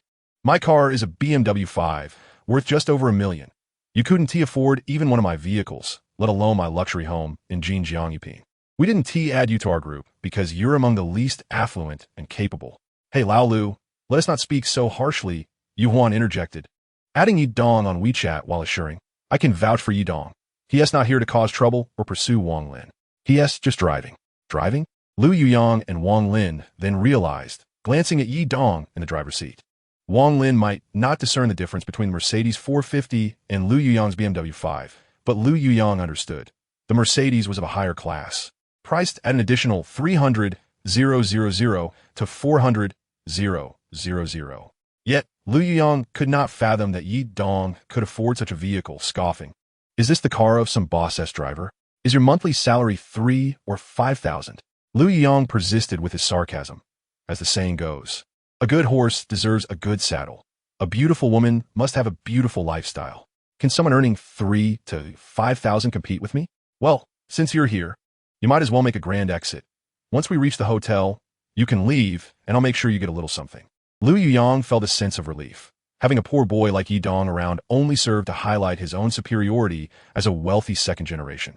Yu Huan added Yi Dong to the class group, maintaining a smile without uttering a word while Lu Yuyang and Wang Lin continued their verbal jabs at Yi Dong. After adding him, Yu Huan sent a message, Everyone, welcome our old classmate Yi Dong to the group. Let us see some red envelopes from Yi Dong. Yi Dong? The Yi Dong who wore the same patched-up clothes for 3 years in high school? The one who reportedly dated Wang Lin for a year? Surely, Lao Yu and T expect Yi Dong to offer red envelopes. Perhaps he could only spare 50 cents. As soon as Yu Huan's message was sent, the group erupted with activity. Yi Dong pondered for a moment, noting that the total number of participants was 36, and decided to send a message. All right, let us take advantage of Lu Yuyang's wedding today to distribute a few red envelopes for good cheer. With 36 people, Yi Dong determined to send envelopes to 35, as he would not claim one for himself. The total amount for the 35 recipients was 7,000. Entering the numbers and password, he sent it out. He then sent 20 envelopes, totaling 140,000 yuan. Initially, some classmates scoffed, but upon seeing the amounts in the envelopes, they were taken aback and began to shout with excitement. Instantly, the group was abuzz with frenzy, forgetting all about Lu Yuyong's wedding. Wow, Yi Dong is generous. Where did he strike it rich? Someone exclaimed. Even in the back seat, Lu Yuyong and Wang Lin were momentarily stunned by the amounts they had just received.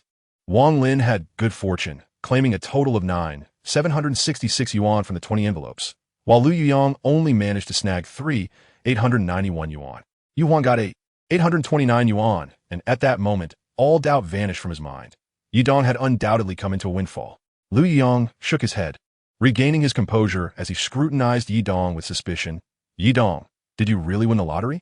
Sending out 20 envelopes of 7,000 each, totaling 140,000, is something even I and Yu Huan wouldn't dare to do. We might manage a few hundred or 1,000 just to show off, but tens of thousands? That's beyond our means.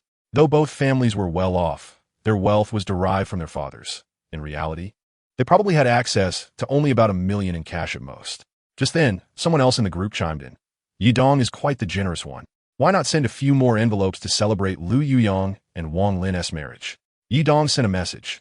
All right, I will send another 140,000 in red envelopes to celebrate. Additionally, I covered the hotel expenses for Lu Yuyong and Wang Lin today, wishing them a joyful wedding and a lifetime of happiness. As soon as he finished speaking, Yi Dong rapidly sent out 20 red envelopes, each containing 7,000 yuan, totaling another 140,000. After sending the envelopes, Yi Dong called Zhu Fu. Old Zhu, please settle the total expenses for Lu Yuyong and Wang Lin's wedding at Yixing Hotel. Consider it my gift.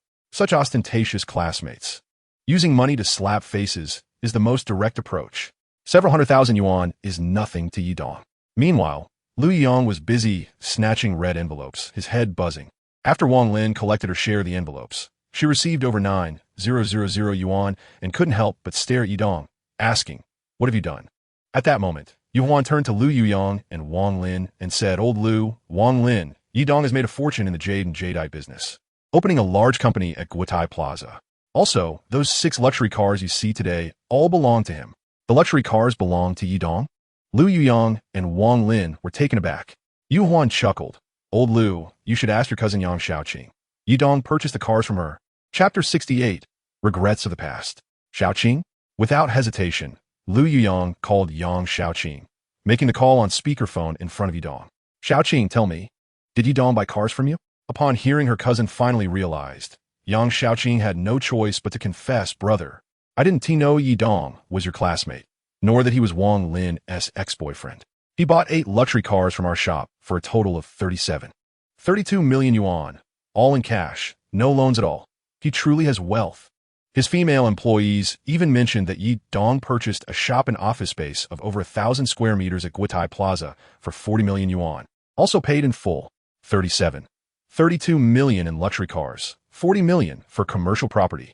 Lu Yuyong and Wang Lin were left speechless. Initially, they had their doubts, but after Yi Dong sent out 340,000 yuan in red envelopes, it became evident who would foolishly spend that much money to save face if they were broke. He is indeed wealthy, treating hundreds of thousands as mere pocket change, using money to slap Lu Yuyong in the face. The sting was palpable. Moreover, Yi Dong had just informed his people to settle the wedding expenses at the hotel. They had reserved 100 tables at Yixing Hotel, each costing 288 yuan, totaling 128,800 yuan, with an additional 60,000 yuan for wedding expenses, amounting to 188,800 yuan in total. Yi Dong had casually thrown out 528,800 yuan in red envelopes and gifts, clearly intending to slap Lu Yuyong in the face, loudly. Wang Lin was filled with regret and bitterness. If only she hadn't broken up with Yi Dong, those luxury cars worth millions, that company worth millions. And who knows how much wealth Yi Dong has in his accounts. All of that could have been hers, within Lu Yuyong's circle. She had only heard figures in the hundreds of thousands, cars, expenses, and displays all in that range. Yet, The man she had discarded was now operating on a scale of millions. How many streets had she left Lu Yuyang behind? What baffled Wang Lin even more was how Yi Dong had amassed such wealth in such a short time. Regardless, the fact remained that Yi Dong had indeed struck it rich. He sent out 340,000 yuan in red envelopes and gifted 180,000. No one will be foolish enough to borrow money just to save face. That would be sheer folly. Wang Lin looked at Yi Dong's indifferent expression and suddenly understood. Yi Dong was certainly no fool. He was using money to slap her face. Lu Yuyang wore a dark expression, his boasting in front of Yu Huan immediately backfiring thanks to his cousin's words. This reality, coupled with Yu Huan's smug demeanor and actions, clearly indicated he had known all along, deliberately leading Lu Yuyang to boast and then face the humiliation. Damn that guy! Lu Yuyang cursed inwardly at Yu Huan. Upon arriving at the hotel, Lu Yuyang and Wang Lin stood by the red carpet, waiting for the wedding ceremony to commence. At that moment, a middle-aged man approached Yi Dong respectfully, saying, "Young Master Yi, all wedding expenses have been settled at the hotel. The total is 188,000 yuan." Lu Yuyang, Wang Lin, and Yu Huan stared in disbelief as Yi Dong entered the wedding car driven by Zhou Wu, followed by the 6 luxury cars leaving in succession. All 6 luxury cars belonged to Yi Dong. Lu Yuyang immediately felt a sense of disillusionment. The wedding lost all sense of festivity. Wang Lin was also left in a daze, realizing without a doubt that a rift had formed between her and Lu Yuyang. As Zhou Wu drove, he asked Yi Dong, "Boss, are the newlyweds acquaintances?" Yi Dong did not hide the truth, chuckling bitterly. "I didn't expect it to turn out this way. The groom and bride are my high school classmates, and most of the groomsmen and bridesmaids are also classmates. Moreover, the bride is my ex-girlfriend." Zhou Wu paused for a moment before replying, "Boss, it seems your classmates are quite materialistic." Yi Dong nodded in agreement. Before reaching home, his phone chimed. It was a message from Wang Lin. "Yi Dong, I'm sorry. Can you forgive me?"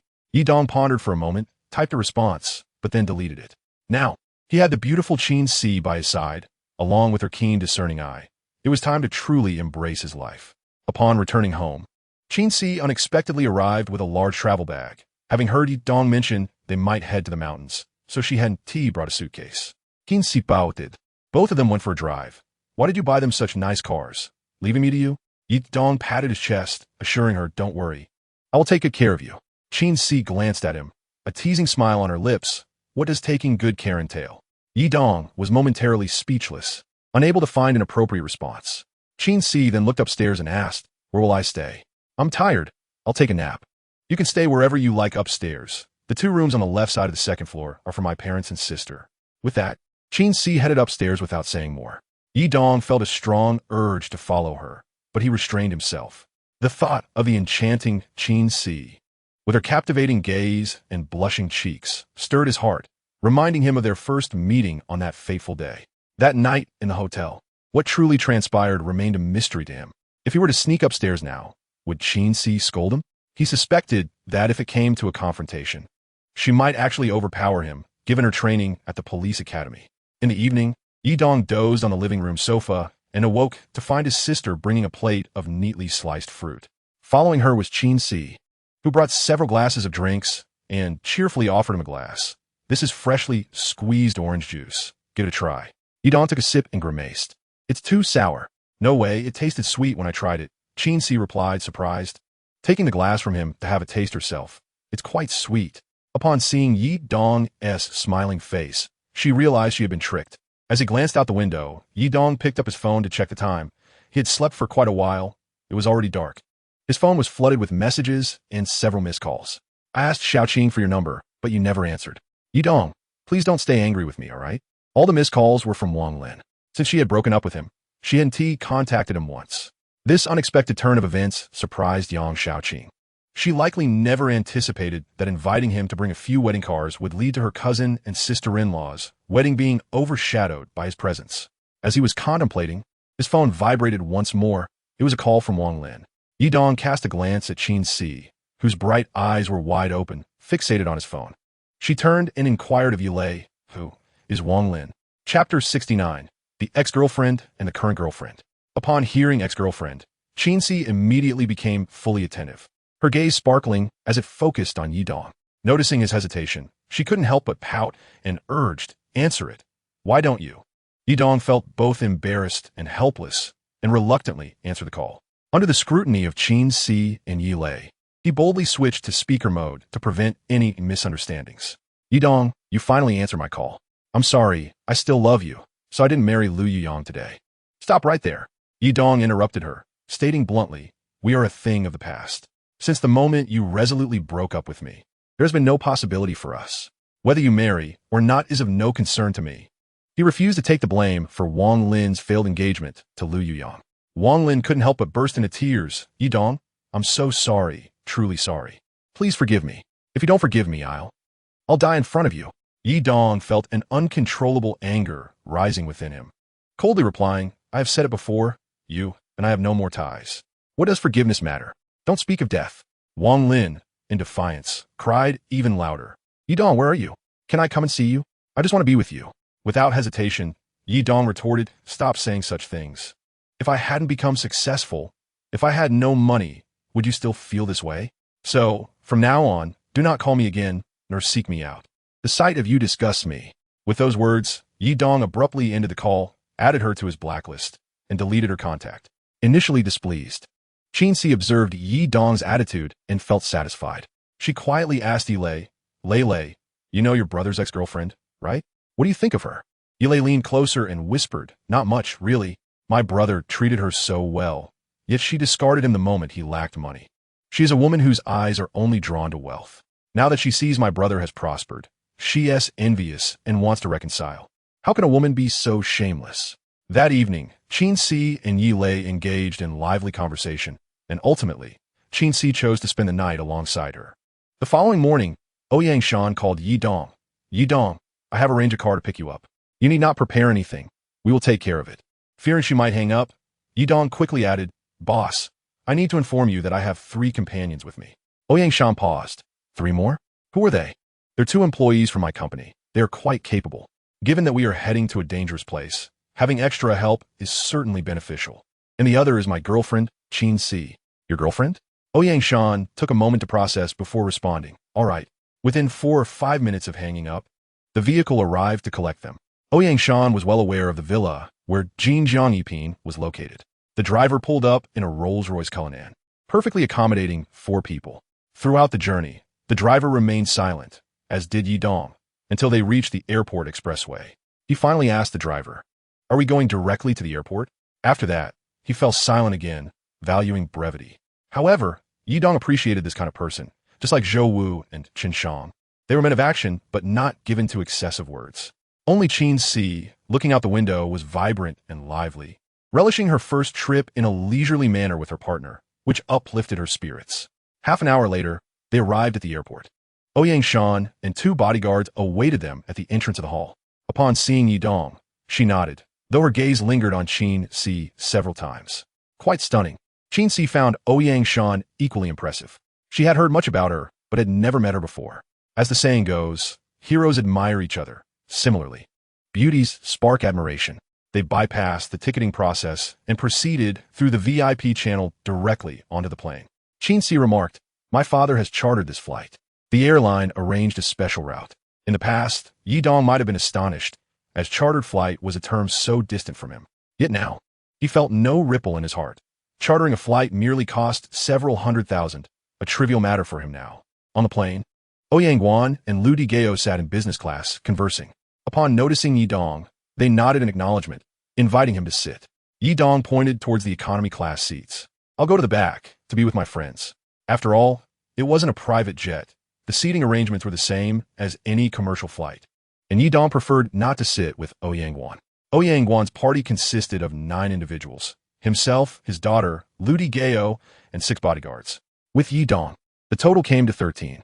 Ouyang Shan did not join Yidong in economy class, but remained in business class. Yidong observed her pallor, but he felt it inappropriate to inquire. Once seated, Qin Si reached over to hold his hand. A wave of warmth enveloped him as he grasped her hand tightly. In that instant, he felt an indifference to all else, as if the journey ahead, regardless of life or death, mattered not. This was the true essence of love. In his previous relationship with Wang Lin, Yidong had been utterly subservient, pouring all his wealth and emotions into her, yet she had never truly valued him, coming and going as she pleased. Chartered flights were prioritized over commercial flights, and as soon as they boarded, the plane took off without delay. Once it reached cruising altitude, several flight attendants pushed the catering cart to serve them. With only a handful of passengers, their tasks were light, as these chartered flights catered to wealthy clientele, allowing for a chance to engage in light banter. However, the bodyguards were taciturn, answering only when asked and offering no further conversation. The only young and handsome man had an even more stunning beauty by his side, clearly a couple, leaving the flight attendants with no opportunity. The flight attendants on this charter were more attractive than those on commercial flights, as airlines took special care to select the best for high-profile clients. Yet they were met with disappointment, as among the chartered guests were only two young women, both breathtakingly beautiful. While the attendants were lovely, the difference was stark. If they were to be called beauties, these two would be deemed ethereal. Chapter 72, 5 billion, in exchange for marrying my daughter. Ouyang appeared more haggard. A subtle melancholy reflected in his eyes. After a brief conversation with Lu Digao, the elder gentleman eventually dozed off. Ouyang turned to observe his daughter, who seemed lost in thought, gazing out the window. Previously, he had worried about her feelings for Yidong, but she had never indicated anything. And after he made his intentions clear, Yidong had decisively left. Truth be told, Ouyang held a favorable opinion of Yidong. Despite his lack of status and wealth, he possessed remarkable skills and was devoid of the sordid character traits he had imagined. It is rare among the youth to find someone as exceptional as Yidong, and more importantly, his appraisal skills were praised by Lu Digao. Yidong's expertise in appraisal is unparalleled, even among the older generation. In his lifetime, Ouyang had only truly respected 2 or 3 individuals, Lu Digao being one of them. Given Lu Digao's high regard for Yidong, it was evident how remarkable he truly was. Ouyang even began to regret whether he had been too harsh in his treatment of Yidong. Moreover, whether this endeavor succeeds or fails, Lu Digao has stated that the most crucial factor is Yidong. For Yidong is the one who could discern those 2 maps. Without him, neither he nor Lu Digao would be able to identify them. However, Ouyang is also filled with helplessness, as the map tokens are only 2/3 complete, with one piece still missing, and he has been unable to locate it. Nevertheless, Ouyang cannot afford to wait any longer. Without that final map token, he must set off. What Ouyang and Lu Digao could never have anticipated is that the most critical map token had already been seen by Yidong and etched into his memory, namely, the Statue of the Eye. Ouyang has never seen his daughter appear so haggard and silent. Could it be that she truly harbors feelings for Yidong? Yet, it seems unlikely. Even if she did, what of it? Today, Yidong has brought a girl with him, and the intimacy between them is evident, suggesting a romantic relationship. Moreover, this girl's beauty is in no way inferior to that of his daughter, Ouyang. Her demeanor is elegant yet unpretentious, lovely yet not seductive. She is undoubtedly a respectable young woman. Yidong is indeed fortunate. Ouyang muses with a sigh, before inquiring of his daughter, Shan. Are you feeling unwell? Ouyang sighs again, his gaze drifting out the window, where the clouds float beneath him. Heaven knows, that direction is where Yidong and his astonishingly beautiful girlfriend are. Upon seeing her daughter's dejected expression, with tears brimming in her eyes, Ouyang is suddenly struck with alarm. His daughter likes Yidong. She truly likes him. In a sudden wave of regret, Ouyang reflects that he should not have been so cold-hearted towards Yidong in the past. Dad, what's wrong? Ouyang turns his head to find his daughter has dried her tears and restored her expression to normalcy. He gestures toward Yidong in the economy class, saying, Please call Yidong over. I wish to discuss something with him privately. All right, Ouyang replies, standing to seek out Yidong. Approaching him, she finds Yidong happily chatting with Qin Si, hand in hand, and only stops when she arrives. Yidong, my dad would like to speak with you. She informs him. Yidong acknowledges her with a nod, releasing Qin Si's hand and rising to head toward the front. After a moment's contemplation, Ouyang takes a seat in Yidong's place, her enchanting eyes meeting Qin Si's as she introduces herself. Hello, I haven't introduced myself yet. I am Ouyang. Qin Si responds, returning her gaze and introducing herself with poise. The 2 stunningly beautiful women lock eyes, and it seems as if sparks ignite between them. Yidong arrives in the business class and occupies an empty seat. Ouyang glances at his daughter, who is seated quite far behind, and then at the composed and indifferent Yidong, managing a wry smile as he speaks. Young Yi, do you still hold a grudge against me? Not really, Yidong replies calmly. Ouyang Guan exhales, I have but this one daughter, and all my love and hopes rest upon her. Since she was young, I meticulously arranged everything for her. When she was in kindergarten, fearing she might be bullied, I purchased the entire kindergarten. When she entered primary school, I enrolled her in a private institution, becoming the largest shareholder for her sake. Throughout her life, I have always dreaded her suffering or being wronged, thus arranging every aspect, including her marriage. However, now that I am terminally ill and have little time left, my perspective has suddenly shifted, Yidong. At this juncture, Ouyang Guan's gaze upon Yidong becomes fervent. Yidong, my daughter, Ouyang Shan, likes you. Yidong is momentarily taken aback, then shakes his head. That's impossible. I have always felt unworthy of her. Ouyang Guan fixes his gaze on Yidong. Lowering his voice, Yidong, do not doubt my words. If you agree to marry my daughter, I will grant you half of my fortune, which amounts to no less than 5 billion. Half of 50 billion translates to 25 billion. In times past, such a proposition would have astonished Yidong, but now, having earned 6 billion in a single transaction, does 25 billion truly hold significance for him? Perhaps it is merely a matter of a few months. Yet more critically, he is already with Qin Si. Yidong is uncertain whether Ouyang Guan's statement is a test or a genuine offer, but he does not dwell on it. Shaking his head in refusal, I'm sorry, Mr. Ouyang, but I cannot agree to this. I have a girlfriend, and I believe I need not elaborate further. Ouyang Guan is momentarily stunned. Yidong has rejected half of his fortune. Could he possibly offer his entire wealth in exchange? But before he can voice this thought, Yidong has already spoken. Mr. Ouyang, for me, this is no longer a matter of money. It pertains to feelings. I would not trade my affection for my girlfriend for any sum. Ouyang Shan is my boss and my benefactor. I would lay down my life to repay her. But that is unrelated to love. Unrelated to love. Ouyang Guan has never encountered someone capable of rejecting such a colossal temptation of wealth. Yidong is the first. Considering his daughter's heartbroken countenance, he suddenly feels a pang of compassion. Chapter 71. The Bermuda Triangle on Land. The Bewildering Abyss. In the economy class, Ouyang Shan and Qin Si are engrossed in lively conversation. Ouyang Shan curiously asks Qin Si, I recall Yidong never mentioned you while working in my shop. When did you two meet? Qin Si blushes, fidgeting as she replies, We've only known each other for less than a month. We met through a blind date. A blind date? Ouyang Shan is genuinely perplexed with your beauty. Did Yidong even need to resort to that? Qin Si, feeling embarrassed, explains, I'm a police officer, a criminal investigator. My job keeps me so busy that I hardly have time for my own affairs, and I have a bit of a temper prone to violence. Consequently, I tend to overlook most suitors, and thus, I've never had a boyfriend. Understood. Ouyang Shan nods. Seeing how Qin Si's straightforward personality matches well with her role as a police officer, such women are typically formidable, and ordinary men would find it challenging to contend with them. Qin Si seems to resonate well with Ouyang Shan, laughing as she shares anecdotes from her blind date. I'm classmates with Yidong's sister, Yilei. It was she who suggested the blind date, and my mother happened to overhear, insisting I go. Honestly recalling the incident involving alcohol, Qin Si's cheeks flush crimson as she glances at Ouyang Shan's exquisite face. Suddenly struck with alarm. How could she have revealed that secret? Almost slapping herself, she wonders how she could have divulged such information without having been inebriated. Ouyang Shan, immersed in their exchange, feels a twinge of envy. Upon glancing up, she notices Qin Si's mortified expression, and an instinctual realization dawns upon her. Something is amiss. Yet, Qin Si falls silent.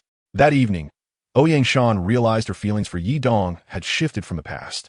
However, due to her father's predetermined marriage for her, she had kept her heart concealed, burying her feelings deep within. The result was that Yidong ended up on a blind date with Qin Si, leading them to become a couple. Had she been braver, would she now be the one holding Yidong's hand? As Ouyang Guan faces imminent death, seeking a remedy for a problem that technology and medicine cannot resolve, can a nebulous treasure of ancient origin truly provide a solution? Yet, he cannot afford to entertain any other thoughts. Ouyang Guan seeks survival, but does he not also yearn for it? The difference is that he seeks not his own life, but Qin Si's. But what distinction does that make? If given the chance, he would willingly exchange his life for hers. 2 hours later, they arrive in Meishan. Ouyang Guan's bodyguards have already arranged for a vehicle to meet them at the airport, which transports them directly to a city hotel. Both lunch and dinner are taken care of within the hotel, followed by preparations for equipment and meals. Additionally, a local guide familiar with the mountains, named Shui Chung, in his 40s, has been engaged. His father and grandfather were both seasoned hunters of the Wawa Mountain. The following evening, after all necessary supplies were prepared, Ouyang Guan invited Lu Digao and Yi Dong to his room for a discussion. He produced 2 map tokens and, employing a method previously used by Yi Dong, projected the map onto the wall. Lu, Yi, let us reconfirm the map's location and ascertain if there are any precise coordinates. With just these 2 tokens, we cannot determine much, only that it lies within the Mawandang of Wawashan. However, that area spans thousands of square kilometers and remains largely uncharted and desolate. It's akin to stating the summit of Mount Everest is located on the mountain itself. Given its vastness, how can one pinpoint its exact location? Lu Digao furrowed his brow deeply, contemplating. The Mawandang is the only region of Wawashan that remains undeveloped and is deemed impossible to develop. I have perused countless documents and consulted old friends who have ventured there. The terrain is exceptionally intricate, with anomalous geomagnetism causing compasses and navigational instruments to falter. Moreover, the area is prone to sudden fog, rendering it perilous for any who enter, leaving them disoriented and vulnerable. Those who venture inside are often met with dire consequences. Yi Dong was taken aback. He had not heard of such dangers. Lu Digao continued. The Mawandang is situated between latitudes 29, 32 and 29, 34, aligning with both the Bermuda Triangle and the Pyramids of Egypt, earning it the moniker of the Bermuda Triangle of Land. To this day, the mysteries surrounding it remain unsolved. Yi Dong grew increasingly anxious. If the location was indeed so treacherous, would he be able to uncover a solution to the blood curse? As he scrutinized the illuminated patterns on the wall, he juxtaposed the information regarding the carved eye he had envisioned with the luminous display, and suddenly, a point glimmered in his mind, radiating a red light. That's it. At least, that was how it appeared on the mental map. After a moment of contemplation, Yi Dong turned to Lu Digao and Ouyang Guan. Lao Lu, have you ever heard of something called a blood curse? A blood curse? Both Lu Digao and Ouyang Guan shook their heads in surprise. Never heard of it. Is it a meow witchcraft or a type of goo? Disappointment washed over Yi Dong as he realized they were equally uninformed, rendering further inquiries futile. The only chance lay in reaching the location indicated by the red dot on the map. If they could uncover the treasure of the 3 stars, perhaps answers would be revealed. There might still be hope for resolving Qin Si's blood curse, but Ouyang Guan's late-stage cancer seemed beyond salvation. After all, a blood curse was a relic of ancient times, and despite its mystique, it was likely just a form of poison. Late-stage cancer, however, was deemed incurable. Thus, Ouyang Guan's prospects appeared grim. Eternal life? Such a notion was scarcely believable. If it truly existed, why had no one ever encountered a genuine immortal? All of it seemed merely a figment of myth. Pondering this, Yi Dong took up paper and pen, sketching the location he had envisioned. Ouyang Guan, noticing Yi Dong's sudden activity, cautiously inquired, "Have you discerned something significant?" Yi Dong nodded. "I believe this location may hold the key. We should prioritize finding it." Chapter 72. Secrets. Lu Digao patted Ouyang Guan's shoulder. "We need to consult with the guide." Prior to engaging the guide, they had only mentioned entering the mountains without clarifying their destination. Ouyang Guan coughed twice, wiped his mouth with a tissue, and upon inspection, found it stained with blood. Lu Digao looked at him with concern. "Old Guan." Ouyang Guan forced a smile. "Old Lu, there is no need for worry. What is there to be concerned about in my current state? It's all a matter of treating a dead horse as a live one." With that, Ouyang Guan paused and addressed Yi Dong. "Yi Dong, could you please fetch Shui, our guide?" Yi Dong nodded and exited. Once he was gone, Lu Digao leaned closer to Ouyang Guan. "Speak your mind, old friend." Having known Ouyang Guan for many years, Lu Digao understood him well. Ouyang Guan wiped away the blood at the corner of his mouth and then said, "Old Lu, after all these years of friendship, I hesitate to drag you into this. Please take Shan Shan and look after her for me." Lu Digao fell silent. Ouyang Guan continued, "Old Lu, do not explain everything to Shan Shan. Her temper is stubborn, and she will not leave. Just tell her you're taking her to purchase some equipment. We will depart shortly." After a moment of silence, Lu Digao replied, "Old Guan, you should arrange for someone else. After decades of friendship, you know my character well. I have dedicated my life to identifying truly valuable relics and ancient sites. The treasure of Zhang Xianzhong's 3 stars is my final and greatest aspiration, so do not push me away. Although I may be aging, I possess knowledge and experience that this team lacks. Can you truly afford to be without me?" Ouyang Guan fell silent as well. Lu Digao spoke the truth. Ancient tombs and treasures are fraught with traps, intricately designed based on ancient cultures and their connections. If Lu, an archaeological professor, were to accompany them, the likelihood of success would undoubtedly be significantly enhanced. While Yi Dong's discerning eye was remarkable, his youth meant he lacked the extensive knowledge that Lu Digao possessed. Before Ouyang Guan could respond further, the doorbell rang. Lu Digao answered, revealing Yi Dong and the guide, Chui Cheng. Chui, in his early 40s, was of modest height yet remarkably robust, his sun-kissed skin indicating a life spent outdoors. Old Chui, please have a seat, Ouyang Guan gestured, indicating that Yi Dong should also sit.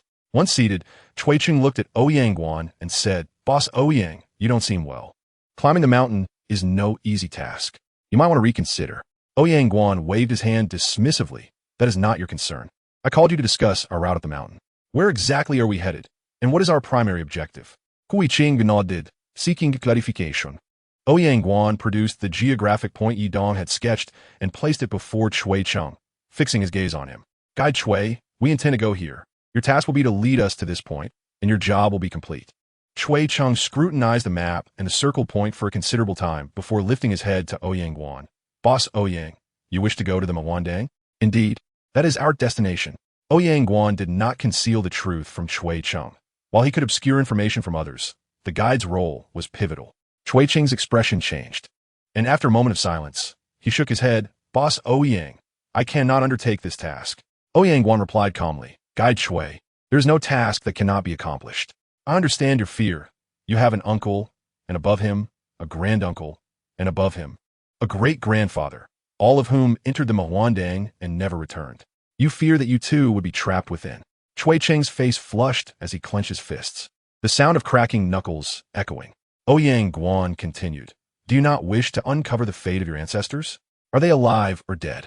Furthermore, your youngest son suffers from cartilage disease, requiring astronomical medical expenses. If you guide us, I will offer you 10 million as compensation, with 5 million in advance to cover your son's treatment and secure your family's future. Consider it. Chui Cheng wrestled with Ouyang Guan's words, his hands tugging at his hair in distress. After a long pause, he finally lifted his head, his eyes bloodshot, and declared, I want 20 million, and I want it all up front. Ouyang Guan fell silent for a moment before revealing a faint smile. Very well, I shall agree to your request, Guide Chui. I admire your willingness to sacrifice everything for your family. Here, this is a cash check for 20 million.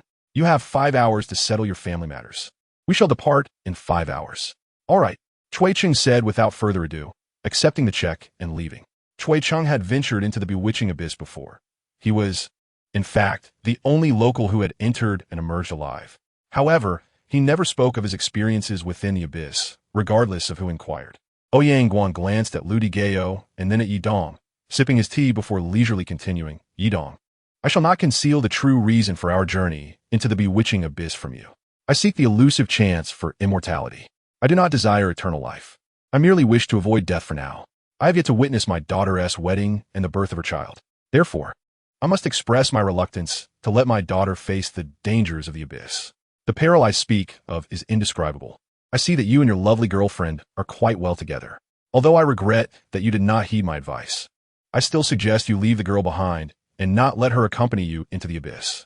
Yi Dong discerned Ouyang Guan's good intentions, but rejected the suggestion without hesitation. Thank you for your kindness, Boss Ouyang, but I must take her with me to the bewitching abyss. She is under a blood curse and only has 70 days to live. The means to break the curse exist solely within the 3-star treasure. So I must bring her along. Blood curse? This was the second time Ouyang Guan and Lu Digao had heard Yi Dong mention such a term. Previously, they had thought Yi Dong was merely asking casually, not realizing the gravity hidden behind those words. Yi Dong then recounted the events surrounding Qin Si's case and the blood curse, including the secret of the eye sculpture, which was the final third of the map to the 3-star treasure.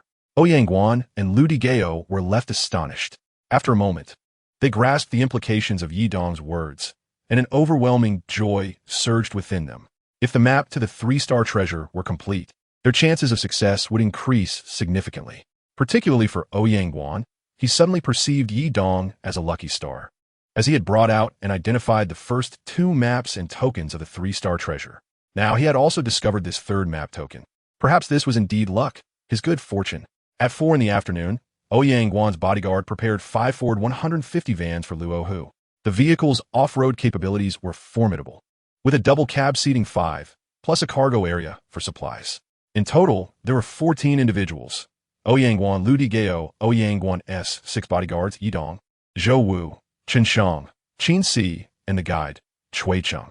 Initially, Ouyang Guan intended to leave his daughter, Ouyang Shan, behind, but her fiery and stubborn nature compelled her to accompany him, regardless of whether this journey would be his last. The crucial reason was that Yi Dong had brought the complete map token for the 3-star treasure, giving Ouyang Guan a sense of confidence in the expedition's success and a belief that the dangers would be significantly mitigated. Thus, he ultimately decided to take his daughter along. Yi Dong and his companions traveled in one vehicle, with Zhou Wu driving, Chen Shang in the passenger seat, and Yi Dong and Qin Si in the back. Ouyang Guan and his daughter shared another vehicle, driven by Luo Hu, with Lu Digao in the front seat, while the remaining 6 individuals divided themselves among the other 3 vehicles. Chui Cheng and 1 bodyguard led the way at the forefront. The Wawashan area had developed about 1/3 into a tourist attraction, yet much remained untouched due to the challenges of development. The bewitching abyss, in particular, was entirely undevelopable, leading to its designation as a tourist no-go zone. The convoy avoided the tourist roads and instead traversed a winding rural path. After more than 2 hours, darkness enveloped the land, and the cement road came to an end, giving way to a bumpy dirt path. After approximately 3 more hours, the dirt road vanished, replaced by vast mountains and dense forests. Chui Cheng suggested they camp here and set off at dawn. Ouyang Guan's 6 bodyguards and Zhou Wu, along with Chen Shang, divided tasks. 6 set up tents while 2 prepared food. After dining, it was already past 11 at night. 2 individuals remained on night watch while the others rested. The 6 tents were arranged so that Ouyang Shan and Qin Si shared one, Ouyang Guan and Lu Digao another, while Yidong, Zhou Wu, and Chen Shang occupied a third, with the remaining 7 individuals distributed among 3 tents. Yidong found it difficult to sleep, his thoughts lingering on Qin Si. He took out his phone to check for signal, only to find none. The only satellite signal phone belonged to Ouyang Guan. However, each person was equipped with a walkie-talkie, which had an effective range of 300 meters without obstacles, reducing to 100 meters with obstructions. Zhou Wu and Chen Shang first checked their gear. While they were unarmed, they had equipped themselves with other safety devices such as daggers, flashlights, and hand-crank generators, among other wilderness survival tools. The remaining essential equipment had been prepared by Ouyang Guan and was yet to be distributed. At dawn, Yidong was awakened by the sound of birds. Opening his eyes, he realized he was alone in the tent. Venturing outside, he found the day had fully broken. They were on a small hill, flat and approximately 1,000 square meters, covered in lush green grass. 2 bodyguards were cooking breakfast a few meters away, while Ouyang Guan, Lu Digao, and Chui Cheng stood at the edge, gazing into the distance. Nearby, a clear stream flowed, where Qin Si and Ouyang Shan were washing their faces and brushing their teeth, the water as transparent as bottled mineral water. The view from this location was splendid. Aside from a vast area of misty mountains, the rest was a breathtaking panorama. Yidong noticed Chui Cheng was explaining the misty mountains to Ouyang Guan and Lu Digao, and he walked over. Chui Cheng was describing, passing through the gorge ahead leads into the bewitching abyss. You can see for yourselves that any area shrouded in mist is part of the abyss, which is perpetually so. Once a person enters that region, they will experience hallucinations, compasses will malfunction, and communication devices will fail. Fear was evident on Chui Cheng's face as he spoke. Yidong instinctively interjected, "Isn't that mist toxic? Or is it a miasma?" Chui Cheng paused before responding. Moreover, the region of the bewitching abyss is uninhabited, rarely traversed by humans, surrounded by primal forests. Thus it is home to many ferocious beasts, adding to the difficulties of our venture. The location provided by Boss Ouyang on the map is the very core of the bewitching abyss. Guide Chui, we have brought advanced anti-toxic masks, along with hunting rifles, handguns, micro-explosives, and stun guns for safety. No matter how fierce the beasts may be, they cannot withstand human weaponry. So you can rest assured, said Luo Hu, the head bodyguard, who had just approached, his imposing figure exuding confidence. Chui Cheng nodded. It was not surprising that a wealthy individual like Ouyang Guan would have access to such weaponry. However, he remained perplexed about the journey into the bewitching abyss. He was not afraid of death. He would sacrifice his life for his son and family. Yet, he felt an inexplicable fear of the unknown lurking within the abyss, a fear that was utterly unfounded. By the stream, Qin Si washed her face, wringing out her small towel and glancing at the sun rising in the east. Ouyang Shan gazed at Qin Si, whose profile glistened with droplets of water in the sunlight, beauty that evoked a twinge of jealousy within her. Qin Si, you are truly beautiful. No wonder Yi Dong is so taken with you. Ouyang Shan sighed. Beautiful? Qin Si chuckled softly. My colleagues all know I'm a tomboy. They don't see me as a woman, nor does Yi Dong. Her relationship with Yi Dongsheng initially bore no resemblance to love. It was merely a muddled affair born of intoxication. However, Qin Si now harbored no regrets. After getting to know Yi Dong, she discovered an abundance of his admirable qualities and had genuinely fallen for him.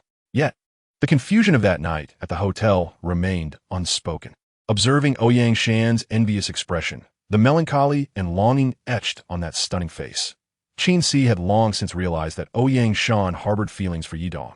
You like Yi Dong too, don't you? Qin Si, ever forthright, couldn't help but blurt out this thoughtless remark. Chapter 74. The Enchantment of the Bewildering Abyss. Ouyang Shan's demeanor was a blend of despondence and indifference. Her gaze lowered to the stream as she replied softly, What does it matter whether I like him or not?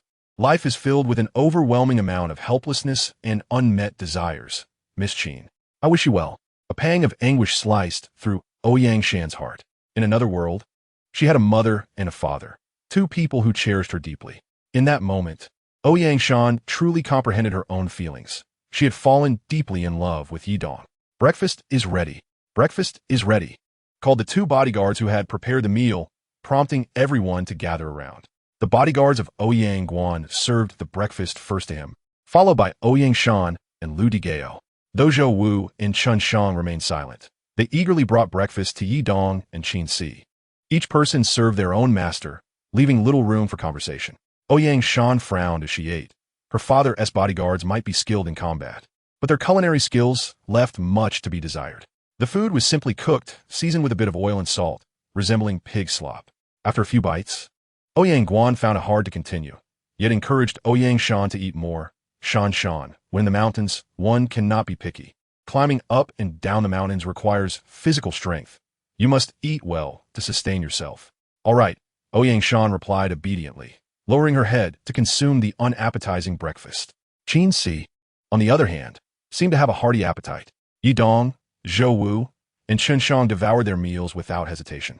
Cui Cheng, while eating, remarked, Everyone should try to eat their fill and not waste food.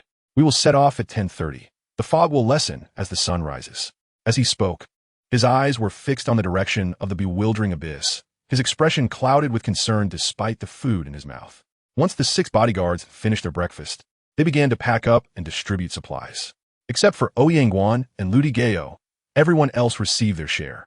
The 2 girls, Ouyang Shan and Qin Si, carried only what they needed in their travel backpacks, weighing approximately 25 kilograms each, while the remaining bodyguards and Shui Cheng carried at least 50 kilograms of supplies. From this point onward, vehicles could no longer be used. They had to proceed on foot. From the mountain peak, the area where the fog enveloped the bewildering abyss appeared deceptively close, just a few hundred meters in a straight line. However, it took them over an hour to reach their destination. Leading the way, Shui Cheng swung a machete to clear the thorns before instructing, Let us take a 20-minute break here. We will enter the bewildering abyss area afterward. Luo, who then distributed gas masks. These high-tech masks were quite costly, valued at $18,000 each, and were in short supply even for those with wealth. Ordinary gas masks cost a few $100s and had a limited lifespan of only a few hours, whereas these masks possessed intelligent air purification capabilities, with solar modules for automatic charging, allowing for indefinite use as long as they had power. Not only were these masks lightweight and exquisitely designed, but they also featured powerful night vision capabilities, ensuring visibility both day and night. 20 minutes passed swiftly, and Shui Cheng stood up to announce, Everyone get ready. Luo, who, take out the ropes. We will tie them around our waists in sequence to prevent anyone from getting lost.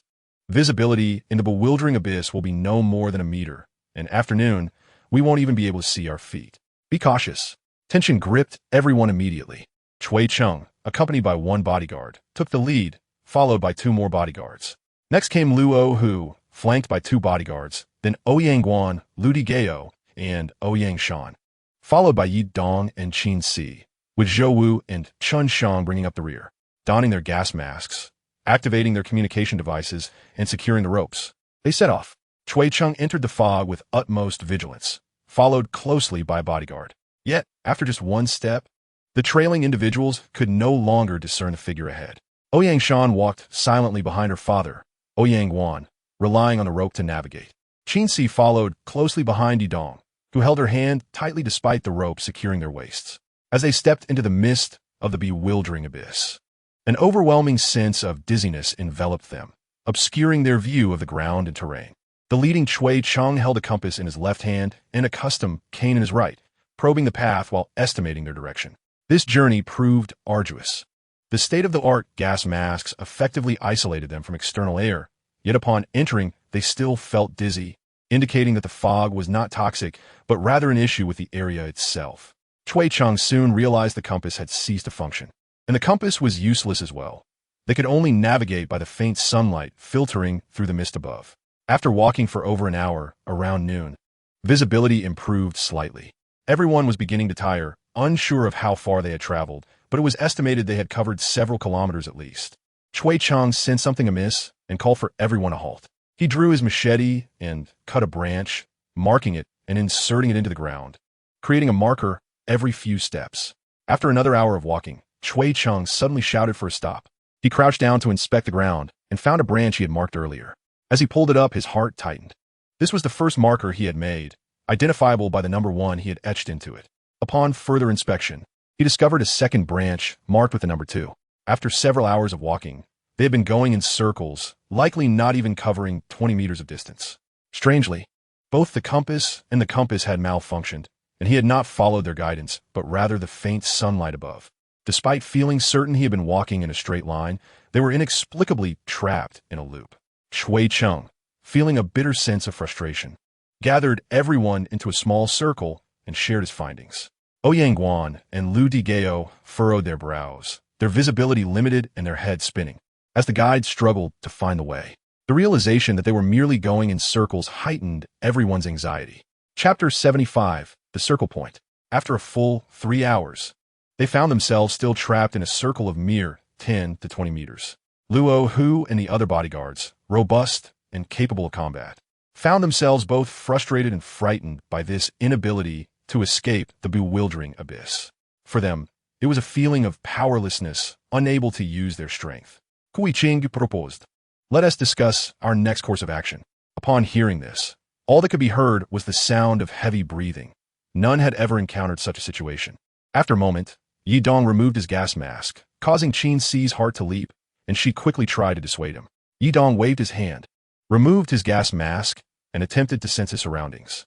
Qin Si, tightly clinging to him, appeared anxious, while Ouyang Shan, to his left, watched him with equal apprehension. After a few minutes, Yi Dong found little difference from before. The dizzy sensation in his mind persisted, and there was essentially no distinction between wearing the gas mask and taking it off. After flexing his limbs, he remarked, "My sensations remain unchanged, and my thoughts are still clear. Thus, I can ascertain that this mist is non-toxic. The gas mask serves no purpose. I suspect that dizziness arises from the geological characteristics of this area." Upon hearing this, the others gradually removed their gas masks, finding them cumbersome and obstructive. Indeed, without them, their field of vision expanded slightly, and their minds felt lighter, though the distance they could see remained limited to approximately 1 meter. As everyone tentatively removed their masks, they experienced the same level of dizziness as Yi Dong had described. It neither intensified nor diminished, yet their thoughts remained under control. Ouyang Guan furrowed his brow deeply, pondering their predicament. The venerable Professor Lu Digao felt equally helpless. Even the most skilled local guide had no solutions. What path lay ahead for them? Chui Cheng nodded affirmatively. This method is indeed feasible. Previously, we placed a branch every 5 steps, and Professor Lu's approach is worth trying. After reaching a consensus, they promptly set out, as it was nearly 3 o'clock, and anyone remaining in such an environment after dark would surely succumb to madness and dread. As they advanced, Chui Cheng inserted a branch every 5 steps, marking it with a capital 2, and subsequently inscribed numbers 1, 2, 3, and 4 to indicate the quantity. After inserting approximately 26 branches, he stumbled upon a marked branch. Upon closer inspection, his heart sank. This branch bore the numeral I and the label 1. After informing the others, a heavy silence enveloped the group. Gritting his teeth, Chui Chung suggested, "Let us try another path. Nightfall approaches." In a new direction, he labeled the branches with 3 and the corresponding numbers, avoiding branches marked 1 and 2. Trusting his instincts, he felt he was not walking in circles, though the path did not appear perfectly straight. Yet, an hour later, he encountered another branch marked with I and 1. Frustration surged within him. The electronic devices in his possession had entirely malfunctioned. How could they be trapped in such a confined area? "All right, Dad. If you wish to continue, I shall accompany you," Ouyang Shan said gently, her expression devoid of fear. The sudden revelation of Yi Dong and Qin Si's romantic involvement pierced her deeply. Her thoughts were consumed by despair. Resigned to accompany her father on his final journey, Professor Ludigeo was the first to voice his decision. "Olguan, I shall remain by your side. No need for further deliberation." Luo, who echoed his sentiment, "Boss, I will not abandon you." The remaining 5 bodyguards hesitated slightly, yet with their leader Luo, who's declaration, they nodded in agreement to accompany the boss. Yidong, of course, needed no further encouragement. "Ouyang, my intentions are clear. I must press on."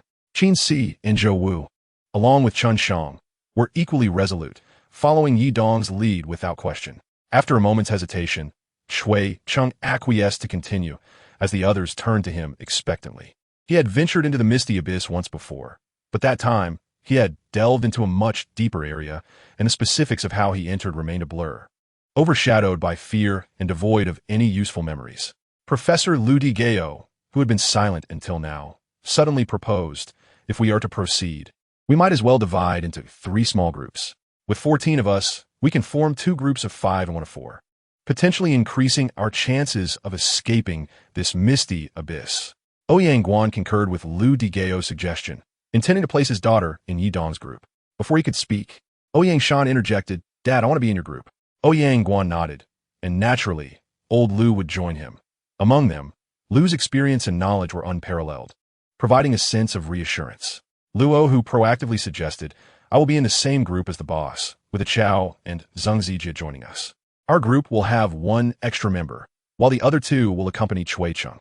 They quickly unbound the ropes and reconfigured into groups. Ouyang Guan's group consisted of 6, Chui Chung's 4, and Yi Dong's 4. After organizing into groups, they arranged themselves accordingly. In Ouyang Guan's group, Luo, who took the lead, followed by another bodyguard, then Ouyang Guan, Ouyang Shan, Ludi Geo, and finally Zhijie. Chui Cheng's group retained him at the front, while in Yi Dong's group, Zhou Wu led, followed by Yi Dong and Qin Si, with Chun Shang bringing up the rear. "Let us set off," Luo, who declared, leading the way, with the other 2 groups following suit in different directions. Each group had agreed that the leader would mark a branch every 5 steps. In Yi Dong's group, Zhou Wu marked the branches, and by 4 o'clock, the sun was beginning to dip in the sky, the mist thickening around them. Yi Dong held Qin Si tightly.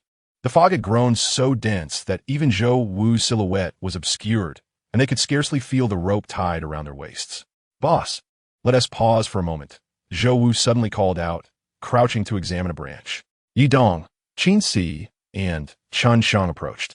Observing that this was the first branch Zhou Wu had marked, inscribed with 6 and 1, they exchanged glances, each harboring the same unspoken question. Aside from a faint rustle of the wind, silence enveloped them. Yi Dong hesitated, then called out loudly, "Boss, Mr. Ouyang, Chui Chung, can you hear me? Can you hear me?" Qin Si shook her head, replying, "Yi Dong, there's no sound. I can't hear them." Anxiety gripped Yi Dong, and he found himself inexplicably worried for Ouyang Shan. Seeing Yi Dong's troubled expression, jealousy flared within Qin Si. Why was he so concerned for Ouyang Shan? Her heart ached as she felt the weight of his affection directed elsewhere, and she forcefully shook off his hand, but he held on tightly. As dusk settled, the fog deepened, and Zhou Wu anxiously urged, "Boss, should we set up camp here? It will be even more troublesome once night falls." Yi Dong stared into the impenetrable fog, feeling increasingly anxious. Suddenly, information appeared in his mind. The mist of bewilderment generated by the bewildering formation confounds the mind and disrupts electronic devices and signals. The control range of the bewildering formation encompasses the outer circle of the misty abyss, measuring 200 meters wide and 88 kilometers long in a circular shape. The overall shape of the bewildering formation and a safe route diagram flashed before his eyes.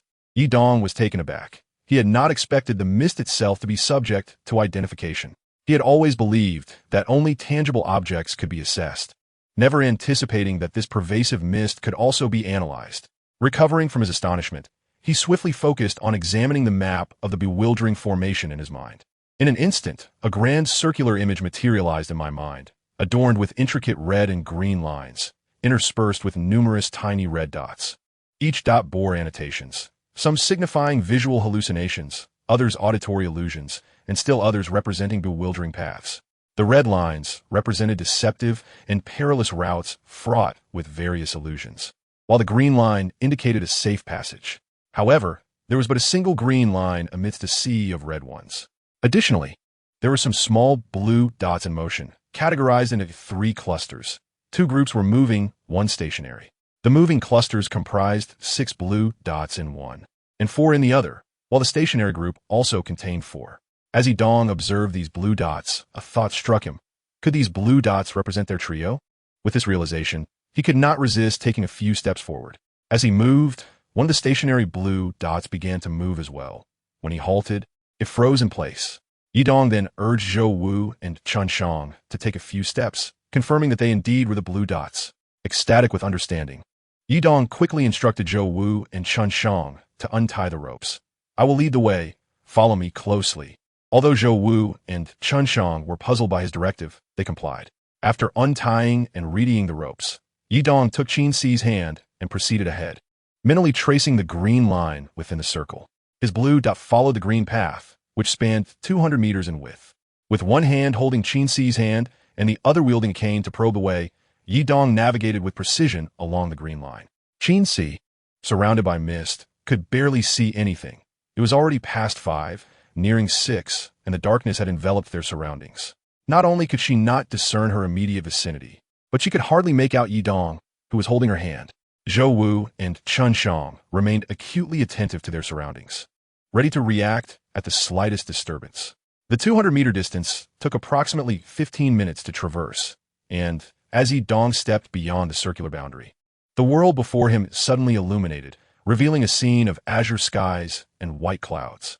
Qin Si followed him out, soon joined by Zhou Wu and Chun Shang, and they stood in stunned silence, gazing at the vibrant, clear vista before them. Chapter 77, The Wall of Mist. In one moment, they were engulfed in dimness and pervasive fog, and in the next, they had stepped into a serene and picturesque realm. Strangely, upon entering this area, their minds felt unusually clear and comfortable. The previous sense of dizziness vanished without a trace. A glance behind revealed the fog resembling an endless wall, while the scenery within it resembled a fairyland, with mountains, rivers, and valleys, all picturesque, devoid of any earthly turmoil. Qin Si, astonished, turned to Yi Dong with questions, while Zhou Wu and Chun Shang were equally amazed, unable to fathom how such beauty could be concealed within a mist. Yet, how did Yi Dong know the secret to enter? Yi Dong quickly instructed Qin Si, Zhou Wu, and Chun Shang. You 3 stay here and do not re-enter the mist. I will go retrieve them. Instantly, Qin Si and Zhou Wu expressed their concern, insisting, No, we should go together. Yi Dong shook his head reassuringly. Have faith. I know the way and how to find them. Otherwise, how could I have led you all in? The 3 pondered this. If he were unaware of the secret or the path, he could not have ventured in. Yi Dong waved his hand, picked up his probing cane, and re-entered the mist, disappearing in the blink of an eye. Qin Si extended her hand in a gesture of apprehension, her face etched with worry. Zhou Wu hurried to console her. Miss Si, do not fret. We entered with over a dozen people this morning, meandering for 7 or 8 hours without finding a way out. Yet the boss has brought us out in mere minutes. He must have his methods, so do not worry. Amidst the enchanting mist, Yi Dong continued his approach toward the blue dots, guided by the green line in his mind. Ouyang Guan, fatigued, prompted Luo Hu to call for a rest. With everyone huddled closely together, Ouyang Guan coughed a few times, unexpectedly spitting blood. Ouyang Shan, alarmed and teary-eyed, hurriedly retrieved medicine and water from her bag to assist her father. Ouyang Guan, with great effort, took the medicine, his expression weary, gazing at his frail and anxious daughter. He could not help but stroke her hair, his voice trembling as he said, Shan, your father did not wish to bring you here. I truly did not want to bring you here. Overcome with emotion, Ouyang Shan collapsed on her father's lap, weeping, while Luo, who stood by, unsure of what to say. After a moment, Ouyang Shan lifted her tear-streaked face, only to find the fog so thick that even her father's face was indistinct, deepening her sorrow. Suddenly, a hand rested on her shoulder, startling her. She turned to see a vague figure, gasping, "Who is it? Is it Yidong?" Although the person was indistinct, the voice and tone were familiar, prompting her to instinctively ask. The warmth of the hand felt so familiar that Ouyang Shan could not help but tighten her grip. Was this a figment of her imagination or a dream? As Yidong led her, he instructed, "Everyone, rise and follow me." Upon hearing his voice, the crowd erupted with joy. Although the three groups had previously been unable to come together and were lost in the mist, with their leaders suffering from a life-threatening condition, despair had settled in their hearts. Yet Yidong's sudden appearance shattered the disconnection, and regardless of whether they could escape, this news alone filled them with hope and elation. In that moment, Ouyang Shan felt the utmost happiness and tranquility, allowing Yidong to guide her forward without concern for the dangers ahead. As long as she was with him, she feared nothing, even if it led to hell. However, Yidong did not lead her to hell. After a mere 10 minutes, her surroundings brightened, revealing a breathtakingly beautiful scene, where she beheld Qin Si, radiant like a fairy, along with bodyguards Zhou Wu and Chen Shang, who rushed to greet Yidong. One by one, the others emerged, their previously listless expressions replaced by astonishment at the vibrant sight before them. Yidong released Ouyang Shan's hand and addressed the group. "Everyone, take a moment to rest. I will go fetch Guide Shui and the others." After Yidong swiftly re-entered the mist, Ouyang Shan realized, extending her hand in a gesture of caution, "Be careful." The gazes of the two women were filled with unrestrained emotion, particularly Ouyang Shan, who had previously concealed her feelings. Now, after this life and death ordeal, felt her love for Yidong burst forth without reservation. Ludi Gao and Ouyang Guan, however, were too astonished and curious to notice the emotional exchange between the two women. They both wondered how Yidong had suddenly appeared before them and led them to this clear area beyond the mist. This question was on everyone's mind. Yet Zhou Wu and Chen Shang stood in confusion, shrugging to indicate their lack of knowledge. Chapter 78, Rumors and Secrets.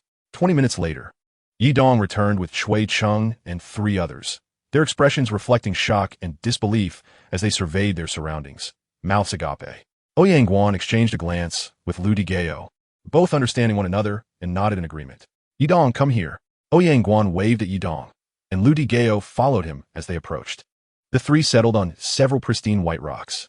Ouyang Guan wiped the blood from the corner of his mouth, and, with a face filled with anticipation and curiosity, asked Yidong, "Yidong, how did you suddenly emerge from this fog?"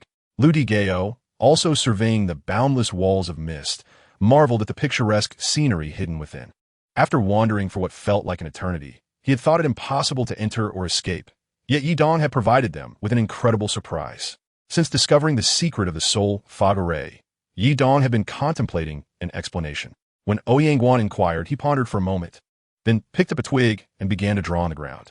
He illustrated the large circle of the soul array, then added red and green lines, using small stones to represent the green dots. Yidong had sketched according to the images displayed in his mind. Initially, it seemed chaotic, but upon completing the drawing, he discerned a certain order within the pattern. Ludi Gao gazed intently at the figure Yidong had created, and after a long pause, he raised his head to ask, "Xiao Yi, this drawing reminds me of a formation I once saw in a book about Coming's 5 elements battle array. It resembles a formation chart. It feels somewhat different." Yidong firmly asserted, following Ludi Gao's lead, "Indeed, this is a formation chart. I encountered something similar in an old manuscript. I had a vague recollection, but I didn't pay much attention to it, and I've since lost track of that manuscript. After wandering for most of the day, I suddenly felt a connection and followed the path depicted in the chart to find my way out." Ludi Gao was astonished by the uncanny coincidence. Yidong continued, "This formation is known as the Soul Fog Concealment Defense Array. Its purpose is to create an invisible, transparent shell over certain areas. This array induces fog, dizziness, and protects against electronic devices. From any external perspective, one cannot perceive the interior. Of course, I never believed such a phenomenon truly existed. Yet today," Yidong shook his head, acknowledging that what he witnessed was beyond his previous experiences, ethereal yet undeniably real. As Chui Cheng entered this realm, He was initially struck with astonishment, and then fell into a daze, surveying his surroundings in disbelief. The soul fog concealed such a wondrous paradise, a fact no one could have anticipated. At that moment, he noticed that the electronic devices they carried had regained functionality, although the phone still lacked signal. Lu Gao merely shook his head, struggling to believe in such a miraculous concealment array. Yi Dong's thoughts drifted to the many mysterious regions of the world. Like the Bermuda Triangle, places that science fails to elucidate. Could they be hidden by such arrays? Ouyang Guan retrieved the map Yi Dong had drawn for comparison, and Lu Gao scrutinized it closely before pointing to a distant solitary peak, declaring, "That must be the place." Ouyang Guan nodded and instructed Luo Hu, "It's getting late. Set up the tent, start a fire, and prepare dinner. We will rest for the night and set out in the morning." From their vantage point, they could see the destination, yet traversing the terrain would likely require a circuitous journey of at least 20 to 30 kilometers through dense forests and mountains. With no visible paths, an arduous trek that could take an entire day. Nonetheless, Ouyang Guan felt a surge of joy.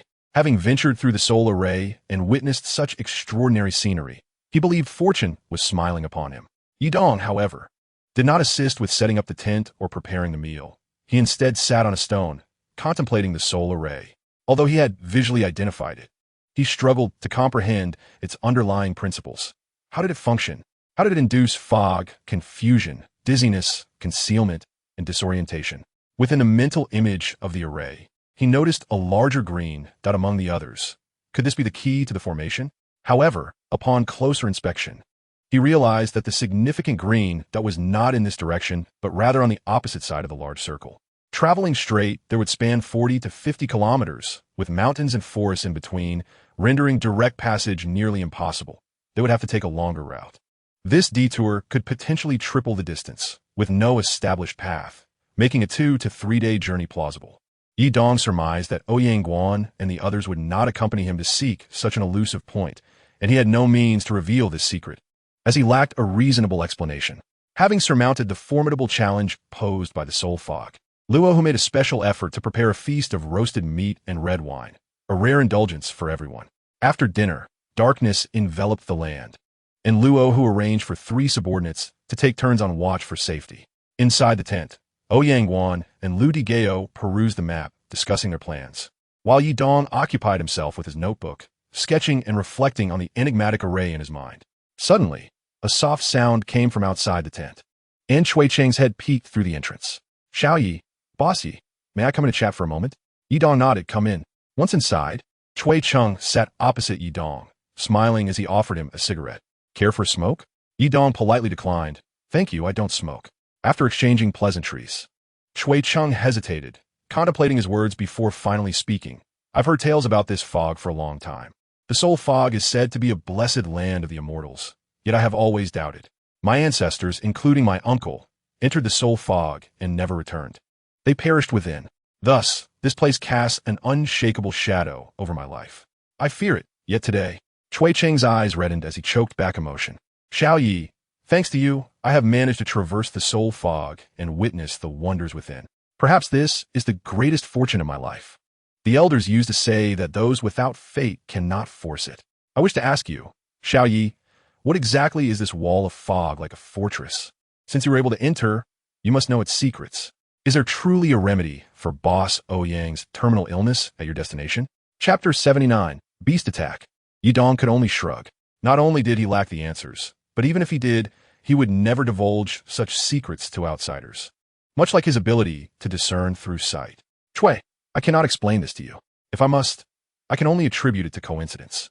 I once encountered some ancient formation methods in a tattered manuscript, including the soul array. I vaguely remember the safe routes, but..." Yi Dong searched for the right words. "I'm not entirely sure. It seems that the array has echoes of the 8 trigrams of Fushi, and the only aspect I recall clearly is the life gate, which is how I led you out." Chui Cheng, lost in confusion, struggled to comprehend. This explanation could easily deceive him, but it would not suffice for Lu Gao, who understood the intricacies involved. If it involved the 8 trigrams, Lu Gao would be quite familiar with them. The notion of exiting the soul array through the life gate seemed preposterous. Was it truly that simple? In folklore, many masters emerged, knowledgeable in formations and the 8 trigrams of Fushi, Yet none had ever unraveled the mystery of the soul fog.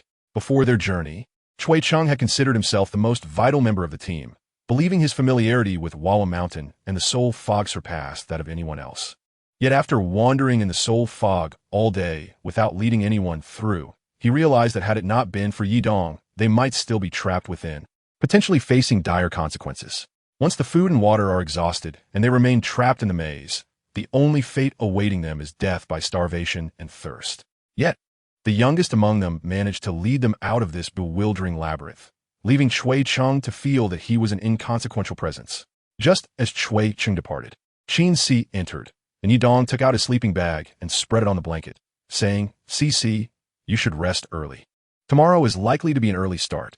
Qin Si nodded, but did not sleep right away. Instead, she sat on the blanket, resting her chin on her hand, gazing at him. During the night, Qin Si showed no reluctance to share a tent with Yi Dong. The tents of Zhou Wu and Chun Shang were adjacent, allowing for quick response to any disturbances. Yi Dong unfolded his sleeping bag and glanced at Qin Si, noticing her pretty face lost in thought, and could not resist gently pinching her cheek. In the past, Qin Si might have retaliated with a shoulder throw for such familiarity. However, the current Qin Si seemed to have awakened a gentle femininity that had long been suppressed within her.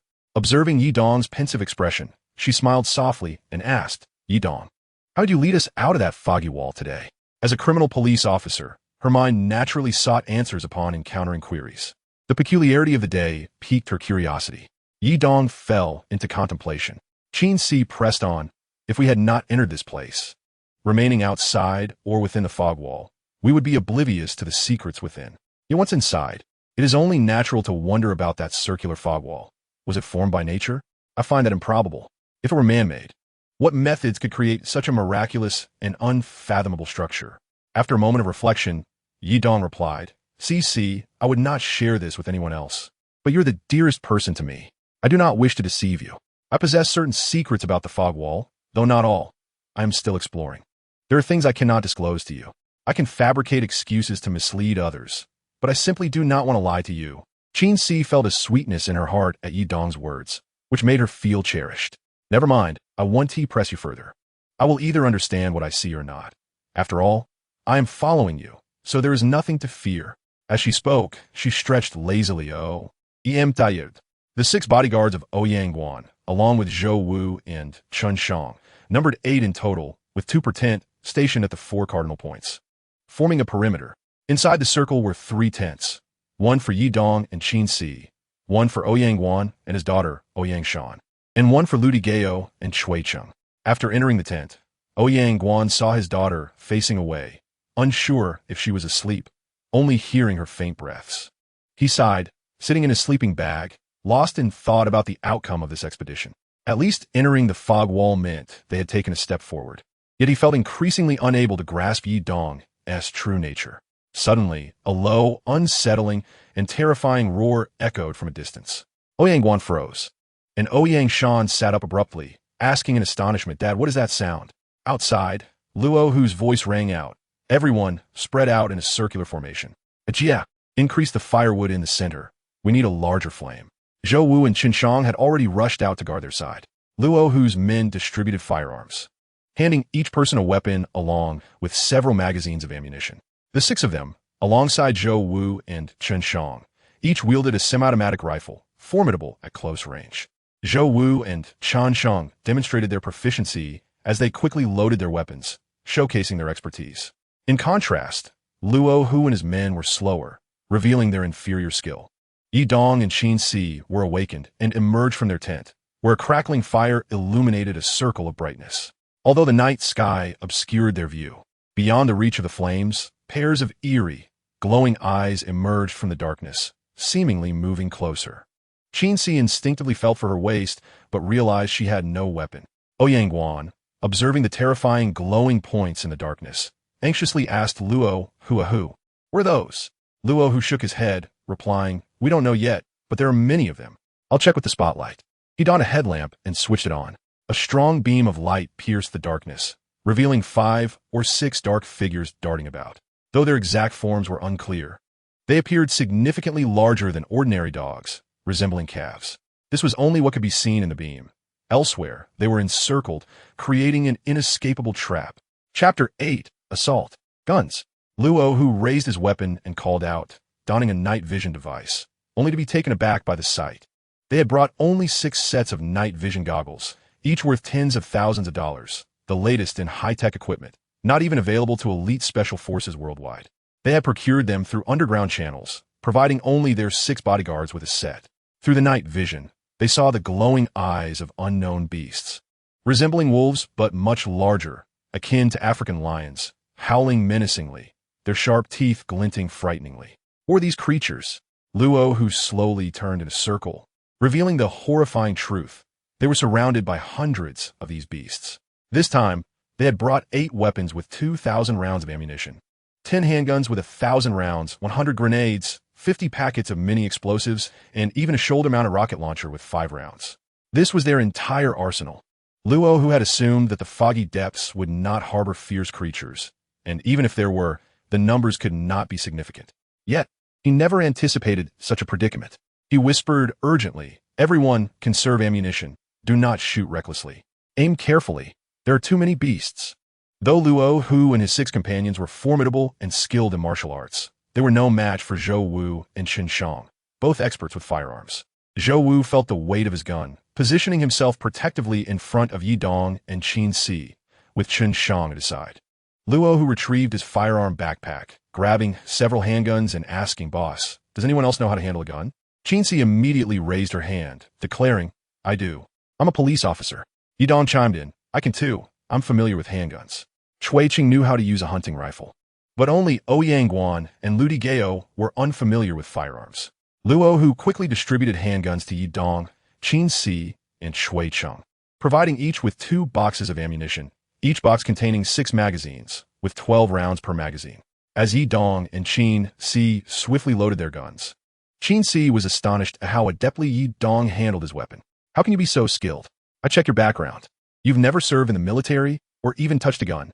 Yi Dong, after loading his weapon and aiming at the dark silhouettes ahead, replied smoothly, "I practiced with firearms in a military camp in Myanmar last month, both short and long. I've become familiar." The beasts in the darkness howled as they crept closer, entering the illuminated area, bringing shock and fear to everyone present. These beasts resemble wolves in appearance, yet they possess a physique far more imposing, akin to that of a lion, embodying the stature of a lion and the form of a wolf. Were these creatures? Chui Cheng could not contain his astonishment as he inquired. Having grown up in Wawashan and lived over 40 years, he was a seasoned local hunter. Apart from this beguiling pit, he had traversed hundreds of kilometers around Wawashan, exploring nearly every corner. He had indeed encountered wolves and leopards, and he had seen wild boars more frequently, having hunted them often.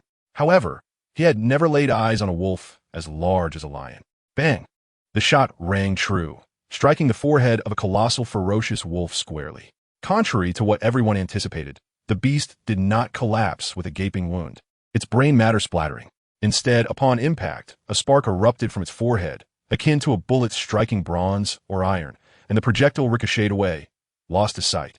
The bullet had failed to penetrate. It was deflected. Nonetheless, the sheer force of the bullet caused the giant wolf to stagger back, tumbling several times before rising, baring its teeth and howling. Yet there was a glimmer of fear in its eyes. While the shot did not kill or injure it, it had inflicted pain, instilling a sense of trepidation. The other 5 bodyguards, inspired by Luo, who shot, each took aim at the monstrous beast before them and unleashed a barrage of gunfire.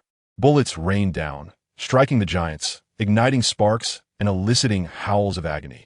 Zhou Wu's marksmanship was remarkable. He fired several precise shots, each one hitting the eye of a giant beast. While the body might resist penetration, targeting the eyes was worth a try.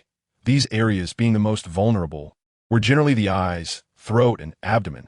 Zhou Wu remained vigilant, observing that while the bullets still ricocheted off the beast's eyes, he noticed faint traces of blood appearing, and the hit beast howled in pain, retreating significantly.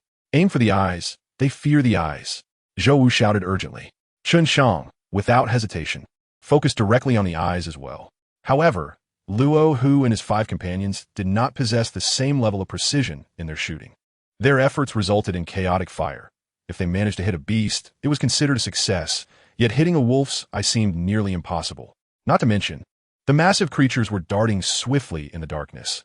Even if they stood still, aiming accurately at the eyes was a challenge. Firing became a matter of luck. They fared no better than Qin Si, who, despite firing several rounds with each shot on target, failed to strike the eyes of the giant beasts. Conversely, Yi Dong demonstrated better shooting prowess, landing 3 shots on the beast's eyes and 2 on their heads in a rapid succession. Despite this furious onslaught, none of the injured giants fell, though several hundred rounds had been expended. Zhou Wu shouted loudly, "Cease fire! Pay attention!"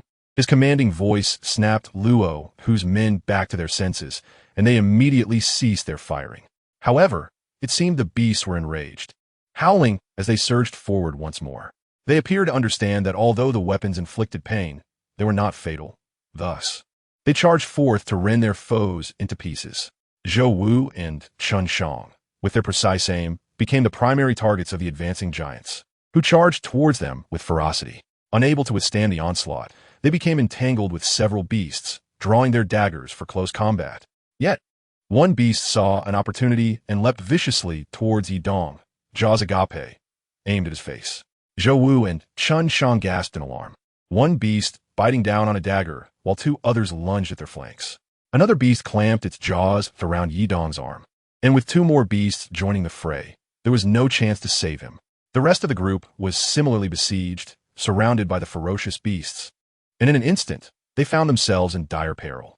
Ouyang Shan, positioned beside Yi Dong, screamed in terror upon witnessing the massive jaws descending upon him. Chapter 81. The Achilles Heel. Yi Dong refused to succumb. Ouyang Shan was so petrified that her mind went blank, fearing that if Yi Dong perished, she would not wish to live either. Qin Si, adept in her agility, attempted to intervene, but even her skills paled against the ferocious giant.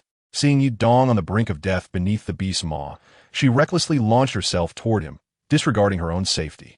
Zhou Wu and Chun Shang were equally frightened, yet unable to assist, their attention diverted by Yi Dong's peril.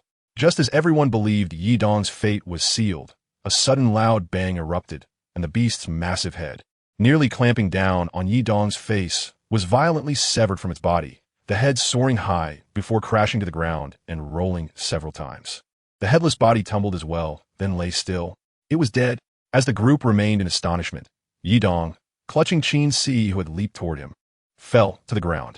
To shield her from harm, he wrapped an arm around her, using his shoulder to cushion her fall.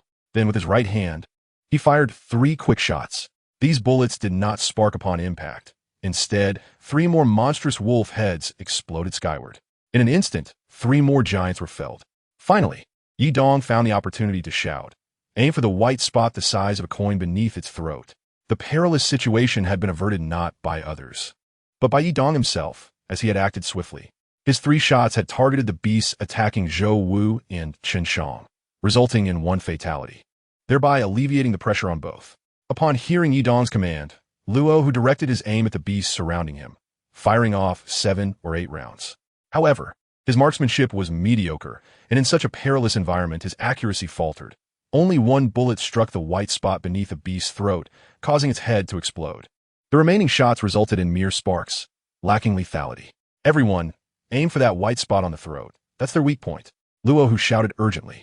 The other bodyguards listened and hastily took aim, yet despite the barrage of gunfire and flying sparks, none succeeded in hitting their mark. In contrast, Zhou Wu and Chun Shang continued to fire accurately, their bullets causing the giant wolf heads to burst forth into the air, but they too quickly exhausted their ammunition, having taken down 7 beasts in total. Observing Zhou Wu and Chun Shang's skillful shooting, Luo, who called out to one of his subordinates, Zijia, retreat and fetch more bullets for those 2 brothers. Even Yi Dong's shooting prowess surpassed that of Luo, whose men. Though he had only trained for a few days in a military camp in Myanmar, his innate talent shone through. While he might not match Zhou Wu and Chun Shang's exceptional skills, he certainly outperformed Luo, whose crew, in the darkness. As the hundreds of frenzied beasts witnessed their heavy losses, a massive wolf howled at the sky, and instantly, all the beasts retreated, lowering their heads to fixate on the 10 or so individuals present. The pack withdrew a distance of several meters, forming a large circle, yet no longer charging. They kept their heads bowed, concealing their throats, rendering it impossible for Zhou Wu and Chun Shang, no matter how adept, to shoot accurately as the bullets could not curve. The standoff ensued, with Yidong hastily retrieving bandages and antiseptics from his backpack to tend to Zhou Wu and Chun Shang's wounds. Luo who assessed their ammunition. In such a short span, they had fired nearly 300 rounds, resulting in the death of one ferocious wolf. Zhou Wu and Chun Shang had discharged around 50 rounds, taking down 7 beasts, while Yidong had fired 12 rounds, killing 4. The subordinates felt embarrassed. Their faces flushed as they continued to aim at the low growls of the ferocious beasts. Luo who turned to Yidong with polite inquiry, "Brother Yi, how did you discern that the white patch beneath these beasts' throats was their fatal weakness?" In the flickering light, the number of monstrous beasts visible was alarming. Yet many unseen lurked in the shadows, causing unease among all present. The ferocious creatures appeared to possess a semblance of intelligence, having learned from prior encounters. They kept their heads lowered, concealing their vulnerable throats. Luo Hu felt a surge of anxiety. What if they charged while remaining so low?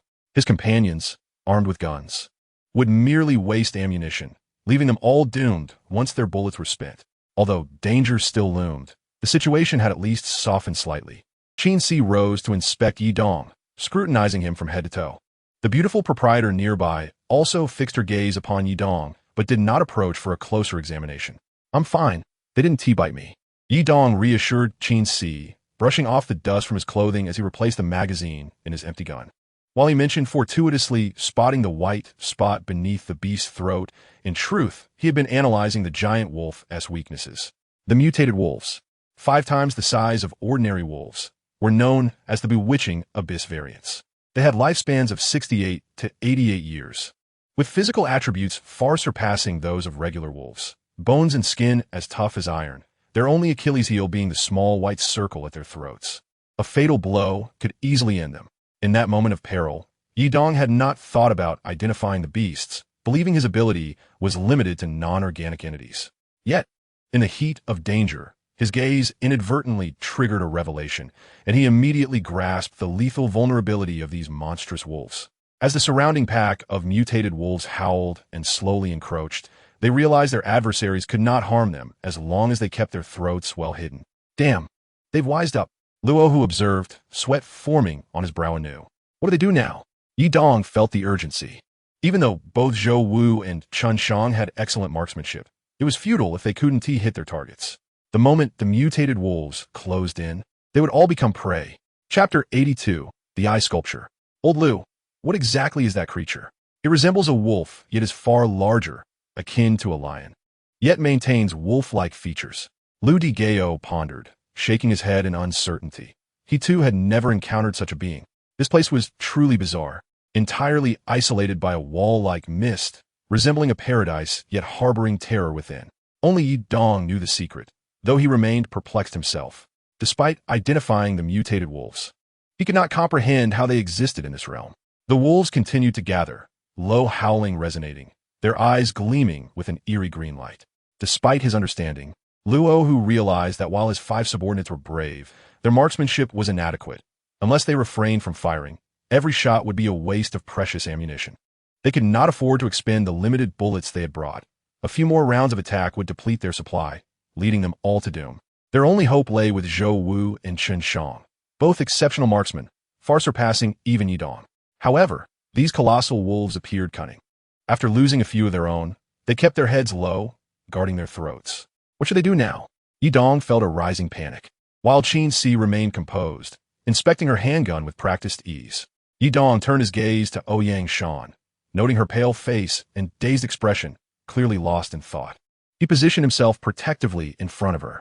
With no other option, they could only take it one step at a time. The giant wolves approached within 5 meters. Illuminated by the firelight, their fierce, drooling jaws now clearly visible. Cui Chung was genuinely terrified. The events of the day shattered his previous experiences and knowledge. In a moment of panic, he fired his handgun rapidly, sparks flying as several wolves lunged forward, while a nearby bodyguard, startled, sprayed bullets wildly, all to no avail. One massive wolf suddenly surged forward, like lightning, sinking its teeth into Cui Cheng's right ankle. The chilling sound of bones shattering echoed. Cui Cheng screamed in agony as he collapsed, and another wolf lunged, sinking its teeth into his neck.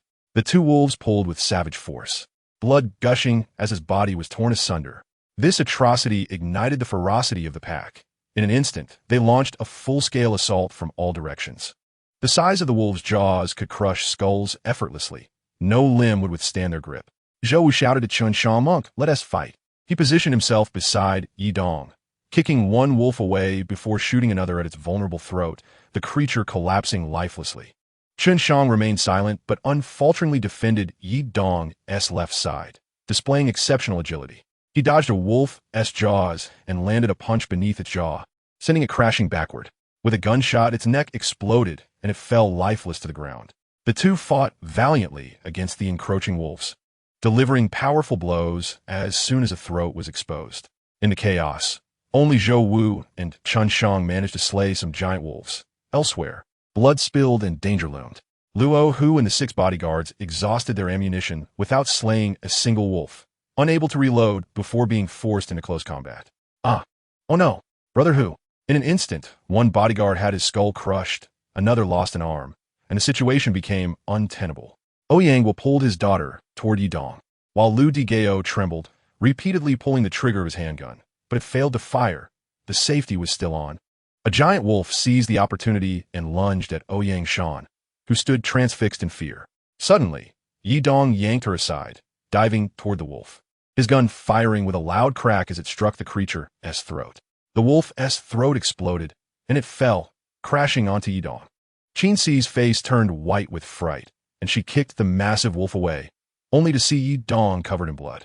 Her voice trembled as she asked, "Yi Dong, are you hurt?" "It's nothing. This is wolf's blood," he replied, wiping his face. Suddenly, a giant wolf lunged at Qin Si, who was unaware of the impending danger. Yi Dong, witnessing the wolf's sharp fangs and claws aimed at her back, desperately pushed her aside. The wolf's claws grazed her back, tearing her clothing apart.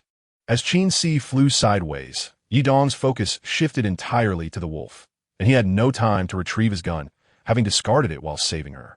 Just as Qin Si realized Yi Dong's peril, she screamed his name. Zhou Wu and Chun Shang were unable to turn back in time. The wolves attacked from behind, leaving everyone to fend for themselves against the multitude of beasts. Yi Dong sighed inwardly, thoughts racing through his mind, but a chilling realization struck him. However, to his astonishment, as the giant wolf lunged at him, it suddenly paused, whimpering and retreated, its green eyes filled with fear as they locked onto him. Qin Si and Ouyang Shan rushed over in panic, supporting him from either side. They had just witnessed the giant wolf pounce on him, a rescue seemingly impossible. Yet how had the beast fled? Yi Dong, equally astonished and curious, straightened himself, only to have something plummet to the ground with a thud from his chest. He glanced down and was taken aback. The object that had fallen was the eye sculpture he had seen earlier with Qin Si. Wasn't it supposed to be stored as evidence in their bureau's evidence department? Yi Dong picked up the sculpture and examined it. Indeed, it was the same piece. The eye sculpture must have slipped from Qin Si's jacket, which had been torn by the wolf's claws. Before Yi Dong could inquire, he noticed that the giant wolves before him were all fixated on him, their eyes filled with terror. To his astonishment, he realized that their fear was directed not at him, but at the eye sculpture in his hand. Chapter 83. The Secret of the Eye Sculpture. A thought struck Yi Dong. Did these enormous mutated wolves harbor a fear of the eye sculpture? He raised it high, stepping forward with confidence. The wolves emitted a low, mournful growl and retreated several paces in unison. It was indeed true. These wolves were afraid of the eye sculpture. Yi Dong began to circle the group of wolves, waving the sculpture, and they continued to back away, retreating to a distance of several meters before slowly disappearing into the shadows. With a sigh of relief, Yi Dong surveyed the bloodied remains scattered around him, feeling a wave of nausea wash over him as he collapsed onto the ground. Ouyang Shan and Qin Si instinctively rushed to assist him, one on each side. Noticing that Qin Si's jacket had been torn into shreds, Yi Dong quickly removed his own coat and draped it over her. A flicker of joy sparkled in Qin Si's eyes as she cast a furtive glance at Ouyang Shan. Ouyang Shan, also observing her, withdrew her gaze, turning her attention to her father. Luo, whose subordinates suffered severe injuries. One lay dead, 2 were gravely wounded, one with a leg crushed and another with a severed arm. The guide, Chui Cheng, had perished, meeting a fate as gruesome as that of the giant wolf. Out of 14 individuals, only 10 remained unharmed. Yi Dong hurriedly checked the wounds of Zhou Wu and Chun Shang, relieved to find they were merely superficial. He applied antiseptic to their injuries and confirmed with his eye ability that they bore no poison. His proficiency with this ability had grown remarkably, allowing him to identify not just humans, animals, and objects, but even elements like mist, water, light, and electricity. He had previously not considered testing it extensively, but after inadvertently identifying the mind-numbing mist and the mutated wolves, he ventured to test it further and discovered its vast capabilities. Amidst the chaos, the wounded were bandaged, medicines applied, and remnants cleared away. Those with minor injuries felt a bit drained, while the bodyguard with a broken leg was left barely alive. Once the area was tidied, everyone gathered around the fire in silence, the weight of their losses heavy in the air. Luo, who, along with 3 other intact bodyguards, faced a significant loss, and the journey seemed only to have just begun, with the treasure of the 3 stars still eluding them. Having entered the mind-bending abyss only to encounter mutated wolves that claimed 4 lives, what further dangers awaited them? Ludi Gao took a few sips of water and beckoned to Yidong, saying, "Xiao Yi, may I see that sculpture of yours?" Yidong nodded, but suddenly felt uneasy. Lu Lao, there is a problem. This item, upon contact, invokes a blood curse, and those cursed are doomed to die within 90 days. Upon hearing this, Qin Si couldn't help but interject, "Yidong, do you truly believe in this?" Yidong shook his head. "Qin Si, do you think the deaths of those 2 tomb raiders were mere coincidence? The eye patterns on their backs, and yours are just happenstance?" Qin Si pondered for a moment before shaking her head. "I can't quite articulate it. It just feels too absurd." Ludi Gao smiled wryly and replied, "Miss, your meticulous nature as a police officer is commendable, but there are countless phenomena in this world that science cannot elucidate, like that mind-bending mist wall, the ferocious wolves we just faced, and their inexplicable fear of this ice sculpture. Can you explain any of that scientifically?" Qin Si fell silent, unable to provide an answer, yet she knew these were undeniable truths witnessed with her own eyes. Yidong placed the ice sculpture on the ground before Ludi Gao, signed Lu Lao, "Just take a look, but don't touch it." He had inadvertently touched it earlier and was uncertain whether he had been cursed, unable to assess his own condition. If he couldn't save himself, he would accompany Qin Si into that world, sparing her and their unborn child from solitude. The thought of the child, who had yet to see the world, pierced Yi Dong's heart. It was his child, perhaps destined never to witness even a glimpse of life. Qin Si shook her head, her demeanor softening with rare tenderness. Yi Dong then lifted his shirt, exposing his back, asking Zhou Wu, "Do I have an eye pattern on my back?"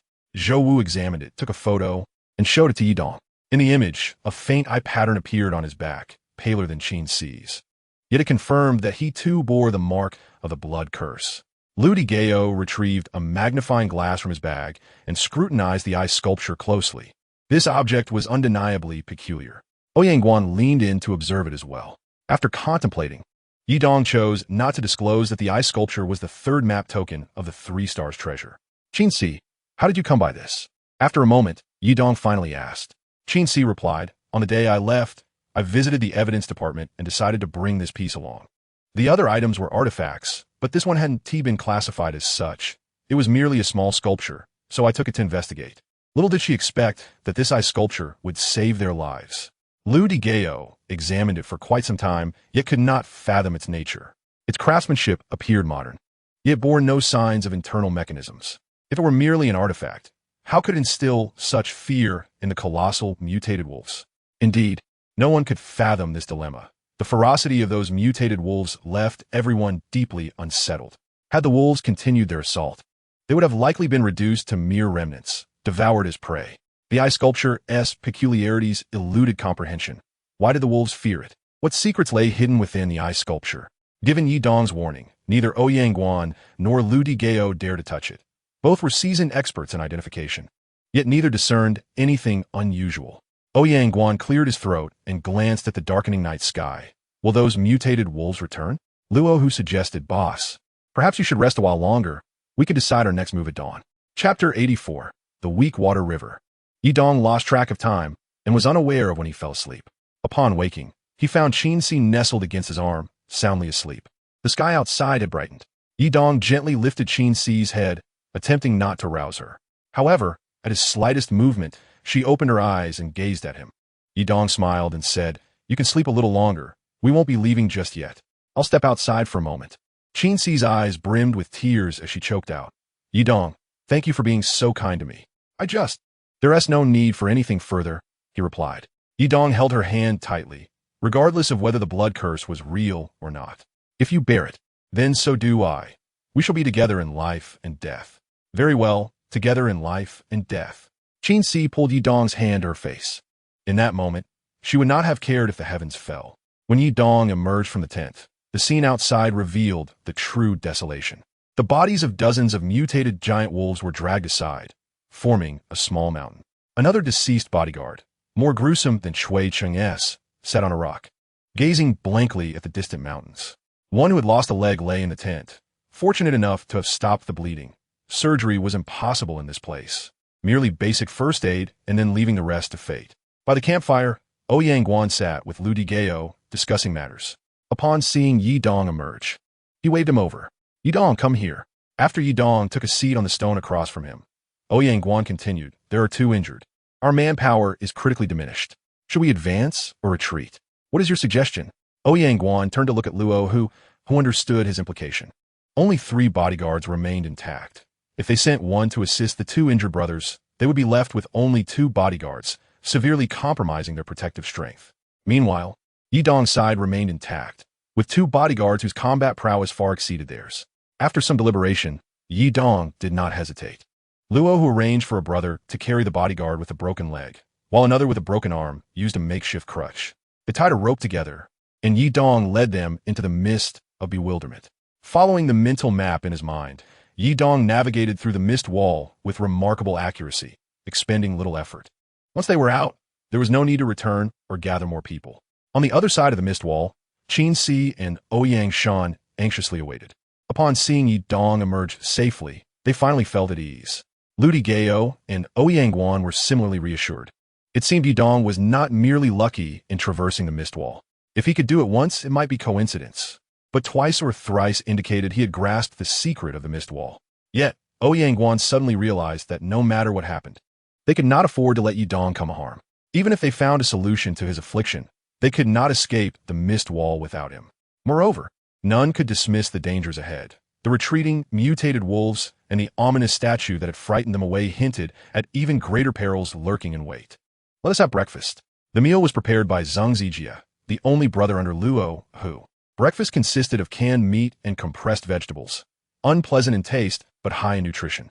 After the meal, Luo Hu and Zhang Zijia packed their belongings, discarding the luggage of Chui Cheng and the other deceased bodyguards, save for firearms, ammunition, and food. Ammunition was distributed among Luo Hu, Zhang Zijia, Zhou Wu, and Chen Shang, while Qin Si and Yi Dong carried several rounds of handgun bullets. Yi Dong's marksmanship surpassed even Luo Hu's, so no one objected to him taking more bullets. They buried Chui Cheng and the deceased bodyguard before setting off, with Yi Dong leading the way, a position he did not contest, as others deemed him the most suitable. The path ahead was fraught with marshes, grasslands, jungles, and rivers. They appeared close, yet traversing them was anything but easy. Daylight offered clarity, easing their fears significantly. As they moved forward, the distant mountains came into view, and the vicious, mutated giant wolves were nowhere to be seen. The entire scene was eerily quiet, a silence that bordered on terrifying. However, Yi Dong found himself increasingly astonished, while others were oblivious.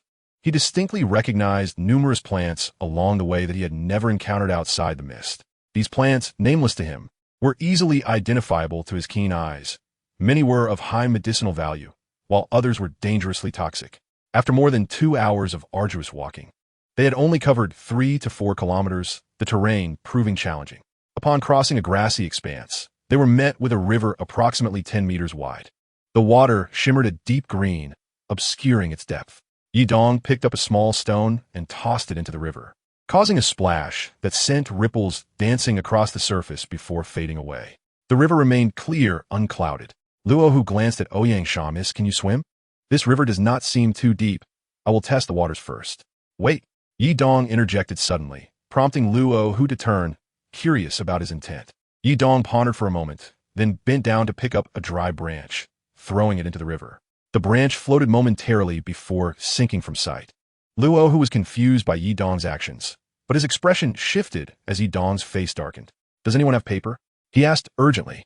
"I do," Ouyang Shan replied, retrieving a tissue from her bag. Yi Dong placed the tissue on the river, where it floated briefly before sinking upon contact with the water. Qin Si, perplexed, observed, "This river is quite strange."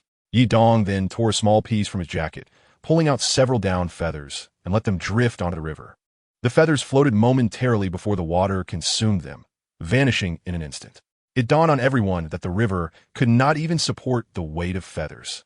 Lu Digao, astonished, blurted out, "The river of weak water?" Chapter 85. Encountering the weak water, forcing a crossing. Luo Hu and the others did not grasp the significance of Lu Digao's words, having never heard of such a river.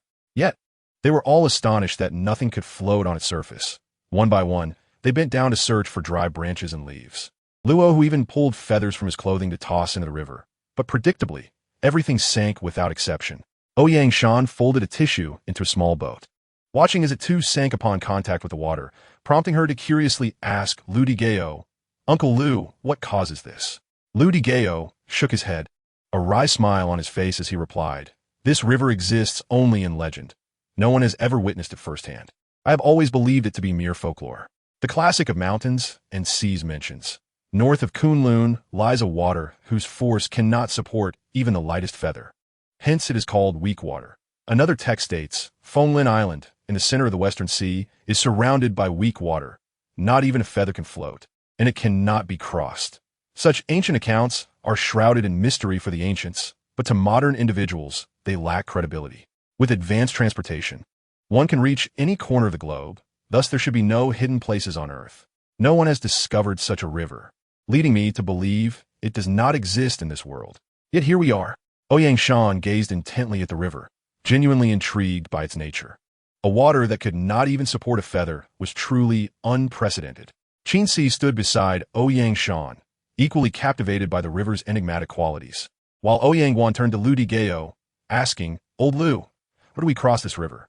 Lu Digao shook his head, "I am unsure. I do not know if there's a bridge." However, from their vantage point, there was no bridge in sight, not even a rudimentary wooden structure. The river stretches predominantly across a width of several meters, reaching at least 20 meters in its broadest sections, while the narrowest points measure no less than 12 to 13 meters, making it impossible to leap across. Luo Hu turned to the edge of the jungle to procure a slender sapling, approximately 4 meters in length, stripped of its branches, and approached the riverbank to gauge the water's depth. He stood the sapling upright, submerging it into the water, observing as it gradually sank. To his astonishment, even after completely submerging the 4-meter-long trunk, it did not reach the bottom. The water, appearing a tranquil green, belied its true depth, which exceeded 4 meters at the riverbank. The conundrum loomed large. How to cross it? Circumventing the river to search for a bridge was impractical, for it spanned at least 100 kilometers, with a 99% likelihood of lacking any bridge. Zhang Zijia measured the width of the river with his eyes, and soon remarked to Luo Hu, "Brother Hu, I've assessed the situation. The river's narrowest point is about 12 to 13 meters wide. Even if it is deep, it should not exceed 10 meters, right? We have a rope. I can tie it around my waist and wade across. I can hold my breath underwater for up to 4 minutes. And with a width of only 12 to 13 meters, it should not take that long. I will swim along the riverbed and secure the rope on the other side, allowing the others to cross using it." This indeed seemed a viable plan. Ouyang Guan nodded in agreement, but then inquired of Lu Digao, "Old Lu, while this treacherous water cannot support anything afloat, is it toxic? Is it safe for a person to submerge?" Ouyang Guan paused, then shook his head. "I haven't heard of any toxicity. The accounts merely speak of the water's inability to buoy objects, without mentioning any legends of poison." Upon hearing this, Luo Hu promptly chopped off another piece of trunk and submerged it into the river for a moment before retrieving it, cautiously probing the water droplets clinging to it. He was meticulous, yet his hand felt no adverse sensations. Even when he gathered a few droplets in his palm, they appeared as crystalline as dew, with no tingling or irritation upon contact with his skin. After several minutes, he cast the water away and inspected his hand for any effects.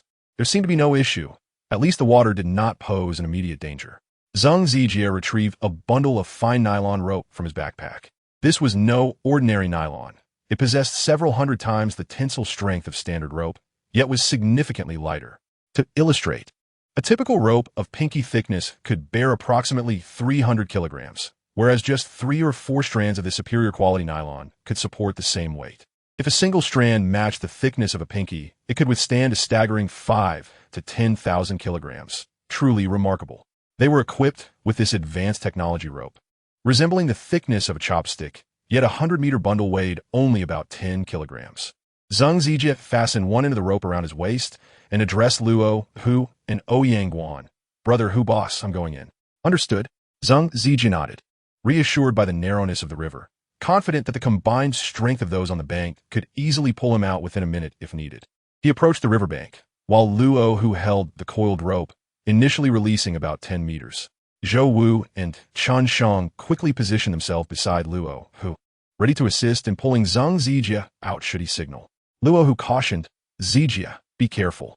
Zhang Zijie replied with a smile, no worries. I can hold my breath for up to 5 minutes. If any issues arise, I'll surface to inform you. Luo, Hu nodded, observing as Zhang Zijie tested the water with his foot. He did not plunge directly into the river, but instead cautiously probed with his foot to assess any potential irritation or harm from the water. After a few minutes, Zhang Zijie looked up at Luo, Hu, and declared, Brother Hu, all is well. I feel nothing. I'm going in. Chapter 86, The Earth Python. The others stood closely beside Luo, Hu, intently watching the river. Zhang Zijie tested the secured rope before lying back into the water. The riverbank offered no gradual descent, plunging directly into deep waters without a hint of buffer. It felt as though he were a stone falling into the water, disappearing without a trace, his hair failing to even float upon the surface. Luo, who meticulously monitored the rope, the moment Zhang Zijie tugged it, he would spring into action to pull him back. After Zhang Zijie entered the water, the rope swiftly plunged into the depths, indicating his rapid movement below with no sign of delay. As the rope spiraled deeper into the river, the onlookers gradually relaxed, reassured that Zhang Zijie was indeed in motion. Approximately a minute and a half later, the swiftly descending rope suddenly halted. Luo, who hesitated, contemplating whether to tug on the rope for a response, when it abruptly jerked downward. The force nearly caused him to stumble into the river, but Zhou Wu was quick to grasp his arm. On the opposite side, Chen Shang rushed to assist Luo, Hu, in securing the rope. Realizing the urgency, Luo, Hu, bent down to stabilize his grip on the line. The rope in the water seemed to be seized by a great fish, tugging it wildly. Chen Shang, Zhou Wu, and Luo, Hu, combined their strength, managing to momentarily halt its frantic pull. Yet this pause was fleeting. Soon the rope was being yanked violently back into the river's depths. Chen Shang and Zhou Wu each wrapped the rope around their hands, crouching to leverage their strength. Luo, Hu, sprinted backward to release the rope, while Yi Dong charged forward, gripping the line with all his might, with Qin Si and even Lu Di Gao and Ouyang Shan joining in the effort to pull. On the bank, 9 individuals, with the exception of the frail Ouyang Guan, strained to assist in the effort. The force in the water was overwhelmingly strong, and despite the combined efforts of 8 people pulling with all their might, the rope continued to inch towards the river. At the forefront, Luo, who exerted every ounce of strength, nearly toppling backward, his feet digging into the ground as he strained with all his might. Zhou Wu and Chen Shang exchanged glances, each calling out, hey, before exerting their strength, causing the tremendous force pulling the rope to suddenly dissipate. One by one, they fell backward, with Luo, Hu, Zhou Wu, Chen Shang, and a bodyguard tumbling together, while Yi Dong collapsed atop Qin Si, who in turn fell onto Ouyang Shan, with Lu Di Gao sprawling out far behind. Luo, Hu, quick to react, sprang up to assess the situation. The rope in his hands had snapped, the break not clean but jagged, as if gnawed by teeth. Luo, who was both astonished and perplexed. This new high-strength nylon rope could withstand a weight of 5,000 kilograms, and even a sharp blade would find it difficult to sever it. How could Zhang Zijie manage to break it?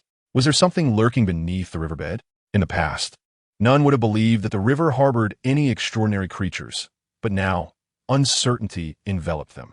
Firstly, Yi Dong led them to witness a peculiar fog wall reminiscent of a grand wall of mist, and secondly, they encountered a mutated giant wolf they had never seen before.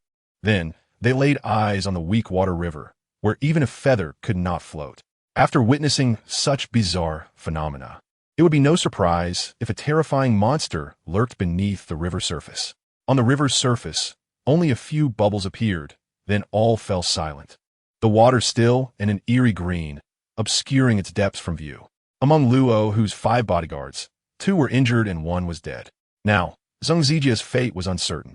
but everyone understood that he was likely in grave peril. The bodyguards who had been killed by the mutated giant wolf at least had their remains to be seen, whereas Zhang Zijia's fate remained shrouded in mystery. His body was nowhere to be found. Ouyang Guan approached, leaning on his cane, his pallid face fixated on the river as he murmured, "What lies within this river?" Just as everyone pondered the waters, the surface suddenly churned, and a massive serpent-like head emerged. This head resembled a snake, yet it was terrifyingly enormous, its size akin to a large basket. With eyes larger than an adult's fists, one half yellow, the other half green, strange and fearsome. With a sudden flash of menace, the colossal serpent's head submerged back into the water, followed by its lengthy body, undulating beneath the surface, estimated to be nearly 10 meters long before it vanished into the depths. Moments later, tranquility returned, the river's surface undisturbed. Had they not just experienced such a sight, no one would suspect that this calm water concealed such immense and lethal danger. Ouyang Guan, startled, took several steps back, questioning Lu Di Gao. "Old Lu, what is this creature?" Lu Di Gao rubbed his glasses, squinting. "It appears to be a giant python." At that moment, Yi Dong stepped forward, interjecting, "This type of snake is known as a demang." Liu De Gao paused, "Demang? Is such a creature real?" However, he quickly reconciled, given the presence of weak water. It is not surprising for a demang to exist here. He recalled reading in the chronicles of Jiuzhou Qingheng that the largest weak water body was the Night Marsh, a vast lake on the Jiuzhou continent, which was indeed weak water. Below the weak water, nothing could thrive. Save for two creatures, the demang and the night sunbird. It was said that beneath the weak water lay clear water, with the demang residing in it, making it difficult to spot unless it surfaced to hunt or became agitated. The demang was reputed to have a head as large as a basin and a body 10 meters long. When it opened its mouth, it could easily swallow not just a person but even a cow. In terms of ferocity, the mutated giant wolves paled in comparison to the demang. Amidst his astonishment, Lu Di Gao looked up at Yi Dong, asking, "Lu Yi, how do you recognize a demang?" Yi Dong sheepishly smiled and shrugged, "I'm not entirely sure. It just resembles what I read in old texts." Lu Di Gao's suspicion grew. Initially, he found Yi Dong impressive but not extraordinary. Yet, after traversing the fog wall and deciphering the threat of the mutated giant wolves, he now questioned how many coincidences could possibly align. Chapter 87. The Identification of the Weak Water River. The weak water river could not support objects, thus no life existed within it, save for the newly emerged giant demang. With such a fierce creature, how could they cross the river? There was no doubt that Zhang Zijia had perished in the belly of the demang, marking another loss. They had yet to glimpse the treasures of the 3 stars, and already 5 lives had been lost. Now, only 9 remained, among whom Ouyang Guan, Lu Di Gao, and Ouyang Shan had little capacity to confront danger. The capable ones were Luo Hu, Chai Yong, Zhou Wu, Chun Shang, Yi Dong, and Qin Si. Only 6 were equipped to take action. Luo Hu surveyed the terrifying weak water river and the distant peaks across from him, feeling adrift. His sole brother, Chai Yong, displayed fear and hesitation in his eyes.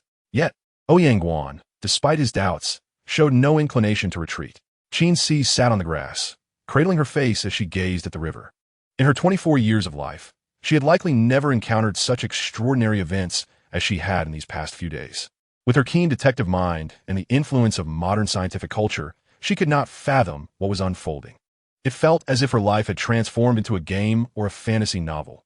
Mists, mutated wolves, the weak water river, and the demang.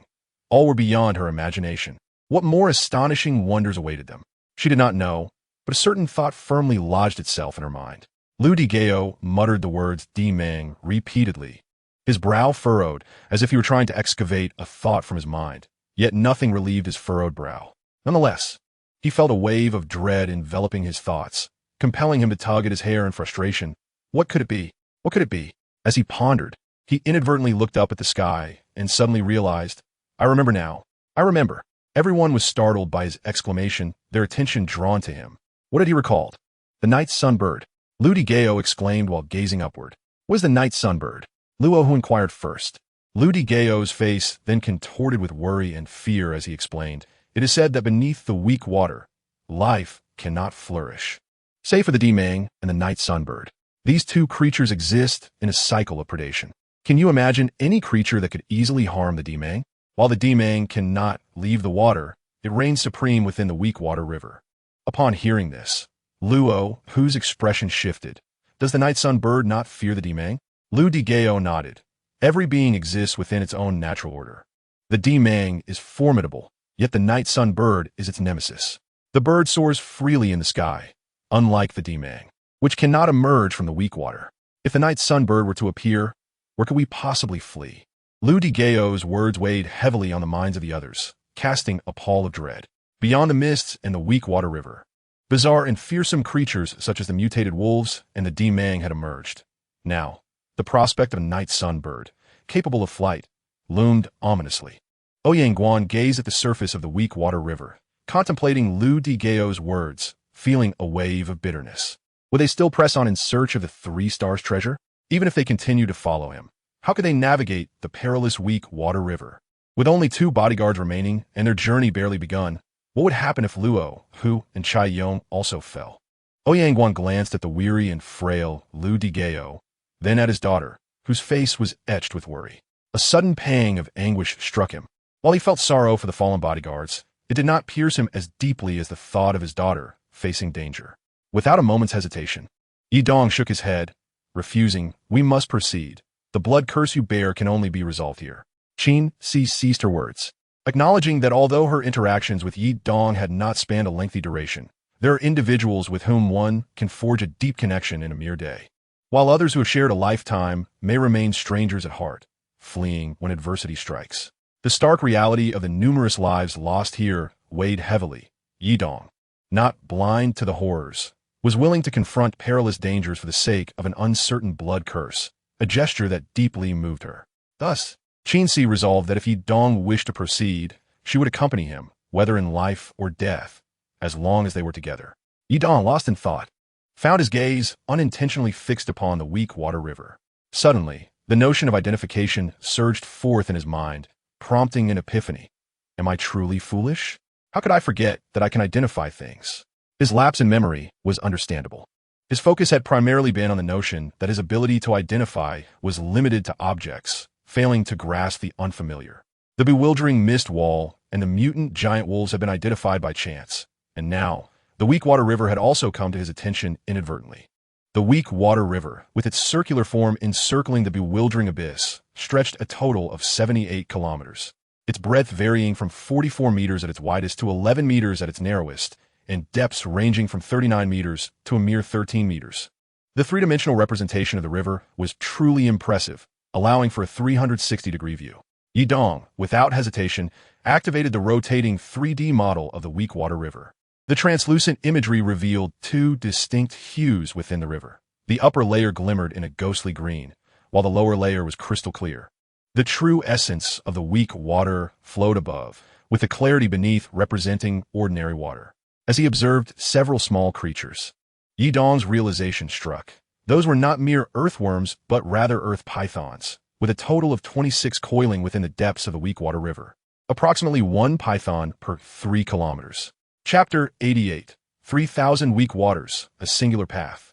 These colossal earth pythons, residing at the riverbed, were not adept in sight, but possessed acute auditory sensitivity, detecting even the slightest ripple in the water. Thus, attempting to traverse the river's depths would likely lead to certain doom at the jaws of these formidable predators. However, within the mental image of the weak water river, Yi Dong spotted a cluster of green dots at a certain location. Upon counting, he discerned there were 15 of these green points, situated roughly 7 to 8 kilometers from their current position. Adjacent to the green dots was an inscription, 3,000 Weak Waters, a Singular Path. Repeating the phrase, Yi Dong scrutinized the green dots in his mental image. Did this inscription suggest that this section of the weak water river contained a unique path? Ouyang Guan sighed in disappointment, pondering their predicament. We cannot pass, beset by giant wolves and earth pythons, with no path forward and foes behind. What shall we do? After contemplation, Yi Dong replied, Boss Ouyang, where there is heaven, there is earth. Where there is poison, there is an antidote. This weak water river is fraught with danger. Yet I believe it must harbor a flaw. Since we cannot cross here, let us search along the river for a possible route. Seeing Lu Digao's agreement, Ouyang Guan nodded in response. Lu Digao then cautioned, be wary of the night sunbird. The classic of mountains and seas states that the earth pythons and night sunbirds exist in a symbiotic cycle. Where there are earth pythons, Night sunbirds are sure to follow, though I have never encountered one. Yet, in the bright daylight, the sky a brilliant blue, not a single bird was in sight. Let us proceed, Yi Dong urged, assisting the weary Qin Si as they moved along the opposite bank of the Weakwater River. The river's peculiar nature baffled him. The water displayed no discernible current, an anomaly indeed. Zhou Wu and Chen Shang closely followed Yi Dong and Qin Si, while Ouyang Shan supported her father, Ouyang Guan. A procession of 9 individuals made their way along the riverbank. The entire stretch of the Weakwater River lay unnaturally still, resembling stagnant water, as if it had been artificially created. Yet, the labor required to excavate such a vast river was unfathomable. Even more astonishing was the existence of this wondrous water, who possessed the capacity to fill a river with weak water. Truly, it could only be attributed to divine craftsmanship. After traversing for nearly half an hour, Qin Si began to pant, prompting Yi Dong to assist her in taking a rest. Let us pause. There is no rush. We shall walk and rest simultaneously. Once Qin Si settled upon a clean rock, Yi Dong gently pulled back the collar of her garment to examine her neck. The mark on her back had intensified, more crimson than before. Her life now dwindled to 66 days. Ouyang Shan, witnessing the intimacy between Yi Dong and Qin Si, felt a pang of discomfort. Was Yi Dong intentionally flaunting his affection in her presence? 66, Yi Dong murmured, casting his gaze toward the mountain peak across the river. Could he truly discover the antidote to the blood curse there? Or perhaps, was it the fabled elixir of life that Ouyang Guan sought? Ouyang Guan's complexion appeared increasingly pallid, as though he might collapse at any moment. Lu Digao approached, offering him a few pills and pouring a cup of warm water from a thermos. Old Guan, take your medicine. Ouyang Guan managed a sorrowful smile, questioning the efficacy of the medicine. Ouyang Shan, tears brimming in her eyes, urged, Father, please take your medicine. With a heavy sigh, Ouyang Guan, unable to bear his daughter's anxious and despairing expression, accepted the pills and warm water from Lu Digao, swallowing them with a tilt of his head. Luo had fashioned a slender branch to probe the river, yet the depths remained elusive.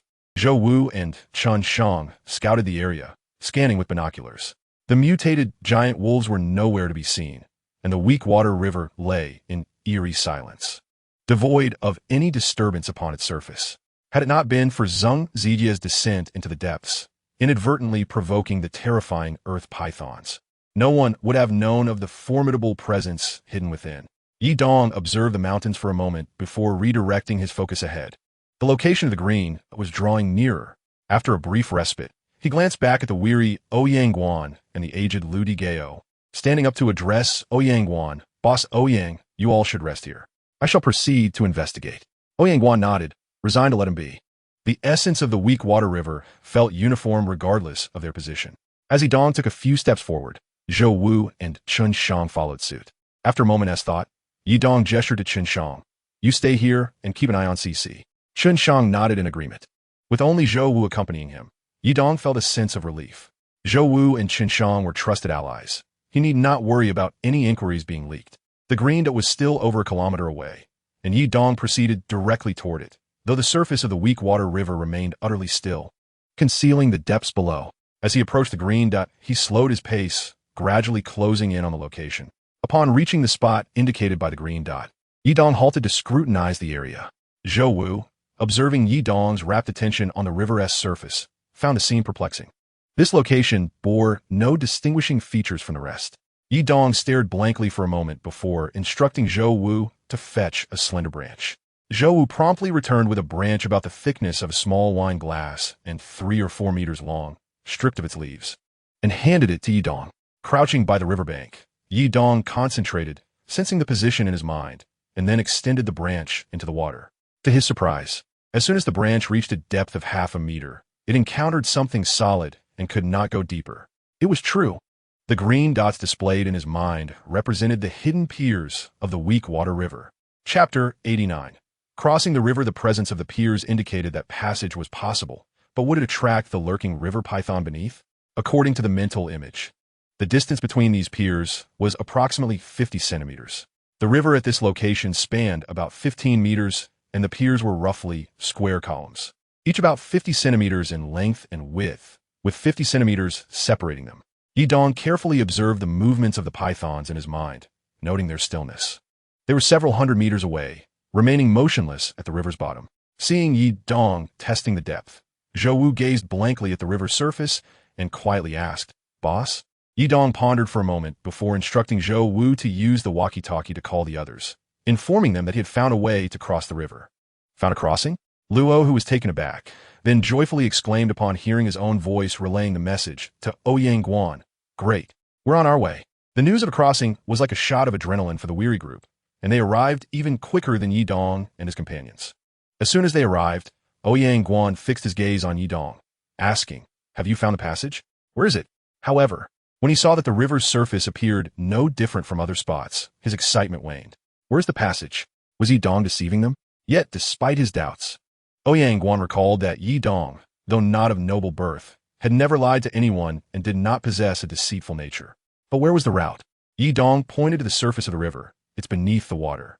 Zhou Wu, fetch the rope, Yi Dong instructed again. Zhou Wu quickly retrieved a nylon rope from his backpack.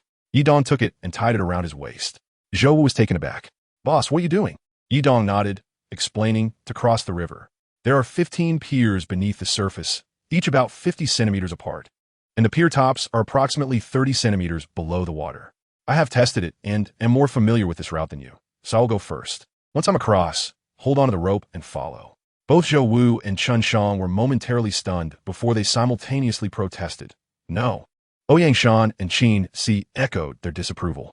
The ferocity of the river python had been witnessed by all. Anyone who entered the water was essentially offering themselves as a meal. Yi Dong surveyed the group, noticing the fear etched on Luo, Hu, and Chai Yang's faces. Ouyang Guan's frail condition and Lu Digao's frailty. The beautiful boss, too delicate, could not be risked. Zhou Wu and Chen Shang, like brothers, shared the same sentiment. It was better for Yi Dong to try first. "I'll go." Zhou Wu stepped forward to untie the rope from Yi Dong's waist. Unwilling to let him proceed, Chen Shang pulled him back, resolutely stating, "I'll go. Wu Gu, you protect the boss." As soon as Zhou Wu's hand met Chen Shang's, they engaged in a fierce struggle. In close combat, Chen Shang excelled, and Zhou Wu soon found himself at a disadvantage. Yet he pressed forward, determined to reach Yi Dong. "Monk, you're more capable than I. Stay here and protect the boss. If something goes wrong in the water, it's better for you to remain." Yi Dong's expression darkened, and he coldly declared, "I am the boss. When did it become your decision to make?" Suddenly, Chen Shang jabbed a finger into Yi Dong's side, causing him to fall over with a soft gasp. With a swift series of movements, Chen Shang pushed Zhou Wu back, untied the rope from Yi Dong, secured it around himself, picked up the branch, and leaped into the river. The entire sequence of actions was executed with lightning speed, leaving Zhou Wu unable to intervene in time as he watched Chen Shang plunge into the water. Zhou Wu's heart ached. Chen Shang, usually taciturn and cold, held a deep bond of brotherhood that drove him to such selflessness. Both men shared the same thoughts. Neither would allow Yi Dong to descend into danger. Both wished to take the risk themselves to ensure their brother's safety. With no time to spare, Zhou Wu seized the rope, just as Chen Shang hit the water. The others on the bank watched in silent trepidation as Chen Shang landed in the river, the water rising to his calves, yet he stood firmly on the surface. There truly were piers beneath the water. The group held their breath in anxious silence, cautiously gripping the rope, fearful that any noise might awaken the lurking python. As Chen Shang navigated the river, probing ahead with the branch, he felt solid ground beneath him a mere 5 or 6 centimeters away, at a depth of about 30 centimeters. He stepped forward, placing one foot firmly down, then the other. Zhou Wu's heart raced to the edge of panic as he whispered, "Monk, be careful." Except for the unconscious Yi Dong, everyone else focused intently on Chen Shang in the water, their hearts in their throats. Terrified of the river's tumult and the colossal python that might erupt from below, Luo Hu felt a pang of shame as he watched Chen Shang braving the waters. Though loyal to Ouyang Guan, he questioned whether he could ever match the selflessness demonstrated by Chen Shang and Zhou Wu. Meanwhile, in the river, Chen Shang had reached the center, holding the branch as he walked, the water clear, yet concealing the depths below, leaving him uncertain of whether the python would suddenly emerge. Chapter 90. The mysterious piers. The atmosphere was tense. No one dared to make a sound for fear of alarming the formidable python lurking beneath the surface. Although Chen Shang moved cautiously, the pythons possessed extraordinary hearing. Even the slightest disturbance hundreds of meters away would alert them. They sensed Chen Shang's entry into the water immediately. glancing toward the direction of the piers with a flicker of fear before settling back into stillness. These 15 piers were constructed from substance that caused severe corrosive harm to the pythons. Even from a distance, they would feel uncomfortable if they ventured too close. The water within 100 meters of the piers was saturated with this corrosive material, and any python approaching would suffer intense pain, potentially leading to their demise. Yet, this secret remained unknown to all, with the only person aware of the pier's path, Yidong, still unconscious. Zhou Wu frantically waved his arms, urging Chen Shang to return to the shore. The danger posed by the python had everyone's hearts in a vice. Chen Shang reached for the bank, propelling himself upward, and gracefully emerged from the water. The people here collectively exhaled a sigh of relief. They had safely crossed the river. Ouyang Guan was the most exhilarated, his pallid face now faintly flushed with excitement. He had indeed made it across. After Chen Shang reached the shore, he removed the rope and securely tied it to a nearby tree, thick as a bowl. Meanwhile, Zhou Wu hastily found a sturdy tree to secure the rope, which stretched across the river as a safety line. Chen Shang waved from the other side, prompting Zhou Wu to ask the others who would be the second to cross. The crowd exchanged glances until Ouyang Guan spoke up. "I shall go." He had no retreat. Even if he were to be swallowed by the earth python, he had to proceed. Ouyang Shan immediately supported her father, saying, "Dad, I will accompany you." However, Luo, who quickly interjected, assisting Ouyang Guan by stating this, "You should wait for the next turn. I will help the boss across since you lack strength." Initially reluctant, Ouyang Shan considered Luo, whose reasoning. Should any danger arise in the river, Luo, whose brawn would surely provide better protection than she could offer, and she nodded in agreement. Luo, who then established a second line of defense, taking out a rope to tie himself to Ouyang Guan, while Zhou Wu and Chai Yong held the other end. At that moment, Yi Dong awakened, his gaze meeting the charming Qin Si, who was supporting him. Regaining his composure, he suddenly remembered and scrambled to his feet, asking, "Where is the monk?" Zhou Wu turned to him and whispered, "Boss, the monk has crossed. He is over there." Yi Dong quickly looked across the river and saw Chen Shang waving his hand, directing traffic. By this time, Ouyang Guan and Luo, who had entered the water, with Luo who in front and Ouyang Guan behind, both grasped the safety rope overhead with one hand while cautiously probing the water beneath with their canes, taking careful steps. Ouyang Shan's anxiety heightened as her father crossed. She clutched her cane tightly while standing at the riverbank, fixated on him.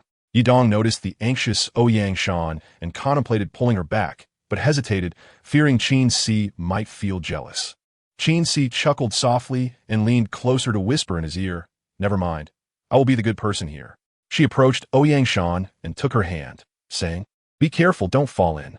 Ouyang Shan's heart was solely focused on her father, her eyes glued to him, terrified that a gigantic, ferocious, man-eating python might emerge from the river.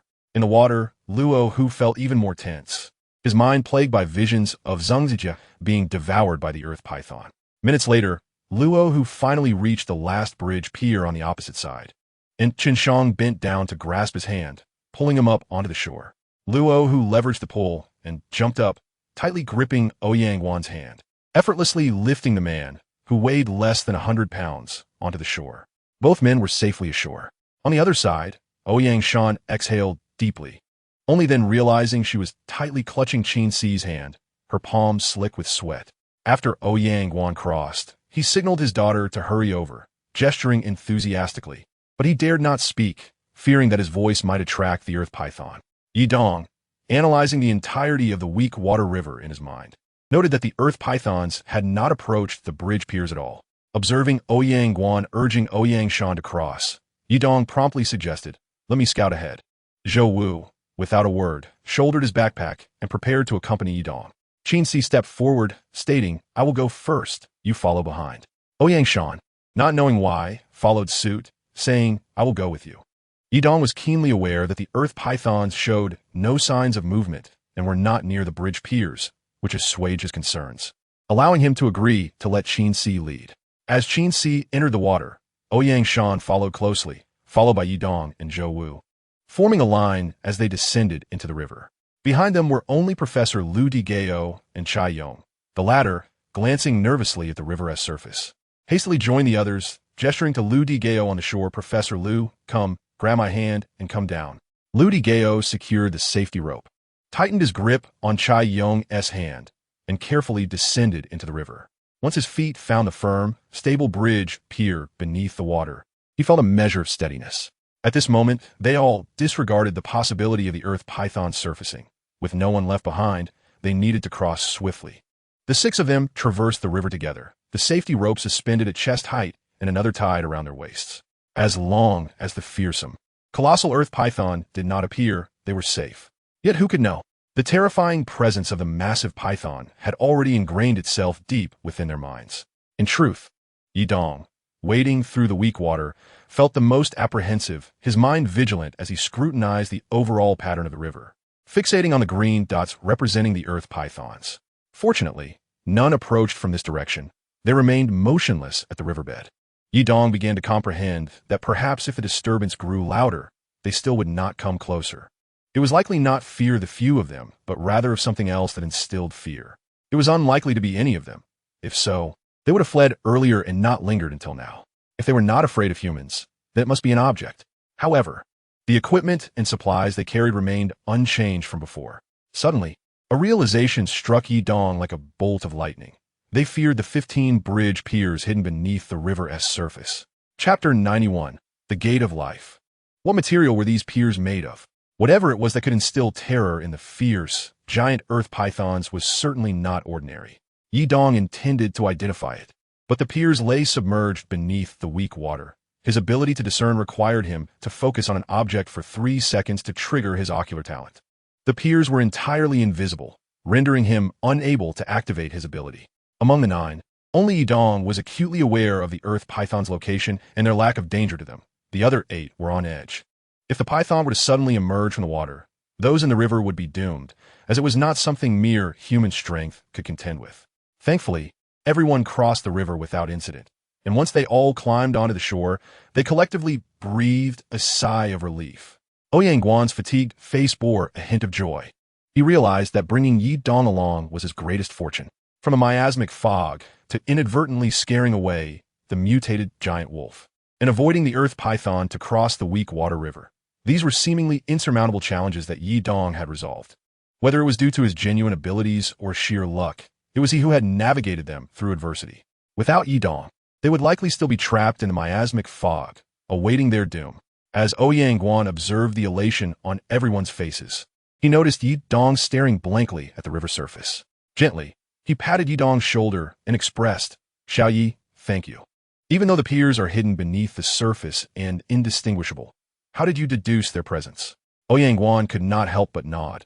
He was adept at appraisal, possessing profound knowledge of antiques and historical artifacts, yet he was ignorant of the esoteric arts. He never anticipated that the young Yidong would grasp such concepts. And to such a depth, the more time he spent with Yidong, the more his perception of him evolved. This young man had bestowed upon him an abundance of surprises and astonishment. In the past, to be honest, he had never regarded Yidong highly, believing that his closeness to his daughter Ouyang Shan was merely an influence on her, a case of climbing the social ladder. At this moment, he subtly realizes that Yidong is undoubtedly an extraordinary genius. He possesses the ability to generate wealth, an astonishing breadth of knowledge, and remarkable luck. In comparison, aside from belonging to a wealthy family, how can Xie Jin even begin to measure up to Yidong? With Yidong's capabilities, given a decade, his fortune would undoubtedly surpass 100 billion. As for Xie Jin, apart from inheriting his family's assets, what skills does he truly possess? It dawns on him. It is not that Yidong is unworthy of Ouyang Shan, but rather that Ouyang Shan is unworthy of Yidong. Even Lu Digao approaches curiously, inquiring, "Little Yi, how do you possess such profound knowledge of the mystical arts?" Yidong quickly shakes his head, claiming, "I only understand a mere surface." This, in truth, serves as his excuse. With a scant understanding of the principles of divination, combined with his discerning eye, he manages to blend the genuine with the counterfeit, leading others to accept it as truth. Lu Digao, gazing at the recently traversed weak water river, shakes his head in disbelief. "Little Yi, it's astonishing. In my 70-plus years, I have never encountered a young man like you who understands what only the elderly sages grasp." Nearby, Ouyang Guan suddenly coughs excitedly, and after a few harsh coughs, blood emerges. Ouyang Shan hurriedly supports him, finding a rock for him to sit upon, and offers him a medicinal pill with warm water. "Father, Please refrain from speaking. Do not become agitated. Ouyang Guan wipes the blood from the corner of his mouth and forces a smile, saying, "It's nothing, nothing." I am merely delighted. Look, the fog was impenetrable, yet we passed through. That fierce wolf was daunting, yet it retreated. The weak water river and the earth python were supposedly insurmountable, yet here we are. Doesn't this prove that your father is fortunate? Tears glisten in Ouyang Shan's eyes, yet she manages a smile to respond. Indeed, father, you are blessed. Ouyang Guan chuckles, right? We surmounted such perilous obstacles. Perhaps I truly have found a miraculous remedy. Ouyang Shan merely nods, striving to suppress her tears. The legendary elixir of immortality, impervious to all poisons, seems ethereal and unattainable. Who would believe in such fantasies? Yet, in her heart, she sincerely prays to the heavens, wishing for a glimmer of hope for her father, even offering her life in exchange. After taking the medicine and sipping warm water, Ouyang Guan rises with the aid of his cane, declaring, "Let us set forth." Each step brings us closer. His keen eyes can discern all visible dangers. Others, not desiring to contest leadership, note that with the death of guide Cui Chong, logic dictates that the leading figure should be Luo Hu. However, while Luo Hu is adept at combat, he is at a loss when it comes to navigating the treacherous paths of life and death. Yidong leads the way, with Zhou Wu and Chan Shang flanking him. Behind them, Qin Si and Ouyang Shan follow, while Luo Hu supports Ouyang Guan, and Chai Yong accompanies Lu Digao. Lu Digao, apprehensive about the elusive night sunbird, feels a sense of unease as they cross the weak water river without incident. This tranquility feels unsettling. He does not seek danger, yet he senses that the path should not be so deceptively calm. After 2 or 3 hours of travel, as the sun dips below the western hills, the sky gradually darkens. Yidong scouts a flat area with a clear view and signals to Luo Hu, "We shall camp here for the night." Ouyang Guan also nods in agreement, resting. Although the mountain peak looms ahead, their journey is far from over. Lu Digao gazes at the fading light of the western horizon, then at the darkening sky above, when suddenly he points to some dark specks in the murky sky, exclaiming, "What are those?" Chapter 92, Night Sunbirds. External threats and internal worries. Everyone instinctively looks up. The small dark shapes are high and distant, yet seem to grow larger with each passing second. Yidong stares intently at the figures, and within moments his mind processes the information. Night sunbirds, elusive by day, active at night, feasting on earth python hearts. With a wingspan of 3 meters and a body length of approximately 2.5 meters, weighing around 55 kilograms. Their wings are as hard as iron, capable of breaking even iron, and even earth pythons fear their beaks and claws. Yidong is taken aback. No wonder he had not previously encountered this legendary creature, as it only appears at night. What should be done? The others remain oblivious, gazing at the dark shapes above, unaware of the impending peril. Yidong scans the surroundings and spots a small cave about a person's height on a nearby rocky slope. He quickly points, saying, "Everyone, hurry to that cave." Zhou Wu, the monk, Luo Hu, gathers some dry firewood at the entrance. "CC, beautiful boss, you and Ouyang boss, get inside quickly." Ouyang, bewildered, asks what is happening. Yidong gestures at the dark shapes above, declaring, "Night sunbirds. They only come out at night, and now that darkness has fallen, they are appearing. Quickly, seek refuge in the cave." Lu Digao is startled. Is that really a night sunbird? Before he can inquire further, Yidong urges quickly into the cave. Night sunbirds prey on earth pythons. They fear fire. Will light a fire once inside. Move. Upon hearing that night sunbirds prey on earth pythons, panic ensues, and everyone rushes toward the cave. Luo Hu and Zhou Wu hastily gather dry twigs. As Yidong runs, he collects dry branches, glancing upward periodically. The dark shapes have now grown to the size of small bowls. When they reach the cave entrance, Ouyang Shan, supporting her father, finally arrives. Looking up to see the formerly small, indistinct shapes now resembling large eagles, their fierce appearances becoming clearer. Lu Digao pulls out a flashlight, illuminating the cave, and leads the way inside. Ouyang Shan helps her father enter as Qin Si gathers dry branches at the entrance. The others each clutch large handfuls of dry twigs, while Yidong drags 2 thick branches into the cave. Although there are plenty of dry twigs, they do not burn well. Only wetwood burns effectively. Luo Hu and Zhou Wu quickly produce lighters to ignite the fire, placing dry leaves and grass beneath the twigs to catch flame. Chun Shang and Chai Yong chop wet wood into 1 meter lengths, stacking them atop the dry twigs for burning. At this moment, the dark shapes above have transformed into massive birds, 2 to 3 meters in size, hovering just 10 meters from the cave entrance. The night sun birds, formidable figures, and ferocious appearances become vividly apparent. The fire has yet to reach its peak when one colossal bird, with a wingspan exceeding 3 meters, lunges toward the cave entrance. Zhou Wu seizes a machete and fiercely strikes at the night sun bird. The bird does not evade. Its sharp beak lunges toward the cave with deadly intent. There's a resounding clash. Sparks fly as Zhou Wu's incredible strength meets the night sun bird's attack, causing his arm to ache and nearly drop the machete. The night sun bird, taken aback by Zhou Wu's might, tumbles several meters away, rolling before regaining its footing. Its fierce gaze locked on Zhou Wu. The night sun birds, with their extraordinarily thick legs, stand upright, nearly the height of an adult human, their eyes glinting with malice. Like armored assassins, they encircle the cave entrance, emitting low, guttural cries. Zhou Wu, provoked by their stare, raises his machete, ready to kick aside the firewood and charge out to confront them. Yi Dong, positioned beside him, swiftly restrains him. Do not act rashly. Their bodies are as tough as iron. Your blade will not harm them. Chun Shang, quick to react, draws a handgun and fires a few shots at one of the night sunbirds. With 2 sudden sounds, the night bird, known as sunbird, was illuminated by sparks. It did not retreat an inch. Instead, it advanced a few steps towards the cave entrance, pressing forward. The flames at the cave's mouth flared up, blazing fiercely and sealing the entrance. Inside, Professor Liu Digao ventured 10 meters in with a flashlight, only to discover that the cave grew more spacious the further he went. What had initially been a height suitable for a single person at the entrance had now expanded to approximately 4 or 5 meters, creating a vast, empty, and pitch-black interior. The most disconcerting aspect was the seemingly endless depth of the cave. The beam of light revealed an abyss that resembled the gaping maw of a ferocious beast. Luo, who cast a few glances in this direction, secretly relieved that the cave was not a dead end.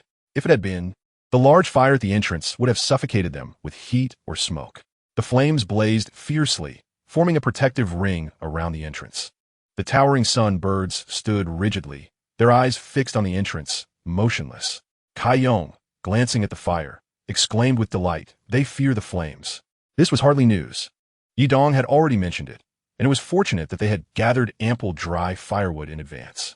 Otherwise, even if they had escaped into the cave, the sunbirds would have pursued them relentlessly. Liu Digao watched Yi Dong, who was directing the others from a corner of the cave, pondering. How did he know that sunbirds were afraid of fire? Moreover, how could he identify them as sunbirds? Initially, the sky had been filled with tiny, distant black dots, yet Yi Dong had discerned that these were indeed sunbirds.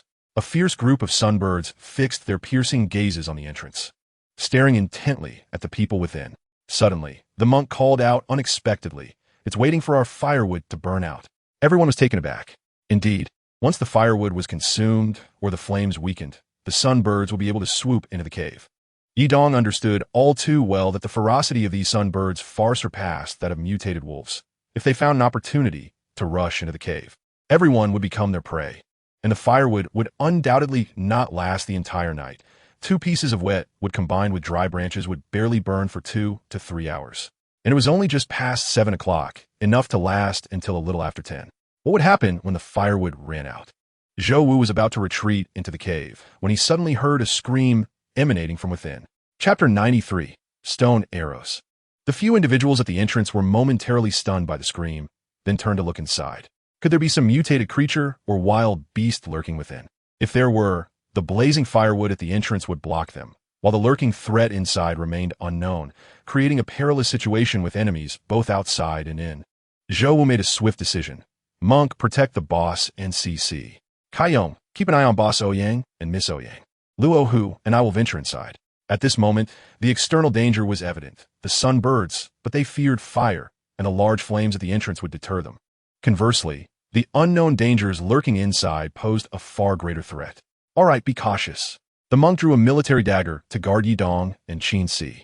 They had never encountered such peril since entering the mysterious abyss, far beyond their previous experiences, and their sole focus was on protecting one another, with little thought for what lay ahead. Inside, Liu Digao had entered alone, unaware of what awaited him. Zhou Wu donned a helmet resembling a miner's lamp and gripped his pistol as he stepped inside. with Luo closely following, both cautiously navigating the terrain ahead. After Lu's anguished scream, silence enveloped the cave, thick and foreboding.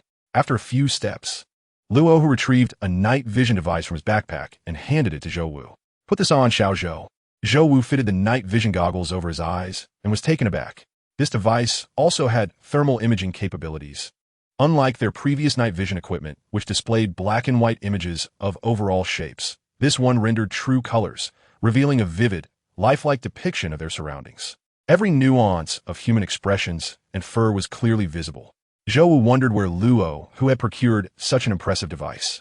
With the night vision goggles now in place, the illumination from the lamp was rendered largely ineffective. Luo also donned a pair of night vision goggles, and the two men proceeded cautiously, scanning their surroundings.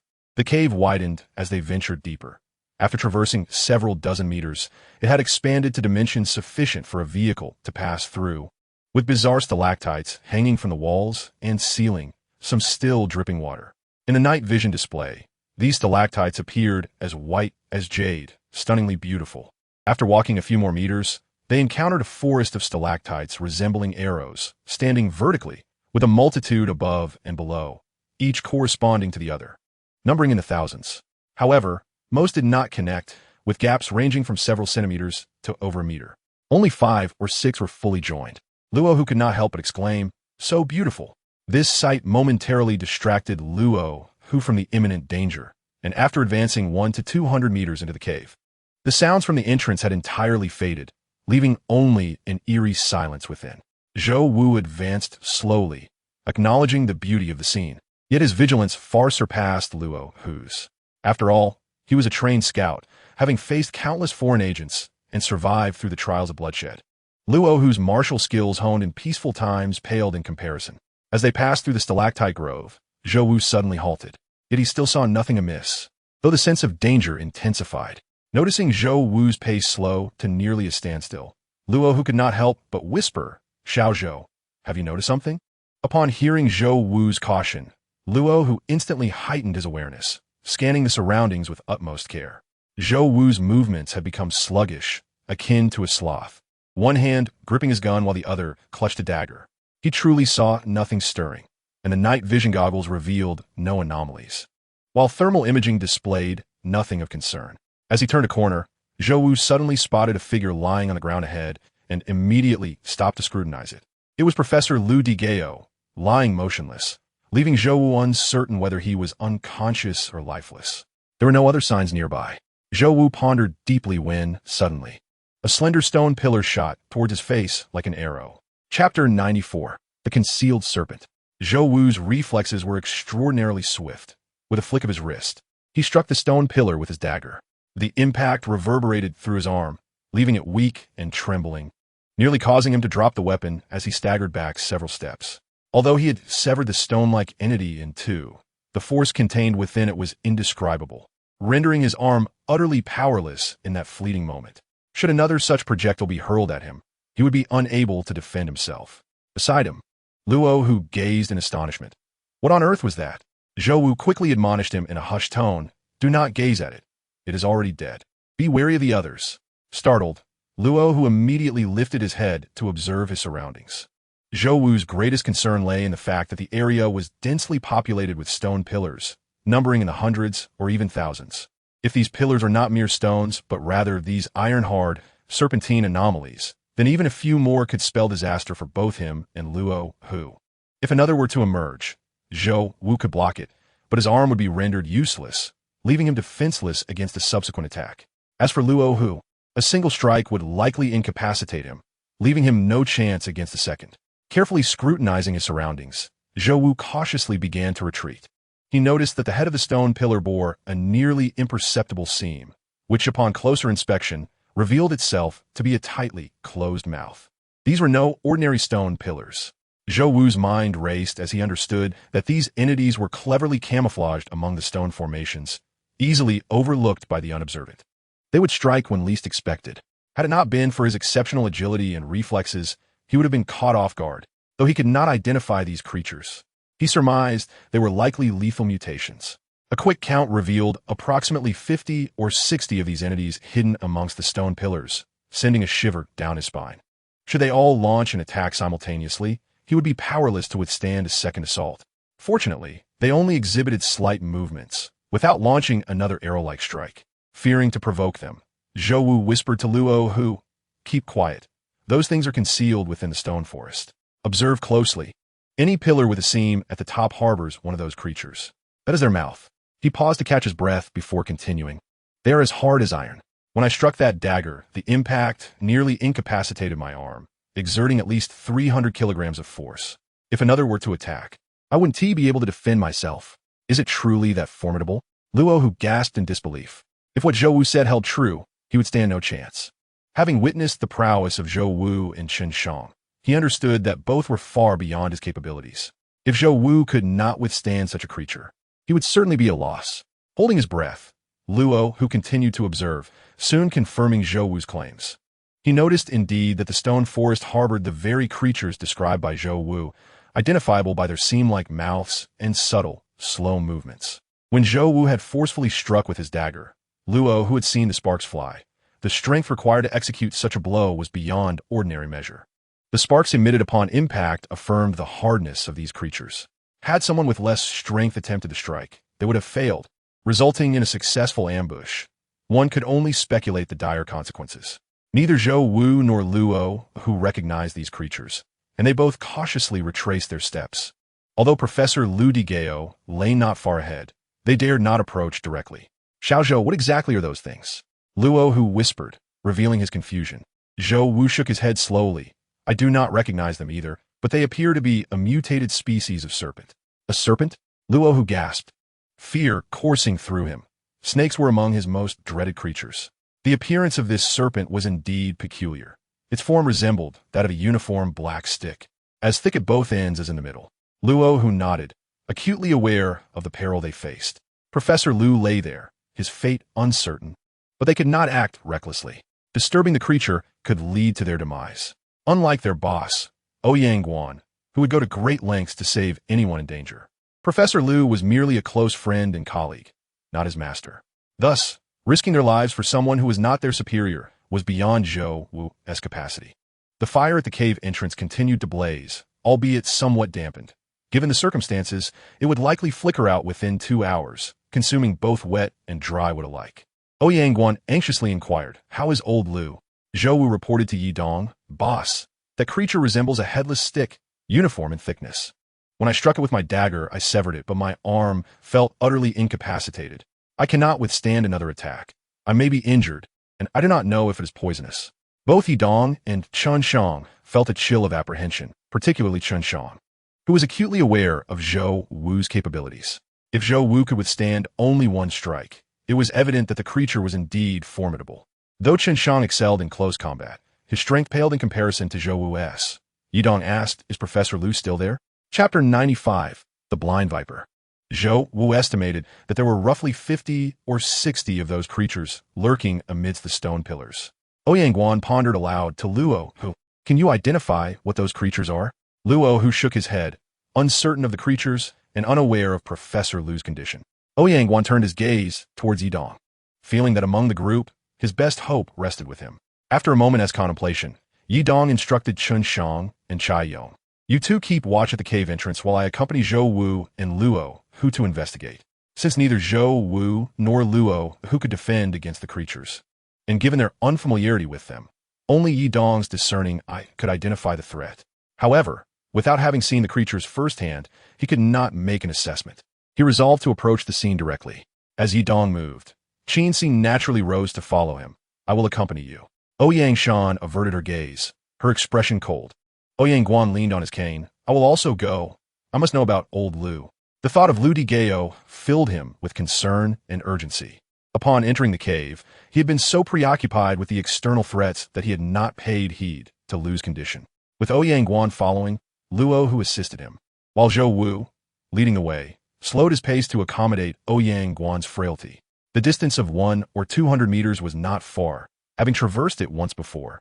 This time, Zhou Wu activated his headlamp, opting against the night vision device.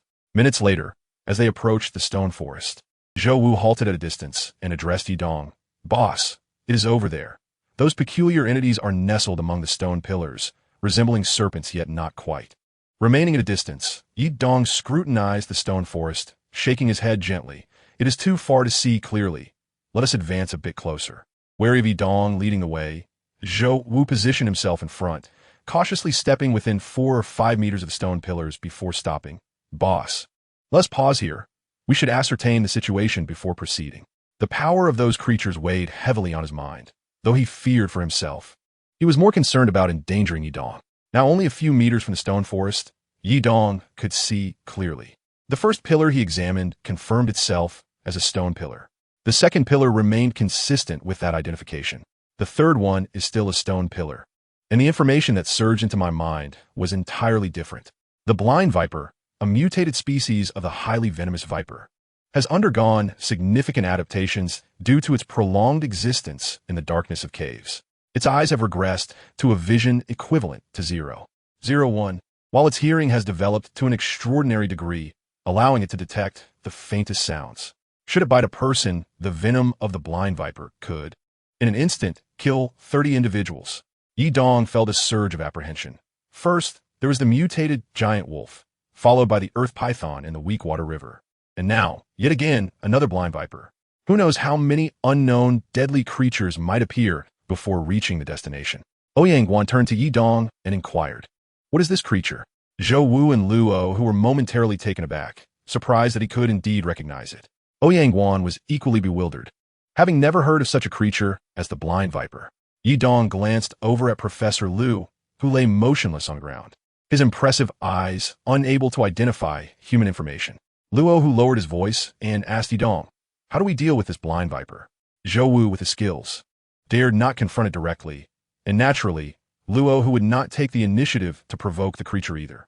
Yi Dong fell into deep contemplation. He pondered how to handle the situation. After a moment, he took out his phone, which had the capability to emit ultrasonic sounds that would not affect human hearing but could disturb animals with highly sensitive hearing. The more acute their hearing, the greater the impact. He activated the sound and placed the phone on the ground, stepping back a few meters. As the sound reverberated, the blind vipers concealed among the stone pillars began to tremble noticeably. Their movements were apparent even without close observation. Moreover, as they swayed, their mouths opened wide, revealing heads as large as a baby's fist, gaping as wide as a small bowl. Their long, curved, and fearsome fangs emerged menacingly. In a short while, the blind vipers seemed unable to withstand the sound, lowering their heads and crawling toward the interior of the cave. Dozens of blind vipers vanished into the darkness in no time. Luo, who, using a thermal imaging device, could not detect them. The cold-blooded vipers emitted no heat, rendering the device ineffective. Initially, he believed Yi Dong was merely lucky and perhaps possessed some observational skills. But now he felt that Yi Dong might genuinely have some extraordinary abilities. The creature known as the blind viper could not be merely a fabrication, for he even knew how to counter it. Zhou Wu scrutinized the stone pillar forest, no longer seeing any of the blind vipers or swaying pillars. Yi Dong focused intently on the stone pillars, inspecting one after another. After examining over 10, he confirmed they were all mere stone formations, with none being blind vipers. It seemed they had all fled from the ultrasonic sound emitted by his phone. He bent down to retrieve his phone, turn off the ultrasonic sound, and cautiously approached Lu Digao's body. After ensuring there were no abnormalities in the surroundings, Yi Dong knelt to check Lu Digao's breathing. His heartbeat was normal, his breathing steady, and there were no visible wounds on his face or extremities. Yi Dong carefully helped Lu Digao sit up, only to discover a patch of blood at the back of his head. Zhou Wu quickly directed the flashlight towards Lu Digao's head, where they could see clearly that there was a wound, with blood staining his hair and causing it to clump together. Upon inspecting the ground, they noticed a sharp protrusion about an inch high where Lu Digao must have struck his head and fainted. Had he been bitten by the blind viper, Lu Digao would have already been a corpse, succumbing to the potent venom. Chapter 96. The enormous shadow in the cave. Yi Dong raised his head to Ouyang Guan, stating, "Professor Lu is fine. He merely has a laceration at the back of his head, likely having fainted from a fall. The bleeding isn't severe and has already ceased." Zhou Wu gestured, prompting Luo who to assist in lifting Lu Digao from either side. Ouyang Guan nodded, now fully trusting Yi Dong's words, as none of the others had any means to confront or resolve the dangers that intermittently emerged when Professor Lu encountered such peril. Luo Hu and Zhou Wu were unable to assist, yet Yi Dong seemed to have effortlessly resolved the situation. This indicated something significant. It was not mere coincidence, but rather prowess. Yi Dong was undoubtedly the most capable among them. Luo Hu curiously asked, "What did you see? The stone pillars that resemble snakes?" "No," Lu Digao exclaimed, his face reflecting fear as he glanced around. He then hurriedly added, "It was a massive black shadow. A shadow of tremendous size. A large shadow?" Ouyang Guan inquired in astonishment. "How large?" Lu Digao struggled slightly, urging Luo Hu and Zhou Wu to release him, then gestured, "This big, at least twice my height, with eyes larger than copper bells, all black." Given Lu Digao's height of approximately 1.7 meters, a creature twice his height would exceed 3 meters. What kind of entity could be a shadow over 3 meters tall? Zhou Wu, Luo Hu, and Ouyang Guan speculated about the nature of this creature, while Yi Dong contemplated the narrow cave entrance, which barely accommodated a single person. Inside, the cave expanded somewhat, but still only allowed for 2 individuals at most. It was only after 5 or 6 meters that the space broadened significantly. If there were a creature as large as Lu Digao described, how could it possibly enter or exit that narrow opening? Yi Dong turned to gaze deeper into the pitch-black cave, feeling an inexplicable twinge of fear. Under the flickering firelight, Zhou Wu and Luo, who helped Lu Digao sit on a rock, offering him some water from his thermos. After taking a few sips to regain composure, Lu Digao recounted to Ouyang Guan, "Old Guan, there is something strange in this cave. I felt an overwhelming curiosity and ventured in. In that grove of stone pillars, suddenly, a gigantic shadow emerged, with eyes glowing green like copper bells, staring directly at me. It must be some kind of beast, but I've never seen one this large before. I didn't know if it intended to attack me, and in my fright, I shouted and stumbled back, tripping and falling, and then I lost consciousness." Luo, who leaned closer, asking, "Professor Lu, did you notice any creatures resembling snakes among the stone pillars?" Professor Lu is indeed fortunate. Luo, who reflected, relieved that he had not encountered the blind viper Yi Dong had warned about. Otherwise, Professor Lu would have perished. Yi Dong gestured to Lu Digao, explaining, "That creature is a type of snake with a body that is nearly uniform in thickness from head to tail. Its eyes are severely degenerated, yet its hearing is remarkably acute. Its venom is several times more potent than that of ordinary vipers. Typically, they stand among the other stone pillars, and unless one is exceptionally observant, they are nearly indistinguishable." Lu Digao expressed his astonishment. "Is there truly such a snake? I'm puzzled by what that creature with eyes like copper bells could be, and how such a small cave could harbor such a massive beast." Yi Dong replied solemnly, "I suspect the cave is quite deep, possibly expansive within, and there may be other exits. Otherwise, such a large creature could not escape." Ouyang Guan suddenly coughed, and after a few weak coughs, he expelled a mouthful of fresh blood. Ouyang Shan, panicked, rushed to wipe it away, trembling and crying out, Dad, what is wrong?" Ouyang Guan could not stop the blood from escaping, prompting Yi Dong to quickly assist, retrieving medicine to give him. However, the medication was immediately expelled along with the blood. Lu Digao gently patted Ouyang Guan's back, and after a moment, Ouyang Guan finally ceased coughing, his face pale as paper, the blood-stained visage appearing particularly frightful. Ouyang Shan, tears welling in her eyes, grasped Ouyang Guan's hand tightly, exclaiming, "Dad, I don't want to live." Ouyang Guan, the foolish daughter, spoke with a mixture of tenderness and sorrow. "Dad, this illness is terminal. There is no remedy, unless we truly discover the legendary means to immortality here. Yet legends remain mere tales, devoid of certainty. It would be best if you could live on. I cannot bear the thought of losing you, but if fate is inescapable, you must continue to thrive. You are my father's most cherished daughter, and you are still in the prime of your youth." Ouyang Shan merely sobbed, her tears cascading like pearls from a broken string. Qin Si, initially harboring some feelings of rivalry, could not help but feel a twinge of jealousy upon witnessing Yi Dong's evident concern for Ouyang Shan. However, as she observed the poignant scene of separation between Ouyang Shan and her father, her heart ached for them. Unsure of how to console her, she silently held Ouyang Shan's hand in a gesture of encouragement. Ouyang Shan was no child. She understood the gravity of her father's illness. Any words of comfort would feel hollow, so she chose silence instead. The fire at the mouth of the cave blazed vigorously, the damp wood crackling and hissing as it was consumed by the flames. Yi Dong gazed at the pile of chopped wood and the dry kindling they had gathered, realizing it would only last a few hours at most. Checking the time, He noted it was still before 8 o'clock. Even if the wood lasted until midnight, there would still be at least 6 hours until dawn, and the question loomed. Where would they find more wood to sustain them? Chun Shang, his expression grave, addressed Yi Dong. Boss, this wood will last until midnight at best. Once it's gone, we will be left with no choice. At that point, Wu Ge and I will protect you and see, hoping to endure until the break of day. Before Ouyang Guan and the others, Chun Shang unreservedly declared that he and Zhou Wu would only safeguard Yi Dong and Qin Si. Chapter 97. The Trust of a Beautiful Boss. Luo Hu felt embarrassed. The 6 bodyguards the boss had brought were fully armed with high-tech equipment, yet only he and Chai Yong remained. In terms of protection, they could not compare to Zhou Wu and Chun Shang. Zhou Wu was formidable, while the taciturn Chun Shang was even more fearsome. In their eyes, only Yi Dong and Qin Si mattered. Everyone else was inconsequential. Yet, what lay ahead? Everyone's minds were clouded with uncertainty.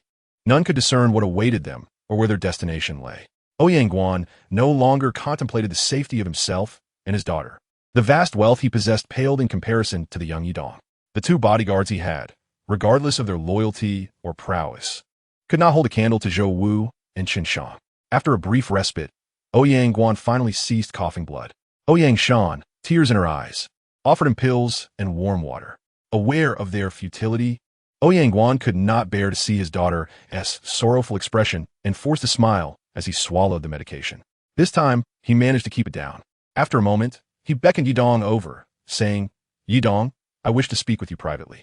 As he expressed his desire for a private conversation, the others discreetly withdrew, including Ouyang Shan, who quietly moved to the side. Yi Dong approached and sat before Ouyang Guan, remaining silent. Ouyang Guan sighed deeply and spoke in a low voice. Yi Dong, I have harbored some prejudices against you in the past. Please forgive me. Yi Dong shook his head dismissively. I did not take it to heart. Indeed, he contemplated that his future interactions with Ouyang Guan would be minimal. He had no dependence on him, so it mattered little whether he held him in disdain or esteem. With a tone tinged with sorrow, Ouyang Guan continued, Yi Dong, I initially refrained from voicing this thought as I saw the bond you share with your young girlfriend. However, given my current condition, I cannot predict when I might take my last breath. I have considered that others would be incapable of fulfilling this request, so I must turn to you. Yi Dong did not respond with agreement, but instead fixed his gaze upon him. Ouyang boss, please be direct. What is it you wish to convey? Ouyang Guan glanced at his daughter. Ouyang Shan, the one thing I cannot let go of is my daughter. I wish to entrust her to you. His words were direct and unequivocal. With a heavy sigh, Ouyang Guan added, Alas, Yi Dong, if you have no such intention, I will not press the matter. I regret not being able to entrust Shan Shan's future to you. She is a wonderful girl. To this, Yi Dong readily nodded in agreement. Indeed, she is a remarkable girl. Ouyang Guan, with a tone of compassion, stated, I do not wish to force you into accepting Shan Shan's lifelong commitment, but I implore you to ensure her safety. Will you promise me to lead her out of this place unharmed? Without a moment's hesitation, Yi Dong nodded. You need not worry about that. As long as I draw breath, I will not allow her to fall into danger. She is my benefactor, and I would not hesitate to give my life for her safety. Ouyang Guan was taken aback. He had not anticipated such resolve and conviction from Yi Dong. After a moment of astonishment, he grew animated. Yi Dong, very well. I shall draft a will, entrusting my fortune of 10 billion to you for management and oversight. I do not require you to care for Shan Shan for life, but I ask that you ensure she is never in want. She lacks enthusiasm for business and does not possess the acumen for it, so I place her welfare in your hands. Yi Dong, momentarily taken aback, shook his head in response. Ouyang boss, I cannot accept such a request. Your wealth should be entrusted to your daughter. I lack the time and energy to manage it, as I am not adept in business matters. However, should she encounter difficulties in the future, I will not turn a blind eye. Seeing Yi Dong decline his offer to manage his wealth, Ouyang Guan's expression fell with disappointment. Yet his respect for Yi Dong grew. After all, who would refuse 10 billion? Only a fool would do so, but Yi Dong did not want it. One reason was his character. Another was Yi Dong's remarkable ability to generate wealth. Ouyang Guan was well aware of Yi Dong's talent. He possessed the skills to thrive and would never suffer from want. He had envisioned that by entrusting his entire fortune to Yi Dong, it would necessitate frequent interactions with his daughter. Given her exceptional qualities and striking beauty, it was only natural that feelings would develop over time. If Yi Dong were to fall for her, he would have no cause for concern. With a man of Yi Dong's integrity looking after his daughter, Ouyang Guan would rest in peace. even if Yi Dong chose not to abandon Qin Si. The title mattered little, as long as he genuinely cared for his daughter. Throughout this ordeal, he had come to see clearly that, although his daughter had said nothing, her heart was entirely devoted to Yi Dong. Ouyang Guan perceived this with clarity. His daughter's strong will was evident. Even as she witnessed the affection between Yi Dong and Qin Si, she would not express her pain, instead choosing to accompany her father in despair. Yi Dong, meanwhile, did not dwell on Ouyang Guan's intentions to entrust his wealth to him. He merely contemplated the ground in silence. If they could not locate the elusive 3-star treasure, how would they break Qin Si's blood curse? In the midst of his thoughts, Zhou Wu approached him, speaking in hushed tones. "Boss, the firewood is dwindling. Shall I and the monk venture out to gather more?" The night was rife with lurking dangers, and even if he and Chen Shang were skilled, they would likely meet their end if surrounded by foes. Yet, allowing the firewood to burn out would yield the same fate. They might as well take the risk now. Yi Dong paused, raising his gaze as he pondered, then turned to look at Qin Si. She sat intently examining the ice sculpture. Yi Dong was startled, but soon felt a sense of relief. She had already fallen victim to the blood curse, so touching the ice sculpture would pose no additional danger. However, a sudden spark of inspiration illuminated his mind. He recalled that the mutated giant wolves had been repelled by the ice sculpture. Did these night sun's birds harbor a similar fear of the ice sculpture? Chapter 98. The Enchantment of the Ice Sculpture. "CC, hand this to me." Upon this thought, Yi Dong reached out to Qin Si, thinking that since he was already afflicted by the blood curse, it made little difference to him whether he touched it or not. Much like Qin Si, without a moment's hesitation, Qin Si handed him the ice sculpture, and Yi Dong examined it closely. It had not been swapped. It was indeed genuine. In truth, apart from Yi Dong, no one else recognized the significance of the ice sculpture, nor could they discern its intrinsic value. Chen Shang and Zhou Wu had already readied themselves to create an opening in the burning firewood at the cave entrance. Armed with machetes, they rushed out with the intent of quickly chopping down several trees to drag into the cave. If they could endure until dawn, they would have gained another day of life. Otherwise, they would all perish by midnight. "Wait," Yi Dong called out, urging them to halt. "Let me think this through." Zhou Wu and Chen Shang obediently paused, as there was no immediate danger. The firewood could still last another hour or two. Holding the ice sculpture, Yi Dong pondered, and after a few minutes, he gestured to Zhou Wu and Chen Shang, instructing, "You two guard the sides. We'll create an opening. Everyone else, step back and find some cover. Captain Luo and Chai Yong will protect the others." Immediately, everyone positioned themselves as per Yi Dong's orders, with Zhou Wu and Chen Shang flanking the cave entrance, machetes in hand. Yi Dong intended to use his cane to clear a gap in the firewood, but Zhou Wu and Chen Shang instinctively stepped in front of him, working together to create an opening. The firewood was swiftly pushed aside, revealing a gap about 2 feet wide. As the flames parted, the sharp-eyed night sun's bird spotted the opening and one, moving like lightning, swooped in. Chen Shang reacted the quickest. Seeing the bird dive toward him like an eagle, he swung his machete. This night sun's bird resembled an eagle, but was somewhat larger and more ferocious in appearance. The clash echoed loudly, sending sparks flying, akin to metal striking metal. Chen Shang grunted as he stumbled backward. The bird was not as blind as a stone's throw, and his strike had failed to sever it. Instead, he was thrown back by the bird's formidable force, his grip on the machete trembling, utterly devoid of strength. The blade fell to the ground, having only grazed the bird's claw, leaving a significant gash. While Chen Shang was staggered, his machete damaged, and his hand numb, the night sun's bird appeared unaffected. It paused only momentarily before lunging again toward the gap. In that instant, Zhou Wu, gripping his knife tightly, let out a roar and, summoning all his strength, delivered another blow. This strike landed on the bird's head, producing another tremendous sound. The night sun's bird tilted its head, emitting a piercing cry as it tumbled outside the cave, rolling several times before regaining its footing and glaring at Zhou Wu. Zhou Wu's hands were numb, his machete broken in two, and he lacked the strength to deliver a second blow. That one strike had exhausted him, and more critically, his hands were too shaken to defend himself. However, the night sun's bird had also suffered greatly.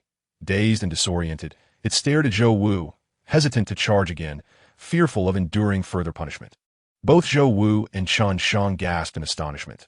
Their powerful strikes had seemingly failed to injure the bird, and it was remarkable to witness such resilience. At that moment, if the night sun's bird dared to charge again, they would be utterly unable to stop it. Nevertheless, the bird, having been frightened by Zhou Wu's attack, now displayed a glint of trepidation in its eyes, staring intently at Zhou Wu like a bewildered fool. Just then, 3 night suns birds swooped down from the trees, heading directly for the cave entrance. Zhou Wu and Chen Shang, startled into action, rushed toward Yi Dong, who stood at the cave's mouth. They had no time to think. One leaped left and the other right, positioning themselves to shield Yi Dong from the impending onslaught. Yet, having just been rattled by the earlier encounter, they found themselves unable to muster any strength for a counterattack, their movements sluggish. In a moment of desperation, Yi Dong raised the eye sculpture toward the cave entrance, presenting it directly to the oncoming night sun's birds. The moment their gazes met the eye sculpture, the 3 birds froze in midair, as if suddenly sapped of their strength, crashing to the ground with a series of thuds. A surge of joy coursed through Yi Dong. It worked. The fearsome night sun's birds had plummeted from the sky, indicating that the eye sculpture had indeed affected them.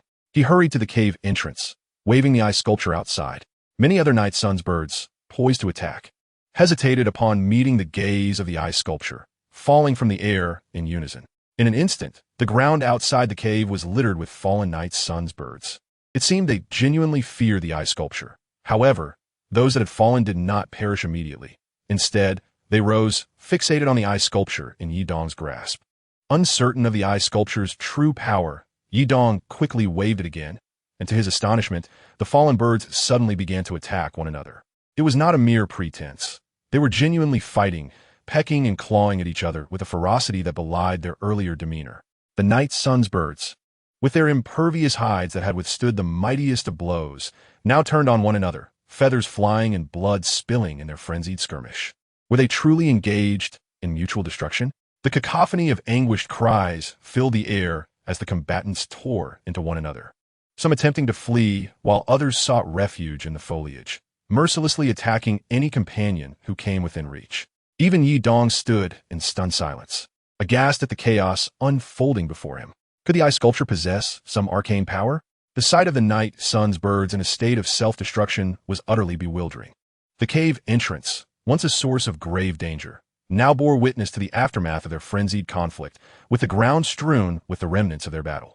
The remaining birds had vanished without a trace, leaving no sound in their wake. Yi Dong, glancing at the eye sculpture in his hand, felt a sense of foreboding. It seemed that this object held an inexplicable power that compelled the night sun's birds to turn upon themselves. Yi Dong gazed intently at the eye sculpture for a while longer, and suddenly, pertinent information flashed in his mind. Although he had perused it before, it was only upon reaching the latter details that he abruptly realized something he had seemingly overlooked. The eye sculpture was composed of extraterrestrial meteorite material, and animals perceiving the eye sculpture would experience bizarre hallucinations. Upon this revelation, Yi Dong's heart skipped a beat. So, the reason for the night sun birds' infighting is this. It was no wonder they would turn against each other to the point of annihilation, driven by the strange illusions induced by the sculpture. Zhou Wu leaned his head outside the cave, surveying the situation beyond. The night was dark, and the firelight illuminated the area outside the cave mouth, revealing a gruesome scene littered with the remains of night sun birds. Not a single one remained alive. Only the horrific corpses lay scattered on the ground. Chen Shang swiftly leaped out of the cave, wielding a blade to chop down a tree as thick as an arm, fashioning a stick over a meter long, which he then used to poke at the corpses of the night sun birds. None stirred. They were all undeniably dead. Chen Shang was both astonished and observant, realizing he could not hear a single sound from the night sun birds, nor could he see any. Zhou Wu followed him out to inspect, soon joined by Luo Hu and Chai Yong. Outside the cave, an eerie silence prevailed. Qin Si hurried over and tugged at Yi Dong's sleeve, inquiring, "What are you daydreaming about? Are you all right? Are you scared?" "I'm fine," Yi Dong replied, shaken from his thoughts as he stowed the ice sculpture into his backpack. This object was extraordinary. It might just hold the key to the secrets of the 3-star treasure. Ouyang Guan also emerged from the cave, leaning heavily on his cane, with Ouyang Shan supporting him. Lu Digao, still grimacing in pain from his earlier injury, emerged as well, struck speechless by the horrific scene before him. It was akin to a massacre, utterly terrifying. Chen Shang busied himself on the ground, cautiously searching for any signs of life among the night sun birds. Realizing their devastating power was terrifyingly overwhelming. Even he could not withstand a concerted assault from them. With hundreds, if not thousands, of them, there was no way they could fend off such a multitude, even if they numbered 90 or 900. Yet now, the dead lay scattered, and those who had fled were long gone, leaving no trace of danger behind. Yi Dong shook his head. I'm still trying to understand it. The cause is undoubtedly linked to that ice sculpture, but I must keep some secrets to myself. More importantly, I've yet to fully grasp the mystery surrounding it. Boss, since the night sunbirds are all dead or fled, how about we set up camp outside the cave and wait for dawn? It's still early. It was only just past 9, with nearly 10 hours until daylight. Ouyang Guan pondered before nodding. That seems reasonable. We need to rest. Luo Hu and Chai Yong promptly set to work, while Zhou Wu and Chun Shang assisted in erecting tents, completing 5 in half an hour. Luo Hu volunteered for the night watch, suggesting a 2-hour rotation among the 4 of them, believing they would be awake until dawn. Ouyang Shan helped her father into one of the tents, while Lu Digao, unable to sleep, kept him company. Yi Dong and Qin Si slipped into another tent, whispering softly. Luo, who was too anxious to sleep. The darkness outside harbored unknown beasts, and the cave concealed its own mysteries. He preferred to keep vigil until dawn, not because he didn't wish to rest, but rather due to the dread that kept him awake. Only Yi Dong seemed at ease, understanding that the night sunbirds fled due to his ice sculpture. If they feared the sculpture, perhaps other creatures did as well. Thus, possessing the ice sculpture alleviated much of his anxiety.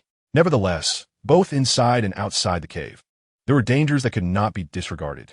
The blind viper within and the gigantic beasts lurking outside, all of which posed lethal threats. Zhou Wu and Chun Shang shared similar sentiments, their concern directed towards Yi Dong, remaining vigilant beside his and Qin Si's tent, ready to spring into action at the slightest sound. After a while, Qin Si's eyelids grew heavy, and, as she chatted, she inadvertently rested her head on Yi Dong's arm and fell asleep.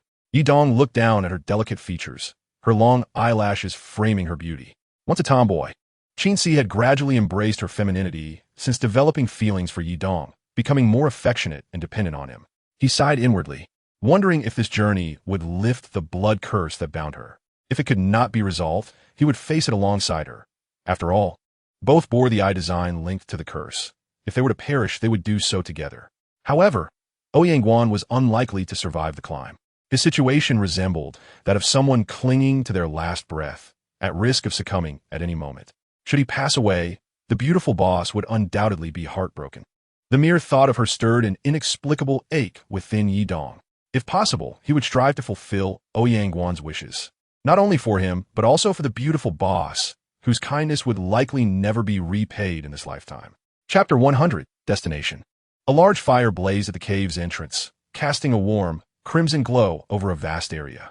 The 5 tents were arranged in a triangular formation, with Yi Dong and Qin Si sharing one and Ouyang Guan and his daughter occupying another. Ouyang Shan could not find peace. It was not the fear of unknown predators that troubled her, but the dread of her father's potential demise. Though she knew each moment was precious, the thought alone caused her heartache. Ouyang Guan lay on a small air pillow, occasionally coughing lightly. He observed his daughter's worry, feeling a pang of pain in his heart, yet felt powerless to change their fate. That night, none of them rested well, and they endured until dawn. Early the next morning, before daylight broke, Luo Hu and Chai Yong started a fire to prepare a simple breakfast. The meal consisted of compressed vegetables and canned meat, along with a pot of dough balls. Except for Ouyang Guan and Ouyang Shan, everyone else devoured their portions. Without replenishing their strength, they would struggle to fight off monsters, let alone escape. Ouyang Shan watched as her father took a few bites only to vomit into his bowl, turning the dough balls a ghastly red. Tears streamed down her face. Daddy. Although Yi Dong felt indifferent towards Ouyang Guan, seeing Ouyang Shan weep tugged at his heartstrings. Yet, fearing Qin Si's displeasure, he stole only furtive glances. Qin Si scoffed. If you want to comfort her, just go ahead. Why are you sneaking glances? I'm not blind. Yi Dong awkwardly smiled and lowered his head. Instead, Qin Si approached Ouyang Shan, reassuring her, don't worry. We'll set off early and find what we're looking for. Perhaps we'll uncover what your father needs. As Yi Dong observed Qin Si comforting Ouyang Shan, a wave of gratitude washed over him. They all understood the urgency of the situation, so after breakfast, they quickly packed and set out. Yi Dong led the way, though he was unsure of the path. However, he visualized the map of the 3-star treasure in his mind, following the most direct route. Whenever he sensed danger ahead, he would employ his gaze to assess the area, discovering that no threat could remain concealed from him.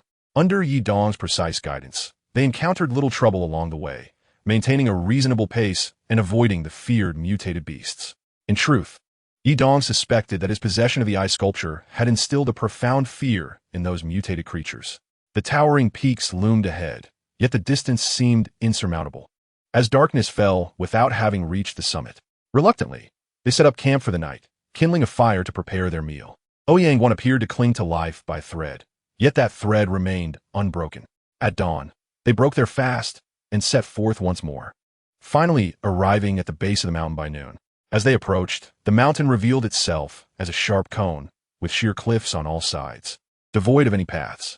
Though the peak was not particularly vast, with a diameter of approximately 5 kilometers and a height of around 2,000 meters, it presented a formidable ascent. Gazing upwards, it became evident that this conical mountain was insurmountable. How could one possibly scale it? The mental map offered no guidance for the ascent, and their destination lay at its pinnacle. Yi Dong stared blankly at the summit, pondering how anyone could reach such heights without wings. The others followed his gaze, unaware of the true nature of their predicament. Only Ouyang-Guan, with a hint of trepidation, inquired of Yi Dong, "What does the map indicate as the location?" Yi Dong pointed towards the mountain's peak, replying, "At the summit of this very mountain." Ouyang-Guan was taken aback, exclaiming, "At the summit?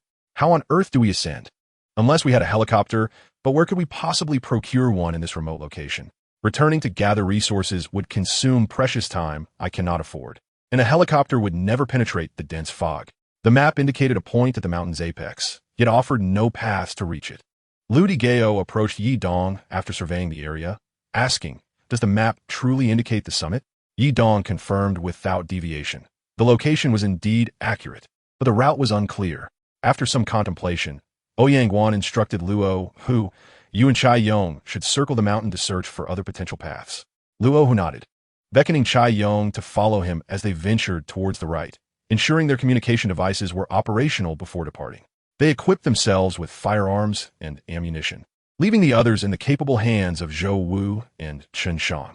Ouyang-Guan found himself unable to direct Zhou Wu or Chen Shang, and Yi Dong, having received no remuneration from him, was primarily motivated by a desire to lift Qin Si's blood curse. Estimating the mountain's base circumference to be around 10 kilometers, they could traverse it in 2 to 3 hours at a leisurely pace, or perhaps within an hour if they hurried. Yi Dong settled on a stone, contemplating the mountain's mysteries, tried to align the two artifacts, the map and the eye sculpture, but to no avail. Where were the mutated beasts? So many mutated direwolves, the nocturnal birds, and the even stranger creatures lurking in the caves. None were in sight, their whereabouts unknown. The entire region appeared to be a vast expanse of flat land, encircling an insurmountable peak with a weak river coursing around it, further shrouded by the mysterious fog. Multiple barriers seemed designed to protect this heavily fortified mountain. If this were the case, surely there must be a path leading to the summit. The more Yi Dong pondered, the more perplexed he became. Where could that path possibly be? Zhou Wu and Chen Shang, unable to discern any issues, attempted to scale the steep wall, testing their grip on the rocky surfaces, where some patches bore grass and thorns. But these offered little support for climbing. Chen Shang, the most agile among them, attempted to scale the cliff, but fell after reaching a height of 4 to 5 meters. Fortunately, Zhou Wu was prepared, aiding him to a safe landing. Chapter 101, The Heavenly Path. Ascending proved futile. Even if Zhou Wu and Chen Shang utilized additional tools, they could not ascend beyond 2 or 3 meters. Above that, the rock face offered no crevices, only a sheer expanse of smooth stone, devoid of any footholds or protrusions to grasp. Extreme climbing, after all, requires a certain foundational support. How could one scale a wall with no handholds? At a height of 2,000 meters, the challenge was insurmountable. Climbing even a mere 1,800 meters without any grip was tantamount to seeking death. After much contemplation, Yi Dong, unable to discern anything unusual from the map, rose to continue his observation along the cliff's edge. The mountain, the surrounding weak river, and the encroaching fog all felt like a contrived mechanism. Yet, he dismissed such thoughts. Could humanity truly create such a phenomenon? Given the current technological prowess, it seemed implausible, let alone the capabilities of ancient civilizations. As Yi Dong examined the mountain's base, Zhou Wu and Chen Shang separated, with Zhou Wu accompanying Yi Dong while Chen Shang remained with Qin Si. Lu Digao followed Yi Dong, marveling at the mountain's artistry, exclaiming, "This is truly a masterpiece. It appears sculpted, Yet how could mere mortals have fashioned such a rocky edifice? After walking for half an hour to the right, Yi Dong found nothing amiss. The mountain appeared to be a singular mass of rock, as if carved from single stone. Lu Gao, with a resigned gesture, remarked, "All right, lead the way as you see fit." His purpose for accompanying Ouyang Guan had been to provide assistance, but witnessing Ouyang Guan's struggle had left him devoid of direction. Moreover, the experience had profoundly shaken Lu Gao's understanding of reality.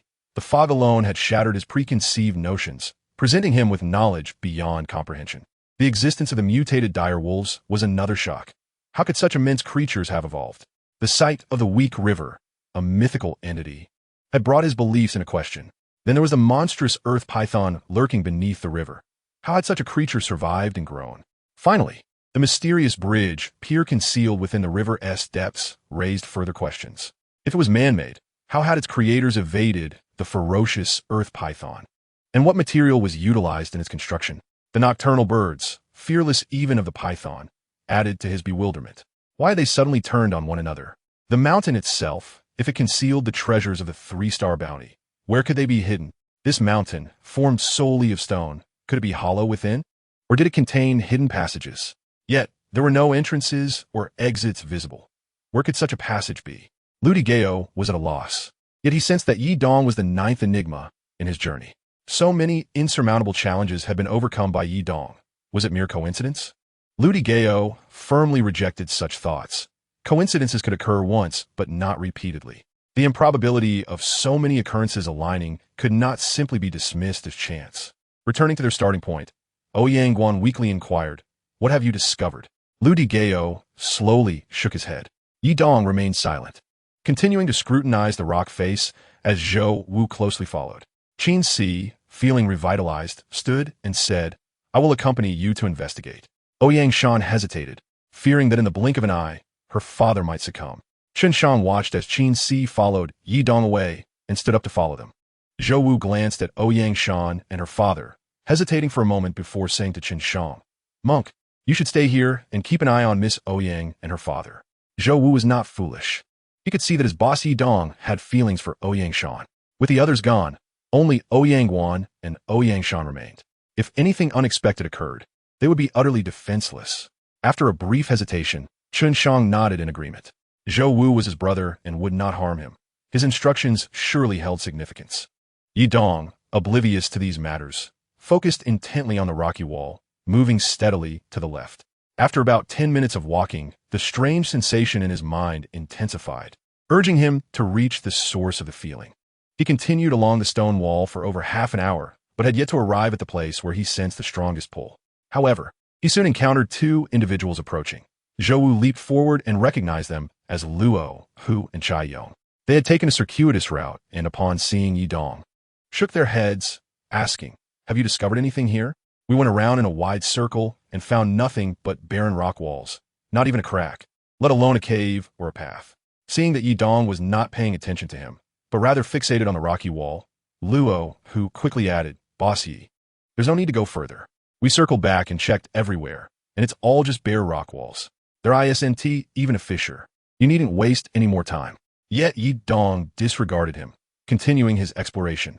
If Yi Dong was willing to expend his energy, then so be it. After all, the rocky wall remained merely a rocky wall. After a few more minutes, the sensation in Yi Dong's mind grew even stronger, akin to the moment one feels an answer is just within reach during a test. Finally, he halted at a particular spot, staring blankly at a small indentation about a meter high above him, resembling a ping-pong ball in size. Luo Hu and Chai Yong had claimed there were no fissures around, yet this small indentation was clearly overlooked. Chapter 102, The Entrance. It was an inexplicable feeling. Yi Dong focused intently on the small recess, and moments later, information surfaced in his mind. Verification for the entrance to the three-star treasure's ascending path requires the eye sculpture. Yi Dong's heart surged with joy.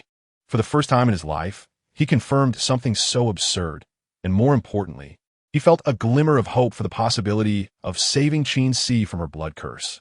Zhou Wu adjusted the walkie-talkie to the right channel and attempted to test it, but the distance was too great, yielding no sound.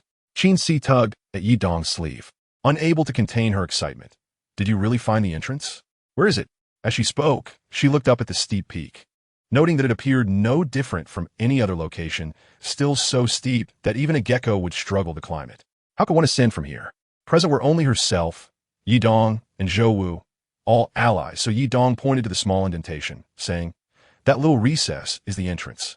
Qin Si and Zhou Wu stared at the small indentation, which was indeed no larger than a ping-pong ball, its color matching as well. If one did not look closely, it would be nearly imperceptible. How could such a diminutive recess serve as a mountain entrance? Qin Si reached out to touch Yi Dong's forehead, asking, "Are you normal? You're not feverish, are you? How can you fit through such a tiny indentation?" Yi Dong retrieved the eye sculpture and gestured towards the recess. "If I am not mistaken, this eye sculpture is the key to the ascending path, and that indentation serves as the lock." Qin Si and Zhou were momentarily taken aback, finding it hard to believe that such a small recess on a towering peak could serve as the entrance to the ascent. Was it truly possible? Both felt skeptical. Aside from that small indentation, they had been unable to find even a crack anywhere else. How could they enter? Yet, Qin Si also found it curious that the shape of the indentation closely resembled the eye sculpture. Whether this was mere coincidence or indeed what Yi Dong claimed, a key, remained uncertain. Given her familiarity with Yi Dong, she felt a flicker of belief despite her skepticism, for he had never jested with her. From the moment she met him, everything he said and did had proven reliable, so when he uttered those words, she instinctively believed him, even if it seemed implausible. Yi Dong remained entranced by the spot, though uncertainty lingered in his mind. The eye's verification confirmed it as the entrance, yet he found it hard to fathom how such a mechanism was engineered, or what the entrance would reveal once unlocked. The eye's verification only confirmed the entrance's existence and did not indicate the path or its nature. Despite his swirling doubts, Yi Dong stifled his curiosity and refrained from placing the eye sculpture into the small recess for verification, knowing that others would find it incredible. He resisted the impulse to proceed until the others arrived. It was essential for everyone to witness it firsthand to avoid unnecessary explanations, as he could hardly articulate how to explain such a tiny recess. Moreover, he had never visited the bewildering pool before. After about an hour, Luo Hu and Chai Yong supported the gasping Ouyang Guan, who was followed by Ouyang Shan and Chen Shang, with Lu Digao bringing up the rear, all panting heavily. Ouyang Guan's complexion had worsened, but his eyes shone with intensity as he surveyed the area and asked Yi Dong, "Little Yi, have you truly found the entrance to the ascent?" However, upon closely examining the environment, the light in his eyes quickly dimmed, replaced by disappointment.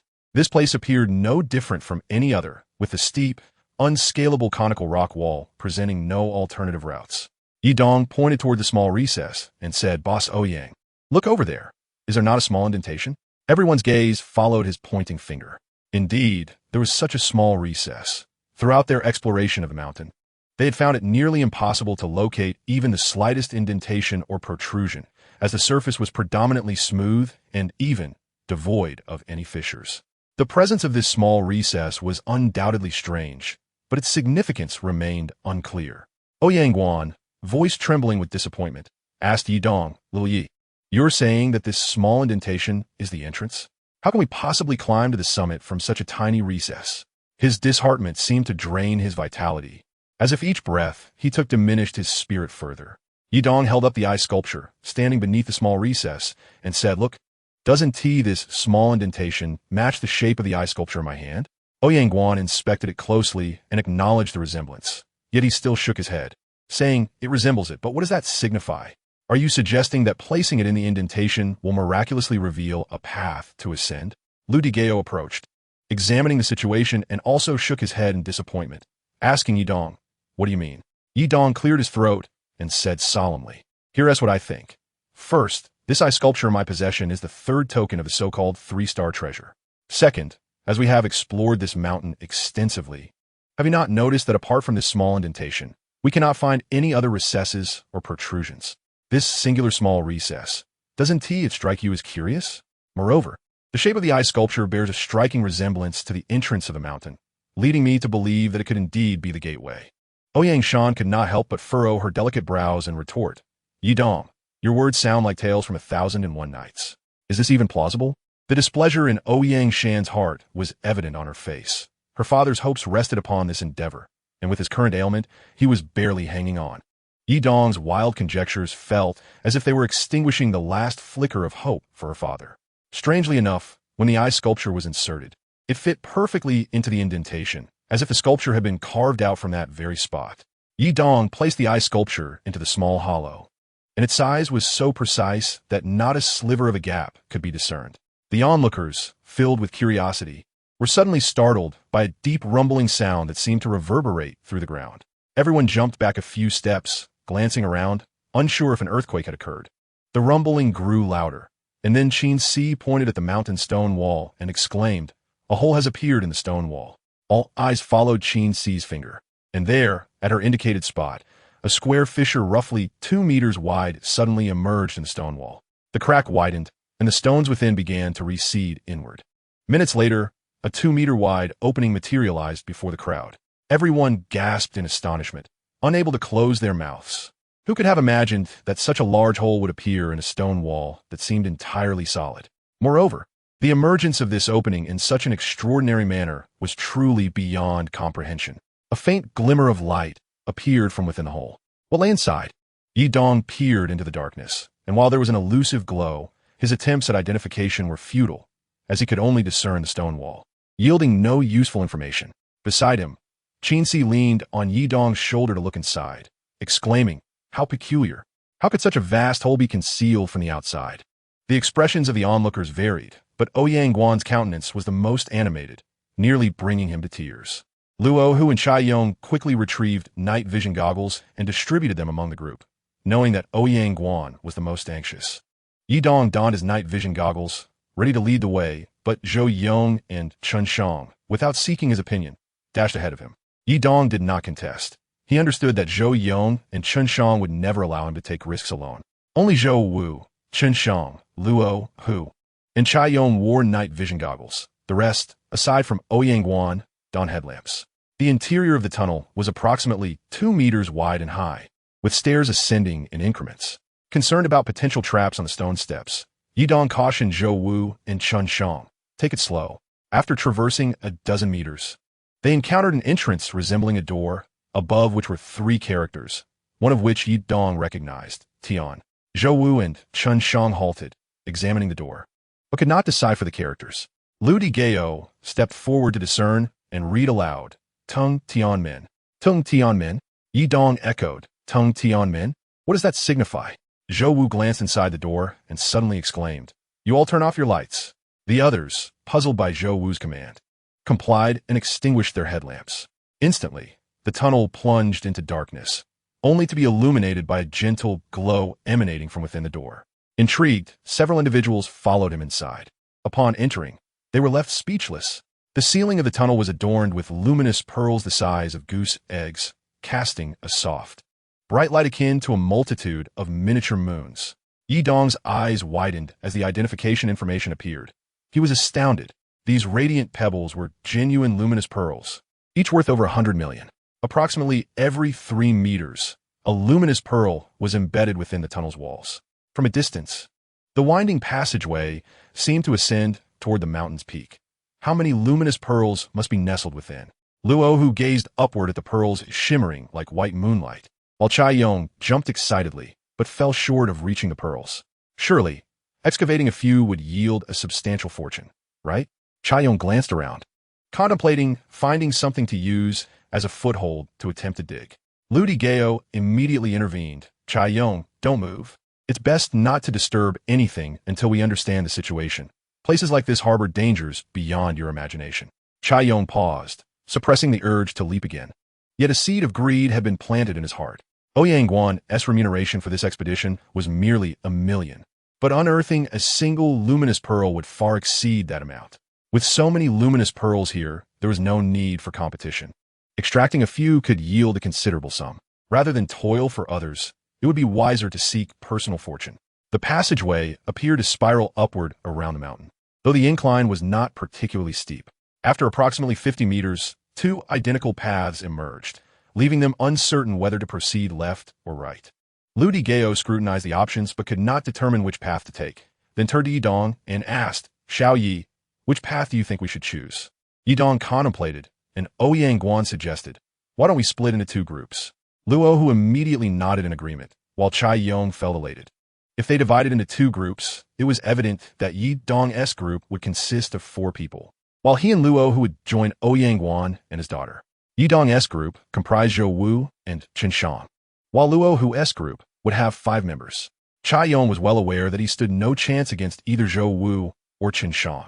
Even if he could win, it would not be easy, especially with Yi Dong and Qin Si in the mix. Though Yi Dong appeared to be a wealthy heir, their interactions over the past few days had revealed that he was far from a typical rich kid, making him an unsuitable companion. In contrast, their own group was comprised of Ouyang Guan, who was barely clinging to life, and Lu Digao, who was frail and elderly, unable to deter Ouyang Guan's intentions. The only individual who could potentially intervene was Luo Hu, but with so many luminous pearls in sight, what harm would it cause for him to excavate a few? As they divided into groups, it unfolded just as he had anticipated. Ouyang Guan and his daughter, Lu Digao, and Luo Hu formed one group, while Yi Dong and Qin Si joined Zhou Wu and Chen Shang in another. After the groups were established, Zhou Wu exchanged a few words with Luo Hu before they each entered their respective tunnels. After half an hour, as the passage seemed endless, Yi Dong's group came to a halt. Zhou Wu remarked, "Boss, I sense something peculiar about this cave." Yi Dong nodded in agreement. "I feel the same. What strikes you as odd?" Zhou Wu pointed at the seemingly infinite passageway. "This tunnel feels reminiscent of the misty maze we encountered earlier. It gives the impression that we can never reach the end."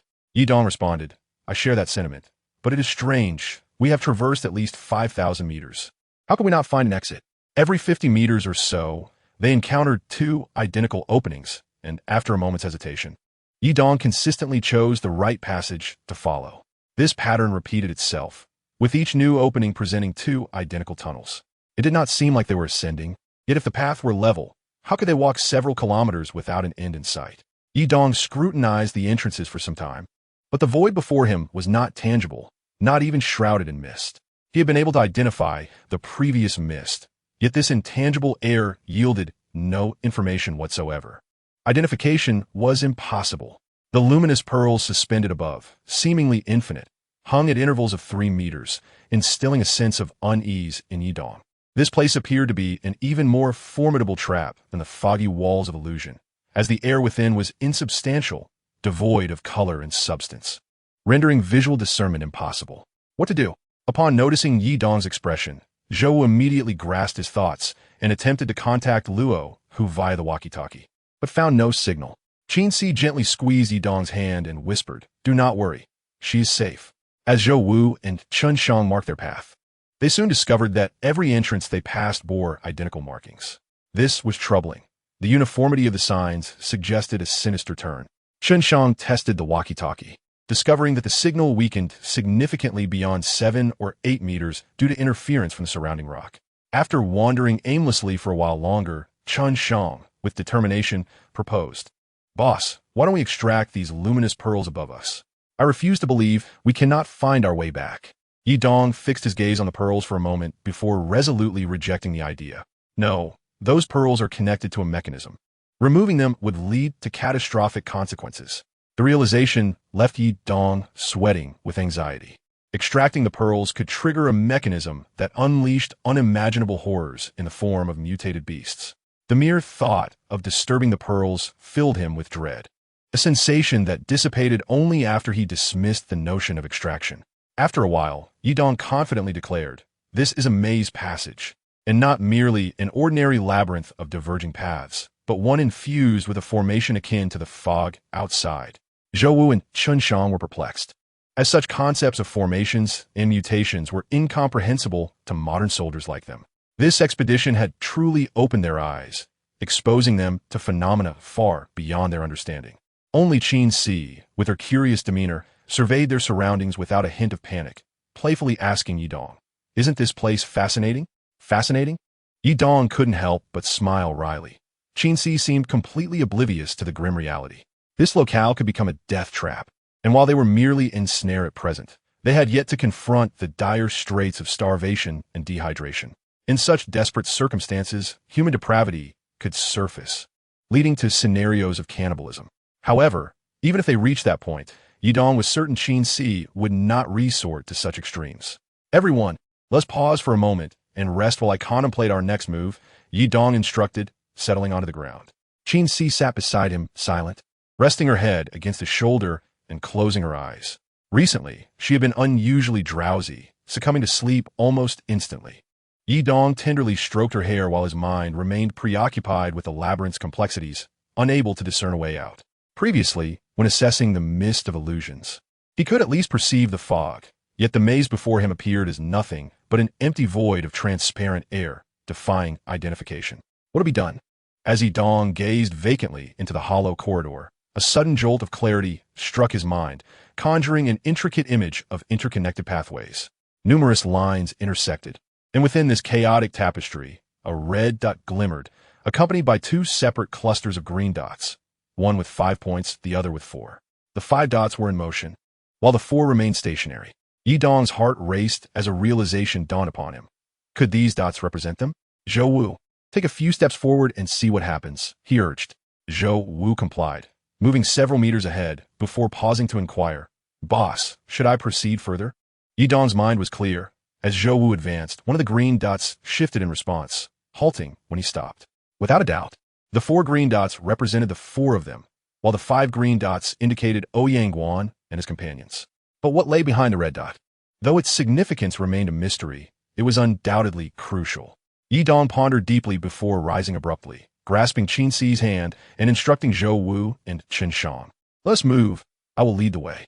As he ventured forth, Yi Dong ceased to observe the surroundings, instead following the mental image of the paths.